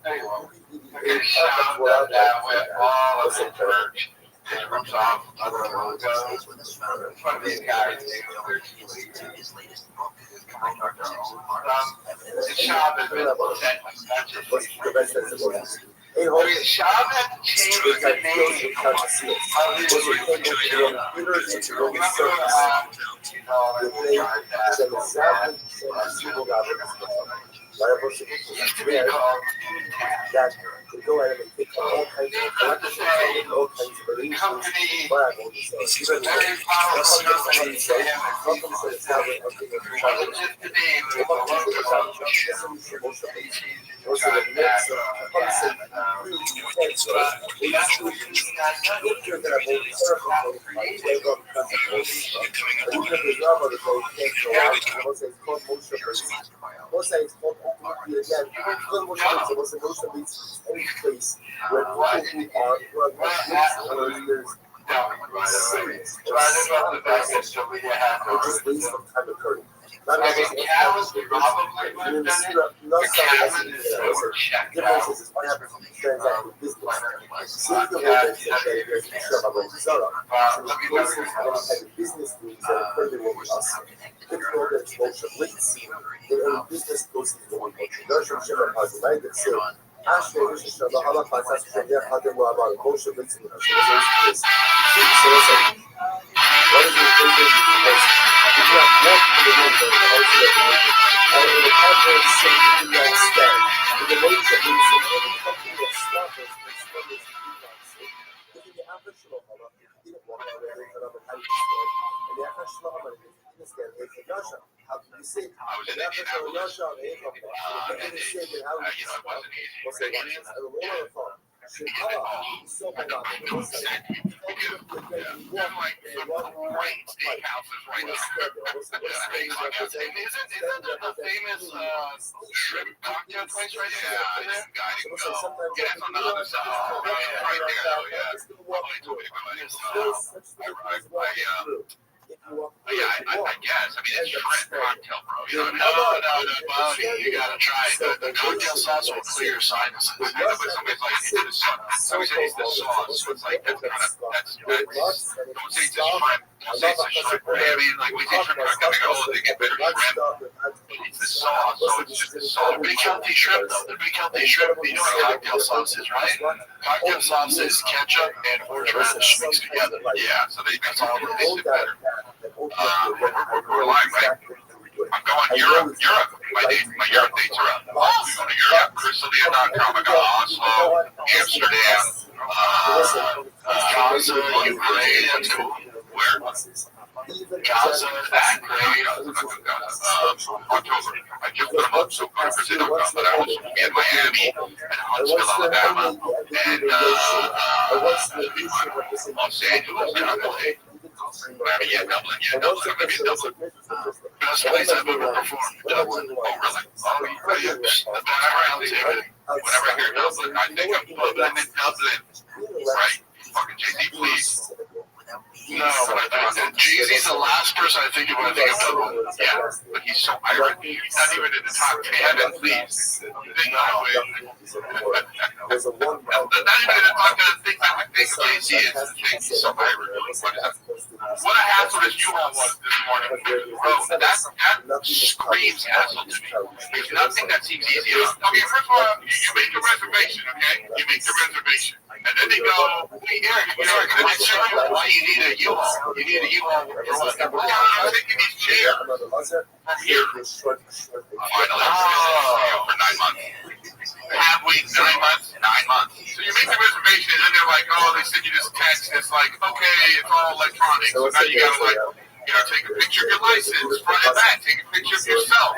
Yeah. And then I get to the place, and no one's there. And then they're like, oh yeah, I have to do it again. And I get on the phone with the people, I'm like, I'm pissed. I'm not pissed. It was such I had two people, and then you have to give them a number of someone else. Well, they have to call and verify this. Really? Yeah. So I'm on the phone with Rachel, and I'm believe me, I'm going in. And then they get phone ring, I go, that's hilarious. Movie with a truck? Those things shouldn't need to run a fucking U-Haul. Listen, I thought it was going to be simple. I now realize you're going to have fucking me trying to help you put things in the goddamn bed. I'm not going to I'm blocking your goddamn it, dude. I just realized I would have hired somebody to come with me today to help you. Also, Dexter? Jesus Christ. What? Oh, I know, yeah. So I tried to suffocate them last week. I started actually watching it. Dexter. It's got to be back. I just started. Like the first episode is just like all the ghosts. Do I like that? I like that part. I don't like it. You like it or you don't? I like that part. The throwback to get you back on board. I need to do that. I totally agree with Harry. I haven't seen it, so I don't know. But he left his life behind. He escaped, and then they found him out. Now bringing people after him again. You know what I mean? Like, did you watch season? How did you watch episode 1 and 2? Just one. You watch episode 1 and 2? Okay, just one. I'm just saying, he's the big harbor butcher. He needs to be found and put in prison and given the death penalty. You know what I'm saying? Have his own show. I know, but that's why he should be like, I don't know so much Green Mile. This is why he shouldn't be around people that know about him. That's why he moved to the middle of nowhere. He flipped him, and it's not even worse serial killers. They're drawn to each other. That one was crazy. What are you talking about? He scoped them, and they ran inside. You know what I mean? In the one with his last season, shot him. Oh, that one. Yeah. So that killer was like... Right. Well, that was the end of it, though. That was too ridiculous to go on from that. Because you found a serial killer that had fucking dead women museum under it. That's like, all right, dude, there's nothing beyond. You need to have, if you're going to make the show, it needs to either be a prequel, which they did, or Dexter in heaven. And it's like he's fucking make a crazy show. He's in hell. You know what I mean? Or jail. Real. And it's like, dude, I would love to watch it. They have yet to make a show that's so successful be a completely different show. And I'm all for that. I've always wanted that. You know what I'm saying? Where you're not story, you know, but that's an anthology, right? Yeah. But no, wait, I'm trying to think. If that's been a show, or they made another show, Frasier. But that's okay, but that's sure, that's a true spin-off. Record job upset. That another person is on the show. What is the no? I'm spending today. I'm not going to listen to your voice. Today I'm not going to listen to your voice. ומחר, הנה, אולי נשמע אותו לאחר. Tomorrow, I can't get tomorrow. Maybe I'm going to Paris tomorrow. Maybe I'm not going to Paris tomorrow. I do know. I can't control tomorrow. But again, I can't control what I want to say. This today is the guy. And then we're going to watch the bills and listen to how we can keep this awesome. That's the the most extravagant thing to say like this, right now, I have control over what I do right now. I have control over the thing that is in front of me. But what am I going to do? That's the I am going to make today hope. I'm going to capitalize on the moments that literally are within my grasp right now. And nobody can stand us over here. Tomorrow, I don't know what tomorrow is. Sean basically so I can't make YouTube plans for tomorrow. And I can't make YouTube promises for tomorrow. I'll get with tomorrow. So what's in here? And about something like other countries discussing again. You're looking at this like Commissioner Rod. You're testing. If you dash them exclamation point. Exclamation point. Sanctified levels. Systematic. Company gets systematic. Today. Maximize the moment you have because that's what you control in life. How do you get down? How do you use the present? How do you the daily life in front of you? Was like that's the only thing that you control life. In my heart, what's this thing about Chef Country? It's like this. If you dash down one exclamation point, actually, it's true. Exclamation point. If you dash them, I know with an emoji, right? If you dash them, like, yo, you have to sanctify me because that's all I control. Mother, is the question. Right, what about tomorrow? Can't tell you that's tomorrow. Helemaal bij je favoriete muziek met deze AirPods. Stel ze in een computer. It comes today. I'll see you Mother to what? To you got. I tell you this, there was a waitress at the Long Beach Live Factory, and she had what's the name? Will Ferrell. What's the Anchorman guy? What's the guy's name on Anchorman? Yeah. Ron Burgundy. Ron Burgundy. Yeah. Full on Ron Burgundy tattoo. I think it's like right here, like full on. That's it. She was like, I love Ron Burgundy.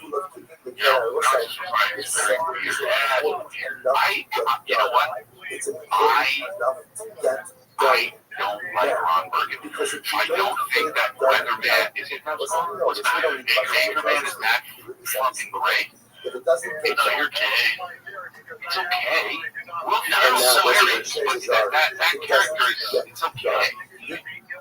Like he's so much funnier in other shit, I think. I don't know. So the bullshit you guys recommend, and you're going bad on Anchorman. I'd like to see a Ron Burgundy footage. That'd be great. Just try. I think one of my favorite Will Ferrell performances. I always like Will Ferrell always reminds me of like a guest rapper on a Jay-Z song. Like it's right there. Sometimes when you watch that rapper had an album, it would be whack. That's how I feel about Will Ferrell. I mean, Will Ferrell love it when he like gets old school. He's hilarious. But then he's that movie like Step Brothers. No, Talladega Nights is great. Blades and Glory is great. Chicken Scream is good. Semi-Pro, come on. The Elf, he was the main character in The Elf. That's true, he was very funny in that. That's like a few.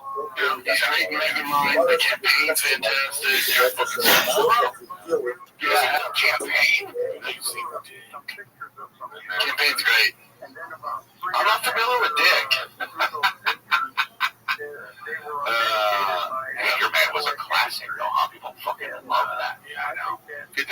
favorite top 3 of these movies? What do you think are? I haven't seen many of them, honestly. Really? Yeah. I'll tell you what I'm not a fan of. Zoolander. Oh, not me neither. I don't get it. I don't get Zoolander. For me, Step Brothers #1.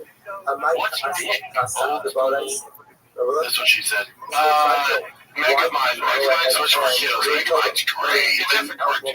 Yeah, that doesn't count. He's the main character. That doesn't count. Those don't count. Asshole, come on, dude. I don't mean to not give part. Cotton Top. The best one is Elf. No, it's so great. It's talking about a classic movie. Obviously, Step Brothers. I haven't seen so many of these though. I haven't seen other than I should have absolutely seen, like Television. I have not seen. You've never seen Television? I've never seen Step Brothers. Oh, dude, Step Brothers. Oh, like, watch Step Brothers. I haven't watched it. When they're in the car singing with the family. Oh my God, what's his name? Oh my God, see, going. Old school's great. You've never seen Kicking and Screaming? I've seen it. You know what? Oh, you know what? I also my favorite Will Ferrell movie is Austin Powers. I really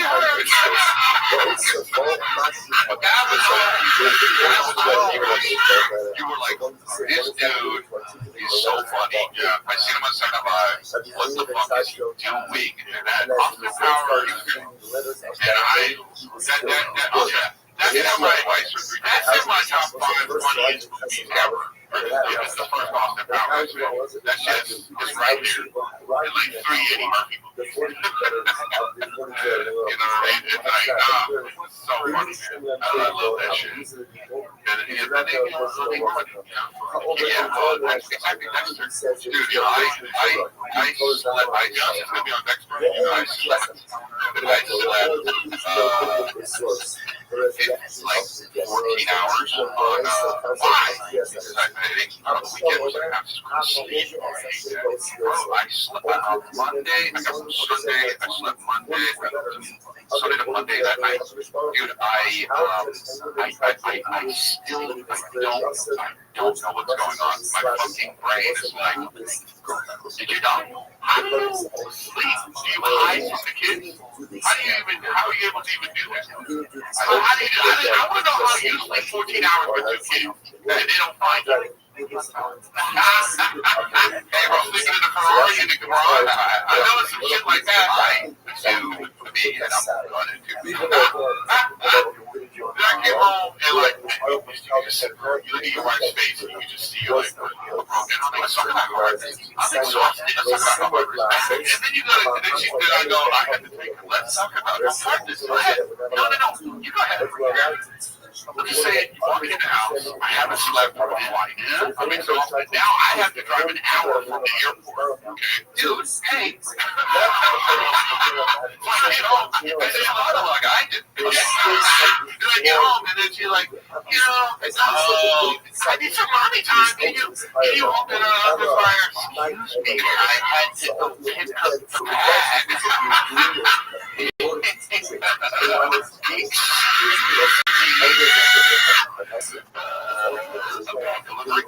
I had delivery. I had to go to Indianapolis and get the fucking bag. And they talk about, Rachel said, like, would you just on a vacation? I won't talk about every woman's dreams to have children. You're living your dream too, baby. I had to go get the bag, do what I love. Yeah, but you do what you love. Yeah, because I figured it out. Hey, don't get mad that I made good life choices. Don't get mad at me. It's just a lot, dude. So I was like, then I had this audition. I had to go to the whole thing for the commercial. So I went, so I have to drive to the airport. And there was a discussion there, and I forgot the name that night at the Rothschild. Love that movie.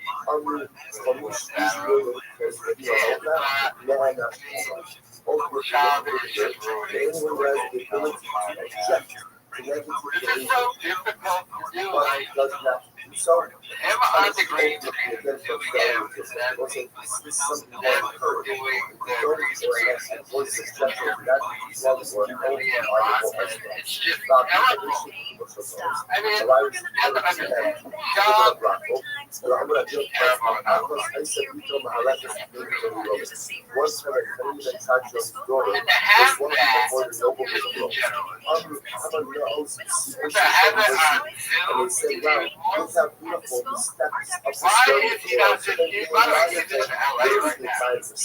I bet you it's the entire time. But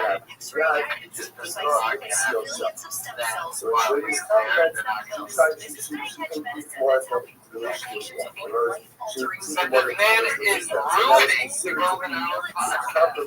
And then stop pushing it and let it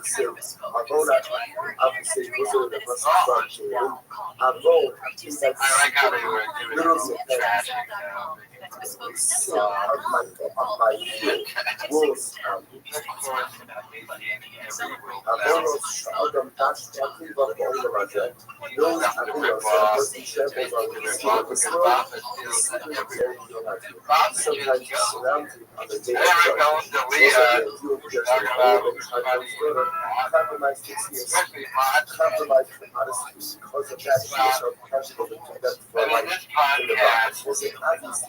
Is shot number one podcast.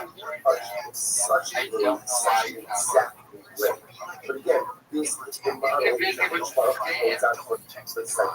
I mean, the number one thing is what the most effort to it. Drive past no gas. And he drops a video on all of his time and effort put into this job.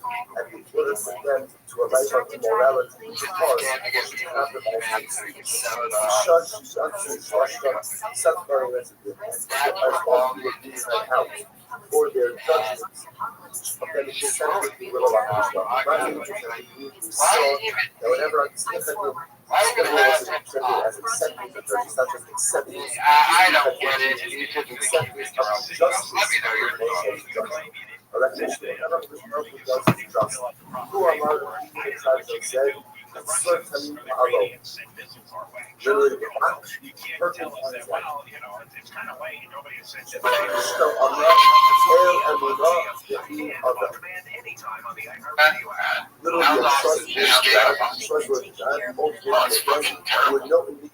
What's the positive?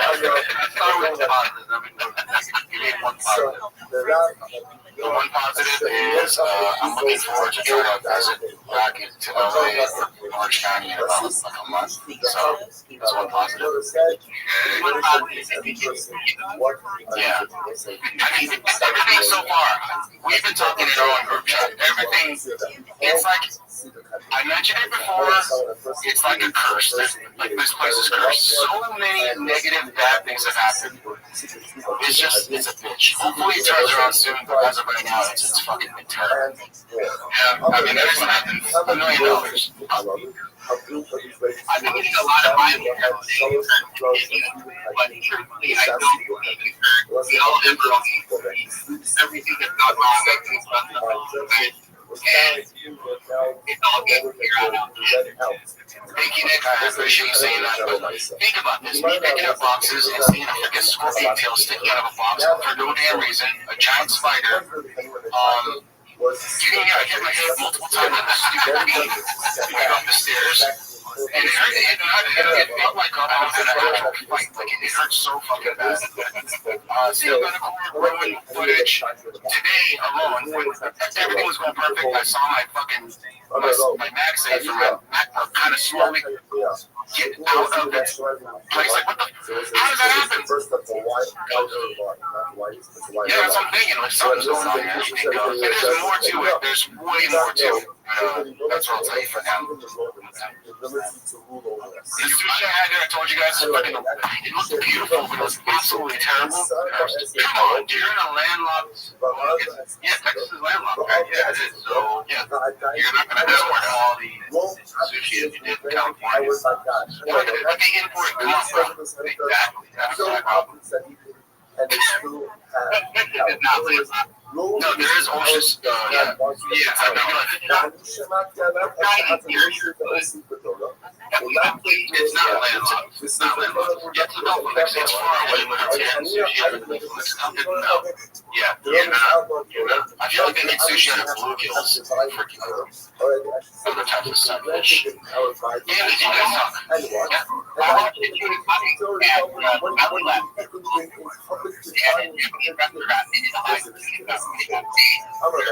So what happens? Isn't it cool to watch? Isn't it like therapeutic when you see them like slicing it and doing all that stuff, like filleting it? It's pretty cool. It was fun. I wanted to do it. Well, let's go fishing. Let's go do it. I'll turn my microphone down. I'm leaving when I leave the conversation AirPod. When I was in New York last week, we walked through the market, we were going to go back saying if you want to get a bag or whatever, but most of us have been looking for Gen 1 or Gen 2 AirPods for a while. We got telling us the word that I said they wouldn't fit my ears as well. And we're walking back, and this guy from the heavens just picked out a piece of AirPods. And he goes, $50. And we're like, we looked at each other and we're like, we both wanted them. But I'm like, I don't have 50 man, sorry. He's like $40. I'm like, I only 21. I'm like, oh, this is out of my wallet. And he was like, oh, okay, fine. And walked away. He goes, okay, 21. And I got it. They pair with your phone, they say AirPods, and I thought that these are not AirPods. And that's why you accepted $21. Yes. But then at that point, I'm like, I'm not. They do work, and they will like use the box plate of this stuff. So I'll take a $21 pair of AirPods, and then I don't look like those on the TV with $20 headphones that don't look like AirPods. Comfy. It doesn't sound too bad though, so yeah, it's definitely worth $21 if they actually work. So yeah, that's a good buy, a good purchase. Quite literally the worst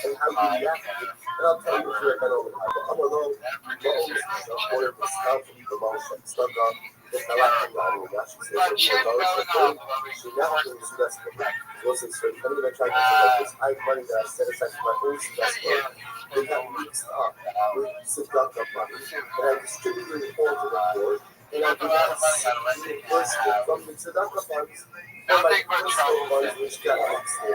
I'm a low, because specifically the about seductive, I'm a low, the Celtic County woman or a left. Of course he did, because who makes the podcast in a car garage and like doesn't use the back office? It's a list of the widest lines. Everything up there. Just a couple of these burgers and a piece of dime. The whole thing will cover us. You're talking about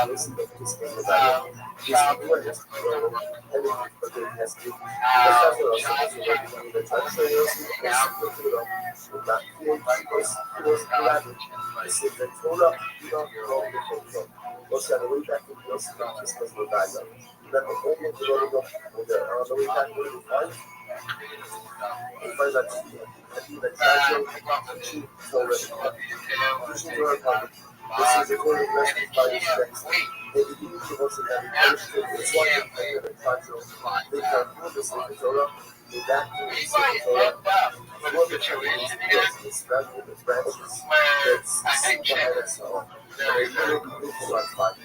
They use some extremely close quantity of red gold. They surround the line. Look at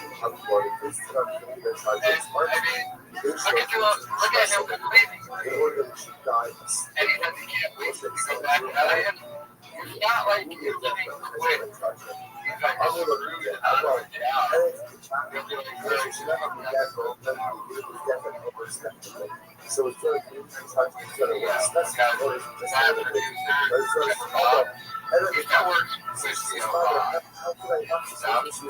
I think Chip and I is going to be like, yeah, either send me back to LA or I'm going to go to the job and come out. Whenever Chip has him, I'm going to stick with that. I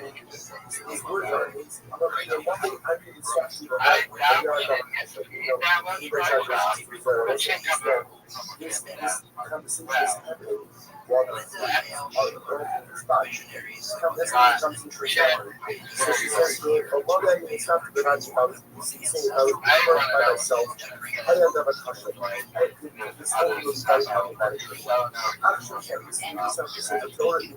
Now that I'm going up to say the Torah, you should have got each one of the Torah. Only about you want to just come out. This is what he said to the don't worry. Christ is coming. I believe the Torah. And who is going to come. By the way, I think that has never happened. For the degradation of the Torah. Sean has never asked me to come over for a cookout, 4th of July, and this has never happened before in the history of July. And now, once they're moving into Texas, Sean is just learning over every day, bringing bugs, it really is disturbing.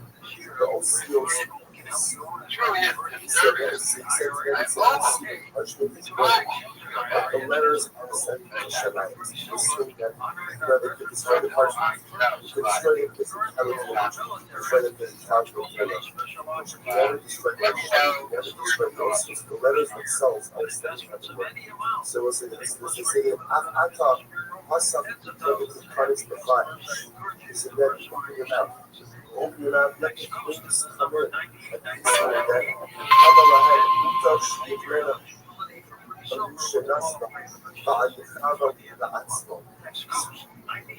the human Kaiser says, what do you do in my life? Will take my life. But I will not be anywhere expedite until my own death. I'm a little close to what's the emphasis on this one. The execution of this thing I see. As the execution of the conversation, what is it? At the same time, the greatness of the second is the ability to measure and thoughtful response. Even in the midst of the most ridiculous of circumstances. But if you're going to try to being burnt alive, and he's carrying his daughter. He's holding his daughter. His daughter doesn't understand what to do with this entire spectacle. He's telling her, don't worry. See, if there was with it, if others could take care of this, if there was trouble, take care of this. As soon as I see that, what are you saying? He's giving us a comment saying, don't worry. It's only the rule. It's only the parchment that's being burnt. The letters will always remain giving them the cover in the midst of this ridiculously brutal and horrific scene. He sees all of this. Roman executioner. First, is ready in unto him to service him. The executioner's clothes with even charge of them. Ready. And when you remember the Shahadis, you don't see Kubush of Sunday, I'll be back on. I'm telling you, I never tell you what I'm about to do. Tell me what it comes from one way from your heart. I think it comes from one way from your heart. And expedite with that, to all of Abba, I'm alone. And then try to say yes. You shut up. Swear to me, Mishkomen, swear to me, we are giving the Shahadis, but that doesn't mean that moment executioner went ahead. The executioner went ahead and increased the fire, removed the trumpets of war, down, broke the dress of the trust of the Behira. And at the end of the tribe, died instantly. Enough of it so far. At that moment, the executioner jumped into the flames as well. Yotza Basakova Amra, maybe Kalila and Shadjo, the counts the newly used Mother in the Chayo Rabba. In that moment, you get a Basakova Kalila and Shadjo, and the executioner are divided from the natural Zakharek was a very private and understanding. Can't not Christ. The Prophet Ali Ba'amar is Kamala Sha'akas, is Kamala Sha'akas. There are some people ultimately again will acquire their own problem in many ways. There are some people who acquire their own problem in one way. This execution, I will say, let's understand, you don't get that job because of your egos in the Roman execution. Right? That's one guy you do not want to run out. Anyway, but yeah, this moment, this person is ready. Even the Roman execution is ready. He found he's ready. He found he's ready, and the great time is coming to trash. And that word, you can also see a person turn around the life that is filled with craving, that is filled with bloodshed, that is filled with everything that is disgusting in this world. And a person can turn around that life with one you know, it's spiritual. Then like, there are some people who like that people don't have there are some people who can just see the body. Burial cases was in Africa says as follows. Gemara says, it was like 7 lines of the bottom. Burial cases, there's reference to this. Burial was the wife of the mayor. Prior to the beginning of the child was also the known over issues. Burial was daughter of the king of the child. So remember again, I will say one of the penalties of the child was what? His wife was killed and his daughter was condemned to life in a bar. He had 2 daughters. One was Burial, the other was It is Monday morning, July 21st. On 9:30 a.m. here in beautiful Austin, Texas. Weather still ain't shit. Like, this is so uncommon for Austin, Texas. Whatever, dude. This weather ain't shit. Bring it. Bring it, weather god. Bring it. How's everyone doing? How's your summer going, man? Yeah? Kids in multiple freaking camps so they're not driving crazy at the house. I get it. I get it. Your boy's fresh off the plane from SoCal, Orange County. I wasn't in LA. I wish I was in LA so I could see a bunch of my friends, but I was in Newport, California. Out there for business, and then I was in Downey for a little bit at the time, working on my truck, my beach woman. Which tops in a ridiculous 1,000 horsepower, not a big deal. So we'll see when that gets done. But one of the main reasons I was there is I was flowing out with Jackson's and Bear, my boy Bear Jackson's, doing the podcast and all that. But then also to get an inside look at Hamzat Shemayev's training camp. Yeah, it was cool. It was cool because Hamzat's like this bogeyman that, especially in America, we don't see a lot of. Guy flies under the radar. You know, he's not one of those guys that are on TikTok doing dancing and shit looking for attention. He just does his thing to try to become world champion. And so I get to that gym, and so he's been doing his whole camp in Newport, California. And also, Norman Sorokin's there as well, who also does his camps out there. A bunch of guys do. Cleo Roundtree, Mackenzie Karen, Grapple there. They had DJ Dilshaw, you know, coach. It's on the Jackson podcast. Obviously, they have a whole thing going down there.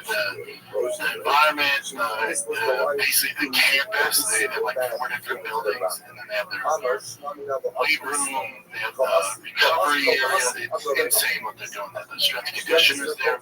Long story short, Hamzat's there with about 10 or 15 of his team, and some of them are like, you know, up and coming or well established Dagestani and Chechen fighters, and then some are world class wrestlers. They're not big dudes because he's fighting DDPs, so they're big dudes. It's different than the camps I was in, or different than the camps I've been around, whether it's John Jones or GSP or Cheetah or insert whoever, Jill Sona and all these big-time dudes, because it was just so intense. Like, there's no joking around. It's just business. And, you know, obviously what happens in a fight camp stays in a fight camp. But if you know the stories of like shoot to box where they would spar and dudes would like get into a fight, you guys would get like starched. That's what these boys are doing. And it ain't happening to Hamzat.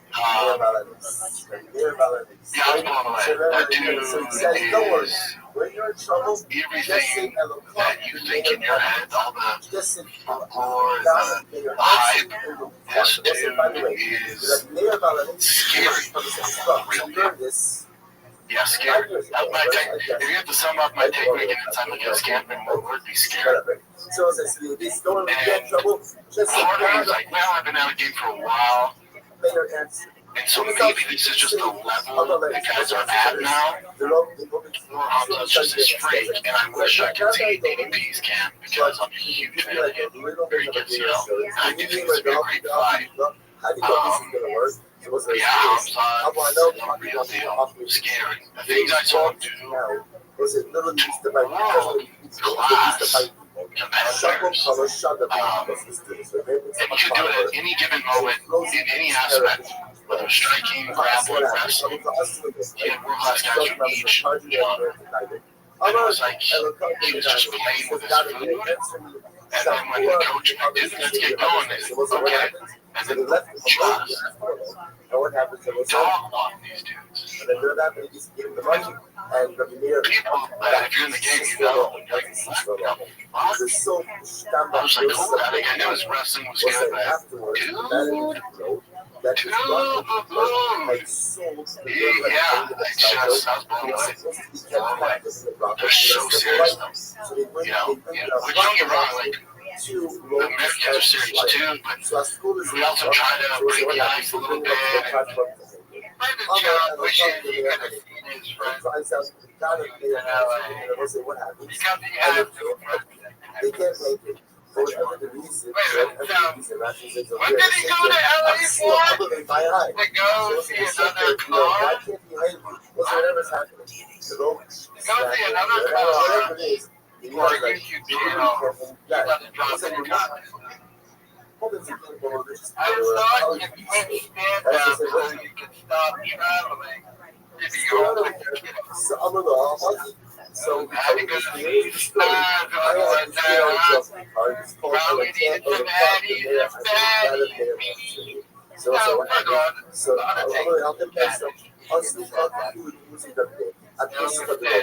So I said, what happened? No, all the kids are in camp.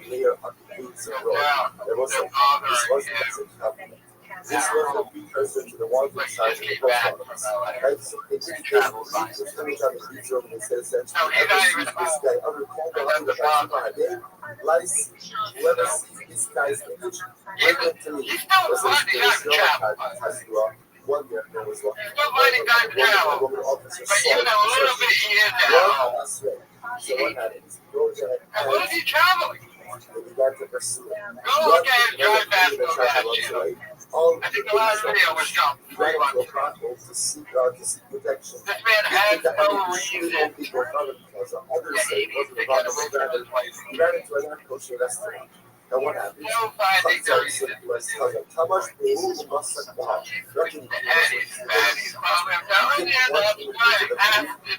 sometimes the other thing. So we need a reflection as well. So he said to me, so therefore,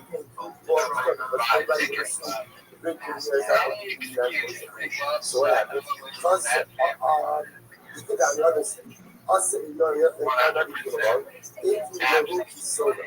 And we are I know for a fact. Because his wife dropped videos on Instagram all the time. So that it brings together. So the Roman officer saw this and said, oh, this must be someone else. Yeah, he came every day. The rock will be hugged by a harvest. So the Gemara says, Forcing kids to hang out more than one. You should have to dig up. Therefore, First it was, he was flying back to LA. And then he had people coming to visit him, and then he now was the state of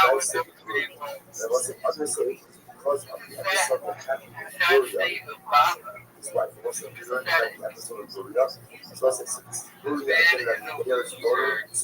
The mayor's wife was the daughter of the what was the episode of Korea? So what's it actually comes out of here? The Irish should have Atlas, so say what time Russian Titus colors. So they say this in of itself is the first statement of Russian Titus colors of what exactly does it mean. It does not mean that really Chas Shalom are not smart. It does not mean that really black intellectual prowess of men. Chas Shalom. It's Chazal's way to sing the ultimate again.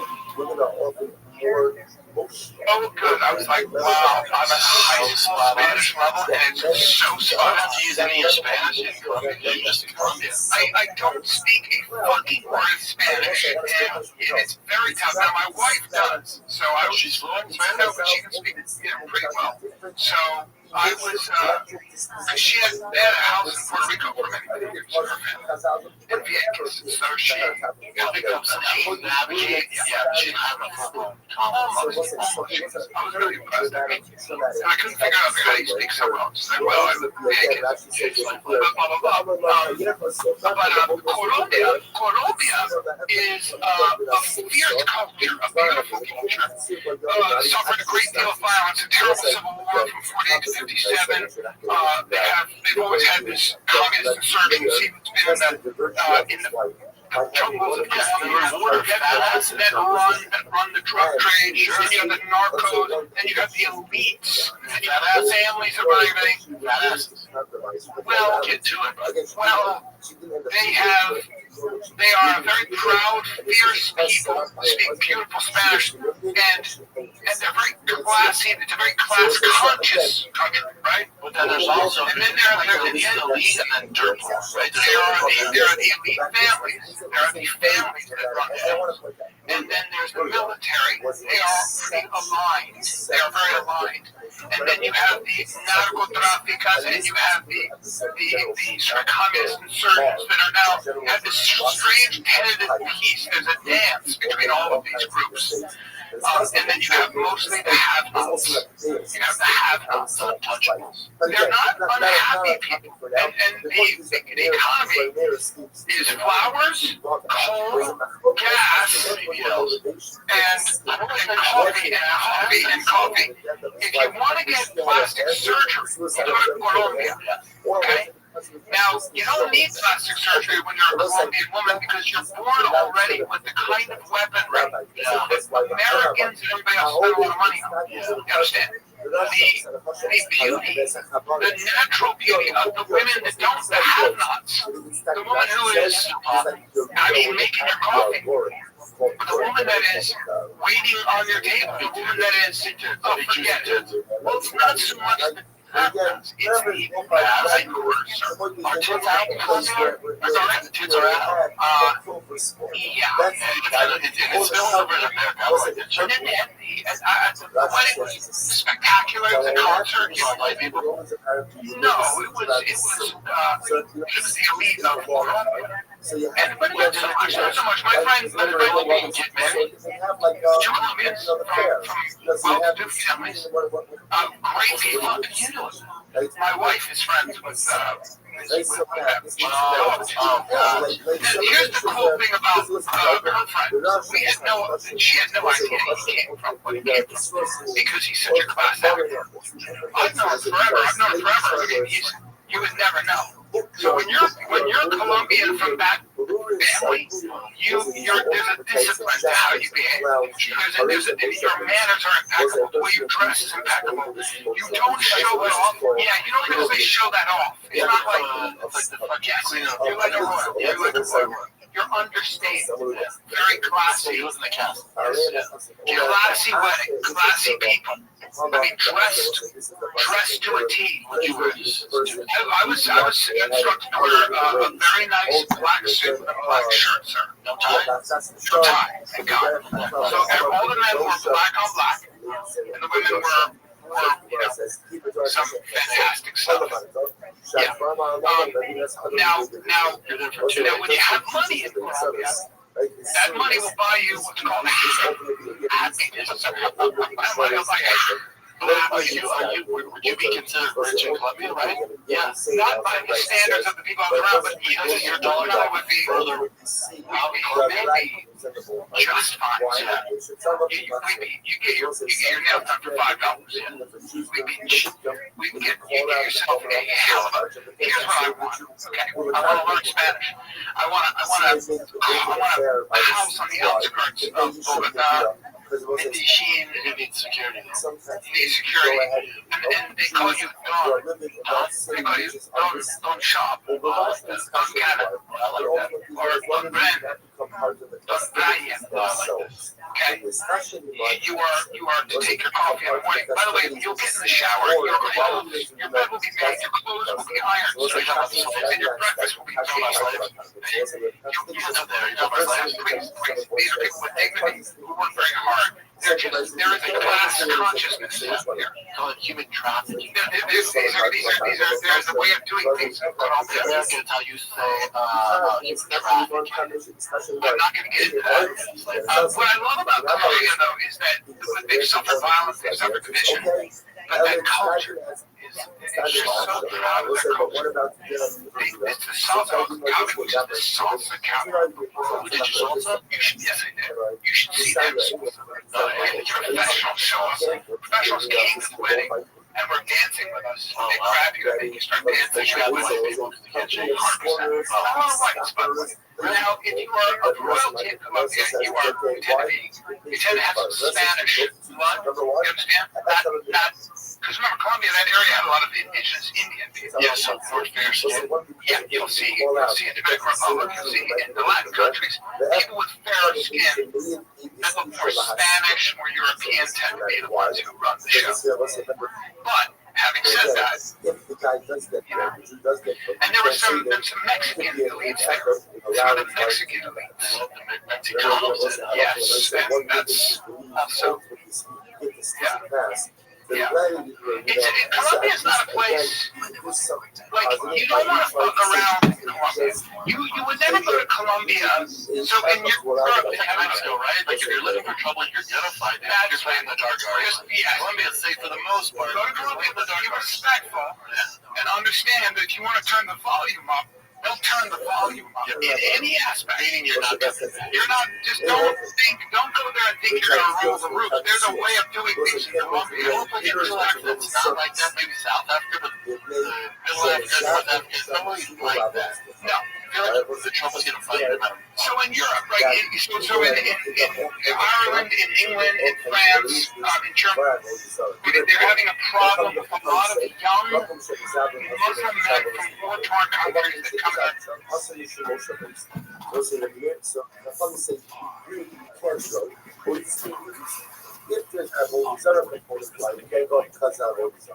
But even if there's not others, you can't go wide. So it's called motion leads. It's called ultimately again. It's called motion leads. And motion leads is any place where people who are leads, in other words, there's students or stoppers, or just waste of time occurring. Rabbi what's the kind of difference? The difference is what happens if you transact your business there. So if you hold it, it's kind of here's the shove of Zara. So the proceeds of any kind of business deals that occur, they will be us. If you hold that it's motion leads, or any business proceeds will be conversion, Shem has the right that say, Ashrei, which is Shabbat, Allah, Pasas, Shem, Yachatim, Ramal, motion leads, Shem, was this case. So what's that? What is the praiseworthy person who did not walk the way for the counsel of the wicked, and in the pathway of sin did not stand, with the motion leads him, and in the company of scoffers or scorners he did not sit, within the Akash of Allah, he didn't walk in the way, and how did you stand? And the Akash of Allah, if he didn't stand, how did you sit? And the Akash of Yasha, and if he didn't sit, then how did you stop? We'll say, watch this. And the Roman will call, Shem Allah, so Allah, and we'll say, if ultimately again you walk in the wrong path of life, you will stand there. We'll say, what does standing represent? Standing represents being stationary, being stationed in a place. So we'll say, sometimes I think, I'm just going to walk down the wrong path, but I'm just going to walk through it. There's no such thing as walking through. If you walk through it, you walk, you end up standing. Then Abad, if you end up standing, so Molation, you're going to sit. The Yasha, if you sit, so Bogo. So we'll say, you end up scoffing. In lots, and if you scoff, Allah of Kassim Omer, in Chakmas, the Chabir, not scoff, you're not talking. We'll say, this is an incredible use of the verse. An incredible use of the ultimate is what ultimately is. And I will say, sometimes in life, you go down a path, and ultimately again, I know he's not going to be good. I know he's not the life he wants. But, at the end of the day, you know what? I'm just going to pass through. And listen, when it comes to negative behaviors, when it comes to negative influences, even just passing through phases of existential nature. Because once you pass through, once you're holding, you end up being holding. And once you're holding, you end up being the Yoshim. And once you're the Yoshim, that also becomes embedded in a whole negative framework of life. And once a person also comes to think of, well, what am I doing wrong in this? What am I doing wrong in this case? What am I doing wrong? You know what being a left means?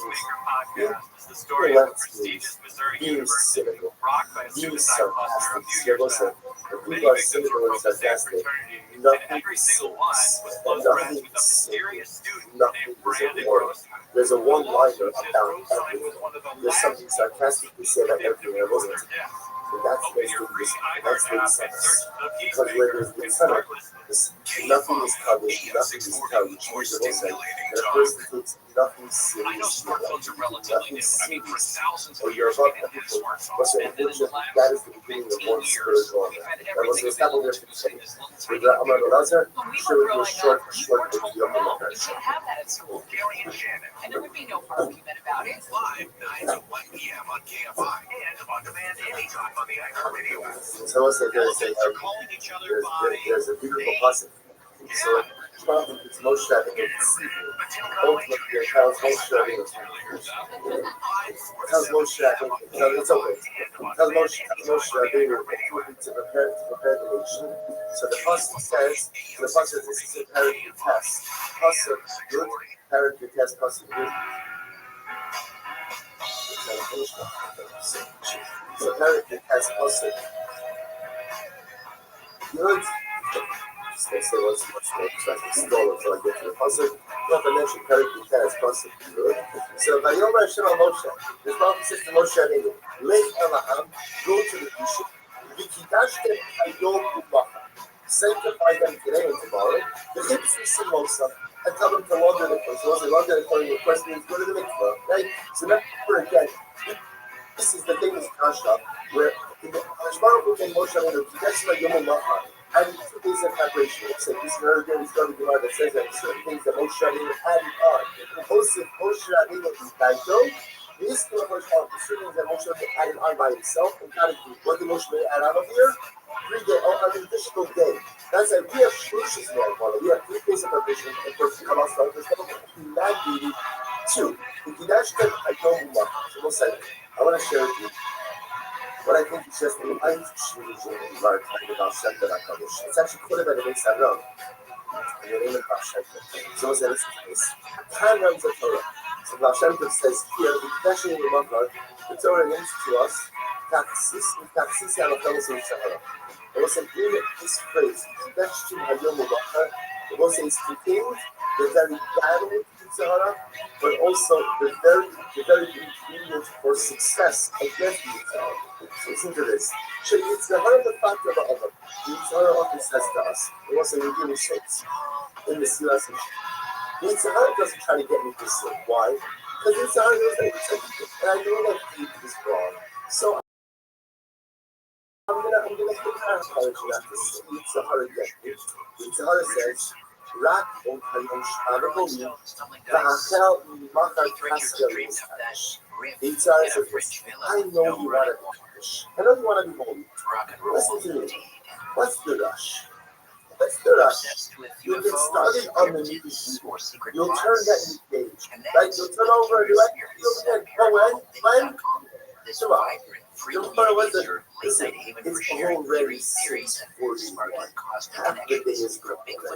Like, don't worry about it. Start tomorrow. Shopping is such a good day for us. It's wonderful. It's a show. You've got so much to do. Today's not the day to change. Today's not the day to be great. Today's not the day to turn over a leaf. We'll get to it tomorrow. But really, tomorrow is really tomorrow. We're going to do that day. That's the fullness I do. Like it was a session. This is again the Shara Jewish. I'll talk about this. This is how the Yitzhak works. Everything is always about tomorrow. Anything you want to do the most October will go is great. It's just not such a great day to accomplish great things. But I don't open that. So therefore, what does the person answer in Shahara? No. Hinabo. Hayom Inon Shomea B'Kolach. So says something amazing. What is the directing answer in Shahara? No. I'm disciplined. Today I'm not going to listen to your voice. Today I'm not going to listen to your voice.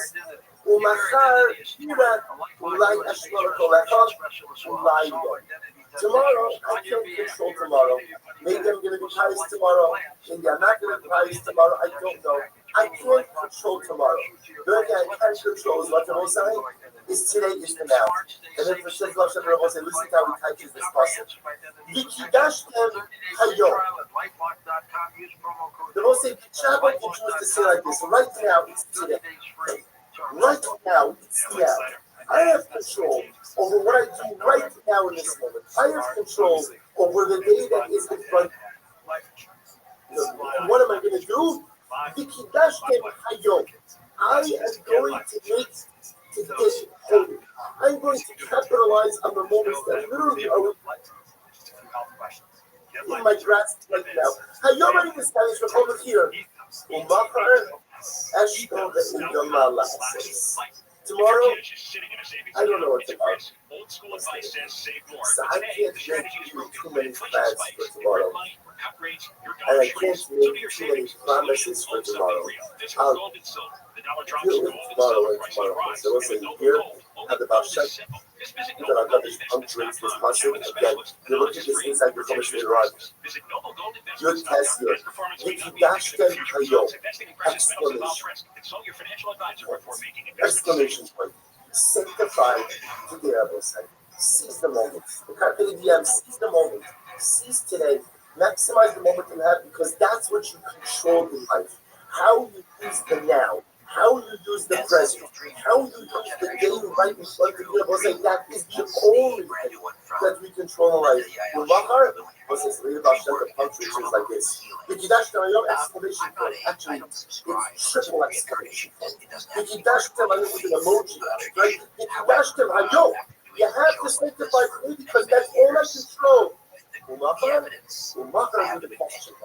All right, what about tomorrow? Can't tell you that tomorrow. Don't know what's going to happen tomorrow. See, what I'll do is, when tomorrow becomes today, I'll switch the Umachar to what? To V'kidashtem hayom.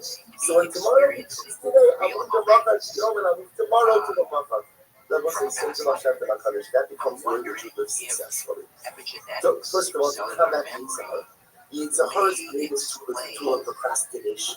Is the tool of kicking the can. I will say, if something is important enough to get done, it's important enough to get done now.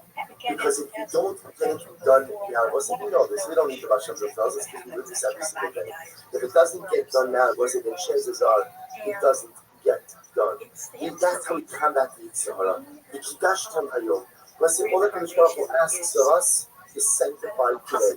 Maximize today. Take advantage of today. Do what you have to do today. Tomorrow, who knows what tomorrow will bring? That's the great question mark. So both say, we should be Zocheh Meretz Hashem to live our life by this mantra. We should be Zocheh Meretz Hashem. It's the great part about being the Baal Shem Tov. You can punctuate even the psukim of the Ribono Shel Olam's Torah any way you want. Rabbi said this is the true punctuation. We should be Zocheh Meretz Hashem to live lives of where we focus on V'kidashtem hayom, sanctify, take advantage of the day we have in front of us. Maximize the opportunities that are right in front of us. Don't worry about tomorrow. Tomorrow's the big question mark, which in Meretz Hashem will be Zocheh to deal with when we get it. Synchronicities.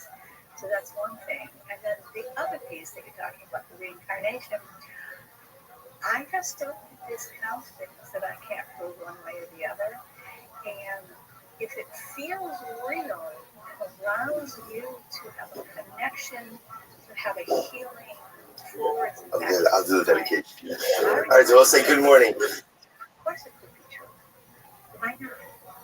There's many ways that people can connect. Today's daf is with Zion. Because we used to think. We are picking up on Tes Zayin with base by the two dots Ein Bonin, which is, we'll say, which is 2, 4, 6, 8, 10, 12, 13 lines up for the bottom. Beautiful game.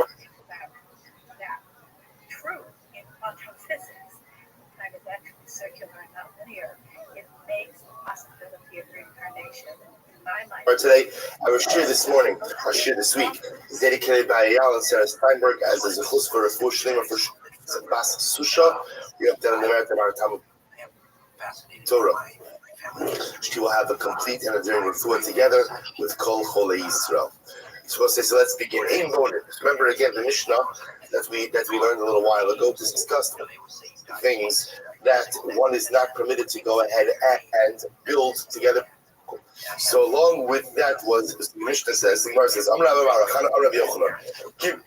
so one of the things that you're not allowed to build is a basila, basilkos.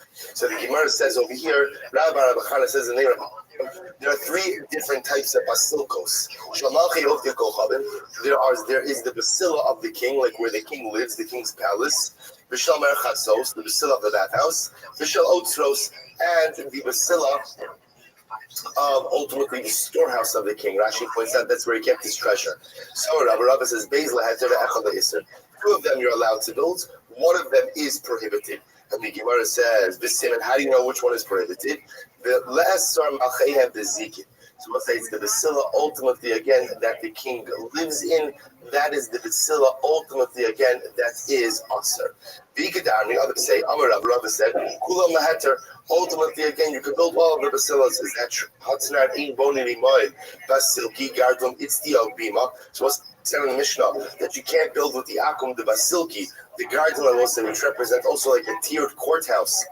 It's stadia, which also was another type of tower that was used for judgment, and the bima. Ema shel gardum b'shel it's stadia b'shel bima. Rather, say what it means is you can't build the basila of these particular structures. Tanarabanim. So most of you have an incredible story here. Let's say Tezayim with days 6 up in the bottom. Tanarabanim. Rabbi Lazar one time was seized by the Romans, Laminos. So also Minos means that he was seized by the heretics, he was seized by the Ovdei Kochavim to force him to worship idolatry. What happened? Hello, Legardum, Lido, they brought him up to the court to judge him. Amrla, O son Hagmon, Zakin Shakamoscha Yasok Bidvar Betilim. So they gave him Musar. An old man like you should engage in such silliness. That the silliness, of course, that they're referring to is Torah. How can you be so old and supposedly so wise, yet so foolish to engage in this thing that they call Torah? So Amrlo, Naaman Alai Hadaya. So what is Rabbi saying? The judge, I know the judge will do good by me. I know the judge ultimately, again, has ne'emonos, ultimately to do the right thing. Rabbi Lazar, of course, is referring to the Baruch. So what? I love Omer. Before thought that Rabbi Lazar was talking about him. So, I mean, the judge thought that Rabbi Lazar was flattering him, saying, you know what? I believe you're a wise man. I believe you'll do the just thing. But of course, that was not the case. Instead, Rabbi Lazar was referring to HaKadosh Baruch Hu. What happens? V'hulo Amar Ela Keneged Alu Shabbat Shamayim Amar Lo Hoil Ve'amanti Alecha Dimos Pater. So a little flattery goes a long way. So what happens? So the judge says, well, since you have such faith in me, I swear by my God, Dimus, who was the idolatry, that I found you innocent, right? I found you innocent, but what's the word? Acquitted. Okay, dismissed it. I dismissed the case against you. I have dismissed the case, and then Rabbi Lazar goes free. So we'll say, listen to this. This is very profound. When Rabbi Lazar came home, so his students came to console him. Now, why does he require consolation? I will say. See, everything ties back to our Gana Emunah, because Rabbi Lazar understands that these circumstances happened. There was a reason. So he's trying to do a cheshbon hanefesh. Why is it that I was arrested in the first place? And by extension, why I said something that was interpreted ultimately again as what? As a statement of my submission to Avodah Zarah. Meaning at the end of the day, I was talking about God, that Naaman Adayin Alai, that great judge Kosh Baruch Hu was Naaman, but yet it was interpreted as referring to this idolatrous judge. What is it that maybe I did that landed me in these circumstances? So what happens? So but no matter what anyone said, Rabbi Lazar would not be consoled. Kiva Rebbe, so the Kiva goes out to Rabbi Lazar as Rebbe and he says, Rebbe, do you mind, can I say something? Can I offer a suggestion based on something you taught us? Amarlo, I said, Amarlo, Amar. And Rabbi Lazar says, yes, please say. Amarlo. So Rabbi Akiva said, Rebbe, Shema minus bal yodecha, top of Yud Zayin and Medal Vosai. Rebbe, maybe one time someone said something heretical to you. Maybe one time someone said something that was religiously, Judaically inappropriate, and you agreed with it, or you derived benefit from that teaching. Is it possible that sometimes someone said something that was, again, minos, that was apicursus, and you believed it or you accepted it, and perhaps maybe that's why you were taken captive. Maybe that's why you were arrested and ultimately said a statement which could be interpreted as your Zara, Akiva, his Gaitani. Akiva, you're right. You just reminded me of something. Was the second line in design without. One time I was walking in the upper marketplace in Sibori, and I ran into a guy. And his name was Yaakov from the village of Sakino. So Yaakov. So we'll say now Yaakov could have been a descriptive name. Yaakov loved after that this individual was Jewish. So what happens? So Yaakov said to me, it says in your Torah that you are not allowed to bring a harlot's payment as an offering for HaKadosh Baruch Hu. What does that mean? So let's say again, a harlot receives as her payment the sheep. You can't bring that sheep the carbon. So listen to the following case. What happens in the following case? Let's say a harlot was paid in building materials. And what happens? Can we take those building materials and use them to construct a bathroom for the Kohen Gadol? Now, why does the Kohen Gadol need his own bathroom? Well, Rashi points out the Mishnah in Maseches Yoma, first Mishnah, that ultimately, again, what happens after Rosh Hashanah? They go out and they sequester the Kohen Gadol for the days leading up to Yom Kippur, in an effort to prepare him for the avoda. So we'll say, so he had his own room. He had his own, Rashi points out over here, he had Lishkas Parhedron, he had his own room, and they had for him a lavatory, a bathroom there. So can you take the Esnan Zona, can you take the harlot's payment and use it ultimately to construct a bathroom for the Kohen Gadol? And I didn't say anything. I didn't respond. Now, the reason Rabbi doesn't respond is because you don't engage in theological discussions with heretics. Generally, again, don't engage in conversations with people who are never really interested in hearing what you have to say. Some people, when they click to engage in a conversation, aren't really engaging in a conversation. They're looking to speak. Sometimes you question, they're not interested in the answer, they're just interested in being argumentative. In that case, as we all know, we learn this about life, it's more kedai just not to engage and not to answer because the person's not interested. So same thing with these apikaros. Rabbi Elazar doesn't respond because then it says at the end of the day, generally these conversations don't really have any kind of benefits. I didn't say anything. Amrli, so Yaakov, this guy Yaakov keeps talking. Amrli, Kachlin Dani, this is what I learned. Kime Esnan Zora, boss I say, it goes over the pasuk from Micha. Kime Esnan Zora Kibatza, Vad Esnan Zora Yashuvu, which literally translates from the Esnan, from the payment to the harlot it will be collected, and from the payment of the harlot it will be returned. What does that mean? So when we learned about this guy Yaakov says, so we learned just like the harlot's payment comes from an impure source, so too it can be used for something impure as well.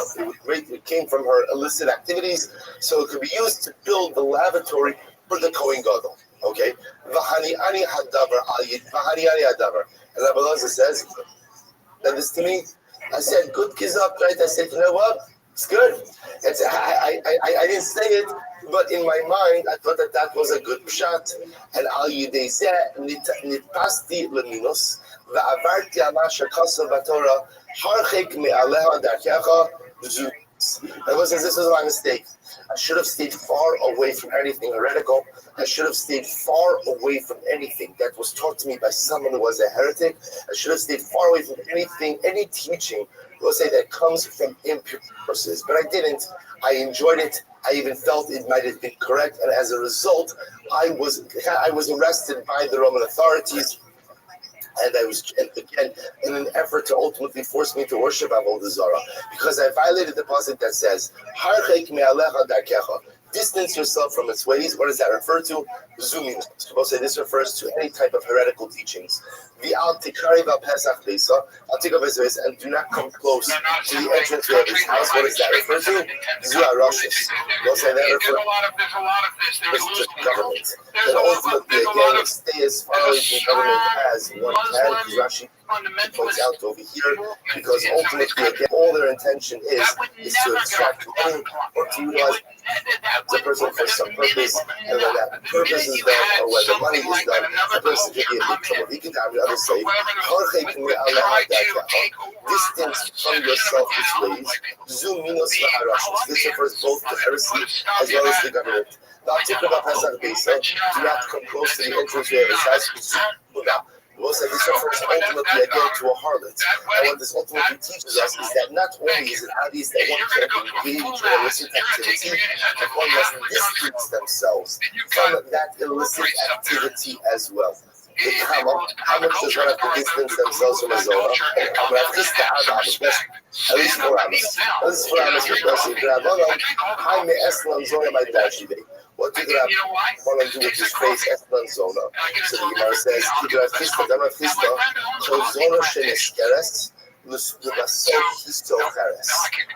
out there and stay at one of the coffee places. Just in any zona which hires herself out for illicit activity, at the end will have to buy companionship as well. What does this mean? That she will become so repulsive as a result of her illicit activities that no one will want to give her. And the only way that she will have the ability to have any kind of companionship will be if she rents the services of someone else. Shnei Amar, because the Korea also says, because from the Cheskel, ובסיתך אסנון ואסנון לא מתעלם דתיהי להפך ופליגה דרבי פדס. And also beside this are Rabbi Pdas. What does Rabbi Pdas say? Rabbi Pdas lo asra Torah ala kreva shal gili arayas bilva. Because Rabbi Pdas holds that one does not have to keep an extra distance from a zona. Rather, the prohibition is just to obviously engage in illicit behavior. But again, I have to abstain from illicit behavior, but there is no obligation to keep greater distance than that. Shnei Amar, ish al kol she'er v'saro, lo sikravu legalos erva. That a man may not come close to anyone who is close to him or relative of him to uncover their nakedness. So the idea over here is that gilui erva is what's awesome. Ula, this Ula, when Ula would come back from yeshiva, this is when he was a younger man.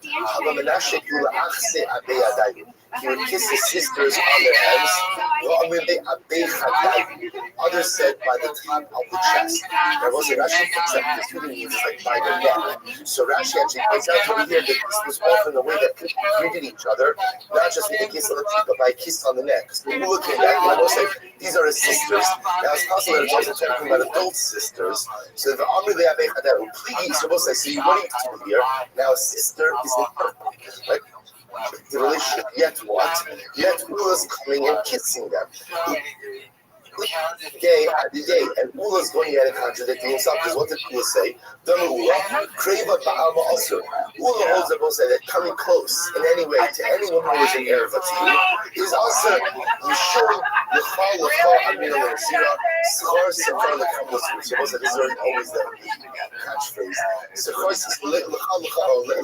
Means go away, love here, go around. The idea that we see the Nazir coming close to the vineyard. And I say the vineyard, ultimately, again, it's a shortcut to get to where he wants to get to. Ultimately, we tell him, better not to take this shortcut. In other words, don't place yourself in harm's way. Better to make distance. So Ula says, that when it comes to matters of illicit activity, it is much better to place a distance, as much of a distance as you can, between yourself and anyone who is an erva to you.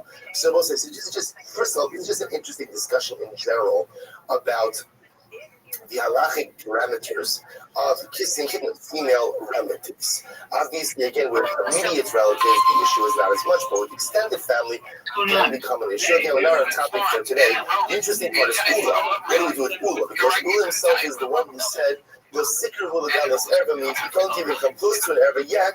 he's kissing his adult sisters, which again is not halachically prohibited, but it's interesting that it seems to me that he's not following his own teachings. So if you look at Rashi, if you look at Tosas is something very interesting. Tosas says,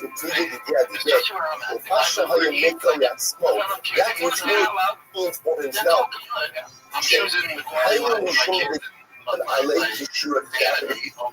Ula felt that he was exceptionally in control. He came and sniffed LA food.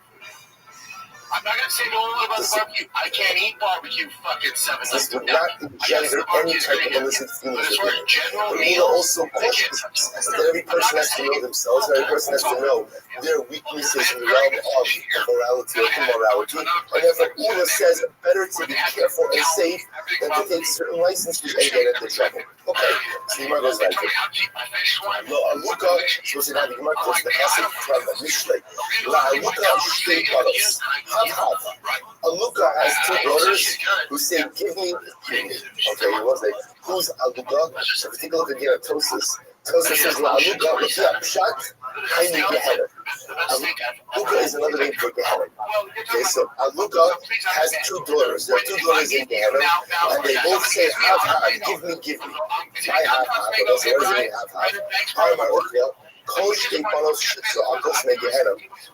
There are the voices of two daughters who cry out from Gehenna. And those two daughters, while they're in this world, almost give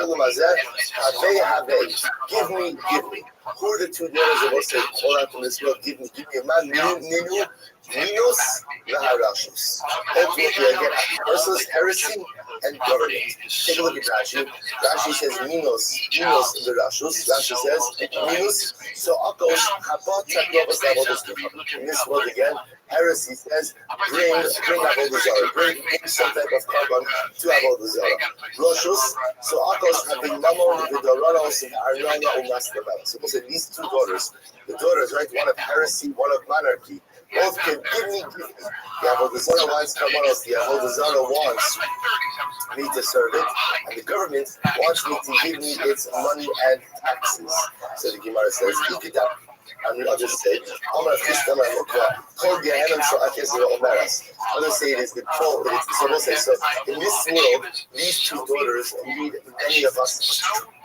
But ultimately, again, the place ultimately is in Gehenna. Those who participate in these things, Avodah Zarah, and those who utilize government for their own enrichment and to oppress others, ultimately, again, end up falling out from Gehenna. So you think I'm going to call Gehenna, so I can say it is the voice of Gehenna, which calls out and says, Gehenna calls out and says, give me the two daughters who cry out in this world, give me. So again, the two daughters of Venus and Rashus. So you learn also here now from the Pasuk from Mishlei. This is actually amazing. So it's literally, all those who come to it, Lo Yeshuvim, will not return to Lo Yasigu Archosai, and not find the pathways to life. So take a look at Rashi just a moment. Actually, not yet. So the King After so there's no divorce. What the Pasuk says is, all those who come to it will not do tshuva, and therefore will not yasigu, will not literally yasigu means acquire, understand the pathway of life. So Moses says, at the end of the day, they cannot do tshuva. So how can they go ahead and acquire the pathway of life? If they do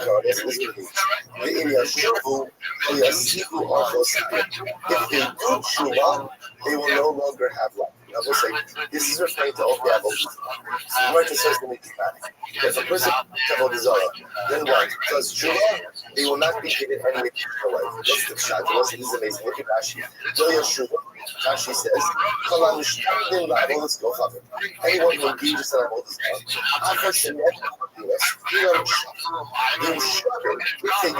after engaging in Avodah Zarah, Memory of almost Sarah of Yasis from the zoo, Kiseras, Melach, so it was like sometimes the person gets that data and they do tshuva. After they go from that's a week. And they made 4 fake again. What does this powerful do? He takes their life. Why? Because it's better for a person to die in a state of tshuva, even if it means a truncated life, than to potentially fall prey to this very grievous sin again. So that's what the Gemara says. Ultimately, again, tshuva. In Yashuvu, lo yasivu archos chayim. That sometimes, again, if tshuva occurs on both sides, the Rebbe Shalom does the chesed, ultimately, again, of ending their life there, in order that they cannot fall prey again to the clutches of sin. This is specifically talking about Avodah Zarah. Remember, the Chalaporish Minas say that anyone who does Shema from Avodah Zarah immediately dies. This is why there was a woman who once came before a fist, and she wanted to be a balanced Judah. She wanted to be a balanced Judah. She wanted to be and so Krista said, okay, what do you need to do Judah for? So she said, listen, I'll tell you like this. The least of my sins is the least of my sins is the father of my youngest child is my oldest child. Right? The princess with her oldest child conceived, and that's the father of her youngest child. That's the least of my sins. So obviously this word has got some problems. He's the least of my sins. What Rav Chisda say? So Rav Chisda said, prepare a shroud. Rav Chisda was saying that she's going to be a balanced shroud. And obviously, again, this is a woman who was very, very weak and therefore constantly and consistently felt praise. Ultimately, again, to her wants and to her desires. Therefore, if she's going to do tshuva, chances are the Rosh Hashanah is going to take her life now. Prepare burial shrouds. And she did not die. So the fact that she said this was the least of my sins, so it sounds like she also must have engaged and have all the Zorah as well. Or if this is the least of it, that means what's more chomer than our rights? But that's what chomer than our rights what? Is either she was or have it's so you have to she murdered someone, but she has she worshipped the Zara as well. Yet again, she did not die in the immediate aftermath of her tshuva, to which the Gemara says, to the Hajj the case of her is she did not take the complete tshuva. Even if HaKadosh Baruch Hu ends the life the penitent, that's it, so that the person can die in a state of purity. That's only after the person has performed complete tshuva. She did not perform complete tshuva. The Shumachi, so therefore she did not die. Others here both side. The minos tend to have are you telling me that it's only when one does tshuva from Avodah Zarah that ultimately it's possible that Baruch Hu may take their life right then and there, so that they can die in a state of purity? Is that only true by Avodah Zarah and not by other averos?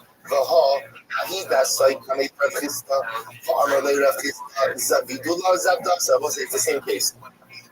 The woman came she said the couch was leading up my sins that I fathered. My youngest child is my oldest child. Very, very old child. And she died. That was a different version of the story. In this story, she died.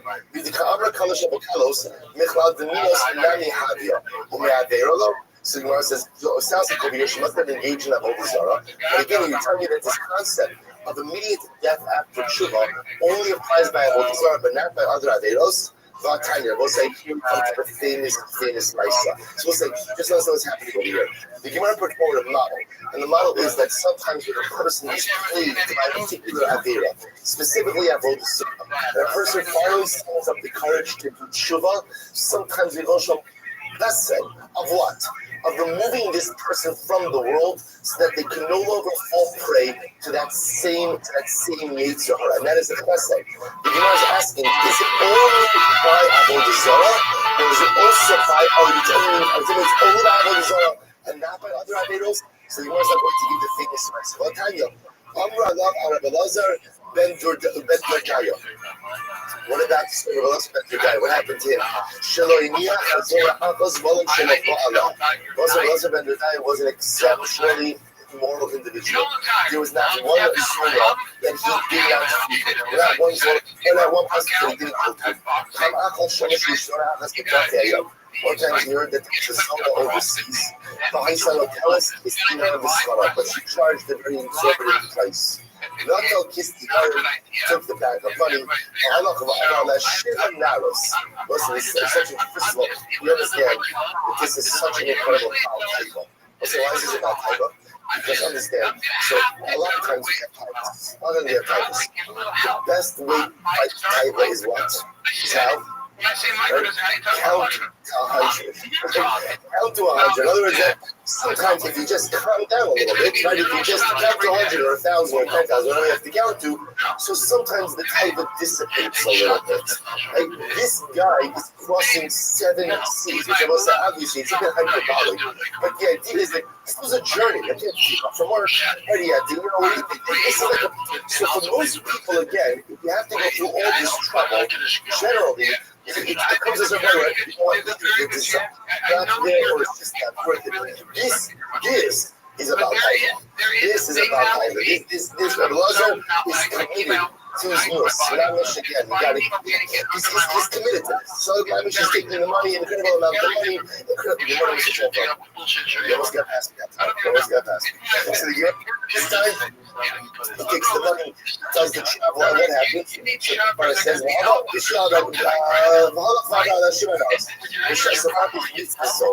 Bishas Heryo, and with that moment that they're about to sing, she exhaled. She exhaled, Rashi says, Amra, Shem Shef, to Ema Chazas Nebulah, the same way the breath that came out of my mouth can never go back.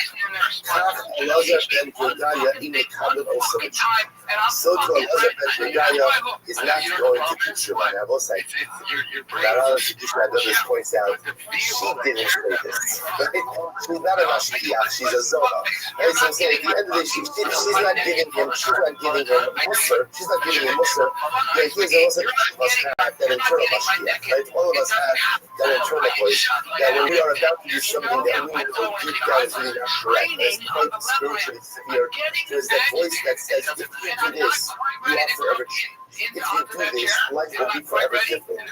That voice speaks to Allah. He projects it onto the Zohar. He hears it when the Zohar exhales.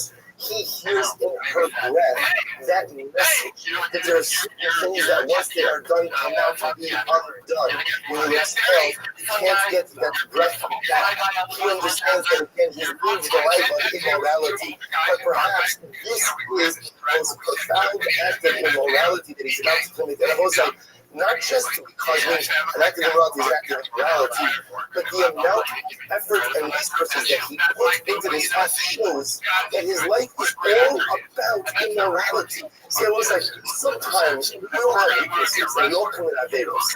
But the hope is, those averos define us. What defines me are my good qualities. What defines me are my accomplishments. Yes, I sin, because I'm a human being and I make mistakes. It's not what defines me. The problem over here is Rabbi Rothschild understood. And now it became, it's not just the fact that he is a witness for immorality. He is immorality. It's him. Meaning, being Mitzvah is not something he does. It's something he is. He left his home, he left his job, he has incredible amounts of money, incredible amounts of time. He's vested in this. Why? It's not just a recreational pursuit. It's because life pursuit. And he realizes that now he's at the crossroads. If he engages in his act of morality, then forever this is his identity. He's about to cross over the point of no return. So what happens? Halach v'yashav and he leaves her. He leaves her. Doesn't engage in that morality. Halach v'yashav and shnei harim u'gvos. He goes and he sits in between mountains and valleys. Amar harim u'gvos b'kshal rachmei. Mountains and valleys. Daven on my behalf. Intercede on my behalf. Allow me to do tshuva. Amar lo achar mevakshim alech levakish la'atzmeinu. Essentially, the mountains and valleys say, "Listen, Elazar, we've got our own problems. We can't daven. We have to daven for ourselves. Shnei amar ki aharni amushu v'gvos tilatena. Amar shrai v'aretz b'kshal rachmei. Heaven and earth, David on my behalf, intercede on my behalf. Sorry, Elazar, we've got our own problems. In other words, every part of nature is saying, Elazar, we need to take care of ourselves, we can't take care of you.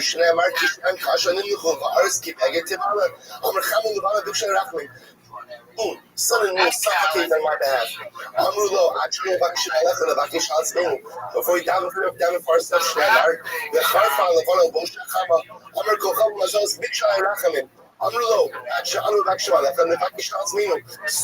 and stars. I should say, stars and constellations. Daven on my behalf. And they say, I'm sorry, before we daven for ourselves, finally, you will say, the most profound words and the most life-changing words for all of us. Ein hadavar taloi ela be. I realized that the matter is dependent on me. So it's like all of us have that Elazar ben Dordaya moment. Because in life, we like to go ahead and outsource our success to others. Like, this one needs to do this. You know why I haven't accomplished what I want to accomplish? Because this one didn't do this. My mother didn't love me enough. My second grade teacher didn't give me enough cookies. You know, my boss isn't nice enough. My coworkers aren't supportive enough. And again, there's a million and one different reasons why we don't accomplish the things we don't accomplish. And by the way, some of them might be legitimate reasons. But at the end of the day, you have to live life with the mantra, Ein Hadavar Alei Ela Bi. The bulk of my life stops with me. My success is up to me, obviously with HaKadosh Baruch Hu as well. But the idea is I can't outsource my success. I can't outsource any aspect of my life to others. I have to own it. I have to control it. I have to fix it. Elazar tries to get everyone else to do tshuva, to help him change. Then he realizes the profound yet simple words, Ein Hadavar Alei Ela Bi. This is totally dependent on me. So what happens? He placed his head between his knees. He begins crying. And so literally his soul left his body. So we'll say this is amazing. A heavenly voice came out and said that Elazar ben Yodaya is invited to spend eternity in Olam Haba. We'll say, in other words, he did tshuva and he died in a state of tshuva. So we'll say, the point over here, the Gemara says, now, why bring this whole story? Because here's an example of a man who wasn't steeped in idolatry, but rather, again, it was immorality. Yet we see what happened right after he did tshuva. What happened? He died. So you see that there's this concept that Hakadosh Baruch Hu sometimes can take someone's life after they do tshuva for an ongoing, consistent avera, even if it's not about the zara. This is interesting. Since he was so embedded in this avera of immorality, it became like his idolatry. So we'll say, idolatry is you pledge your allegiance to an alien theological system. Sometimes a person becomes so enmeshed and so mired in their taivas that their taivas become more avodah zarah. My desires become my idolatry. My desires become my theology. So for Elazar ben Dordaya, it wasn't obeyed avodah zarah. It wasn't an avodah zarah of an idol. It was the avodah zarah of lust. It was the avodah zarah of desire. It was the avodah zarah of physical wants that he just gave into and caved into every single time. See, he wasn't obeyed avodah zarah, and once he did tshuva, HaKadosh Baruch Hu took him. Rabbi, once there's an amazing postscript to this story. Rabbi cried for Amar, there are some people who acquired their world in a number of years, and some people acquire Olam Haba in a moment. It was that some people spend a lifetime acquiring Olam Haba. Some people like Elazar ben Dordaya acquire Olam Haba in a moment. Rabbi said, furthermore, it's not just that HaKadosh Baruch Hu calls about tshuva, rather Ella, she called it also Rebbe. Isn't this amazing? The gospel doesn't come at Elazar ben Dordaya. What does it say? Rabbi Elazar. Rabbi Elazar ben Dordaya. Was it not only is he accepted as about tshuva, but ultimately again he was held in the highest esteem by the Beis Din Shalala. He was held in the highest esteem again as the Rabbi Elazar ben Dordaya. Was so much to speak about that story. And so many, there's the other place that says very beautifully. He says that position of placing his head between his knees. What position is that? Right, so then the other says that what Rabbi Elazar ben Dordaya wanted more than anything was the ability to start over. The ability to start over. And here's the tragedy. The tragedy is he thought he couldn't start over. That's why he died as a result of his crimes. What he didn't realize, the real tragedy of the story is he could have started over. He could have started over. There's always the great gift we have is he can start over. There's no limit. You can start over as many times as you want. You can start over every day. Multiple times, if only I can start again. And meanwhile, we say, you could have started again, but you didn't understand that, you didn't realize that, but you did die in a state of tshuva. It had covered the element. But if you're a Yonasa, we're walking on the way. I know Trishvita, so they came to two paths. This is like this Gemara's egg. They came to a fork in the road, two paths. Listen to this. So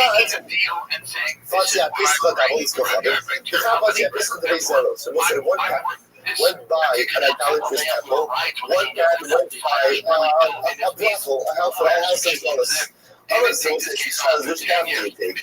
This is not a metaphor, by the way. This is not like they literally. I mean, it is a metaphor. It actually, and that's what the metaphor means. It's a metaphor for the fact that the truth is there is no path in life that is absolutely kadosh b'tahor. Every single path in life has its pitfalls. Every single path in life has its spiritual dangers. The shaila is, how do you choose the least of the dangers? So the shaila is, which I'm going to let's take the path of idolatry. Let's take the path that passes by the Avodah place. And what happens? Because after all, you read the Sanhedrin, aren't you convinced that Noah Gavin, that means there should be blood? So we have a better chance of not being lured to Avodah Zarah. He passed by the basis nodos, the battle, that Yitzhak is still very much alive. We run the risk of even being pulled in there. So I'm just going to point something out to you. Do you understand what we're talking about today, right? Goes into Rabbi Hanina and Rabbi Yochanan. Rabbi Hanina and Rabbi Yochanan are nervous about walking by a brothel, lest they be enticed to sin. So I will say, the true mark of citrus is recognition of one's spiritual and moral value. Yo, Zorro, can you hear me? Zorro, what's new? Zorro, can you hear me? Zorro. Yo, dog, can you hear me? Zorro. How was your day, Zorro? Zorro. Zorro, did you find out about me from Twitter?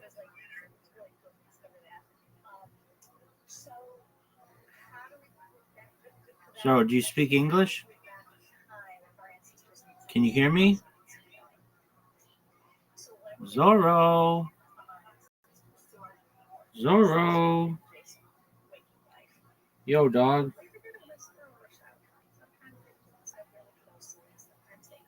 All right, that's cool. We're just chilling.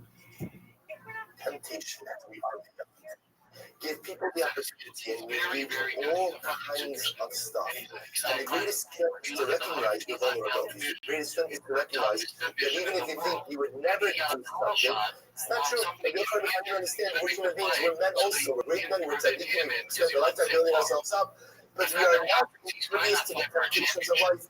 Therefore, better let's try to have that Avodah Zarah. That Yitzhak was blocked. Yitzhak is going to spread. Let's go by the path with the Rafa. It's fun when it comes up. This is amazing.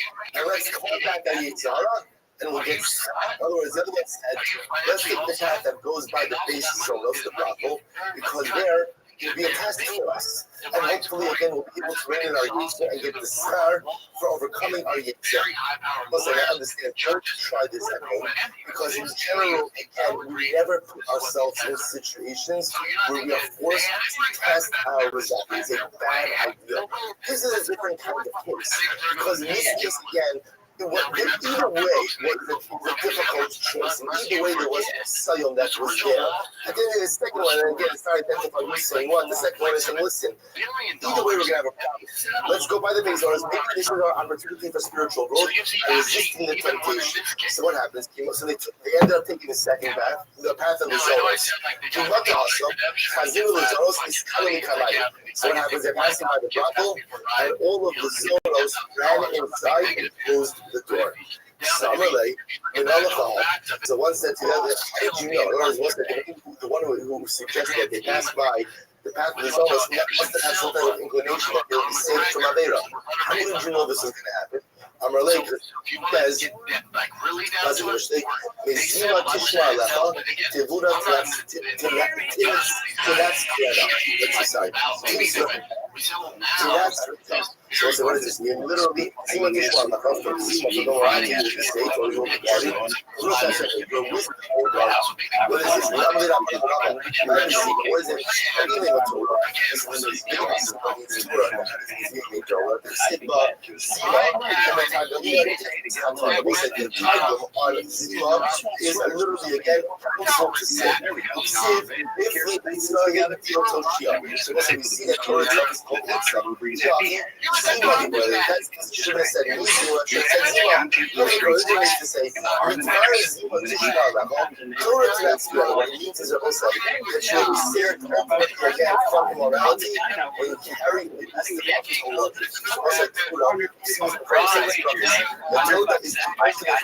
So, but what's in this incredible themselves with the incredible self-morality, the way sometimes, in addition to counting but the way sometimes to go ahead and want to decide Torah has the higher morality, higher the desire for understand the ability to bring in lost.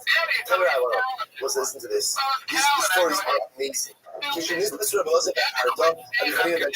say now we're going to be talking at the Asar Harugei. When Elizabeth Arta and Rabbi Chanina ben Chachon were arrested by the Romans. My brother Elizabeth Arta and Rabbi Chanina ben Chachon. Ashrecha, Chanina ben Chachon. How praiseworthy are you? Why? Shenispasta al chamisha dvarim. So you are ultimately so let's listen to this. So I skipped a lot. Sorry. Yeah, good. So, those are parts of the Chanina ben Chachon. Those are parts of the Chanina ben Chachon. Ashrecha, shenispasta al davar echad. You are so right. You're praiseworthy. Are you that you were arrested for one thing?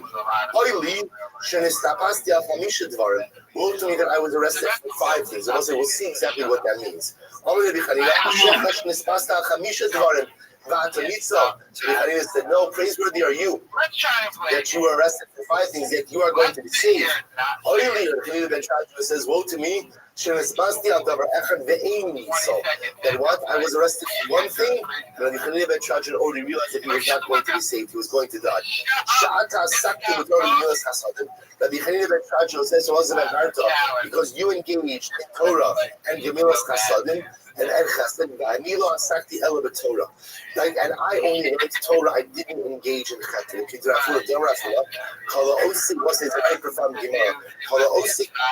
Whoever just learns Torah and doesn't engage in Chesed, wow. Was a son who learns Torah but doesn't engage in Chesed, it's like he doesn't have a God. The Yom Rabbi Yisrael Lo Elokei Emes. My the Lo Elokei Emes. Shekala Osik B'Torah Bilvad Doma Kinisha In Elokei. The ultimately again, what's like the Elokei Emes is the God ultimately of Chesed. So therefore, again, if a person learns Torah but doesn't serve His Torah, doesn't do Chesed, it's as if he doesn't have a God. Gemilas Chasad Lo Asak. Is that true that he didn't engage in Gemilas Chasad? But yet, and the Belazar B'Yaakov Omer Lo Yitin Adama Osam LaAriki Shal Staka Ela Im. Mamuna Alav Tam Tachem Rabbi Chanina ben Chachon. So also listen to this. After you see the Rabbi Chanina ben Chachon also saying to Elizabeth Arta, you're going to survive because you learned Torah and you did Chesed. I learned Torah and didn't do Chesed. That's what the Chanina ben Chachon didn't do Chesed. Yet the Elizabeth Yaakov says that also you shouldn't contribute to a tzedakah fund unless it's administered by Tam Tachem like Rabbi Chachon. So what do you say here? So Rabbi Chanina ben Chachon is associated with Rabbi Tzedakah, to which the Gemara says, even though with the Haman the heaven, all it's saying is that a person in Chanina ben Chachon was trustworthy to administer the fund. It doesn't say that what? It doesn't say that. It doesn't say that he did it. It doesn't say ultimately again that he administered the tzedakah fund, or that for that matter that he engaged in Gemilas Chasadim. But I learned Amar Lo Moshe Amar Lo Moshe from this Chafuli the Moshe Tzedakah. So listen to this. Rabbi Chanina ben Chachon said, and I gave it all. I gave it for it. Has to go to experiment. And can't be given for other purposes. So Rabbi Chanina saying one time, I stuck in my mind, stick in my rock and stuff, and essentially again, I gave it trips to get there to make sure that both the Purim as well as the general needs. So you must say that what's this type of conversation? And if I even try to give us a month, we can go and lay no on it. We get into a tough for someone who's expanding, should have done, should have performed more active. So basically, the power of chesed. Torah by itself is not enough. If you're in charge and says, you're going to be sick because you have Torah and chesed. I have a lot of Torah. Don't have chesed. So what happens? You let Elazar doesn't have to go to the story. The Romans want to Elazar before them. Amru, night time of Tanis. The Elazar, why did you teach Torah? And why were you in a feast? So they accused him of two things. They accused him of being a thief and teaching Torah. So this is a statement. I'm ready. Be safe for those sefer. Be safe for those sefer. If I held the sword, then I didn't hold the sefer. And if I held the sefer, then I didn't hold the sword. Otherwise, if I was a teacher of Torah, then I spent my days in the church. If I was a thief, then I spent my days. I can't do both. You make the whole myself and it shows that the charges are false. In other words, one of these charges are false, and if one of these charges are false, the person who's making the accusation is obviously a liar as well. Right? That was the case. Who might tire come Rebbe? So if you didn't teach Torah, why do they call you Rebbe? So he responds, Rabbi shall tarsu. I'm a Rebbe of believers. I'm a believer. I'm a believer, so so they call him Rebbe of believers. Really? So the Gemara says, isolate Shekiburi. They part of the two schools of bread. He said, let's see what you can do. Which one is the warp and which one is the wolf? So when you tell me which one is which, how do you arrange it on the loop? Thank you. It's not pertaining. Obviously, Rabbi has no idea because he's not a believer. So a miracle occurred. Asya Zipurta and Sikwa al Dishasya. There was a female came and rested on the warp. The Asya Zipurta Biyasa of the Abba, and the male came and rested on the wolf. So the wolf is thicker than the wolf. So he was able to see the male, which like this, so associated with the wolf, with the wolf side, and the female with the wolf. So that's how I was able to tell. How was he able to tell the difference in the gender of the bees? I'm not sure. But okay, whatever it is, definitely not sure. Hide the shots here, the hide the armor. He says, this is the wolf and this is the wolf. Why didn't you show up at the bed? Because the bed was the house of Avodah Zarah. Why did you not show up at the house of Avodah Zarah? Who's looking at you? See, I'm an old man. Who is sorry, I need Shema Termasuli. I'm afraid they will cripple me. Now, listen, with their feet. So they said, how many old people have been trampled? No one's ever been trampled at Beis Abida. So what are you worried about? That day is ultimately, again, what happened that day? Someone was trampled. That day, Omer was trampled at Beis Abida, and therefore, ultimately, again, his claims to it. We'll have to stop over here for today. We'll pick up in the middle of the Elazar and Ben Harper's interrogation and that session tomorrow. Have you noticed that? Because I've noticed this. You go to like a steakhouse or something, you get on the road or something like that. People just don't. There is no dressing up anymore. No, yeah. It used to be a thing though. You didn't go to a steakhouse and it's a slippery slope. Like you wear sweats on the side. Now on my side. I don't agree with you. I mean, dude, look at Brian. He looks fucking terrible. Sandals are. No. Sweats and sandals go, it's peanut butter jelly. Sweats, sandals, they go hand in hand because sandals are beach wear. Sweats are comfort wear. Sweats are gym wear. No, sweats are gym wear. Sweats are for the gym. Are you in the gym? Are you working out on the break? Gym wear, but sandals are not gym wear. You have a fucking purple toe? Yeah! It makes sense. Sometimes you go to the beach and you put the sweats over the swimsuit. Yep. Yes, Eric. Go on your fucking face, Chris. Sweats are okay on like I think pajamas are okay on a plane. That's insane. Security them, that's crazy. That's insane. Oh, you know what? That makes it different. Like if you just got out of bed and went to the airport, as opposed to deciding it's a long flight when you wear my jammies. No jammies, dude. Yeah, you wear the new jammies, right? You put some jammies. Guys, sweats are jammies. They're not. They're the same fucking thing. They're not. You know what? They're sweats. From a distance, those cargo Yes. pants are sweats. You know what I mean? These are not sweats. These are nice fucking material. People get married in suits. Doesn't mean you want to fucking. Hello, good argument. Good point. How many people get buried in flip flops and sweats? Depends on what they look like, because they want to look good for the Lord. That's why I do it. You don't want to show up to heaven with sweats on. You don't want to go to heaven. Exactly. And you don't want the public seeing you in fucking sweats or board shorts and sandals on the plane. Okay, wait. Have a little respect for yourself. Board shorts on the plane? You ever wear shorts on the plane? I have before. Yeah. I don't like it. You're disgusting. I've done it twice. I've done it twice in my life. How many flights? You're disgusting. You're disgusting. I wear shorts. I've worn just a long t-shirt. with a belt. I get chick on the bed. I've worn just an old football jersey, but that was to be sexy. Just a football jersey in the fall? Just an old football jersey in the middle seat in Southwest, but that was to be sexy. Here's what I hate on a plane. It'd be like a hot chick, you know, she thinks she's super hot, too dressed up, you know, spraying shit. Oh, no. You know what I mean? Brian kind of got a little bit of a trashing, but Sean, once again, feelings from Crystalia in real time, by the way. The Crystalia goes, yeah.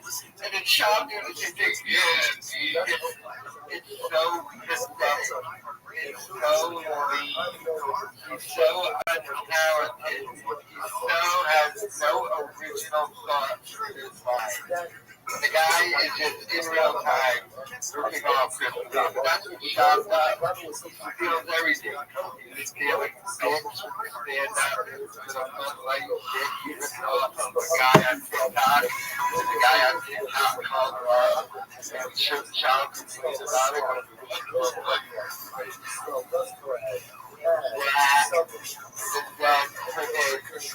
All his logos are stolen. There is a little bit of a conspiracy shop with this. About maybe it was Joe Rogan who got him to quit stand up, so I had a conversation with him like he did. The Joe Rogan podcast, and he got him to quit fighting because he was behind the scenes. Get him to quit stand up. And the conspiracy part is the reason why Rogan did it. Not just because Shab is terrible, but because Carlos Mencia was going to load up to start going after Shab for stealing and call out Joe Rogan for being a hypocrite. They're like, you wanted my career over stealing Joe Rogan. That's a little conspiracy. That is not really right. That's the reason. I can believe that. I mean, one would think that conversation would have happened when Sean asked to perform at the comedy mothership. And Joe Rogan told him no. And we know that conversation happened because Sean admitted it on reaching his game.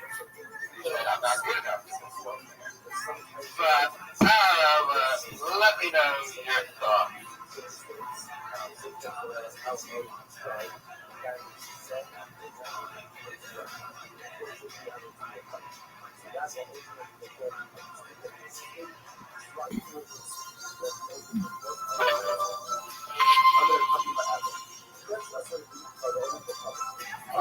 White pants, you mean?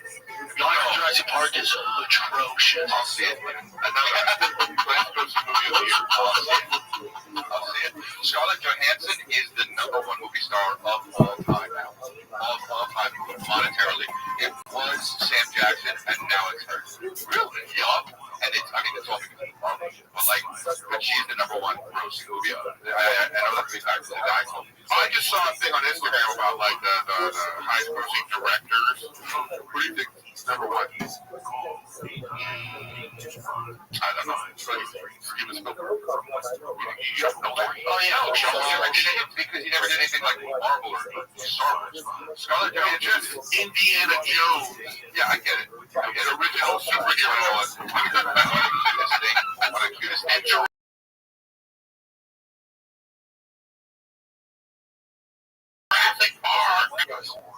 That I just found from the old house, because you got stuff in boxes from the old house, and I forgot that I really liked it. I said, oh yeah, what is it? He said, it's called E.T. And I was like, oh, man, you know, it's like, they made the fucking novel, dude, that they made. I don't know, with your kid could be like smart like that.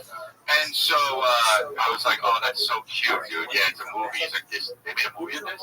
I'm like, no, it was a movie. And then they made this children's book 100 years later. He's like, oh, wow. I was like, we'll see it. It was just cute that he goes to the book. You know, you thought he was educating. I think he'll see Calvin in the book, and we go, hey, Calvin. He goes, Like, Chris, the movie's a little slow for the kids. No, I know, yeah, no, you can watch it now. I got my kids watching the new It 1 and 2. You read that? No, you read that? No, child services in there.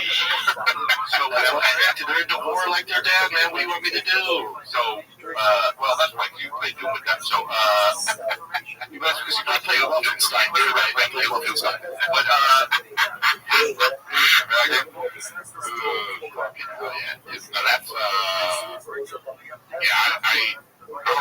now, like, I'm watching something on TV, kids, and Wolf is there, and I'm just like, the triggers, kids sucks. Kids, that's enough Duke Nukem. We played for 3 hours. Now turn on Jada Kiss and go to bed. Is we fucking or what? Is we fucking or what? Is we fucking or what? Yeah, you can speak on the people like this. You go, fuck the police! I don't know. I don't know what the fuck it is. What he was, he's just like, oh fuck, dude, the new Jada came out. I love it. What have I been watching? What do you like, Calvin? You like Billy Bars? Cars. They both love Cars. Oh, man. At least Cars is good. At least you can sit down and watch Cars. When it's too kiddie, you're like, fuck, how long's this show? Bluey's great. Yeah, Bluey's got family that you so cool. What is it? Is it Miss Rachel? Yeah, Miss Rachel. My Billy's into that. Fucking slow. Yeah, Miss Rachel's the thing. Bluey and Miss Rachel are I would say the thing right now. Like, well, because Bluey's good. It's kind of like Shrek in a way that like some things happen as an adult. Yeah. Well, there's this one Miss Rachel video. It's about pooping on Pornhub. You know, so we this guy video. So we watch it all the time because we try to get kids to like, you know. And yesterday he finally like, I can tell he was feeling something because he went towards the bathroom, you know. And I was like, oh, you know what I mean? But then like he didn't, you know. Yeah. On the thing, you know, 48. Holy shit! Miss Rachel's potty training video has 48 million views. Yeah. I'm like a 600,000 of those views. and then Eric Miller. Yeah, baby. And she just shoots me in the hold on. Everybody's in the bowling movie. Who's the bowling movie? Where do I turn on the sing? You know, Kingpin. And he's in the urinal shitting. No, but this is great. When Miss Rachel comes on, Wolf goes bananas.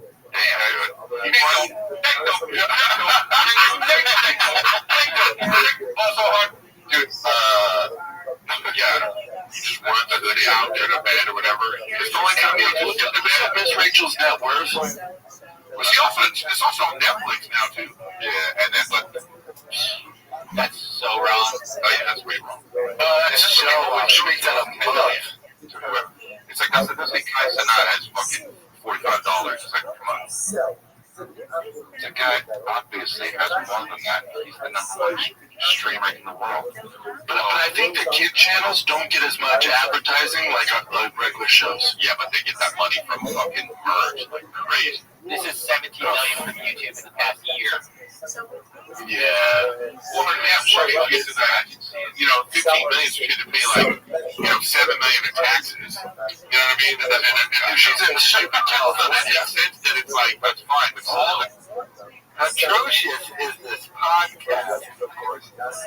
The show is gonna call it out real smooth. I mean, none of your kids watching it. I don't think it's that bad though. My daughter watched it. That's scary. But kids are a little bit younger than child babies, but I mean, this whole Zoom into the golden hour podcast, like, they only do this once a week. And Mama needs that, he's that, I don't get my kids to get fly to LA. What's going on? Hey. Get the ad in that. Show guys in studio. Interrupting. Terrible, but not terrible for just delay. I mean, because the way this is now, right? How long do you think this lasts? How long do you think Sean realizes these guys are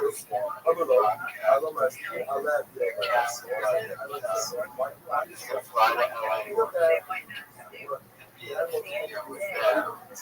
fly to LA. Just use the camera. Why was that a thought? I get that. The father and the kid is technically all his. And I think he had to do a partnership deal with Dalia.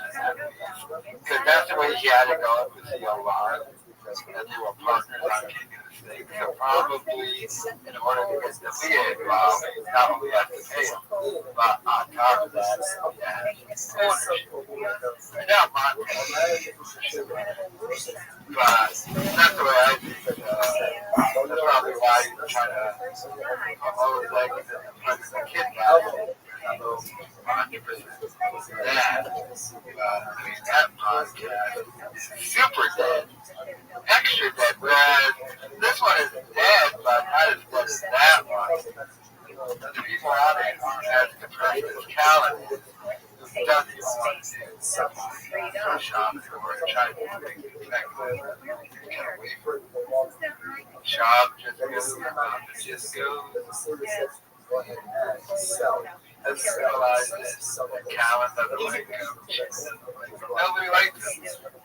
Baba just goes. He doesn't live on his radar.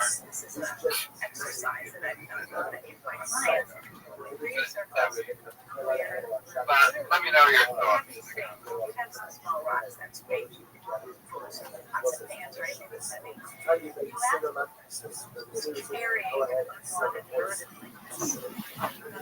Exclusieve categorie verkoop je alles wat je niet meer nodig hebt.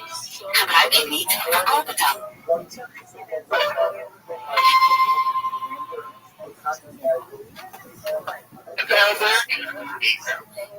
Oh, okay, show live. Well, you know, it works. You know, I'm down. It was hard when I went to New York because of the time change. So what I did was I just kept the same schedule. So like I didn't eat till 3.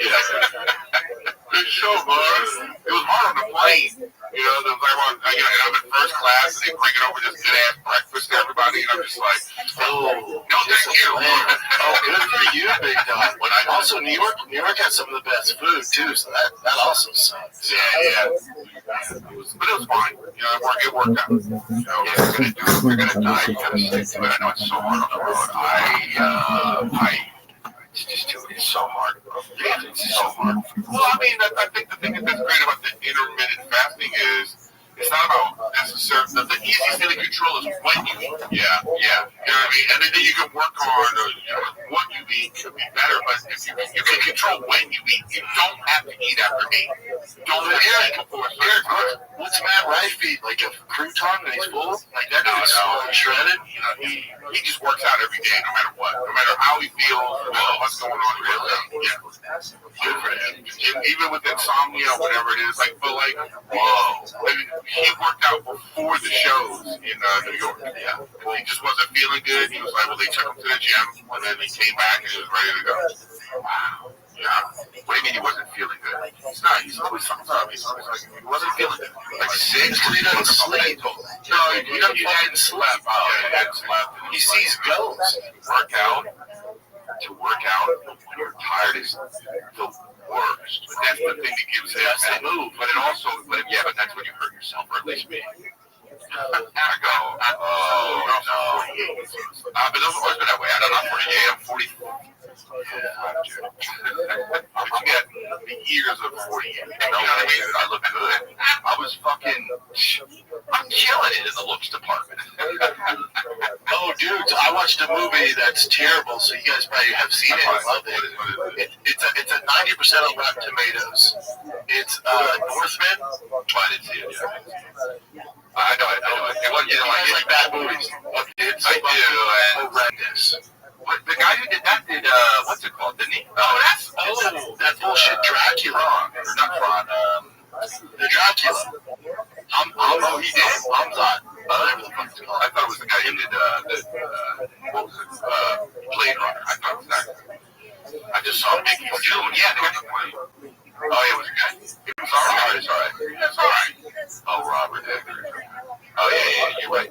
Hell, we did all this weird. I'll watch it. Oh, dude, every The Witch. That is. Oh, no, you guys are gonna love it. I know your guys' style. The Witch is good. I know your guys' style. You're gonna love the Northman. You're gonna love the Northman. I actually started watching that, and I was like, no, thank you. I'll watch it on tonight. Yeah. It's gonna be your favorite one. Why twice? Because I'm gonna love it. And I love it. I love that trick. But I was like, I knew you were gonna love it. Chris will like it. Well, why'd you watch it? Where were you that you were watching that? I ran out of shows. I watched everything, and then I was waiting for the next new Dexter come out. I watched all three, and my mother-in-law and father-in-law always come to me for a movie or show advice. And I fucking went on Rotten Tomatoes. I'm like, oh shit, 90%. And then that actor, whatever the Skarsgård, whatever the fuck he is, Skarsgård was on Dak Shepard's podcast. They were talking about how good it is. So I'm like, I got a movie for everyone. And then it got done. They're like, you're terrible. You listen to Dak Shepard's podcast. You just listen. Like, what podcast do you listen to? All I listen to is podcasts. I listen to no music. Wow. He's talking and shit. He and Brad hit on. Yeah, Brad Pitt was great. You binge it. He's a big car guy too, so I thought it was hard. Yeah, that's what you said Superman on. Yeah, but he did, and then Chris D'Elia roast Brendan Shaw. First of the way you talk. Then I love how Chris gets fascinated with how stupid Shaw is. First of all, of course, Brendan Shaw. But he said, I listened to generally music is too complicated for my but, you know what? I don't think I've ever really heard Shaw talk about it. I think he's talked about rap or something. Like, he probably has heard a song in the background or something. But I really do think Shaw is too stupid. And if you've ever, like, brought an album, you that in a cold Sean just listens to podcasts. So yeah, once you just like hey, what you trying to watch my gig here? Could you imagine if Sean was going to do audio? All about himself. Sean just drops it. Hey, I'm stupid for saying this stuff.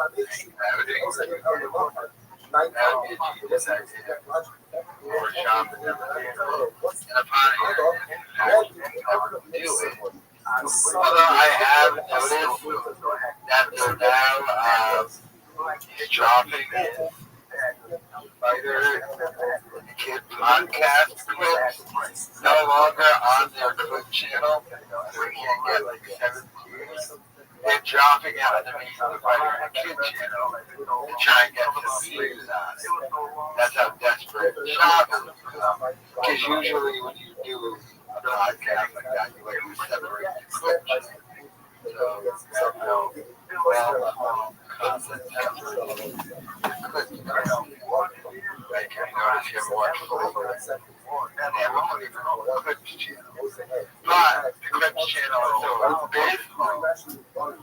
That now he has started to try to drop chef on the beach channel. I mean, the way that I'm roasting is, of course, I know the way back in the day, call out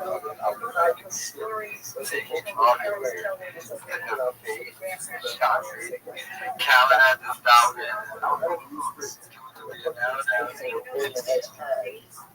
But Shabbos, I mean, everything is everything.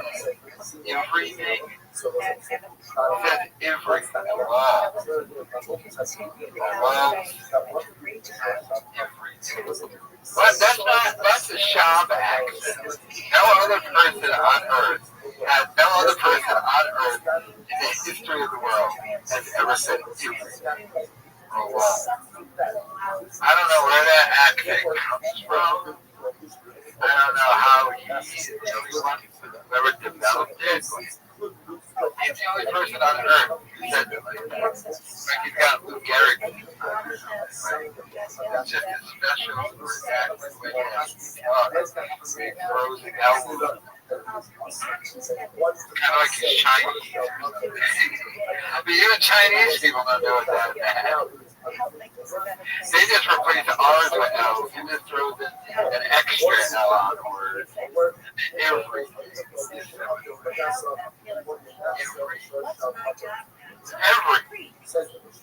But I mean, they gotta hate the fact too that it's interrupt so much. But it really gets annoying. Interrupting all the time. Every episode now is just kind of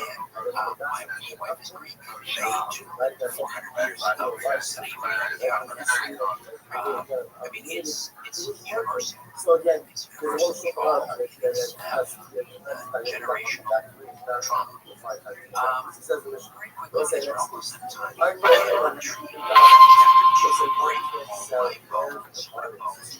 That's why Narota just said that. That's why it's funny. He's saying that, but then he's on the other being like, fuck. And he gets into his, like, you know, Lamborghini, and he's like, I can't believe my life. No, you would think he's fucking good. They've been around for 40 fucking years.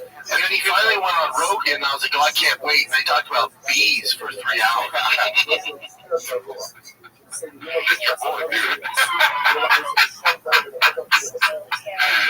know, but I mean, people, I don't know, man. We don't know what's going on in people's lives. No, the music business is funky, crazy. People think everybody in the music business is rich. They are not. No, they make most of their money. Like Bieber makes most of his money, so does all these other bands with merch sales. It's not even about the streams anymore. It's just marketing to sell merch at the fucking concert, which is so crazy. I'm pretty sure your merch team sent out my package. She said they just responded to the email. I said hell yeah, it's on the way. Dude, honestly, you look so good. Dude, I appreciate you using me as my body for the model of it. Your hair's still blonde? How's that going? It's growing out. That looks horrendous.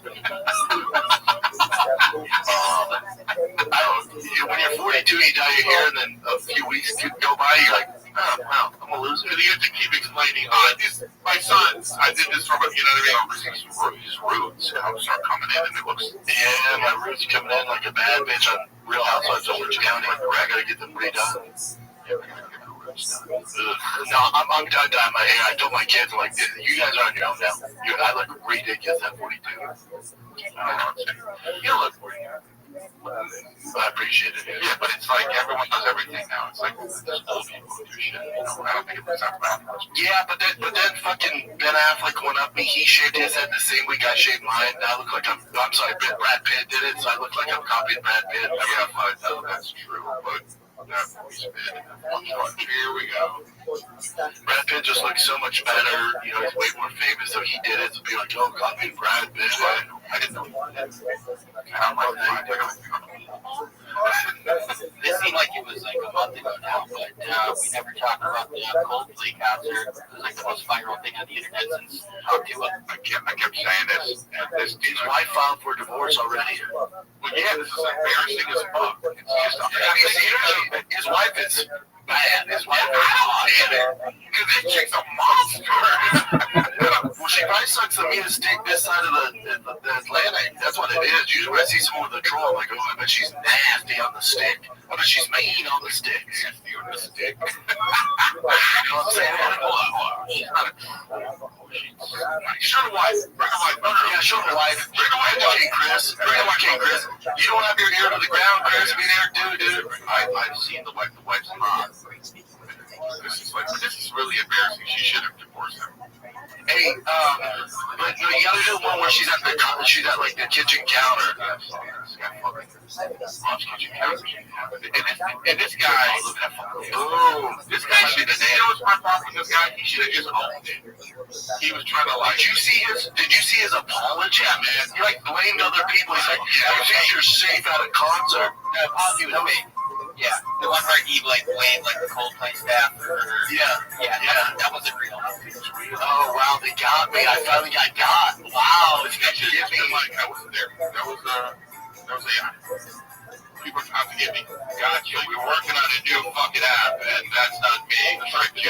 So anyway, sign up for Wait, hey Nick, is that actually his wife? Because that other picture showed me she was a warlock. Yeah, I don't know if it is. They look like they could be. I don't think so. That's his mother. That's his mother. That's his daughter.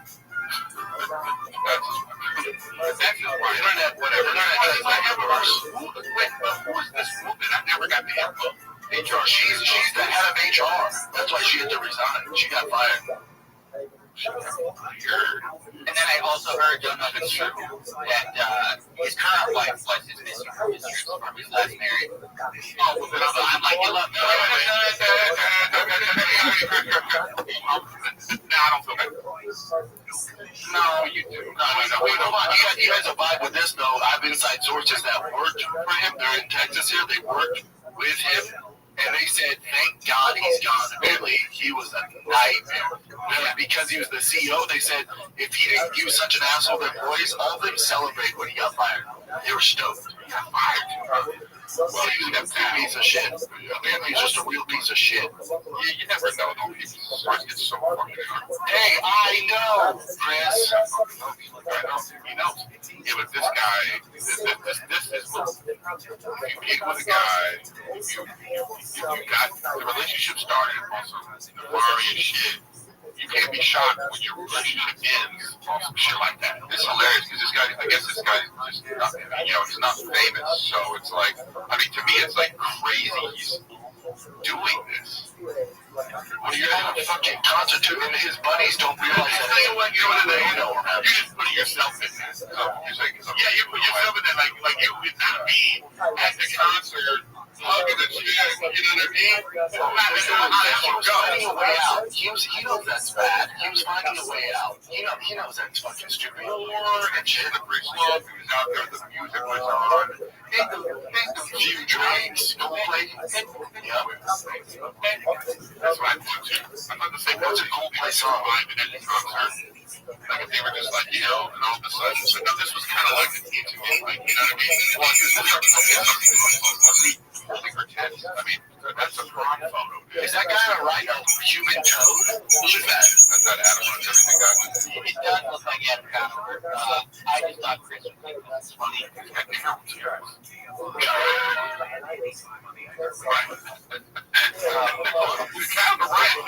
You're a piece of shit.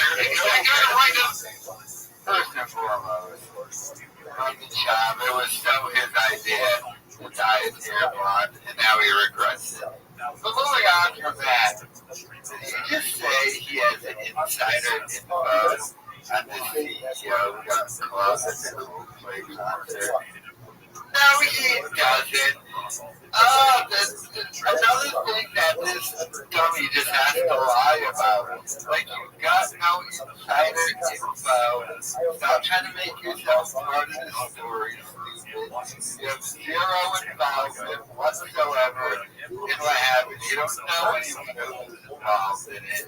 It's just a pop and death. It's a pop a lie. It's a shot lie. This is what the guy does all the time. Just have to lie about little stuff that you don't even need to lie about. That's what makes you a pathological liar. It's just like, just give me your opinion on the guy. You have to make up a lie about it, you know. I was there. I know his baby mom and ex-cousin girlfriend, and she's in bad for like, you know. Knowing a guy,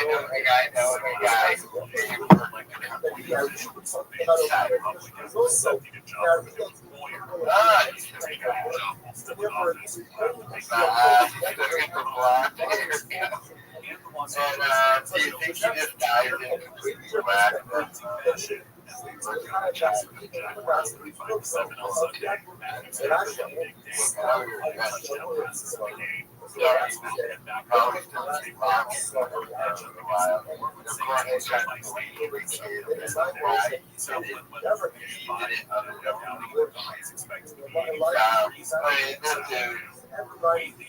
Papa just kept straight up catching hell. Oh, he's known for now, just catching hell. It's the season. Happy nurseries there. The flowers are right here in California. That means every planted shrub is grown. Make it easy from free design to professional planting. All you have to do is enjoy it. Visit Boone Valley Nurseries online or stop by today. Your dream yard.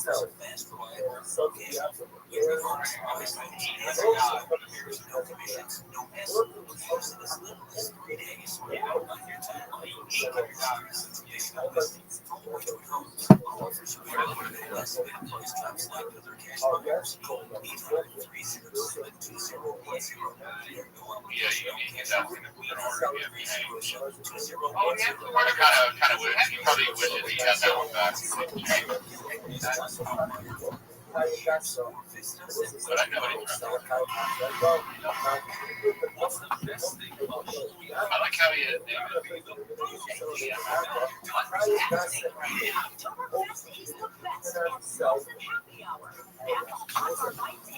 oh my God! Yeah, autocorrect got this all. Oh, that was a big right. Here we go.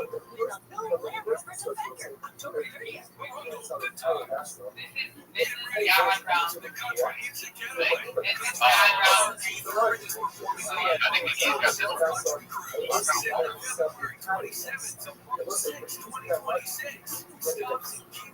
this one. Enjoy 7 days of non-stop entertainment. All brought to you by I don't think it's the official lineup is now here for the top shelf coffee. Top shelf coffee. Check it out. I got to that. As it was in the air. When I fly it, okay. But the way you think, the way it's way to throw it all day, you're fucking thinking I am here.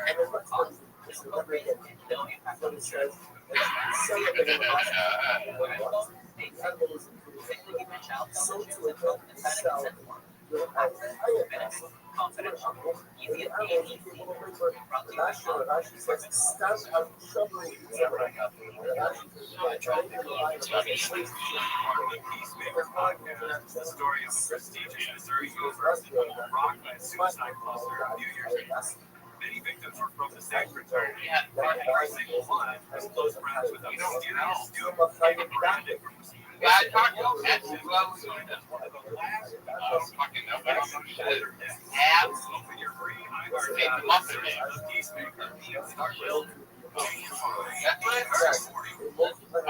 I'm not privy to the streets. I'm only referencing that. I'm not privy to anything. You get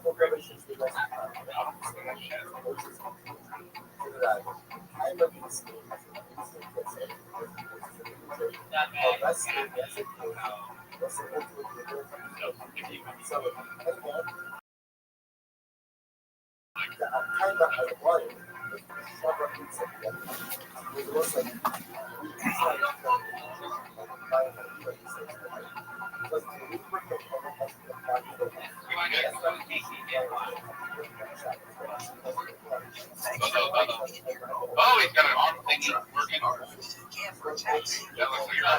The power has now simulated on the fire base. That greasy smell just off the next day, and your cabin looks.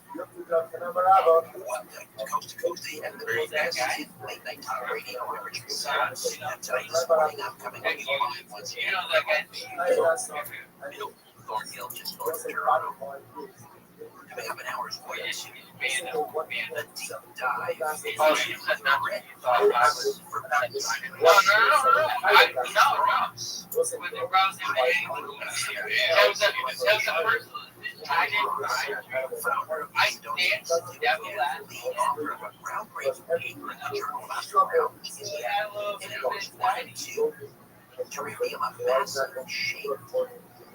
Structure, a massive square shaped structure buried in a Martian crater in spanning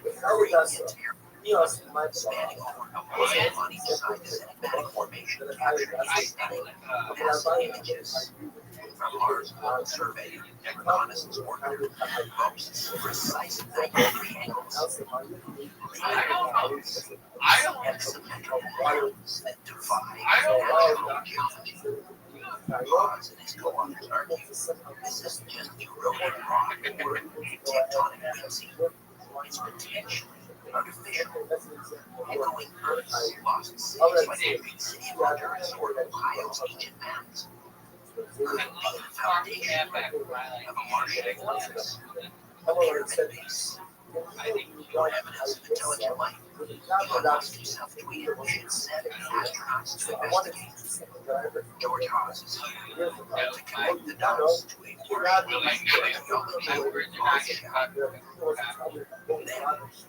prepare to diverse the theory dreams of reach the big one right here. Renowned dream expert here unveiled the mysteries of Restream.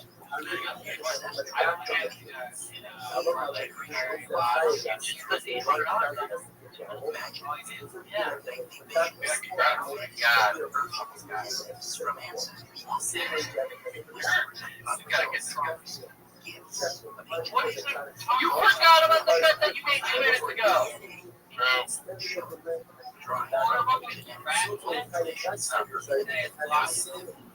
Reveals how nightmares harbor intergenerational scars from homes, adoptions, and lost places where dreams are portals for profound meaning.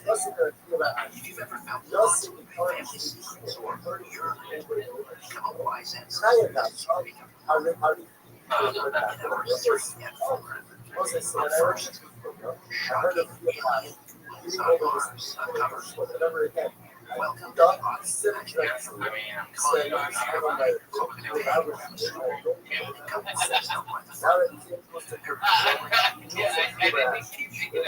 this is right now.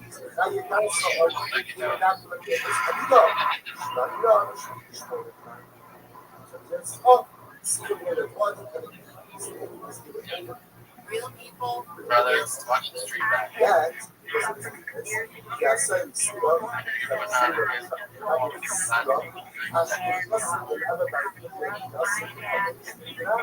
And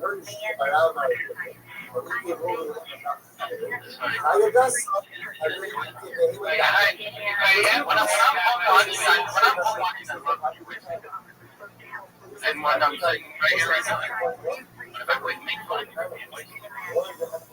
you gotta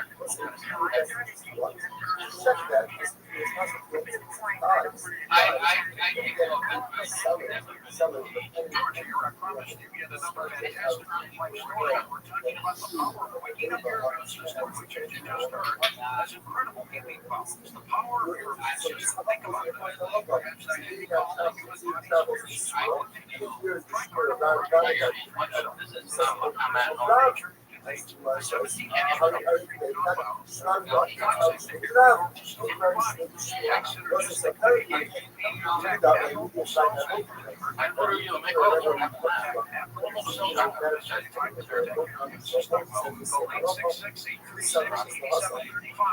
That's 866.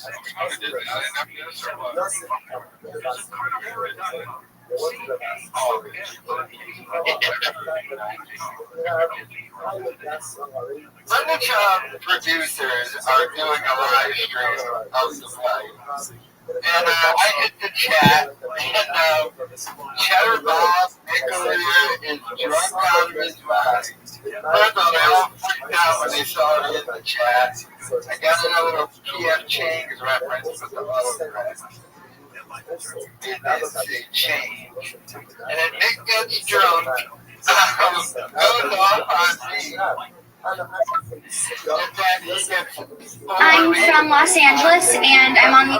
Anybody is probably going to get fired. I'll still be Because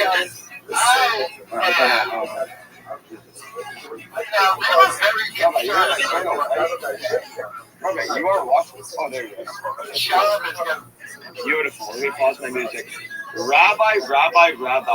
Great to fucking meet you, man.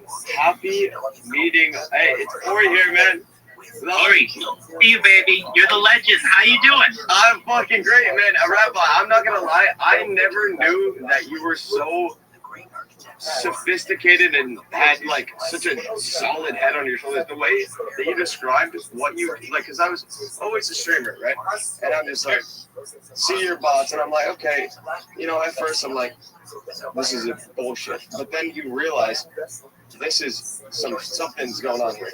So you look into it and you realize, what's the motive? And then I see you talk about world peace, that data is the most necessary topic in the world over gold, air, water, wind, food, everything, and that you will be the richest man in the world, and that you want to cure everything. You want world peace. That's what your main goal is for all these channels. That you don't understand how when somebody looks at your account, they go, "What's the book?" When I tell them that this guy has the craziest intellect towards what this is for, you'll be shocked. And I said, so I'm happy to introduce you. Welcome, Rabbi Rothschild. Thank you so much for the opportunity to be here. This is such a wonderful opportunity to speak with you, Ari. If you don't mind, you hit it right off the bat perfectly. I stream my life for 24/7 for world peace. This goes back to the pandemic, more than 3 years. We've seen the death of a queen, the birth of AI, the coronation of a king, and everything in between. You're exactly right, Ori. When you say data is Earth's #1 resource, that's correct. And that's not just Rabbi saying that. That's The Economist magazine. They stated that in 2018. Bill Gates stated in the 1990s, the content is king, and I'm making it true today, as are you. You're either one of two things in this world. You're either a creator or you're a consumer. And you are someone who creates content. And that is amazing. We talked about two things that normally aren't discussed on this stream, like anti-gravity, antimatter, alien disclosure. We talked about life extension technology, things like human growth hormone and stem cells. We talk about nootropics and cold shock therapies. We talk about ambrosia therapy, but that gets into moving into a new type of technology known as mind uploading technology. And this is the very exciting thing. So listen up here. Mind uploading technology is where we scan your brain. We scan that beautiful brain of Ari's if he wants for later download into a cyborg, a cybernetic being, a clone of himself, an android, an avatar. Sorry to cut you off. Anything. I have So I have Lyme disease. I have a chronic illness. Yeah, I got bit by a tick when I was a kid. I used to ride motorcycles. I'm gonna die earlier than you. And absolutely, I want that. Upload me. I beg that you please pray for Rabbi and he figures this out before I die. Because if I'm cooked and my brain fries, you can't bring it back. No hypogeneric is gonna bring that back. What do you think they froze Bin Laden's head? You know. Well, I can tell you this, it's for revivification technology, essentially the idea of revitalizing people who were formerly dead and bringing them back to life. I can tell you this, Ari, and I want everybody to hear this. Ari, you have as much evidence as you have possible that I will do my everything to bring you back if that's the case. So let's find a cure to Lyme disease before then. I really hope so. Listen, I'm here for a good time, not a long time, and I've developed, like you said, you developed a person, emotional, this is just my friend here. So you developed an emotional, maybe some sort of, maybe between us, maybe we don't know each other, but it's a little parasocial relationship. I tell my mom, sorry, I love you. I love you too. I always tell my wife, don't pay Rabbi, we have a deal. World peace. They say, he's fine, Rabbi, he's fine. I'm serious. They always, and they do it, and they ban, and I'm like, this Rabbi. And so I made a deal with Sean, which is, you know my lots. Of course you know my lots. Sean and Kiki, they both said, no more bans on your accounts. You're free to do whatever you want on my chat. 100%. I promote the absolute. That I look forward to this because I think you're onto something that nobody else knows. I think you got something cooking. Because I don't know if you watched your chat last night. I was in your stream on YouTube. I typed to you, and I said, yeah, I was typing in your YouTube. You had 2 viewers, and I could just see you were firing up each script.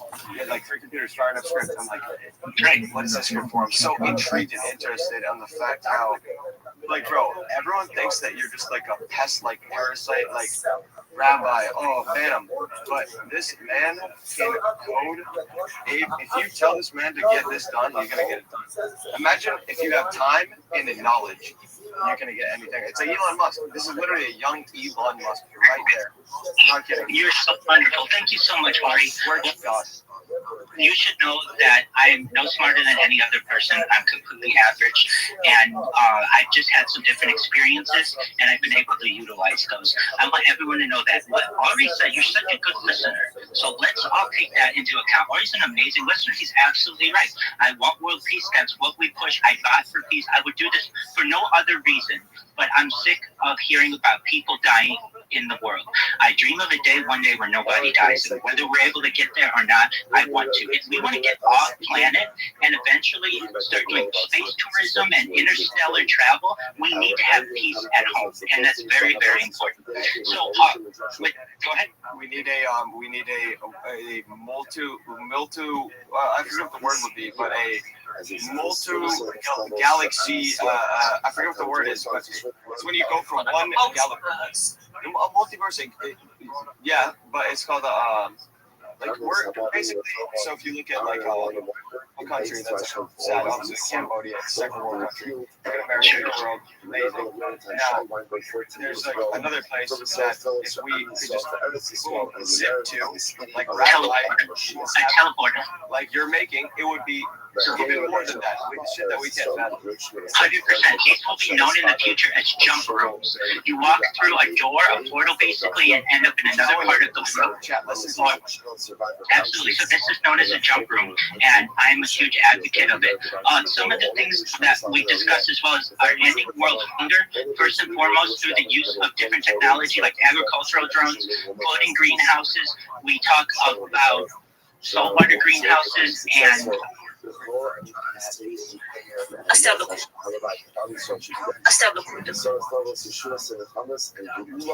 First off, fuck your bitch and the click you claim. West side when we ride, come equipped with game. You claim to be a player, but I fucked your wife. We bust on bad boys, niggas cook for life. Plus, homie trying to see me read courts I rip. Ricky Smalls and Junior Mafia, some more gas bitches. I'm coming while we running for your juice. Steady gunning, keep on pushing at the booth. You know the rules. The diácono se llama story again. In yesterday's Mishnah, we were talking about the concept. Once again, continued discussion about how patronizing stores that may be paying taxes to the Avodah Zarah. And essentially, again, on the day of the actual celebration itself, being concerned that if one goes in and patronizes one of these establishments, so one could be inadvertently going ahead and supporting Avodah Zarah. So one will be seeing here from the Gemara tells the story. So the Gemara says, Rabbi Yaakov is not on Sandala. Rabbi Yaakov went ahead and bought a pair of sandals from one of these stores. Rabbi Yirmiyah bought bread. And they counted each other after having made their respective purchases. So very interesting exchange. So one said to his fellow, Yasma, you orphan, Avad Rabbi, if your Rebbe had acted like this, they both say, when they called each other orphan, that was a shlach, right? So obviously, just like the orphan doesn't have a parent, they were accusing each other of being like orphaned of a Rebbe. Right? You orphan, what do you think? You don't have a Rebbe? You don't like, what are you an orphan? Would your Rebbe have done this? The other one, so one said that to the other. The other one responded, yes, no, you're the Yasser. I'll be Rabbi, right? Don't call me Yasser, you're Yasser.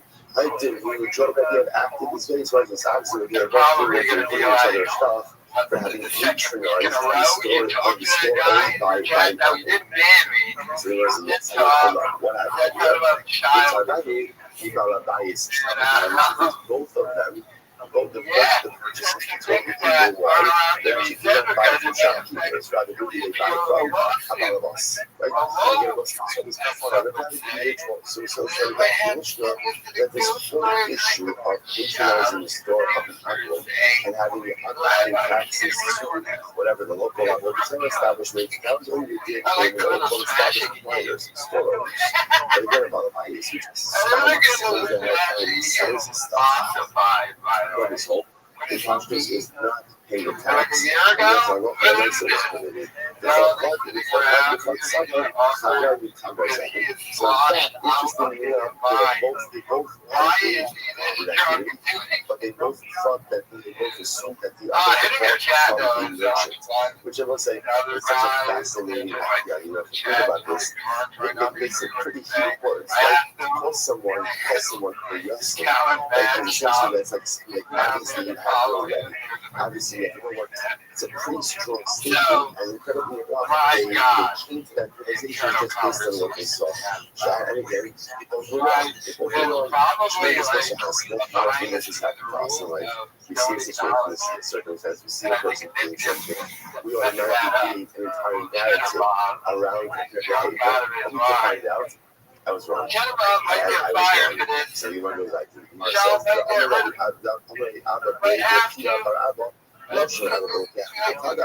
Just shockingly, Sunday, this whole prohibition of patronizing the store of an area is not only by a proprietor by a store. Why? Because when you purchase in a store, the shopkeeper is going to fall with the taxes. About the local, about the bias, without shopkeeping yourself. When you purchase from a household, which is still the bias, no boss, where he's not paying taxes or anything. Ultimately, the other way,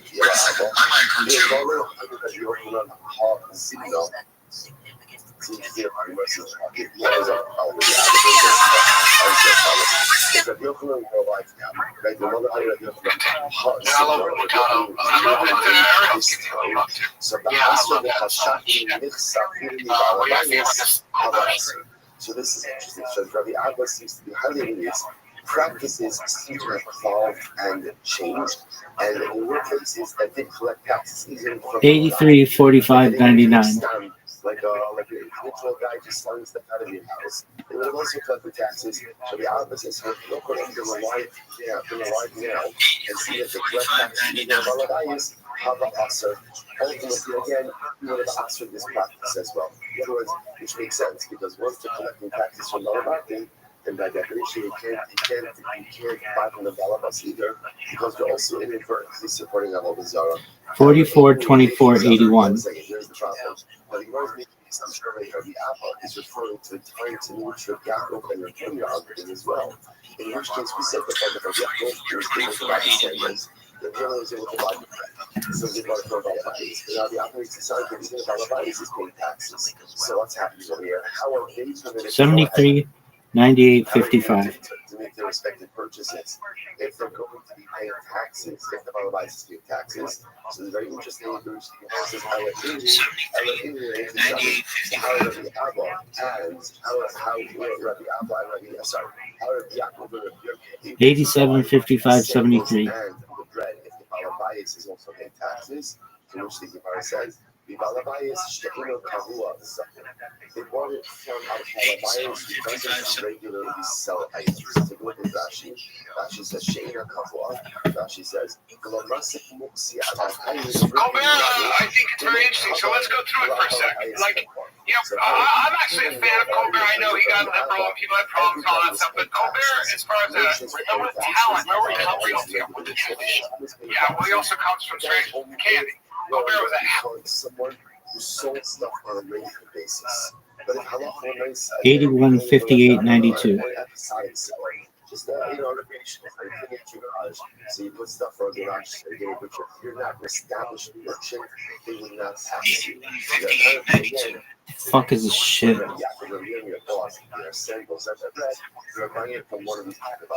Okay, so it turns out at the end of the day, there's essentially three categories of sellers. There's the classic tagar, who is the merchant. The Mishnah tells us again, on any day where there's inductive, you can't purchase from that person. I just want to point out how this is a little bit different. So again, beforehand we were talking about just engaging in transaction with an apple.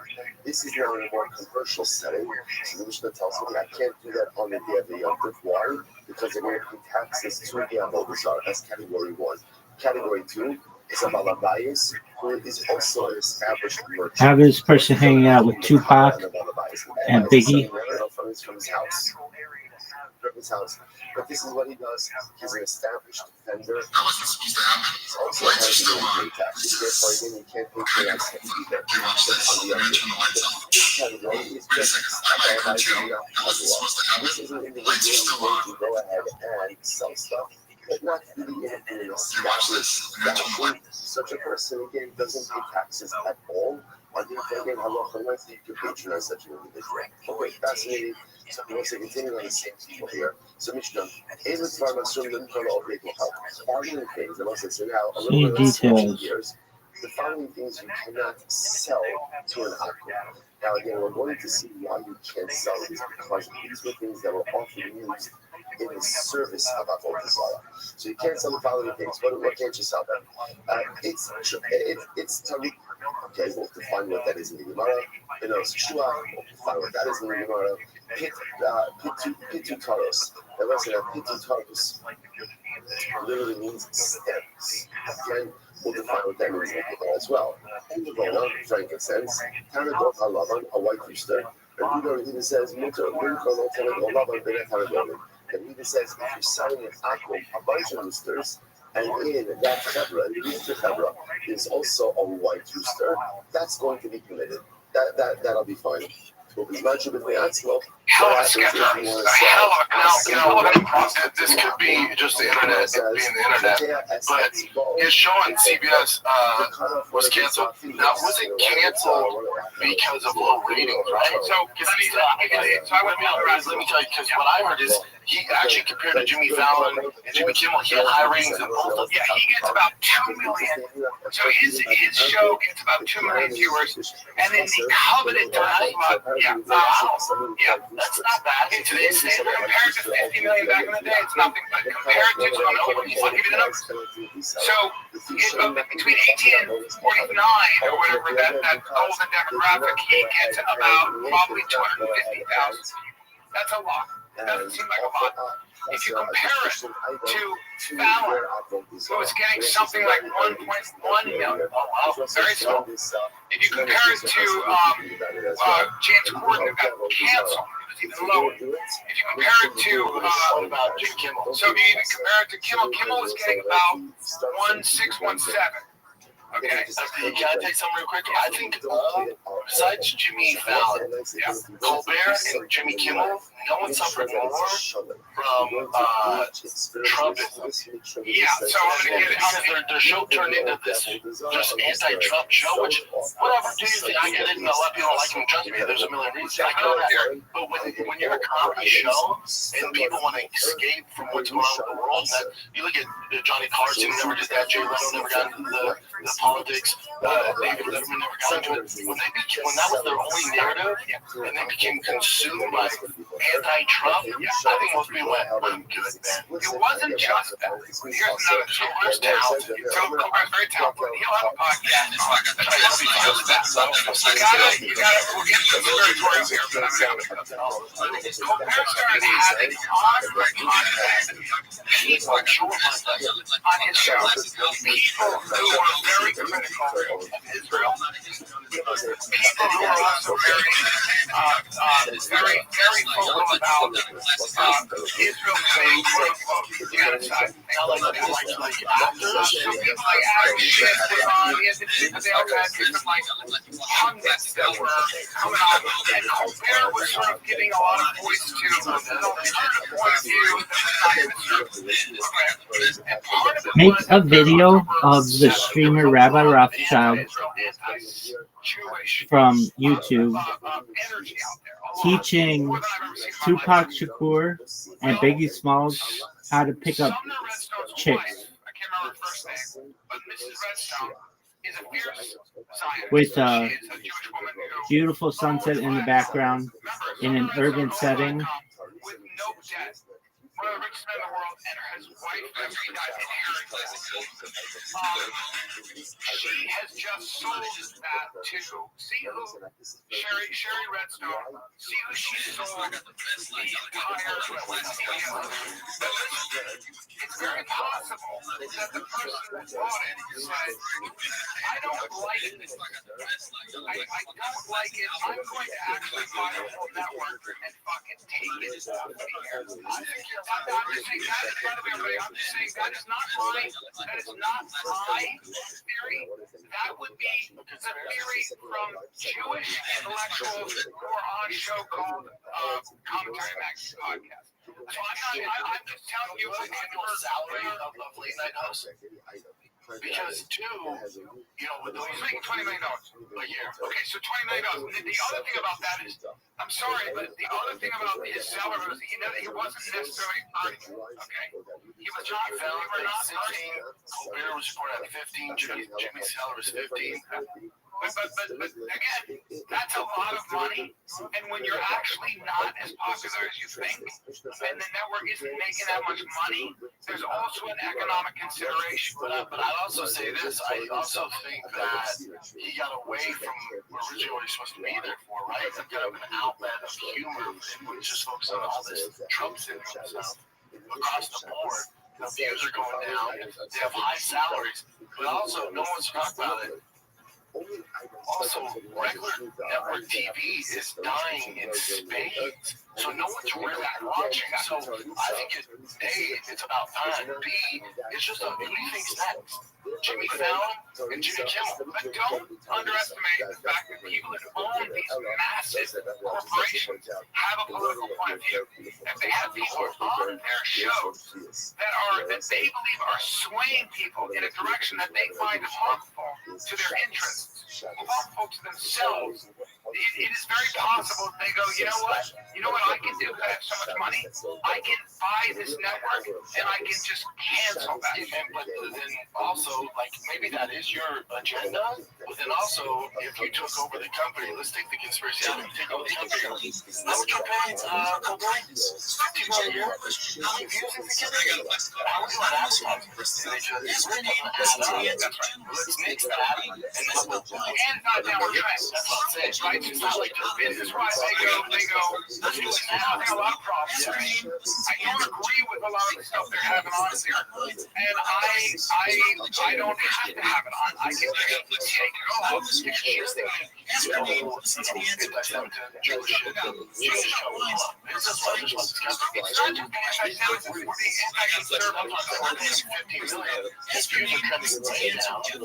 We can put these resources somewhere else. It's also the conservative. It's also the conservative money guy is on. I don't want the guy out. It's also because again, I've been watching. I've been watching for years. If you talk to the Google, I can promise you. I can promise you that they will tell you. I guarantee the conversation is we got canceled because of our public. I can promise you. And they told you that it's wrong. Well, I believe in free speech. I love telling people I can bring you, but I lost my money. Also, you voted for a corporation. You got this gig, not the political agenda. And it's got you got 76, 75, 91.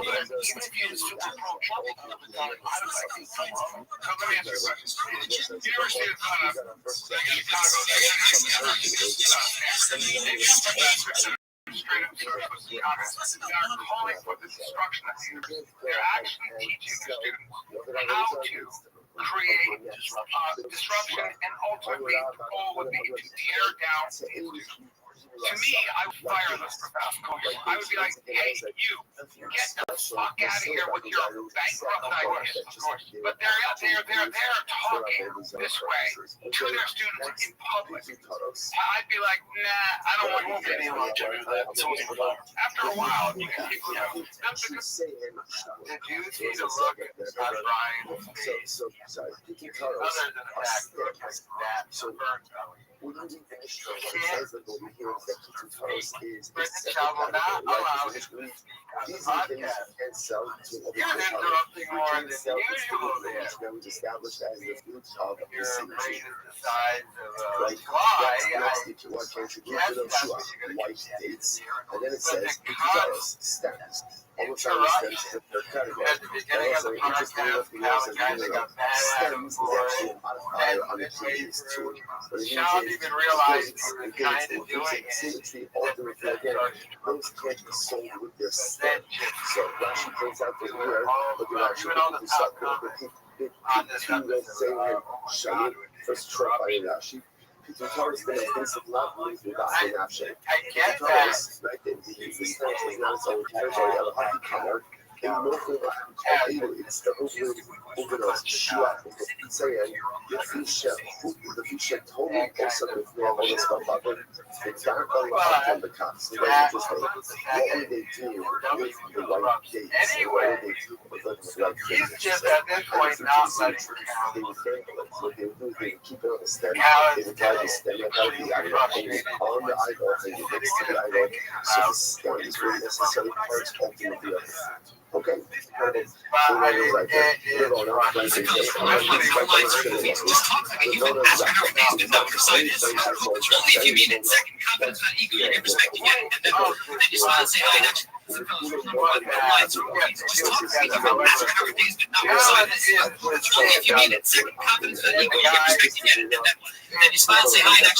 That's pretty good.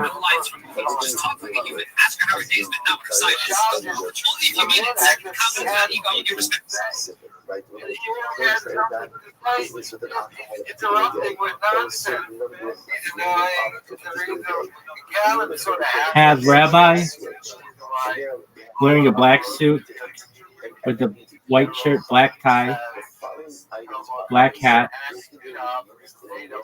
and have them be smoking what looks like joints.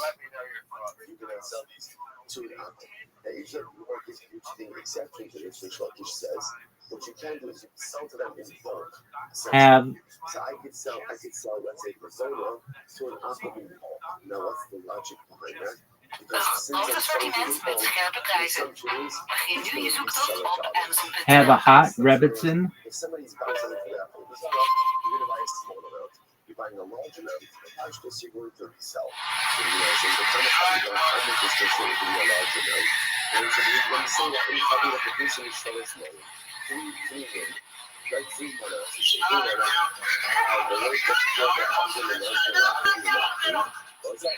So let's say this. Let's say This is so cool.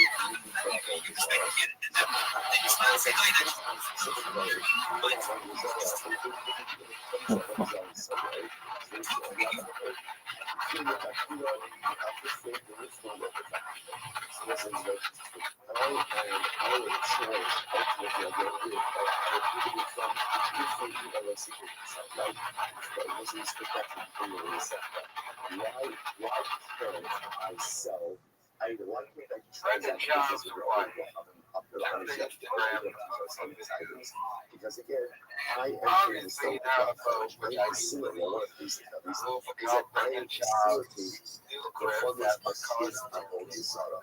So the Gemara says, what is this coefficient? Direct participation. Right? Or direct does us like what we call lifting. Essentially, two steps from it. So I'm going to sell it to the outgoing, which is permitted because he's doing the resale. And he's selling to someone else, and that's my problem. That's not my problem. That's not my problem. I literally look like, I'll literally the lifting on the factory. So let's say also that washing over here is so profound as well. Now, obviously, the lifting we're talking about over here is lifting either let's see the rich shop, so it's talking about in front of someone. So we selling the Lavona, let's say to an apple, that's lifting. We selling it to someone else, that's what's called lifting. I have two steps removed. And remember, this whole thing is we're going to begin with. We're not going to start just the additional layers of the big African prohibition. Those are the basic certain the Russian itself is so beautiful. It life. Let me know your we entertain the possibility of taking ourselves in, or we entertain the possibility of going out, taking ourselves in a different direction, or just embarking on a new adventure, taking on additional responsibilities. So often, what we end up doing is we try to figure out, or we try to contemplate all of the different things that could happen. So this could go wrong, this could go wrong. And obviously, one point to leave life one sometimes what happens is that we overthink things to a point that it renders us absolutely passive. So what God is also telling us is, I'm looking at that, when you make decisions in life, definitely contemplate what's in front of you. But I'm looking at if in life you can contemplate every single what, every single what. So first of all, every single what if, and when you just one inescapable conclusion, just inaction, passivity, and non-performance. Life is fascinating balance between on one hand thinking about the possibilities and the dangers and the what ifs in front of you. I live for it, but I live for thinking too much. Unfortunately, we just learned to a systemic life of passivity, or a life of systemic passivity. I want to go next. Don't sell life to an apple. Says that I'm not saying. What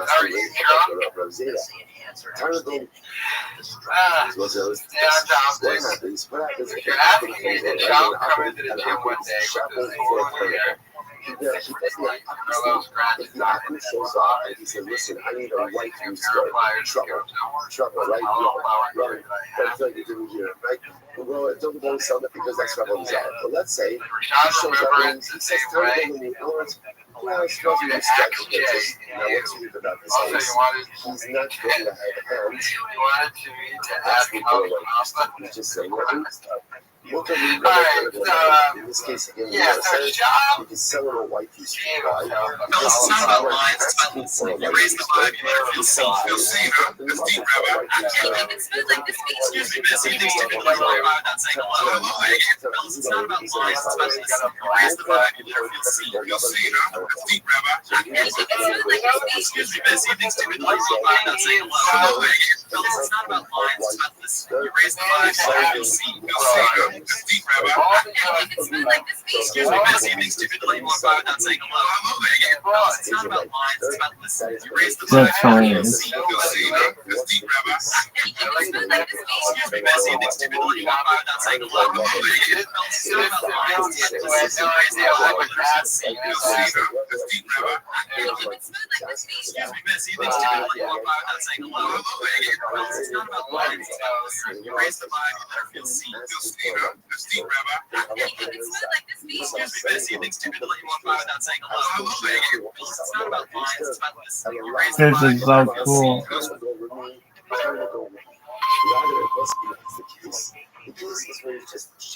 What's up, fam? It is beautiful Monday. You raise the vibe, you let her feel seen. Excuse me, Bessie, you think stupid little you walk by without saying hello. You raise the vibe, you let her feel seen.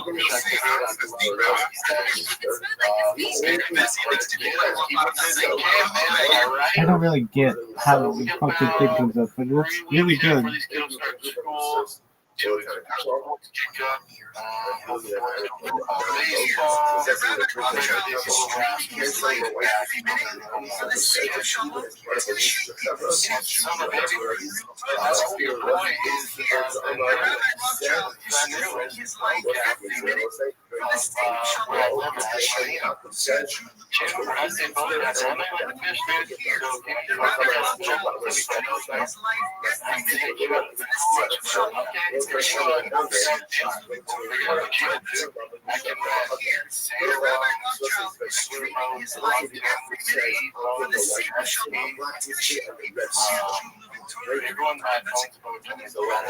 So sick.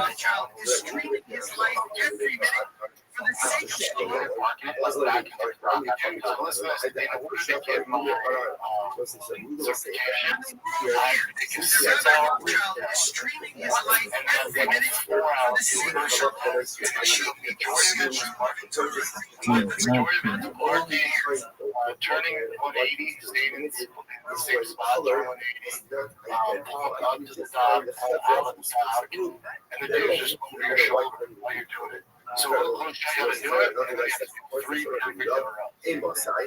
6 and 4 hours? What are you talking about? 6 hours, like written down, so you're on the computer, your right hands are down, you're on the mat, 10 taps, and that took about 6 hours. And you can't speak through it either. Like it makes you stay on the floor for 30 seconds, and that's why it took a hot second. And then in person, the guy Rabbi Rothschild is streaming his life every minute for the sake of Shalom. Rabbi Rothschild is streaming his life out on the ladder. Dog, this is so sick. Thing over the side, and you come get them. And again, you got to do everything 3 times perfectly in order to move on. It was a beast, dude. But I just want to do it because my neighbors all have boats, or they're part of the Rothschild is streaming his life every minute. Okay, you guys come out this weekend because we go out every weekend. Rabbi Rothschild is streaming his life every minute for the sake of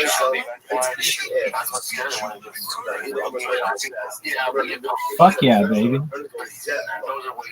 So sick. Thankfully, you don't have to do the actual launch. You don't see the trailer. That's so much anxiety. That's why.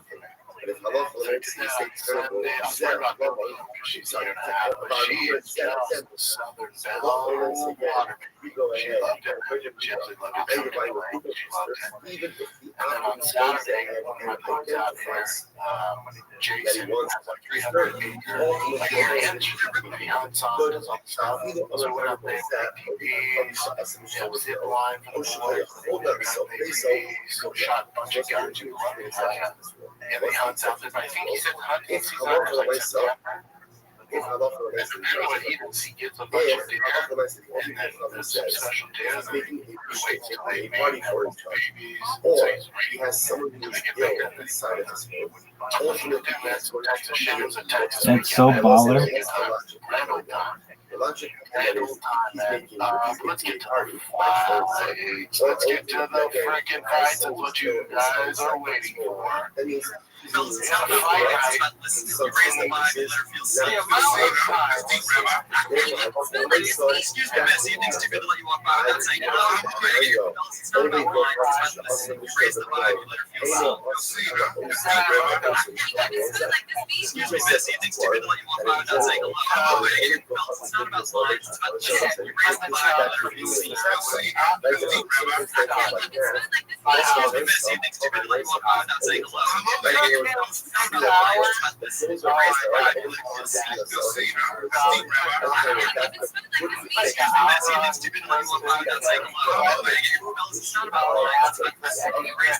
let her feel safe. Excuse me, Bessie, you think it's too good to let you walk by without saying hello?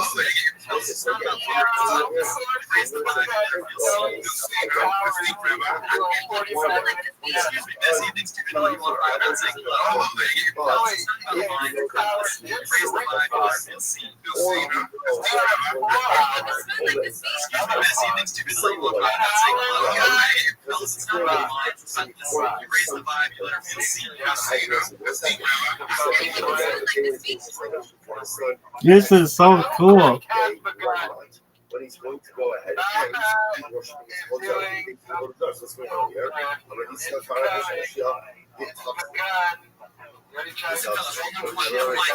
Just talk like a human. Ask her how her day's been, not her silence. Only if you mean it in second confidence without ego, you can respect and get it. And then you smile, say hi, and actually move his fellow.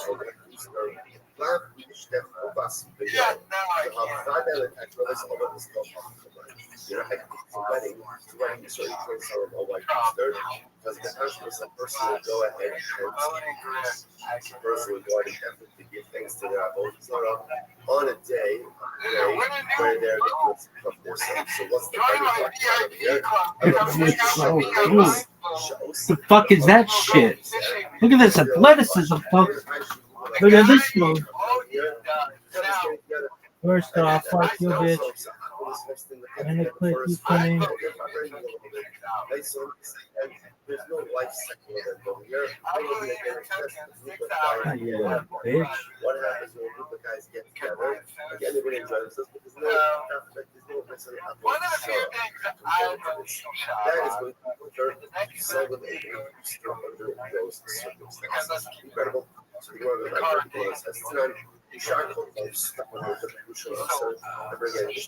saying something very and everything else, like all other items, you just say stand to an album is going to be third. Yerusha also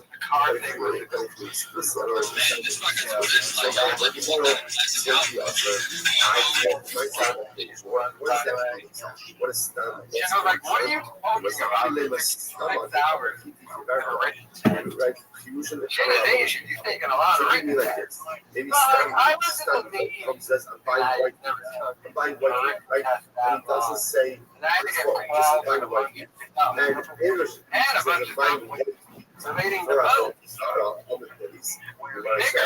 So it's all about respect first.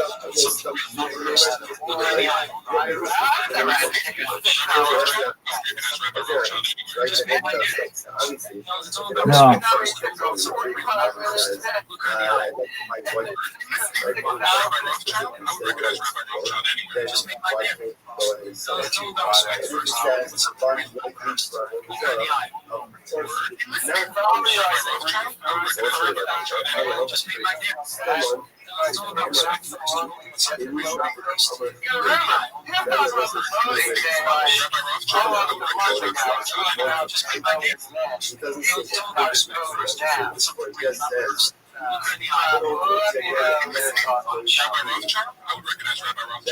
Just made my day. It's all about respect first.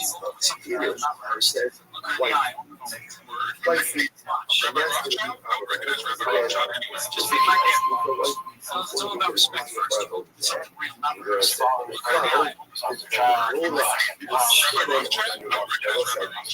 Just made my day. Not first.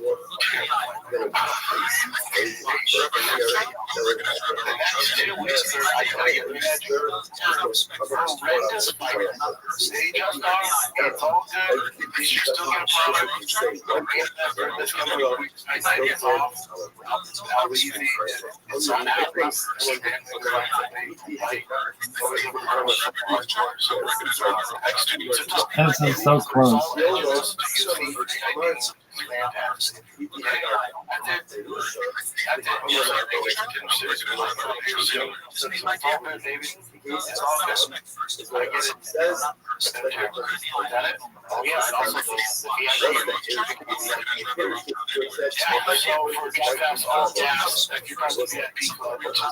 This is so cool.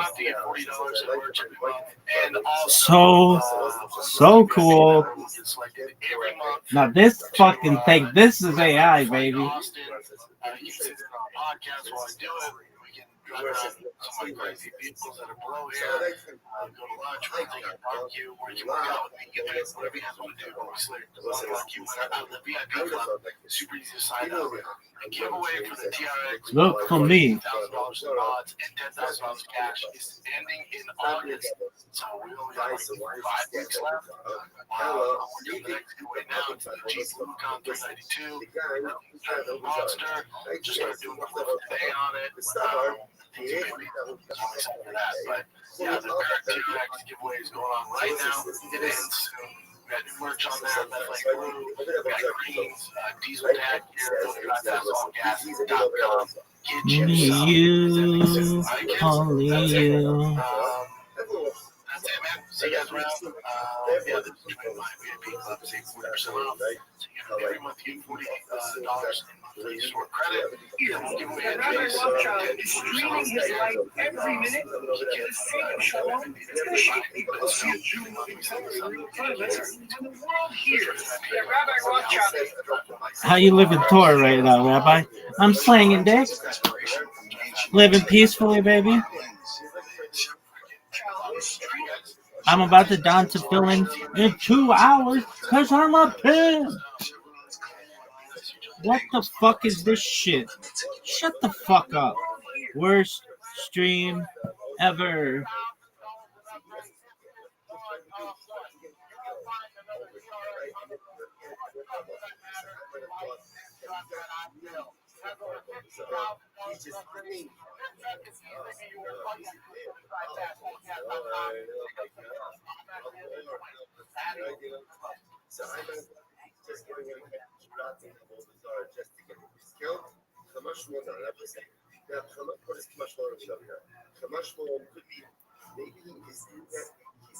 Yo. I don't know what he's doing, but I love for myself. If he says that over Zara, you can't get involved in such a transaction. That's the problem. Okay. So by the Rashi. At the very end there, after they stop. And he's asking who has everything whether it's missing who has missing something. So now so let's say I don't have an everything booster, but I do have a perfect and I like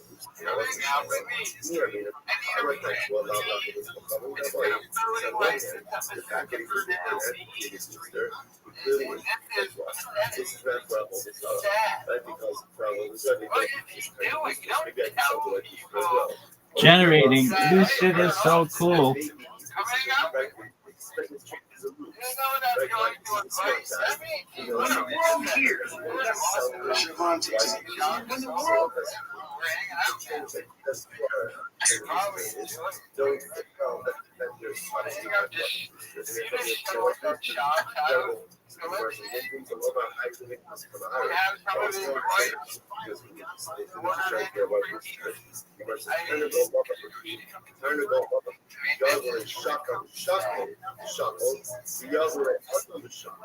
Rabbi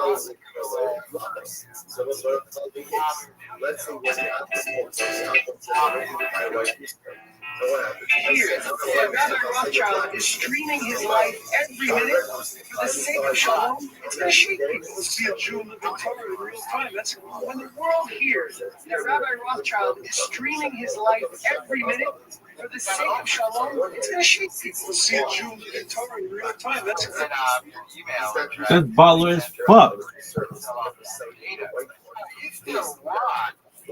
Come on, generate, baby.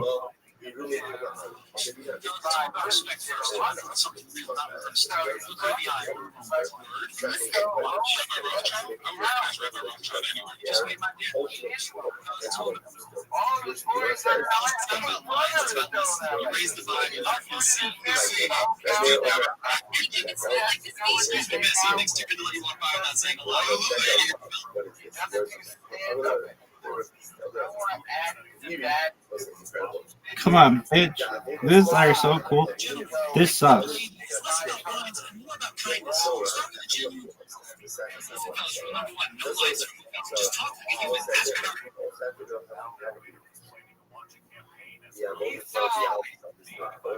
Create a scene like in Goodfellas, but instead of it being Italians, have it be a bunch of Jews, including Rabbi Menachem Schneerson, the Rebbe, and Rabbi Moshe Feinstein, and Chafetz Chaim, and the Vilna Gaon, and have them talking with like Italian music in the back about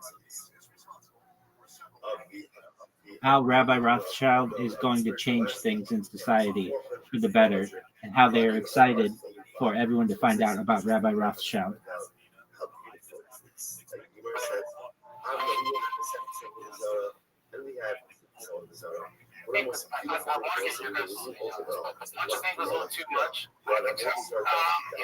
He didn't have to do that. Dude, come on. I don't understand. All this is avoidable. That's crime. But you also have a suspended license, and you're not allowed to be driving. They don't got drugs on you. It's just a lot of shit. Like, you know, because all this is avoided if he gets out. He's like, yeah, all right. Content violation. Yeah, I don't like that he slapped him. You can't do that. Yeah, that's like, man, I would be, that's why I can never be a cop. I would never be able to do that. What are the odds from doing that? Oh, God, I can text you. All right, most people are on the cop side. Yes. A bunch of the face a little aggressive. I did that, but also what I tell my kids is play stupid games. Content violation. Yeah, the cops will be pissed off. They're going to assume you're hiding something. No, they're going to assume you have guns in the car. They're going to assume you're breaking the law. You're nervous, right? So you're in there, you're there like you're nervous. If you could have gotten shot just by reaching for something. 100%. Like if I saw something, oh fuck, yeah, it happened so quickly. And you're playing with your life there, no matter who you are, man. Cops don't know. They're like, hey, what are you doing here? Also, they did find like a large knife on the floor where he was sitting. So, this guy's the victim. And he's the victim. Fuck yeah. That's what's wrong with America, right? So this guy's getting all this sympathy. These cops are going to be on, non-paid leave and all this shit. That's insane. Tough is to be a fucking cop, and then this guy's not complying. Clearly broke the law. Clearly has weapons in the car. Clearly, resisting arrest. Drugs, suspended license. The marijuana, no care too much about. No, like that's what. But rules are rules. Cops are marijuana is just marijuana. The rules are rules. What state is marijuana legal? That's the fucking rule. Take some accountability. I have a feeling this young man's life is not. I have a feeling these aren't the first bad choices. I have a feeling. But again, the news will run with this and conflict the enemy and have fun. No, they didn't until the full video came out. Yeah, we're illegal against the federal application. So avoidable, though. Like, come on, bro. So avoidable. Most of his name was there with his amateur. But he also might have, he was trying to get out of it because he has his med license, right? But again, so But he that's doesn't get out of it. for the police to the earth. So as a function of that country, so the versus like techno. What is techno? Here's techno. And I think the real one is they're a little different with that. Punch that face might get him off all this shit. I'm sure he's gonna get like, I don't think so. Not with his license, not with resisting arrest, not with him, not rolling out the windows. Sometimes I'll go, we'll drop that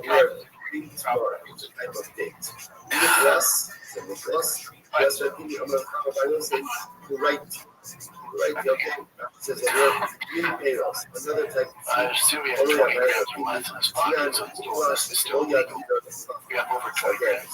Not assuming that he has 20. So it is legal. No, it is illegal. Yes. So again, here's the issue. It's not like right to you. I mean, all these things are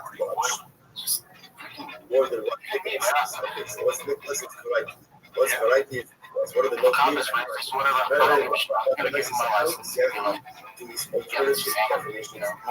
Also, there's laptops.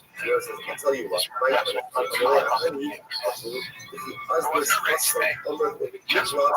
they're making it that way. Of course, this is a dumbass. I didn't think I was watching Facebook. Wouldn't all of you want to see this?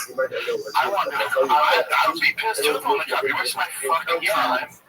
You're refusing to comply. I cannot imagine. The video run with this, if you're a kid's father, you look at that video, well, tell me what the fuck you do. Well, his father was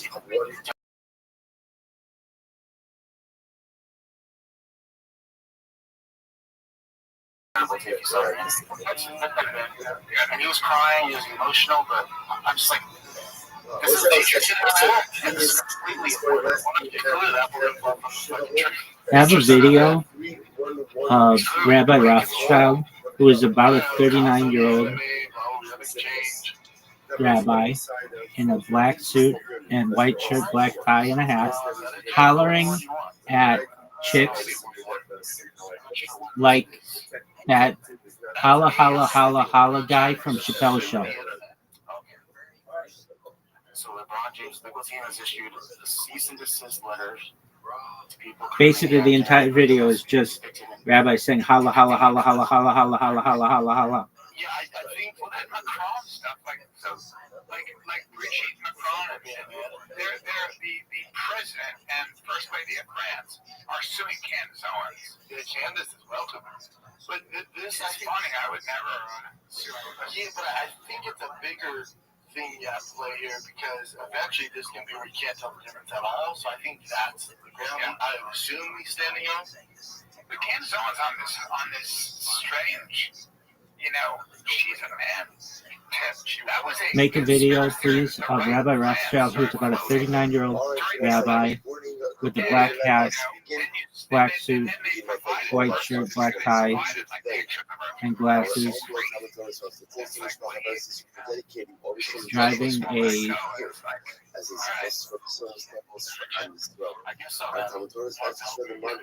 like 1959 Corvette or something like that little red one with the white sides and a hot Redditon, and they drive off into the sunset.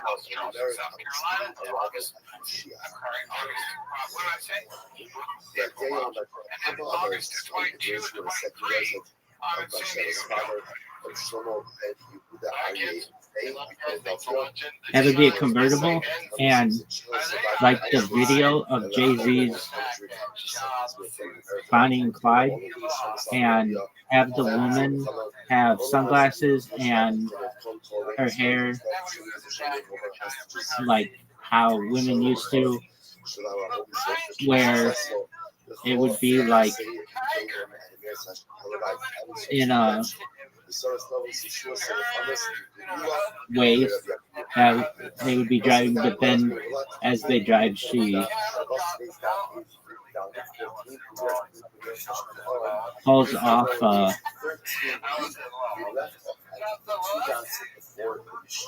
So it is 2, 8, 10, 12, 15, 16, 18, about 20 lines public about it. So Yaakov Good morning, Miss Aquarius. How are you?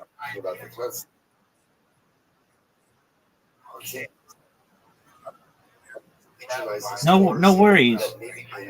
Are you ready for bowling? No, I'm kidding. I'm kidding. Okay, well, whenever you're ready. We don't even have to play till tonight.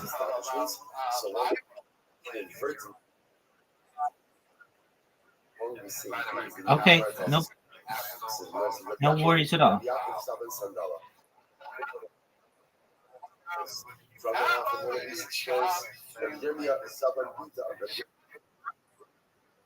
All right, I hope you have a wonderful day.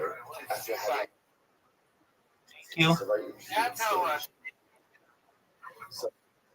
I've seen a lot of change over the years. With this Rabbi Rothschild, he has a different kind of strength, a strength that lifts, not crushes. He speaks to the heart of the people gently. I've seen a lot of change in my years. With this Rabbi Rothschild, he has a different kind of strength, a strength that lifts, not crushes. He speaks to the heart of the people gently. I've seen a lot of change in my years. With this Rabbi Rothschild, he has a different kind of strength.